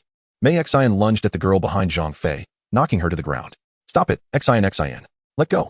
Jiang Che urgently tugged at Mei Xian's clothing, but she was consumed by madness, roaring and clawing at the girl beneath her. Mei Xian, Jiang Che bellowed. It was as if she hadn't heard, continuing her frenzied assault like a deranged woman. Frustrated, Jiang Che lost his temper, roughly grabbing Mei Xian by the hair and yanking her away as if uprooting a weed, then delivering a kick that sent her sprawling. Xiang, are you all right? Jiang Che, filled with concern, removed his shirt to wrap around the girl. She was terrifying, like a tiger ready to devour, utterly frightening. The girl, overwhelmed with fear, burrowed into Jiang Fei's embrace. Mei Xian, still reeling from the kick and unable to rise, watched this scene unfold, her face shifting through a spectrum of colors, red to violet in a fit of rage. Jiang Che, you must give me an explanation today. Very well, I shall provide you with one. I love Xiang. From this moment forth, I am breaking up with you. What? Mei Xian was taken aback, unable to fathom that Jiang Che would utter such words. She had always kept men firmly in her grasp, and now, having just been dumped by Li Hao, she faced another rejection from Jiang Che. How could her luck be so dreadful? In the end, Mei Xian could only watch helplessly as Jiang Che led the girl named Xiang away. Cursed. After stamping her feet in frustration, she noticed something unusual beneath her. Looking down, she discovered it was dog feces. This is infuriating. What a terrible day to go out. Tang Yunran opened the car door and settled into the passenger seat, turning to Jiang Che. You're not angry, are you? Why would I be angry for no reason? Jiang Che started the engine, playing Tang Yunran's favorite song, Shallow. When Mei Xian spoke to you like that, I thought you might be upset. Why waste my emotions on a scoundrel like her? Jiang Che replied nonchalantly. You truly aren't angry? Not only am I not angry, but I am quite pleased. Jiang Che said, a smile playing on his lips. Oh, Tang Yunran's face reflected her confusion, failing to grasp Jiang Che's meaning. I am happy because you stood up for me. Upon hearing this, Tang Yunran lowered her head slightly, attempting to conceal her burgeoning smile. Jiang Che discreetly glanced at her, unable to suppress his own smile, which blossomed with joy. For a moment, the car was filled with a simple yet profound aura of happiness. We've arrived, Jiang Che announced. Tang Yunran looked up, revealing her bewilderment. Isn't this Jijun City? What are we doing here? Chapter 65, Jiang Che buys sanitary napkins. Jiang Che retrieved a key and handed it to Tang Yunran. What is this? A key. I certainly know it's a key, Tang Yunran retorted, bemused. You'll find out soon enough, Jiang Che said mysteriously. Tang Yunran eyed him skeptically, and in the next moment, Jiang Che's car smoothly entered Jijun City. We're going in, Tang Yunran gasped, wide-eyed. She was aware that this upscale community prohibited entry to outside vehicles. Although Jiang Che's car was a BMW, a luxury in its own right, it was still commonplace for the residents of Jijun City. Hence, it was implausible that he could gain entry simply because he was driving a BMW. Suddenly, a thought struck Tang Yunran. During her earlier confrontation with Mei Xian had mentioned that Jiang Che owned a villa in Jijun City. Could it be? Just as this thought crossed her mind, the car halted in front of a lavish villa. We've arrived, Jiang Che said, turning to Tang Yunran before stepping out of the car. Tang Yunran, holding the key, followed him in a state of confusion and astonishment as they approached the ornate iron gate. Open the door, Jiang Che instructed, looking at the key in her hand. Open the door? With this lock? Are you sure it will work? Tang Yunran asked, half in doubt, as she inserted the key. With a turn, there was a click, and the door swung open. Tang Yunran blinked, momentarily stunned, unable to process what had just happened. Go on in, Jiang Che urged, pushing the door open. Oh. Tang Yunran mumbled, following him inside. The yard was barren, adorned only with a few simple green potted plants. The house, freshly purchased, bore an air of desolation, waiting for its new inhabitants. Once we move in, it will feel more alive, Jiang Che remarked as he opened the villa door and stepped inside. You just bought this? This villa is yours, Tang Yunran exclaimed, her face a mask of disbelief. Yes, I mentioned before that I made a fortune in the stock market, didn't I? Jiang Che replied, though inwardly he acknowledged that his ability to afford this villa was largely thanks to the experience points she had provided him. By the way, do you like this style of decoration? Jiang Che asked, confident that Tang Yunran would appreciate it, as she had been the one to oversee the decoration of their home in their past life. As Tang Yunran regained her composure, her gaze roamed around the villa, her eyes sparkling with delight. I absolutely adore this style. In our previous life, the wedding house was decorated under my supervision. At that time, I worried whether you would like it, a question I always wanted to ask, but never did. I never expected you would also favor this style. Furthermore, she was enamored with the furniture, the color and design of the sofa. Let me sit down and see if it's comfortable. Yes, Tang Yunran replied, plopping down and sinking slightly into the cushions. Very comfortable. Jiang Che took a seat opposite her, feeling that the once empty house now buzzed with life, embodying the warmth of a couple. How much did you actually earn from trading stocks? Tang Yunran couldn't help but ask, her curiosity piqued. Only my girlfriend is privy to that information. If you want to know, you'll have to pry it from me, Jiang Che teased. Tang Yunran pouted. Suddenly, she felt a discomfort in her lower abdomen. Before she could react, a rush of warmth flooded down. Jiang Che noticed something was amiss with Tang Yunran and asked, "What's wrong? Are you feeling unwell?" Tang Yunran's face flushed crimson, her thighs pressed tightly together. I, she stammered, struggling to articulate her thoughts. Jiang Che rose from the sofa and approached her. "Don't come any closer," Tang Yunran exclaimed, her voice tense. With a sudden exertion, another rush followed. Feeling the coolness on her skirt, her face burned with embarrassment, wishing for nothing more than a mouse hole to hide in. "What is that smell?" Jiang Che sniffed the air, then followed the scent down to her thighs, finally spotting the bloodstain on her skirt. Having lived over 30 years, he quickly deduced her predicament. Has your period started? The term ant flow is widely recognized in contemporary society, familiar to both women and men alike. Upon hearing Jiang Che's words, Tang Yunran immediately lowered her head. Her cheeks flushed crimson to the nape of her neck, wishing fervently for a fissure in the ground to swallow her whole. "Do you have any with you?" Jiang Che inquired. Tang Yunran shook her head. "I'll go buy some for you." "What? Buy for her?" Jiang Che was actually going to purchase sanitary napkins for her. Tang Yunran's head shot up to meet Jiang Che's gaze, her eyes brimming with astonishment. Jiang Che picked up the car keys from the table, stating, "There's a convenience store nearby. Just wait here, I'll be back shortly." No need. I can go myself." Tang Yunran stood up, feeling a wave of embarrassment wash over her. Jiang Che glanced down at her. "Don't look. Are you certain you can go like this?" Tang Yunran glanced down at her attire, mortified, realizing she could not possibly make the trip. After arriving at the convenience store, Jiang Che found himself overwhelmed by the myriad of brands of sanitary pads displayed on the shelves. There was a dizzying array of options, daytime, nighttime, varying sizes from 230mm to 420mm, ultra-thin with moisture lock, and those with large wings for added protection. How do I choose? The female store assistant had already taken notice of Jiang Che, first due to his handsome visage and now because of his perplexed demeanor. "Hello, are you buying these for your girlfriend?" "Yes," Jiang Che nodded. "I'm unsure which ones would be suitable. Could you assist me?" "Of course. It's no trouble at all." Observing Jiang Che's charming and considerate nature, the store assistant couldn't help but envy his girlfriend. Thinking that when she finds a boyfriend, she wouldn't require him to be exceptionally wealthy or handsome, just someone willing to buy sanitary pads for her would suffice. "Does your girlfriend have a heavy flow?" The assistant's question left Jiang Che momentarily speechless. He truly had no idea about Tang Yunran's menstrual flow. "It should be quite a bit," he mused, recalling how Tang Yunran had dampened her skirt earlier. "In that case, you might consider this brand, Safi. It has excellent elasticity, side leak protection, and is very thin, perfect for summer use," the store assistant recommended. "All right, I'll take this one," Jiang Che said, picking a pack. "I suggest you get several packs. This one contains only 20 pieces, and it will be gone in just 3 or 4 days." "Okay. Also, let us add this nighttime version. With a length of 420mm, it will provide a secure night's sleep," the assistant suggested another option.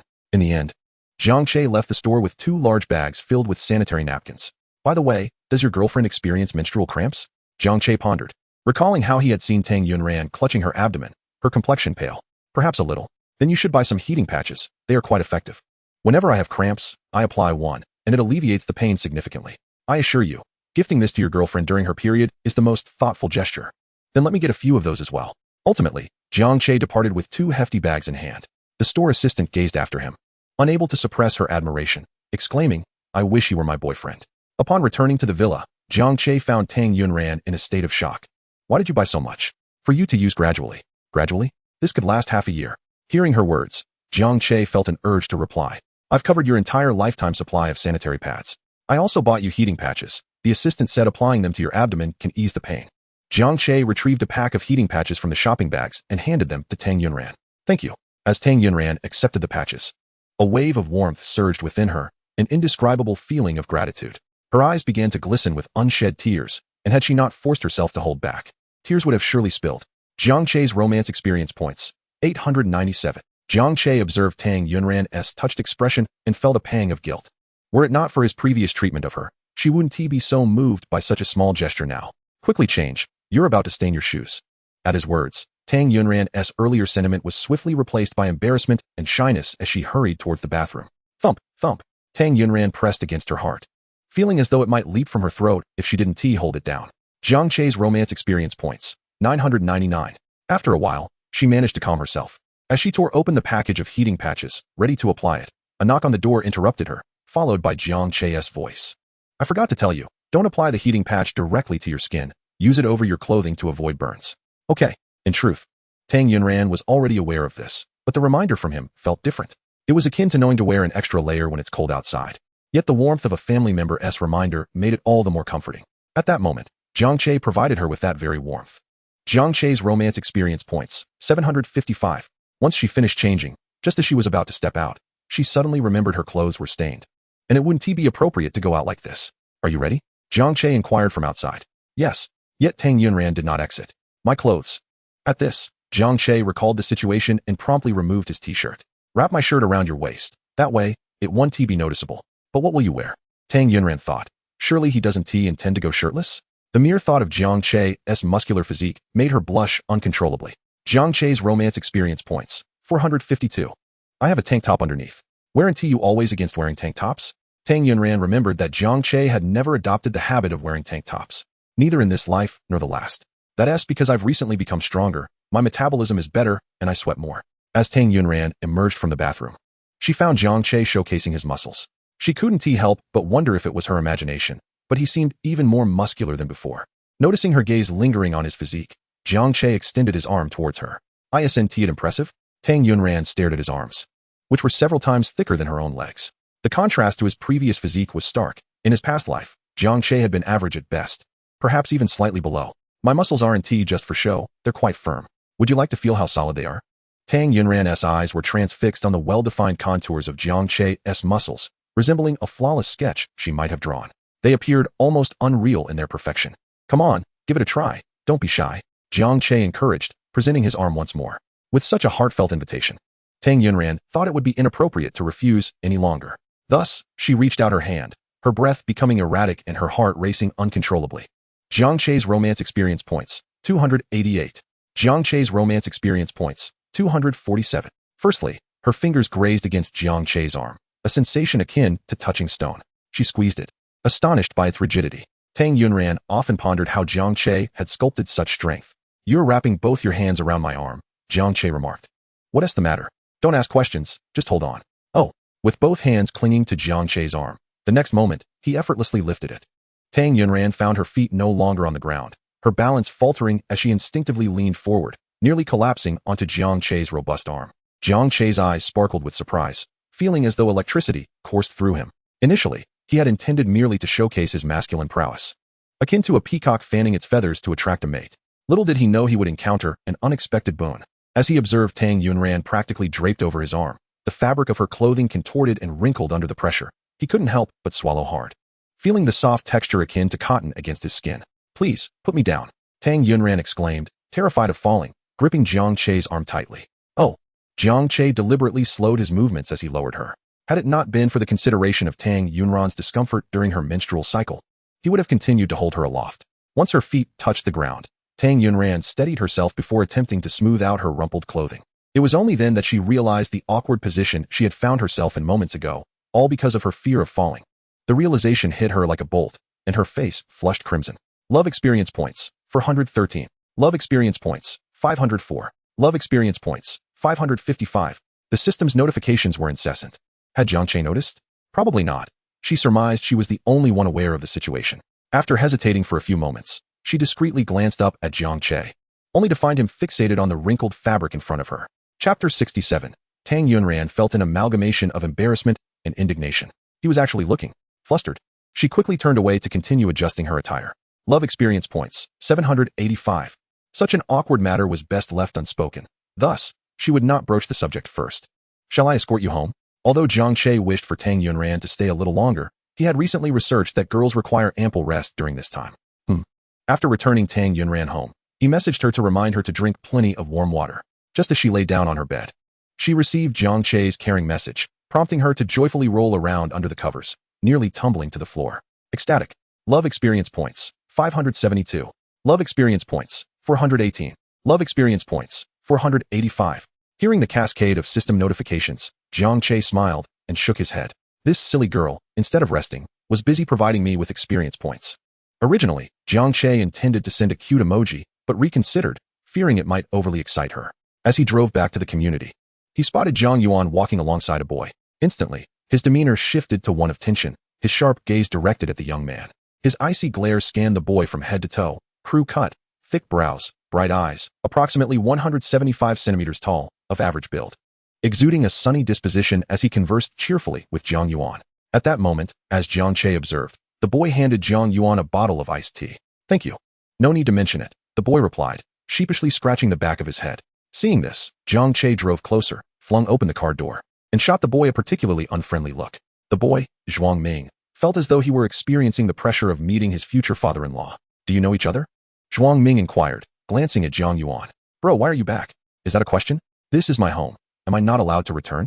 Jiang Che's gaze remained fixed on Zhuang Ming as he spoke. At that moment, any resentment he harbored towards his three uncles from a past life dissipated, as he now understood the protective instincts of an elder brother reluctant to see his sister fall into danger. What is going on? He asked my classmate. I missed school today for a hospital visit, and he brought me my assignments, Jiang Yuan explained. Cunning and perceptive, Jiang Yuan instantly grasped the underlying implications of Jiang Che's words. Oh, just a classmate then. After Jiang Che finished speaking, he turned to Zhuang Ming, offering a polite, yet cautionary smile. Classmate, I appreciate your help. Is your home far? Would you like me to drive you back? Zhuang Ming, feeling a chill from Jiang Che's smile, sensed an instinctual warning that if he got into that car today, he might not be able to escape. No, my home is nearby, just a few minutes away. Nearby, you say? Which community? Jiang Che's smile remained inviting. Zhuang Ming swallowed hard, feeling increasingly uncomfortable under Jiang Che's gaze. Really, there's no need. I should be going now. Goodbye. Before he could finish his sentence, Zhuang Ming dashed away. Observing Zhuang Ming's hasty retreat, Jiang Yuan rolled her eyes dramatically at Jiang Che. Look at what you've done. You've frightened him. On what grounds do you say that? With a face as handsome as mine, how could I possibly be intimidating? Jiang Che feigned innocence. Jiang Yuan, witnessing his antics, couldn't muster the energy to respond. Even if you won't listen to me, I wasn't joking the other day. You can't rush into marriage, or you might invite misfortune. Misfortune? How could you even think of that? Jiang Yuan shot Jiang Che an exasperated look, leaving him to ponder. I don't believe a word of it. You're just a mischievous old brother. When have I ever led you astray? Oh yes, you were so kind when you buried my favorite doll in the dirt. I thought you had too few dolls. If I planted yours, wouldn't it yield a garden of dolls next year? I was merely showing my affection. And what of the time you cut my hair? I'd painstakingly grown it long. You can't blame me for that. It was stuck with gum, and I merely helped you. Who in the world was so shameless as to stick gum in my hair? Jiang Che shook his head in disbelief. It wasn't me. Shameless. Jiang Yuan shouted angrily at Jiang Che. And by the way, I've kept a record of all the money you've borrowed from me since childhood. It totals 168. 932. What on earth is 2%? Interest. Jiang Che, repay the money. Jiang Yuan extended her hand towards Jiang Che. Jiang Che retrieved his phone and manipulated it for a moment. The sound of jingling coins echoed, a notification for incoming funds that Jiang Yuan had set on WeChat. Casting a doubtful glance at Jiang Che, she opened her phone and her eyes widened in astonishment. 3,000. Call me brother. Brother. Be good, my dear sister. Jiang Che affectionately ruffled Jiang Yuan's hair as if she were a small puppy, although a flicker of displeasure stirred within her. She could tolerate it for the sake of 3,000 yuan. Jiang Yuan was a little money-obsessed, and Jiang Che was well aware of this. Thus, this tactic proved to be the most effective in dealing with her. I see your phone has been in use for 3 or 4 years. Let me buy you a new one. Upon hearing this, Jiang Yuan immediately fixed her round, glistening eyes on Jiang Che. At that moment, if a tail were attached to her, she would surely wag it with delight. After dinner, Jiang Che took Jiang Yuan to purchase a new phone. Upon reaching the counter, Jiang Yuan instantly set her eyes on a model priced at 4,999 yuan, the most popular model from the previous year. Jiang Che picked it up, admiring it from every angle. Do you like this one? He inquired. Jiang Yuan shook her head. Not my type. As he set it down, her eyes lingered on it with reluctance. She glanced at her own phone, an outdated contract phone received with a top-up, 1,000 yuan model. After 3 or 4 years of use, had clearly become obsolete. Having worked in mobile retail for many years, the sales associate could easily discern that Jiang Yuan did not dislike the phone. Rather, she simply could not afford it. Chapter 68. Tang Yunran also possesses a golden finger. The sales associate handed Jiang Yuan another phone. What do you think of this one? Currently on promotion, originally priced at 559 yuan. You can now purchase it for just 299 yuan. Its appearance is lovely, and the memory is ample, perfect for a student like you. Jiang Yuan accepted the phone and swiped through it a few times, pouting slightly. How to put it? It was indeed better than her disobedient old phone, which only functioned after a good bang or two. However, after experiencing the phone of her dreams moments ago, the stark contrast of using a phone worth over 3,000 yuan made her mood plummet. Although she adored the previous model, its price was simply too exorbitant for a high school student with no income, especially considering that her family had already spent a considerable amount on her leg treatment recently. Then I suppose I'll take this one. This is too cheap. 1,000 yuan phones are unusable. They start lagging after just 6 months. The experience is dreadful. Jiang Che remarked as he snatched the phone from Jiang Yuan's hands. To the sales associate, this action suggested that Jiang Che couldn't even afford the 299 yuan phone. Honestly, if you can't afford it, don't pretend to be a big shot buying a phone for a girl, she thought to herself. While she picked up an 899 yuan phone, every sale counts, no matter how small. How about this one? It seems to be this year's latest model, from the same series as the one you were just looking at, but the latter is last year's version. In electronics, one should always buy the newest, not the outdated. Jiang Che presented the most conspicuous phone on the counter. The entire display was adorned with promotional posters for this model, exuding a sense of luxury. Brother, this one is 999. Jiang Yuan exclaimed emphatically. The sales associate leaned against the counter, observing silently as Jiang Che put on a show. Having witnessed countless customers like Jiang Che over the years, she believed he couldn't afford it. In a world divided between the wealthy and the less fortunate, it would be far more honest to simply declare the price too steep, much like herself, an ordinary worker. She was certain that Jiang Che would soon find faults with the 999 yuan phone and ultimately settle for the cheapest option. Just as the sales associate was lost in thought, Jiang Che approached her, handing over the phone. I'll take this one. What? The sales associate was taken aback. I want this one. I noticed the promotional sign offers a free pair of Bluetooth headphones, so please fetch me a pair. You're serious? The sales associate was stunned. Had she misjudged him? After completing the transaction, Jiang Che handed the phone to Jiang Yuan, who looked at him with heartfelt gratitude. Please, don't look at me that way. I'm not accustomed to it. If you start crying, we'll return it immediately. Initially touched, Jiang Yuan rolled her eyes in exasperation upon hearing Jiang Che's words. Dream on. You've already bought it. It's mine now. That eye roll was indeed authentic. A gesture only his beloved sister could muster. Once back in her room, Jiang Yuan tossed and turned, unable to sleep. She pondered that although her brother could be quite infuriating, he had genuinely treated her well during this time. His birthday had passed, and she contemplated a gift for him for Double 11. She mused that the likelihood of her brother winning over that beautiful young lady was a mere 0.001. If he couldn't celebrate Valentine's Day, she could accompany him for Double 11. What gift would be appropriate? After some contemplation, Jiang Yuan resolved to knit a towel for Jiang Che. Unfortunately, she lacked the skill to knit. Nevertheless, she decided to purchase the supplies first. Jiang Yuan opened Taobao and ordered some yarn. In the blink of an eye, a week had passed, and the impending final exams loomed ahead, transforming the previously leisurely days of university into a veritable hell. Jiang Che recalled that in his previous life, he had failed English due to his obsession with gaming. This time, I must study diligently and strive to pass without any failures. Despite the years that had elapsed, he vividly remembered the disappointment etched on his parents' faces when he had flunked. How could they not be disappointed? They hailed from the countryside, and among their relatives, he was the only one who had gained admission to Jiangxing University, a source of potential pride for his parents, only for him to disgrace them by failing his final exams. What a shame. During family gatherings, relatives often brought this up, urging his parents to keep a closer watch on him, warning him not to let himself go once in university, lest he end up worse off than their pig farming cousin. His parents, being kind-hearted souls, never retorted and simply lowered their heads, awkwardly smiling along. In this lifetime, he vowed never to let such an embarrassment occur again. However, so many years had passed, and he had long forgotten what he had struggled with in English. Right. I forgot that Tang Yunran also experienced a rebirth. Perhaps she remembers. Even if she doesn't, her English is excellent, and she could tutor me. With this thought, Jiang Che promptly messaged Tang Yunran. Could you do me a favor? Upon reading the message, a puzzled expression crossed Tang Yunran's face. What is it? I would like to request your assistance with my English. I fear I might fail. It's for that reason. She recalled reading rebirth novels where the protagonist always had a golden finger. After her own rebirth, she initially found herself devoid of any such advantage. However, she soon realized that her golden finger was her remarkable memory. Events from her past life, as long as she had experienced them, would vividly replay in her mind upon mere reflection, much like when she had helped Jean Xiaoqiao with her study notes. Logically, considering it had been over a decade, how could she possibly remember the exam content from so long ago? Yet, she could recall it all too clearly. Jiang Che is a student of the business department, while she belongs to the fine arts department. Although they are not from the same field, their English exams are identical. She recalls that in her previous life, Jiang Che failed his final exams this semester.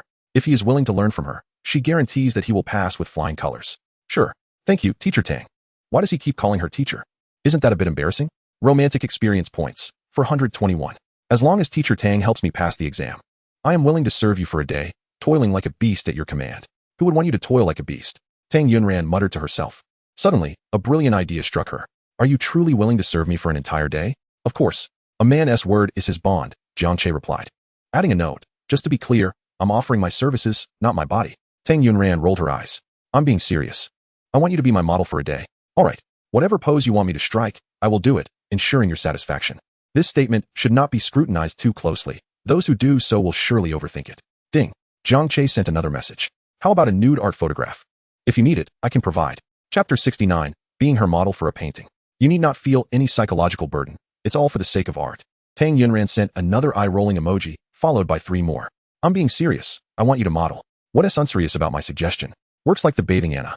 Creation of Adam. And in the prison are all renowned masterpieces of nude art, aren't they? I can't be bothered to discuss this further.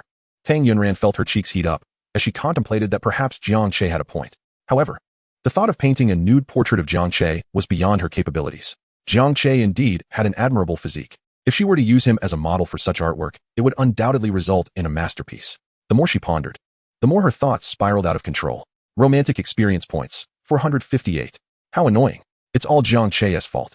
Can't he just speak normally without bringing up nude art, making me indulge in such thoughts? Ding. Jiang Che, when are you free? Hurry and help me with my English. I'm available anytime. Jiang Che, then come to my house. Upon reading this message from Jiang Che, Tang Yunran felt a surge of anxiety. Isn't that inappropriate? What is wrong with that? It's just inappropriate. Then I'll go to your house. That is even worse. I can't just be seen by others. It's not that I'm preventing you from coming. It's just that my elder brother and second brother are home, and I fear they might misunderstand our relationship. Ultimately, the two arranged to meet at KFC. This place offers free Wi-Fi, air conditioning without charge, and as long as they order 2 cups of cola, they can drink as much as they want. The moment Jiang Che saw Tang Yunran, he immediately remarked, Teacher Tang, I'm relying entirely on you for this English exam. Please bring the book. All right. As Tang Yunran received the English book, she instinctively began to highlight key points, marking some sections with stars. What is this star for? Jiang Che inquired curiously. It signifies important scoring points, she replied while continuing to mark. How do you know? Jiang Che feigned ignorance. Hearing his question, Tang Yunran's hand momentarily paused in its highlighting. Jiang Che keenly observed the subtle changes in her expression. Her eyelashes fluttered slightly faster than usual, and her fingers tightened around the pen. I have a scholar's intuition, Tang Yunran stammered after a moment's hesitation. Oh, I see. Jiang Che chose not to press further. Continue marking. I'll jot down some other notes. Sure, what do you want to eat? New Orleans grilled wings and a chocolate sundae. Got it. The entire afternoon was spent with Jiang Che studying English under Tang Yunran's guidance. Learning a language can be a tedious endeavor, but when accompanied by someone one cherishes, it becomes far less monotonous. Before they knew it, 4 hours had slipped away, and they were nearing dinner time. Jiang Che felt a sense of lingering satisfaction.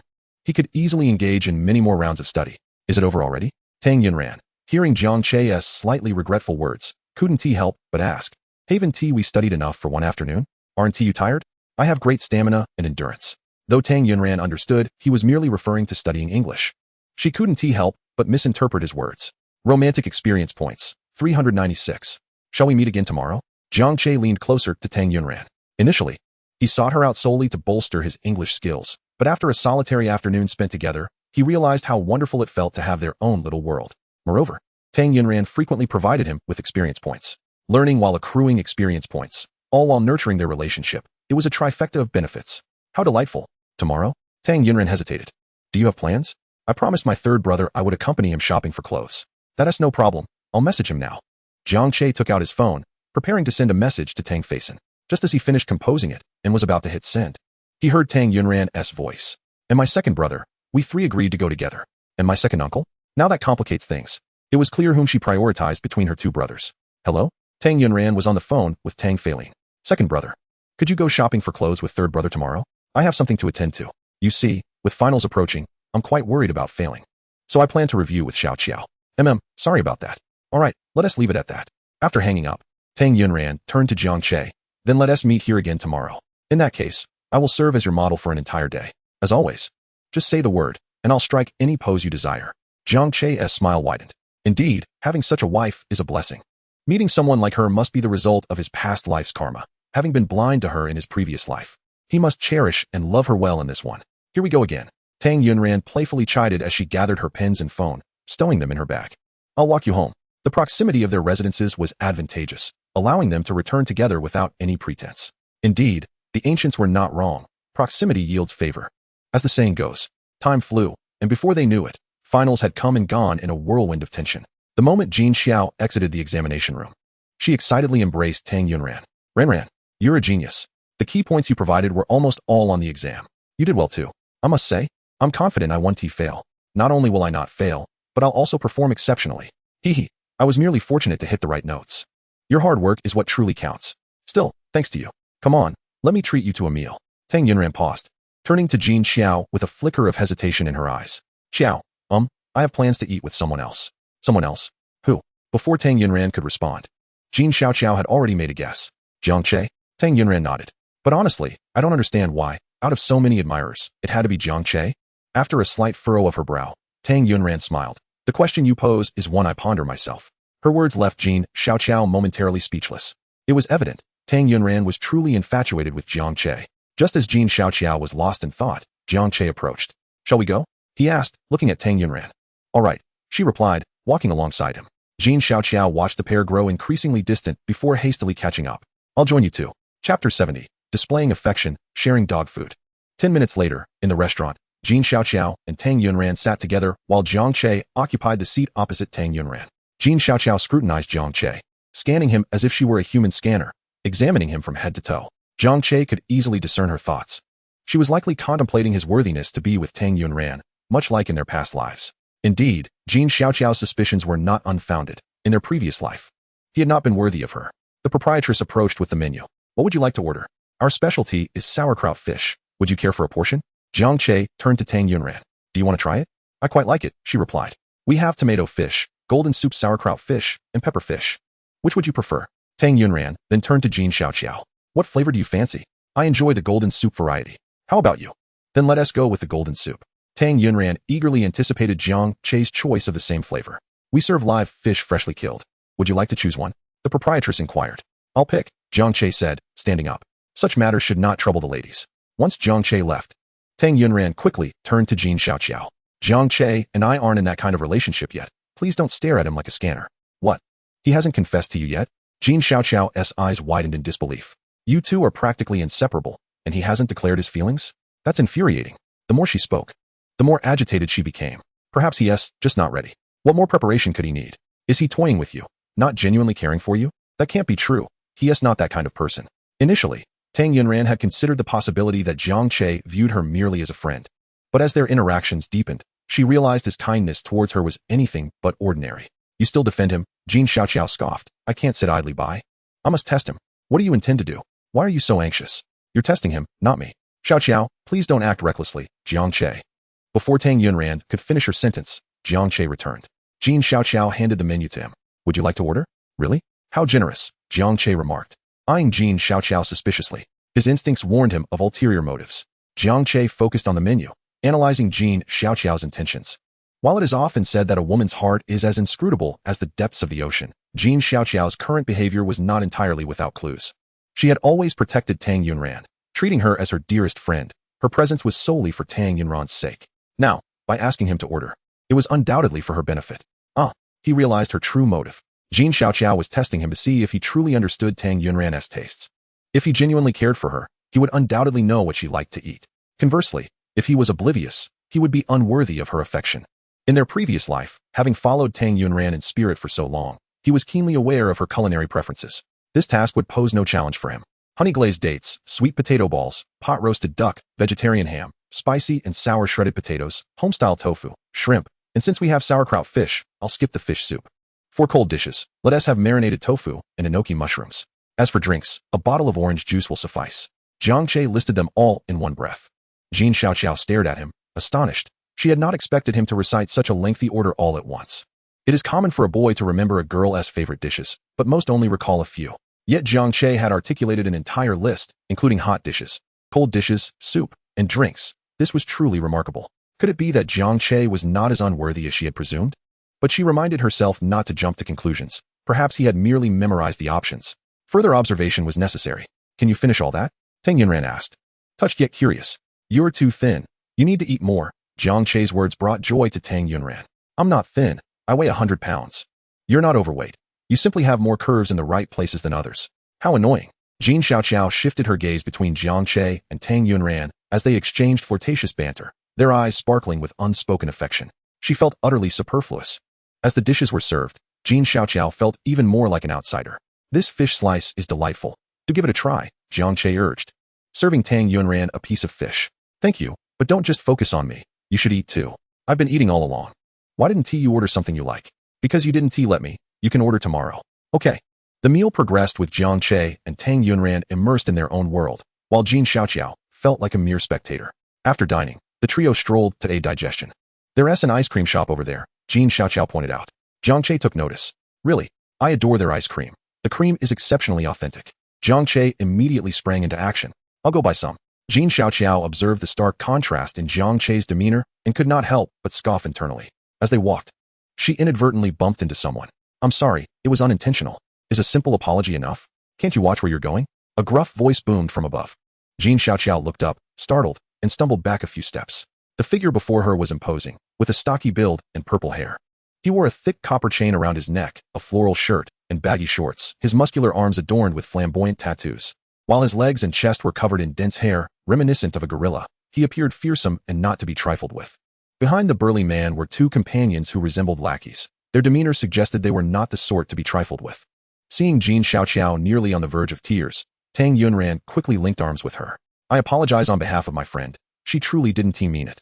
The burly man, upon catching sight of Tang Yunran, unmistakably revealed a lewd glimmer in his eyes. If apologies could resolve issues, what need would there be for the police? He collided with me, causing pain. I require a medical examination. Hand over the money. You were hurt. In front of your towering edifice. Jin Xiaoqiao is but a mere enoki mushroom, and you dare claim to be injured? What a jest. Chapter 71. The hero saves the beauty. Yet, in the face of such circumstances, what recourse do we have? One cannot simply confront these thugs head-on, even if luck were to favor us and we emerge victorious. The looming threat of retaliation, especially against our families, would be dreadful. How much do you need for compensation? Tang Yunran inquired. The burly man extended 5 fingers. 500? She can manage that. What 500? 50,000. What? 50,000. That is clearly extortion. Jin Xiaoqiao exclaimed, trembling. Extortion? Do you dare accuse me of extortion? The burly man raised his massive fist, poised to strike. Jin Xiaoqiao recoiled in fear. Tang Yunran, though startled, managed to maintain a modicum of composure.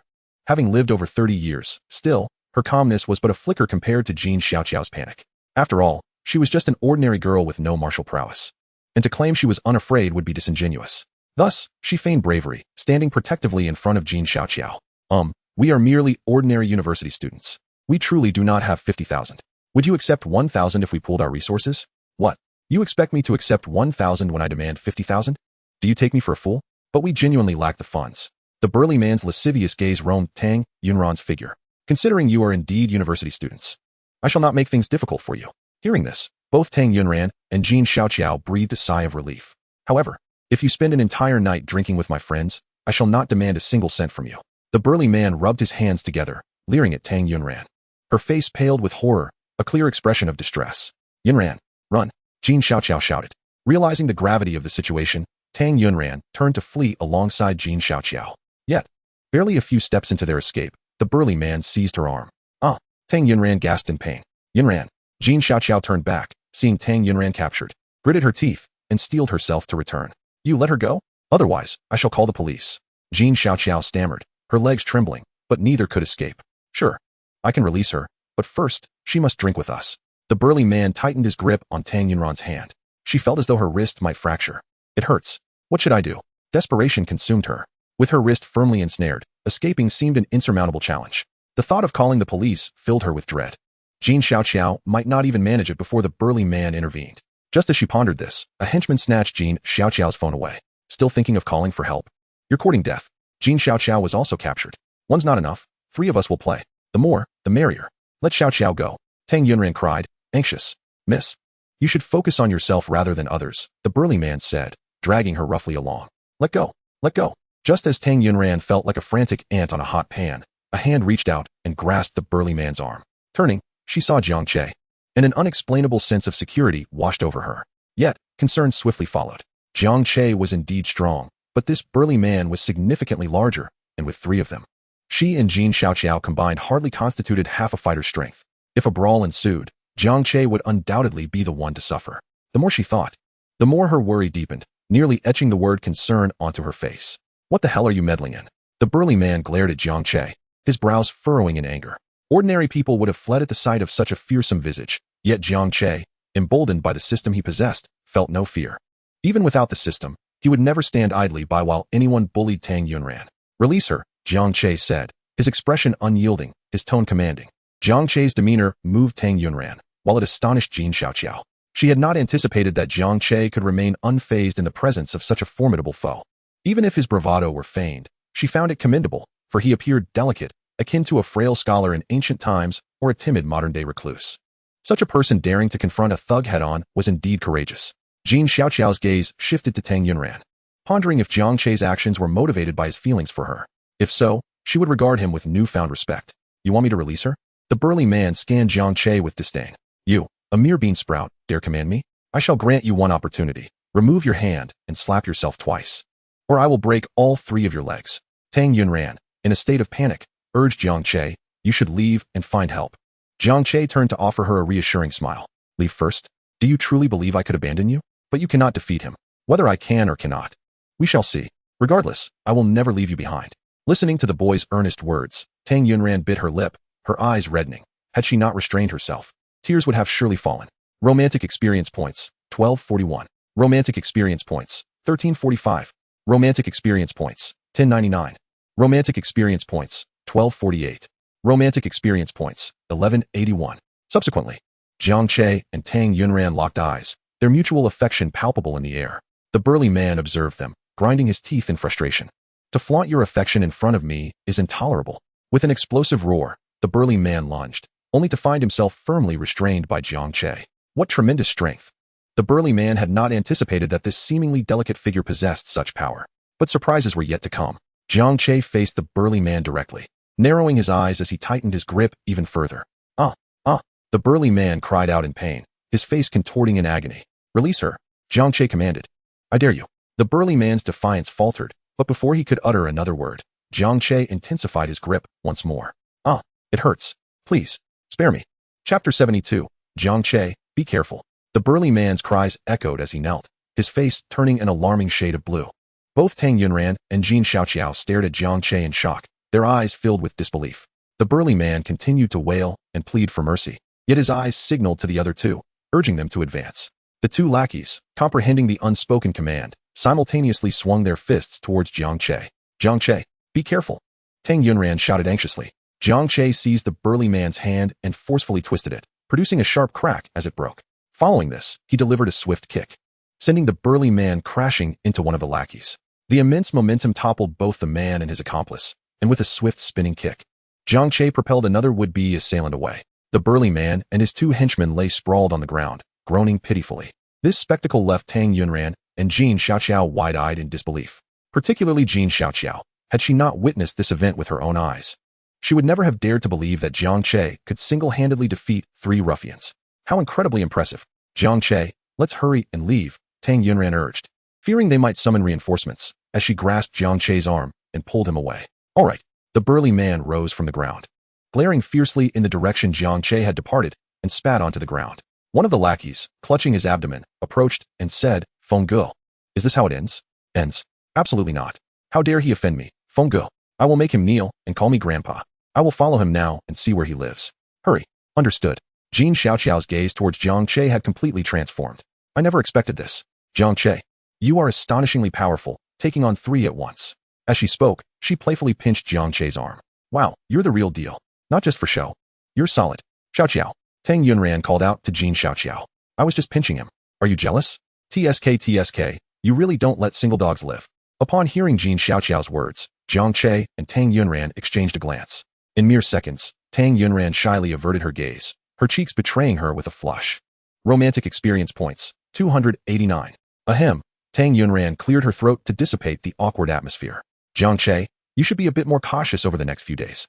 Those thugs looked quite menacing, and I worry they might retaliate. No need to worry. I'm quite formidable. They are no match for me. I'm more concerned they might target your family. At Tang Yunran's words, Jiang Che's expression darkened noticeably. Having lived a second life, he had come to realize the significance of family and the irreplaceable nature of kinship. He vowed to protect his family and allow no harm to come to them. Upon returning home, Jiang Mingquan was busy preparing corn and rib soup. Where's Mom? She went to the temple to pray for you, hoping you pass your exams smoothly. By the way, how did it go? I'm confident I'll pass with flying colors, Jiang Che declared with utmost assurance. Really? Of course. With Tang Yunran personally tutoring me, how could I possibly fail? Reflecting on the English exam from earlier that day, he genuinely admired Tang Yunran. The key points she had highlighted were all spot on. After all these years, she still remembered them. That was truly impressive. That's great. That's great. Jiang Mingquan beamed widely, rummaging through the wardrobe to pull out a bottle of 5-grain liquor. This bottle of premium liquor had been hidden away for quite some time, as he had hesitated to consume it. This is a fine grain liquor, quite delightful. Today, let us father and son savor it together, to celebrate your early success. In fact, Jiang Mingquan had 2 bottles stashed away. He had opened the first when he learned Jiang Che was admitted to Jiangxing University, and he had celebrated heartily that day. Remarkably, despite drinking to excess, he had suffered no ill effects, waking up the next morning without a headache or dry throat. Fully ready for work. Had he consumed alcohol mixed with spirits, he would have surely been incapacitated. Jiang Mingquan uncorked the bottle and inhaled the rich aroma of the grain liquor. Jiang Che, observing the bottle in his father's hand, was reminded of his previous life. In that life, when he had not performed well in his exams, Jiang Mingquan had refrained from celebrating. Later, while tidying up, he had accidentally knocked over a bottle, spilling the liquor, which had greatly distressed Jiang Mingquan. Dad, I've transferred some money to you. Jiang Mingquan looked at Jiang Che with confusion. What is this money for? With the Qixi festival approaching, you and Mom have never truly celebrated it together. Mom has worked tirelessly for half her life. This time, take her out and make her happy. Purchase her a diamond ring or necklace, something to bring her joy. Considering Jiang Che's words, Jiang Mingquan reflected and agreed. What man wouldn't he want to adorn his wife beautifully? What man wouldn't he desire to see his wife adorned in gold and silver? A man's greatest pride lies in providing a dignified life for his wife, which in turn reflects on his own dignity. He recalled how, when he married Linya, they had been so impoverished that he could only afford a dowry of 10,000, and he had never bought her anything else, not even a wedding photo. Years later, when their situation improved slightly, he had suggested they take wedding photos, but Linya had been reluctant, citing the expense. Linya had always selflessly dedicated herself to the family, being frugal with herself, yet generous towards Jiang Mingquan and their children. The more Jiang Mingquan thought about it, the more he felt he had wronged Linya. You're right. This Qixi festival, I will make it special for your mother. However, I have my own savings. There's no need for you to transfer me money. Save it for yourself. Aren't you involved in stocks? I may not fully understand it, but I know it requires significant capital. Dad, please accept the money. If we're going to celebrate Qixi, it should be done properly. A diamond ring isn't cheap. Besides, I have ample funds now, so you need not worry about finances. What's yours is yours. I want to take it. Seeing his father's stubbornness, Jiang Che had to resort to showing his bank balance on his phone, presenting it before Jiang Mingquan. Shocked, Jiang Mingquan eventually accepted the money. Feng Ge, I found him. That kid lives in Qiushui community. Well done. What else did you uncover? Both his parents are ordinary workers, and he has a disabled sister. Sister? Is she pretty? Quite attractive, but unfortunately, she has a leg disability. That's her. Find out which school she attends. We'll intercept her. Chapter 73. Jiang Yuan is cornered. Understood. I'll look into it right away. After hanging up the phone, Hu Feng wore a fierce expression. Jiang Che, you little brat. I will make you regret crossing me. The next afternoon, as Jiang Yuan exited the school, she immediately caught the attention of a few thuggish individuals. Not long after, she was intercepted in a secluded area.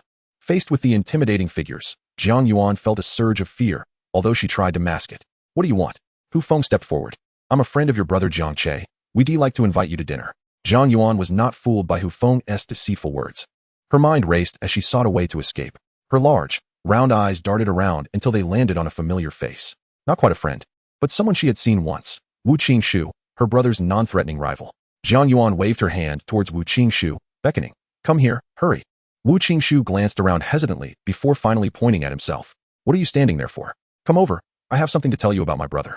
Upon hearing this, Wu Qingshu approached with a mix of skepticism. A younger associate cast a glance at him, then turned to Hu Feng, saying, Brother Feng, we've got a helper. Should we? The younger associate made a gesture across his throat. Seeing this, Wu Qingshu was immediately alarmed and halted. Hey, don't get me wrong. I'm not close with this girl. If that is the case, why aren't you leaving? Wu Qingshu. Coming from a privileged background where he was coddled by his family and surrounded by friends who showered him with praise, felt a twinge of irritation at being told to leave. However, outnumbered and faced with a particularly imposing figure, he deemed it prudent to endure the slight. Seeing Wu Qingshu about to depart, Jiang Yuan felt a surge of urgency. It was difficult to find a somewhat unreliable ally. She could not simply watch him walk away. No wonder you can't compete with my brother. If it were him in this situation, he would undoubtedly act heroically. And you? You are just like a turtle retreating into its shell. When they tell you to leave, you scurry away without a shred of dignity. Are you even a man? Wu Qingshu halted, turning to face Jiang Yuan. How am I not a man? You simply aren't. Say that again. If you were, you would stay and help me. We're not close. Why should I risk myself for you? Then go. If you walk away now, you'll forever lose the chance to compete with my brother. No woman would ever be attracted to a coward like you. I'll hit you, do you believe me? Wu Qingshu raised his hand, poised to strike Jiang Yuan. Come on, go ahead and hit me. If you have the guts, do it. Jiang Yuan taunted, extending her face in provocation. Wu Qingshu strode towards her, hand raised to strike her cheek, but in the next moment, he swiftly maneuvered behind the wheelchair and took off running. Holy crap, Brother Feng, he's running. Hu Feng shoved the younger associate aside. I'm not blind, I saw that. What are you all standing around for? Hurry up and chase him. Wu Qingshu pushed the wheelchair with reckless abandon, panting heavily after just 10 minutes of running. 10 minutes? That's too short, Jiang Yuan remarked, rolling her eyes at him. Does she even grasp what she is saying? 10 minutes is short. It's ample time for sowing seeds and reaping rewards. Hurry up, otherwise they'll catch up. Jiang Yuan urged impatiently. I can't go on. I really can't. Let me catch my breath. I'm about to collapse. Wu Qingshu found a stone stump to sit on. You're so out of shape. It's only been 10 minutes. Don't you ever exercise? I drive my Ferrari every day. Do I really need to work out? Wu Qingshu retorted, unable to hold back his frustration, reflecting on what possessed him to so boldly rescue someone from those thugs. Now, thinking back, he felt a chill of fear. After all, Jiang Yuan was the sister of Jiang Che. He had gone to save the sister of his rival. Do you rely solely on your Ferrari? Will you depend on it in marriage as well? Jiang Yuan scoffed. I mean, aren't you underage? Your words are more immature than the colors in my imagination. Stop rambling nonsense, and hurry. They're closing in. Jiang Yuan urged anxiously. Wu Qingshu glanced back, and indeed, the thugs were hot on their trail. Realizing this, he scrambled to his feet and pushed the wheelchair with all his might. At the corner ahead, he nearly collided with someone. To be precise, he almost crashed into Jiang Che. Jiang Yuan, Wu Qingshu? Why is Wu Qingshu pushing my sister? Jiang Che wondered, his mind racing with thoughts of Wu Qingshu's earlier warning to stay away from Tang Yunran, or else he would pursue his sister. Anger ignited within him as he gripped Wu Qingshu by the collar. Wu Qingshu, you are no man. Do you even deserve to pursue Ranran? You've misunderstood. I misunderstood? You were about to run off with my sister, and you still dare to speak of misunderstandings? Brother, it's really a misunderstanding. Jiang Yuan interjected, grasping Jiang Che's sleeve. You're too kind-hearted defending him? Do you see me as a benevolent person? No, Jiang Yuan. Jiang Che's fury began to subside as he looked at her. Is it truly a misunderstanding? Both Jiang Yuan and Wu Qingshu nodded in unison just as Hu Feng and his crew arrived in pursuit. Upon seeing them, Jiang Che no longer doubted Jiang Yuan and Wu Qingshu's words. Stop! Stop! Hu Feng shouted, skidding to a halt upon spotting Jiang Che, his gaze wary. The memory of Jiang Che breaking his arm was fresh in his mind, as was the vivid image of Jiang Che easily dispatching his two subordinates. To be honest, he felt a bit intimidated. Otherwise, he wouldn't have been so quick to halt. Brother, run! Jiang Yuan shouted as she saw them closing in. Before her voice had even faded, her brother stepped out from behind her, positioning himself in front. Jiang Yuan tilted her head, perplexed by the scene. What was he doing? Though she had previously asserted that her brother would never shy away from such a confrontation, it had merely been a provocation, hoping to spur Wu Qingshu into action. She had acted with a hint of hope, believing that taking some form of initiative was better than awaiting doom. Now, however, her brother was genuinely choosing to confront those thugs head-on. Was he seeking death? Chapter 74, Entangled with Bad Romance. Wu Qingshu's eyes widened in shock. He knew Jiang Che possessed some skill, but these individuals were entirely different from the hired thugs he had encountered previously. Those mercenaries operated for money, while these men clearly led lives on the edge, armed with pipes and knives. Did Jiang Che truly not fear them? One thing was for certain. Wu Qingshu's legs felt like jelly. Take care of my sister, Jiang Che said, glancing at Wu Qingshu. What gives you the right to command me? Wu Qingshu snapped back indignantly. Jiang Che ignored his retort and turned to Hu Feng, fixing his gaze on the injured arm hanging from Hu Feng's neck. That arm will take at least a month or two to heal, won't it? Hu Feng's face darkened with anger. You. Before he could finish, Jiang Che interrupted. You don't want the other one too, do you? He pointed at Hu Feng's uninjured hand. Under Jiang Che's cold stare, Hu Feng felt as though he had already lost that hand. Instinctively, he pulled it back. Then he remembered he had brought 5 men with him, all armed, and regained his confidence. You think you're tough? Go ahead, try it. Let us see if you can break my hand again. Jiang Che surveyed his surroundings, contemplating before he spoke. There are 6 of you, and I shall take you all on single-handedly. If I emerge victorious, you shall cease to harass my family. Should I lose, I will submit to your judgment. What say you? Ha, ha, ha. Are you not speaking nonsense? If you lose and we overpower you, you will certainly be at our mercy. Then allow me to add another condition. I shall fight unarmed, while you may wield any weapons you choose. As Jiang Che declared this, he expended a significant amount of experience points within the system to acquire the skills of a top-tier master. How dare you look down upon us? Indeed, I scorn you. Are you brave enough to accept this wager? Jiang Che's audacity stemmed from a desire to eliminate any future threats to Jiang Yuan or his parents. In Hu Feng's eyes, Jiang Che was the epitome of arrogance. Very well.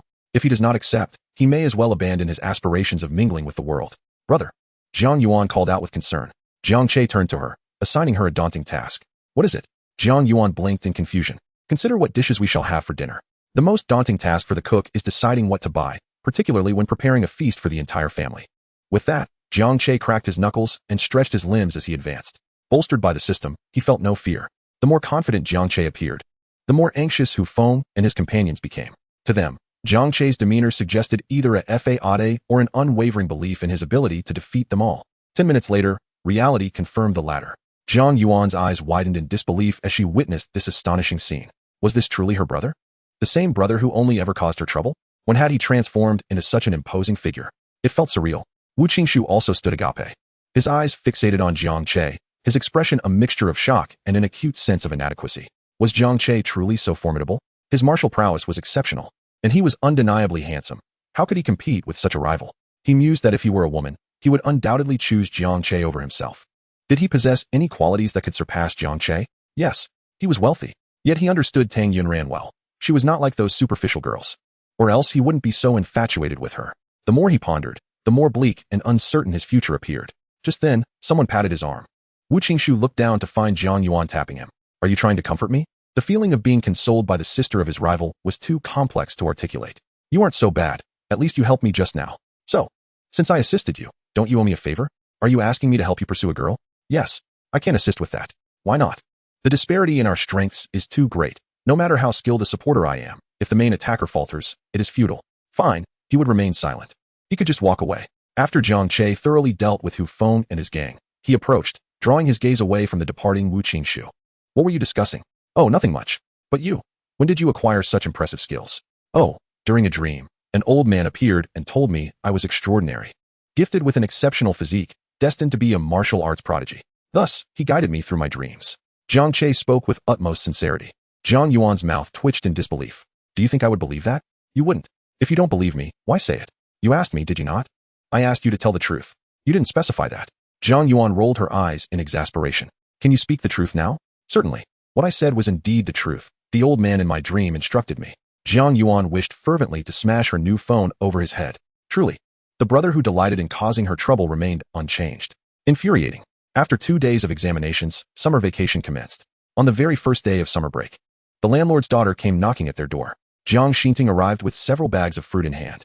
Tingting, you're here? Come in. Linya warmly welcomed Jiang Xinting. Jiang Xinting's eyes darted around, searching. Is Jiang Che not here? Linya, aware that Jiang Xinting had come to see Jiang Che, called out, Xiao Che, come out, Tingting has arrived. Oh, Jiang Che hesitated to emerge, knowing well the purpose of Jiang Xinting's visit. He recalled when he first moved in. Jiang Xinting weighed around 120 pounds, slightly plump but still attractive. In just a few short years, she had transformed from a modest dwelling to a villa, her development astonishingly rapid. He felt that had Jiang Xinting exercised a modicum of restraint, she might not have reached her current state. Meanwhile, Jiang Xinting was scrutinizing Jiang Che intently. She knew he was handsome, but he had transitioned from merely being a decent-looking young man to someone who exuded a striking appeal, rivaling that of the most popular youth. Moreover, he possessed an aura of mature masculinity that perplexed her. How could someone only 18, younger than her by several years, evoke such feelings in her? As she gazed, Jiang Xinting's attention fixated on Jiang Che's impressively muscular arms. Chapter 75. I will be your girlfriend. Wow. After not seeing you for a while, how did your physique suddenly improve so dramatically? You radiate security. Jiang Xinting nearly lost control of her saliva as she stared, barely managing to keep it in check. Jiang Che felt a chill run down his spine under her unabashed gaze. At that moment, Jiang Yuan playfully patted him on the back, casting him a look of concern. Whether it was a figment of Jiang Che's imagination, He couldn't shake the feeling that Jiang Yuan was reveling in his predicament. As Jiang Che pondered this, Jiang Xinting waddled toward him, her layers of flesh jiggling with each step. Jiang Che focused intently on the floor, fearing that at any moment, she might trample it through sheer weight. Xiao Che, it's been a while. You've changed so much, becoming both handsome and robust. Jiang Xinting's eyes glimmered with desire as she locked onto Jiang Che. Jiang Che instinctively stepped back. To clarify, he was not cowardly. He was merely protecting his innocence for Tang Yunran's sake. You've also changed significantly, becoming even more voluptuous. Xiao Che. Linya shot a warning glare at him. Jiang Yuan stifled her laughter behind her hand. It's all right, Aunt Lin. He's just complimenting me. My parents frequently mention my weight gain, calling it a sign of good fortune. Jiang Xinting took no offense. Rather, she interpreted Jiang Che's words as an admiration of her figure. Xiao Che, be sure to treat Tingting well. I will go wash and prepare the fruit. With that, Linya turned to Jiang Yuan. What are you still doing here? Have you finished your homework? Oh, I'll go do my homework now. Clever as Jiang Yuan was, she recognized that Linya was deliberately dispatching her to grant Jiang Che and Jiang Xinting some privacy. Linya believed what Jiang Che had told her a few days prior, yet from his words, it was evident that he had yet to win the heart of the girl he was pursuing. Perhaps they had barely begun. Thus, she felt it prudent not to harbor excessive hopes. She could discern that Jiang Xinting had a fondness for her son, and she thought quite highly of Jiang Xinting. If matters were to progress, she would soon have a daughter-in-law. After Linya and Jiang Yuan departed, only Jiang Che and Jiang Xinting remained in the living room. Sister Ting, please take a seat, Jiang Che politely invited. Don't call me sister, just call me Ting Ting. Jiang Xinting replied as she approached the sofa and sat down. Isn't that inappropriate? Jiang Che observed as he watched the sofa sink under her weight, forming a hollow. There's nothing inappropriate about it. I'm only 4 years older than you. Just a slight difference, she asserted. 4 years is merely a slight difference? Was the girl engaging in such self-deception regarding age? If you're unwilling to call me Ting Ting, then you can call me Xin, she proposed. With a sudden burst, Jiang Che sprayed his drink and began coughing. Cough, cough, cough. Jiang Xinting moved behind him, saying, let me help you. No, cough, cough, cough. Don't know what? All right, don't rush, I'll help you. Her palm, as solid as a brick, struck him, making him feel as though his insides might erupt. Jiang Che pondered that only his robust physique could withstand such a blow. Anyone else would require an ambulance after such an encounter. Okay, cough, cough, no. That's enough. Jiang Che emphasized the word no, fearing she might misinterpret. If she were to strike him again, he worried that Tang Yunran would once more be left heartbroken and desolate. Feeling the fiery pain radiating from his back, he was certain a large, red mark had formed there. Just be careful while drinking, Jiang Xinting said, returning to the sofa, which sank once more under her weight. Be careful? Isn't it because you insisted I call you Xin? He had recently endured incessant mentions of Xin from Li Hao, which made him particularly sensitive to the term. I'll continue calling you Sister Ting. I've grown accustomed to it. As you wish, Jiang Xinting replied, no longer concerned with the matter of titles, for she was thinking that once they were married, Jiang Che would eventually call her wife, rendering the current title insignificant.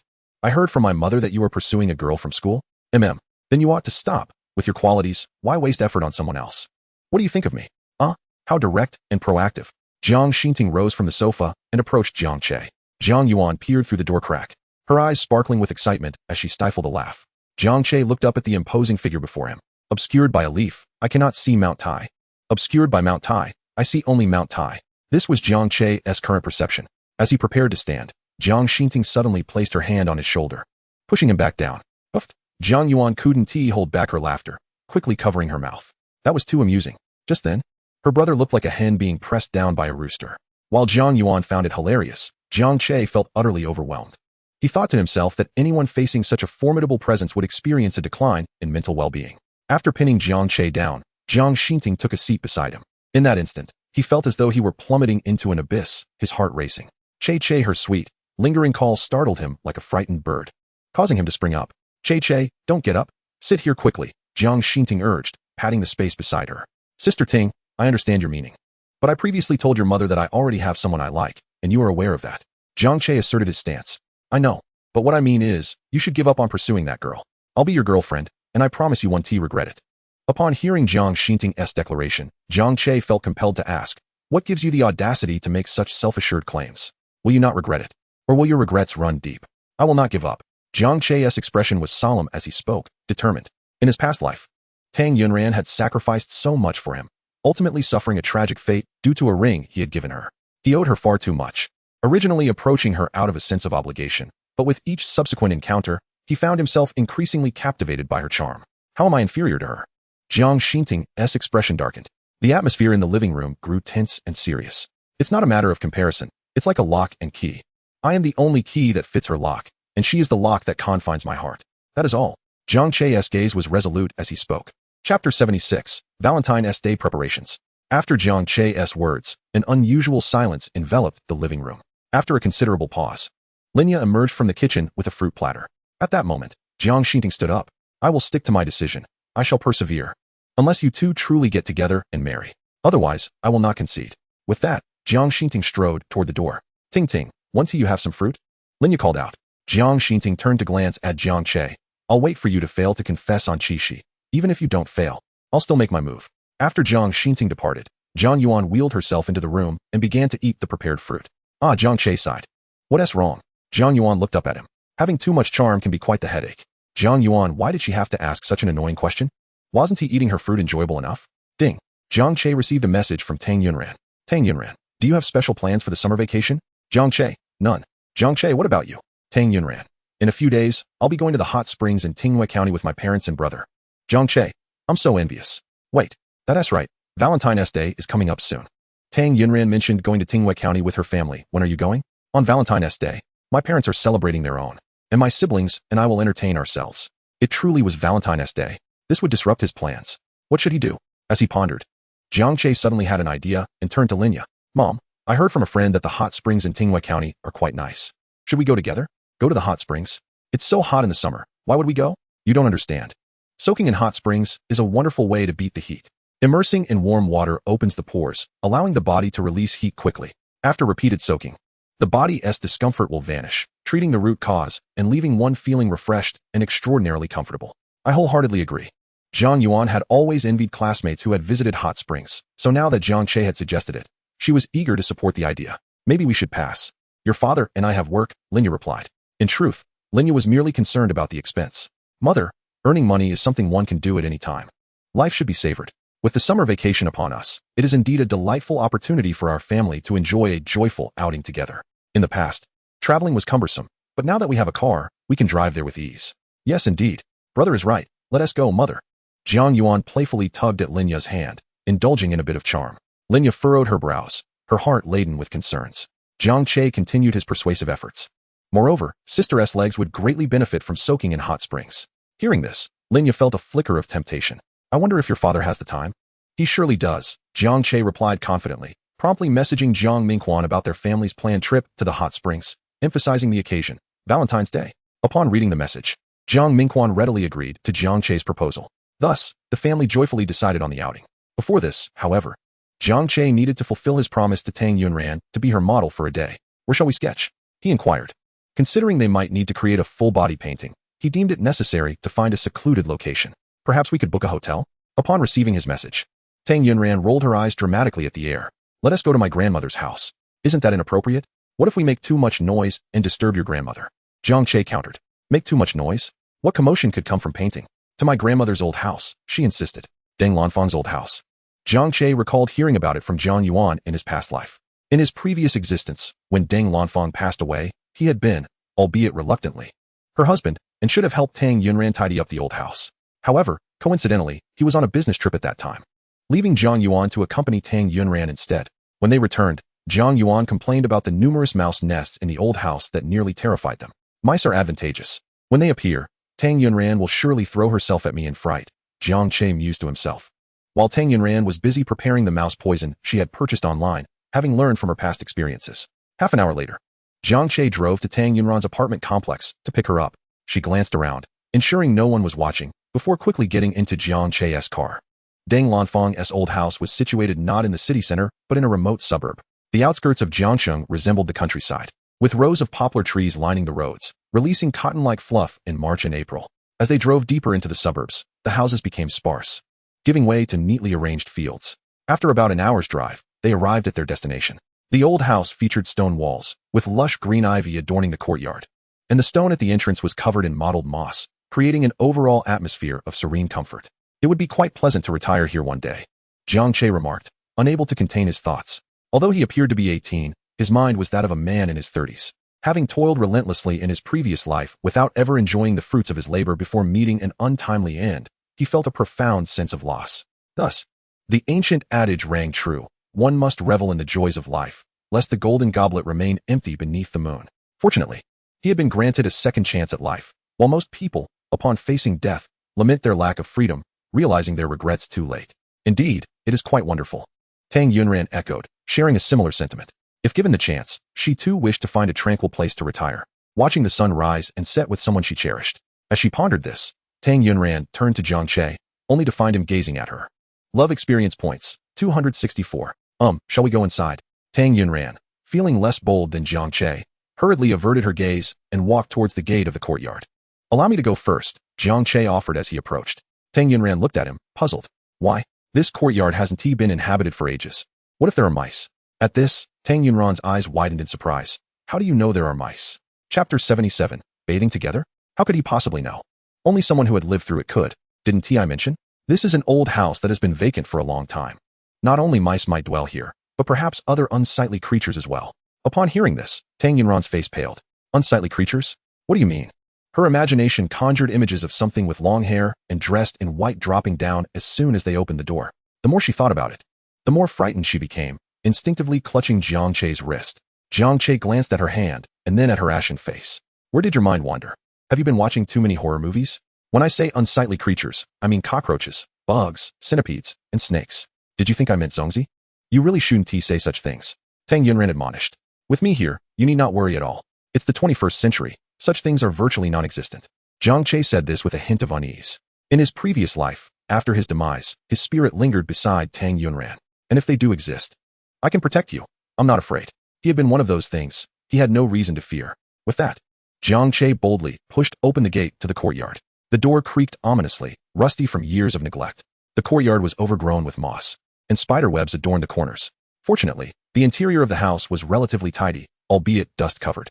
Tang Yunran's choice to come here stemmed from a conversation with Deng Lanfang, who had suggested they find time to clean the old house during a recent visit. She had taken that to heart and sought an opportunity to visit. Shall we tidy up a bit? Sure. There wasn't much to clean. The furniture was covered with dust cloths, easily removed for use. A quick wipe of the surfaces and sweeping the floor would suffice. Furthermore, the adage of men and women working together makes labor light resonated with Jiang Che, who had never found work so invigorating before. At home, tasks felt monotonous, but here, he found renewed vigor in their efforts. You're sweating profusely. Would you like to take a shower? Tang Yunran asked, noting the beads of sweat glistening on Jiang Che's forehead. He looked back at her, observing that her own smooth, fair brow was also dotted with perspiration. You go first. No, you should go first. Your clothes are completely soaked. Shall we shower together? You rogue. Tang Yunran shot him a disapproving glance. Her eyes were exceptionally captivating, particularly the delicately elongated outer corners. Many would enhance their allure with eye makeup, drawing their eyeliner longer for a more bewitching effect. But Tang Yunran's eyes were naturally enchanting, captivating when she smiled and mesmerizing when she rolled her eyes. When still, she resembled a beautiful painting, and in motion, she was like a fairy stepping out from the canvas. Hence, it was no wonder she was dubbed the belle of Jiangxing University. While taking a shower, Jiang Che inadvertently washed his t-shirt as well, emerging with his upper body completely bare. You, how could you come out dressed like this? Tang Yunran's eyes flitted about, uncertain where to focus. She glanced this way and that, ultimately landing her gaze upon Jiang Che's form. Romantic experience value, 298. Upon hearing this system notification, Jiang Che felt a surge of delight in his heart. His dear wife, though seemingly shy, was clearly eager to gaze upon him. Just wait, and I shall let you admire me at your leisure. My shirt was soaked with sweat, so I had no choice but to wash it. Otherwise, I couldn't wear it. Jiang Che's explanation was both reasonable and left Tang Yunran speechless. You go ahead and wash. I'll hang the clothes out in the yard. When Jiang Che returned from the yard, Tang Yunran had already begun her shower. The bathroom door was securely closed, starkly contrasting with the scenes portrayed in dramas, where one could glimpse enchanting silhouettes within. Jiang Che sat with his legs slightly apart, the sound of the shower cascading down like a gentle rain, echoing in his heart. It had long since breached his defenses. Lost in thought, he felt an unwelcome warmth trickling from his nose.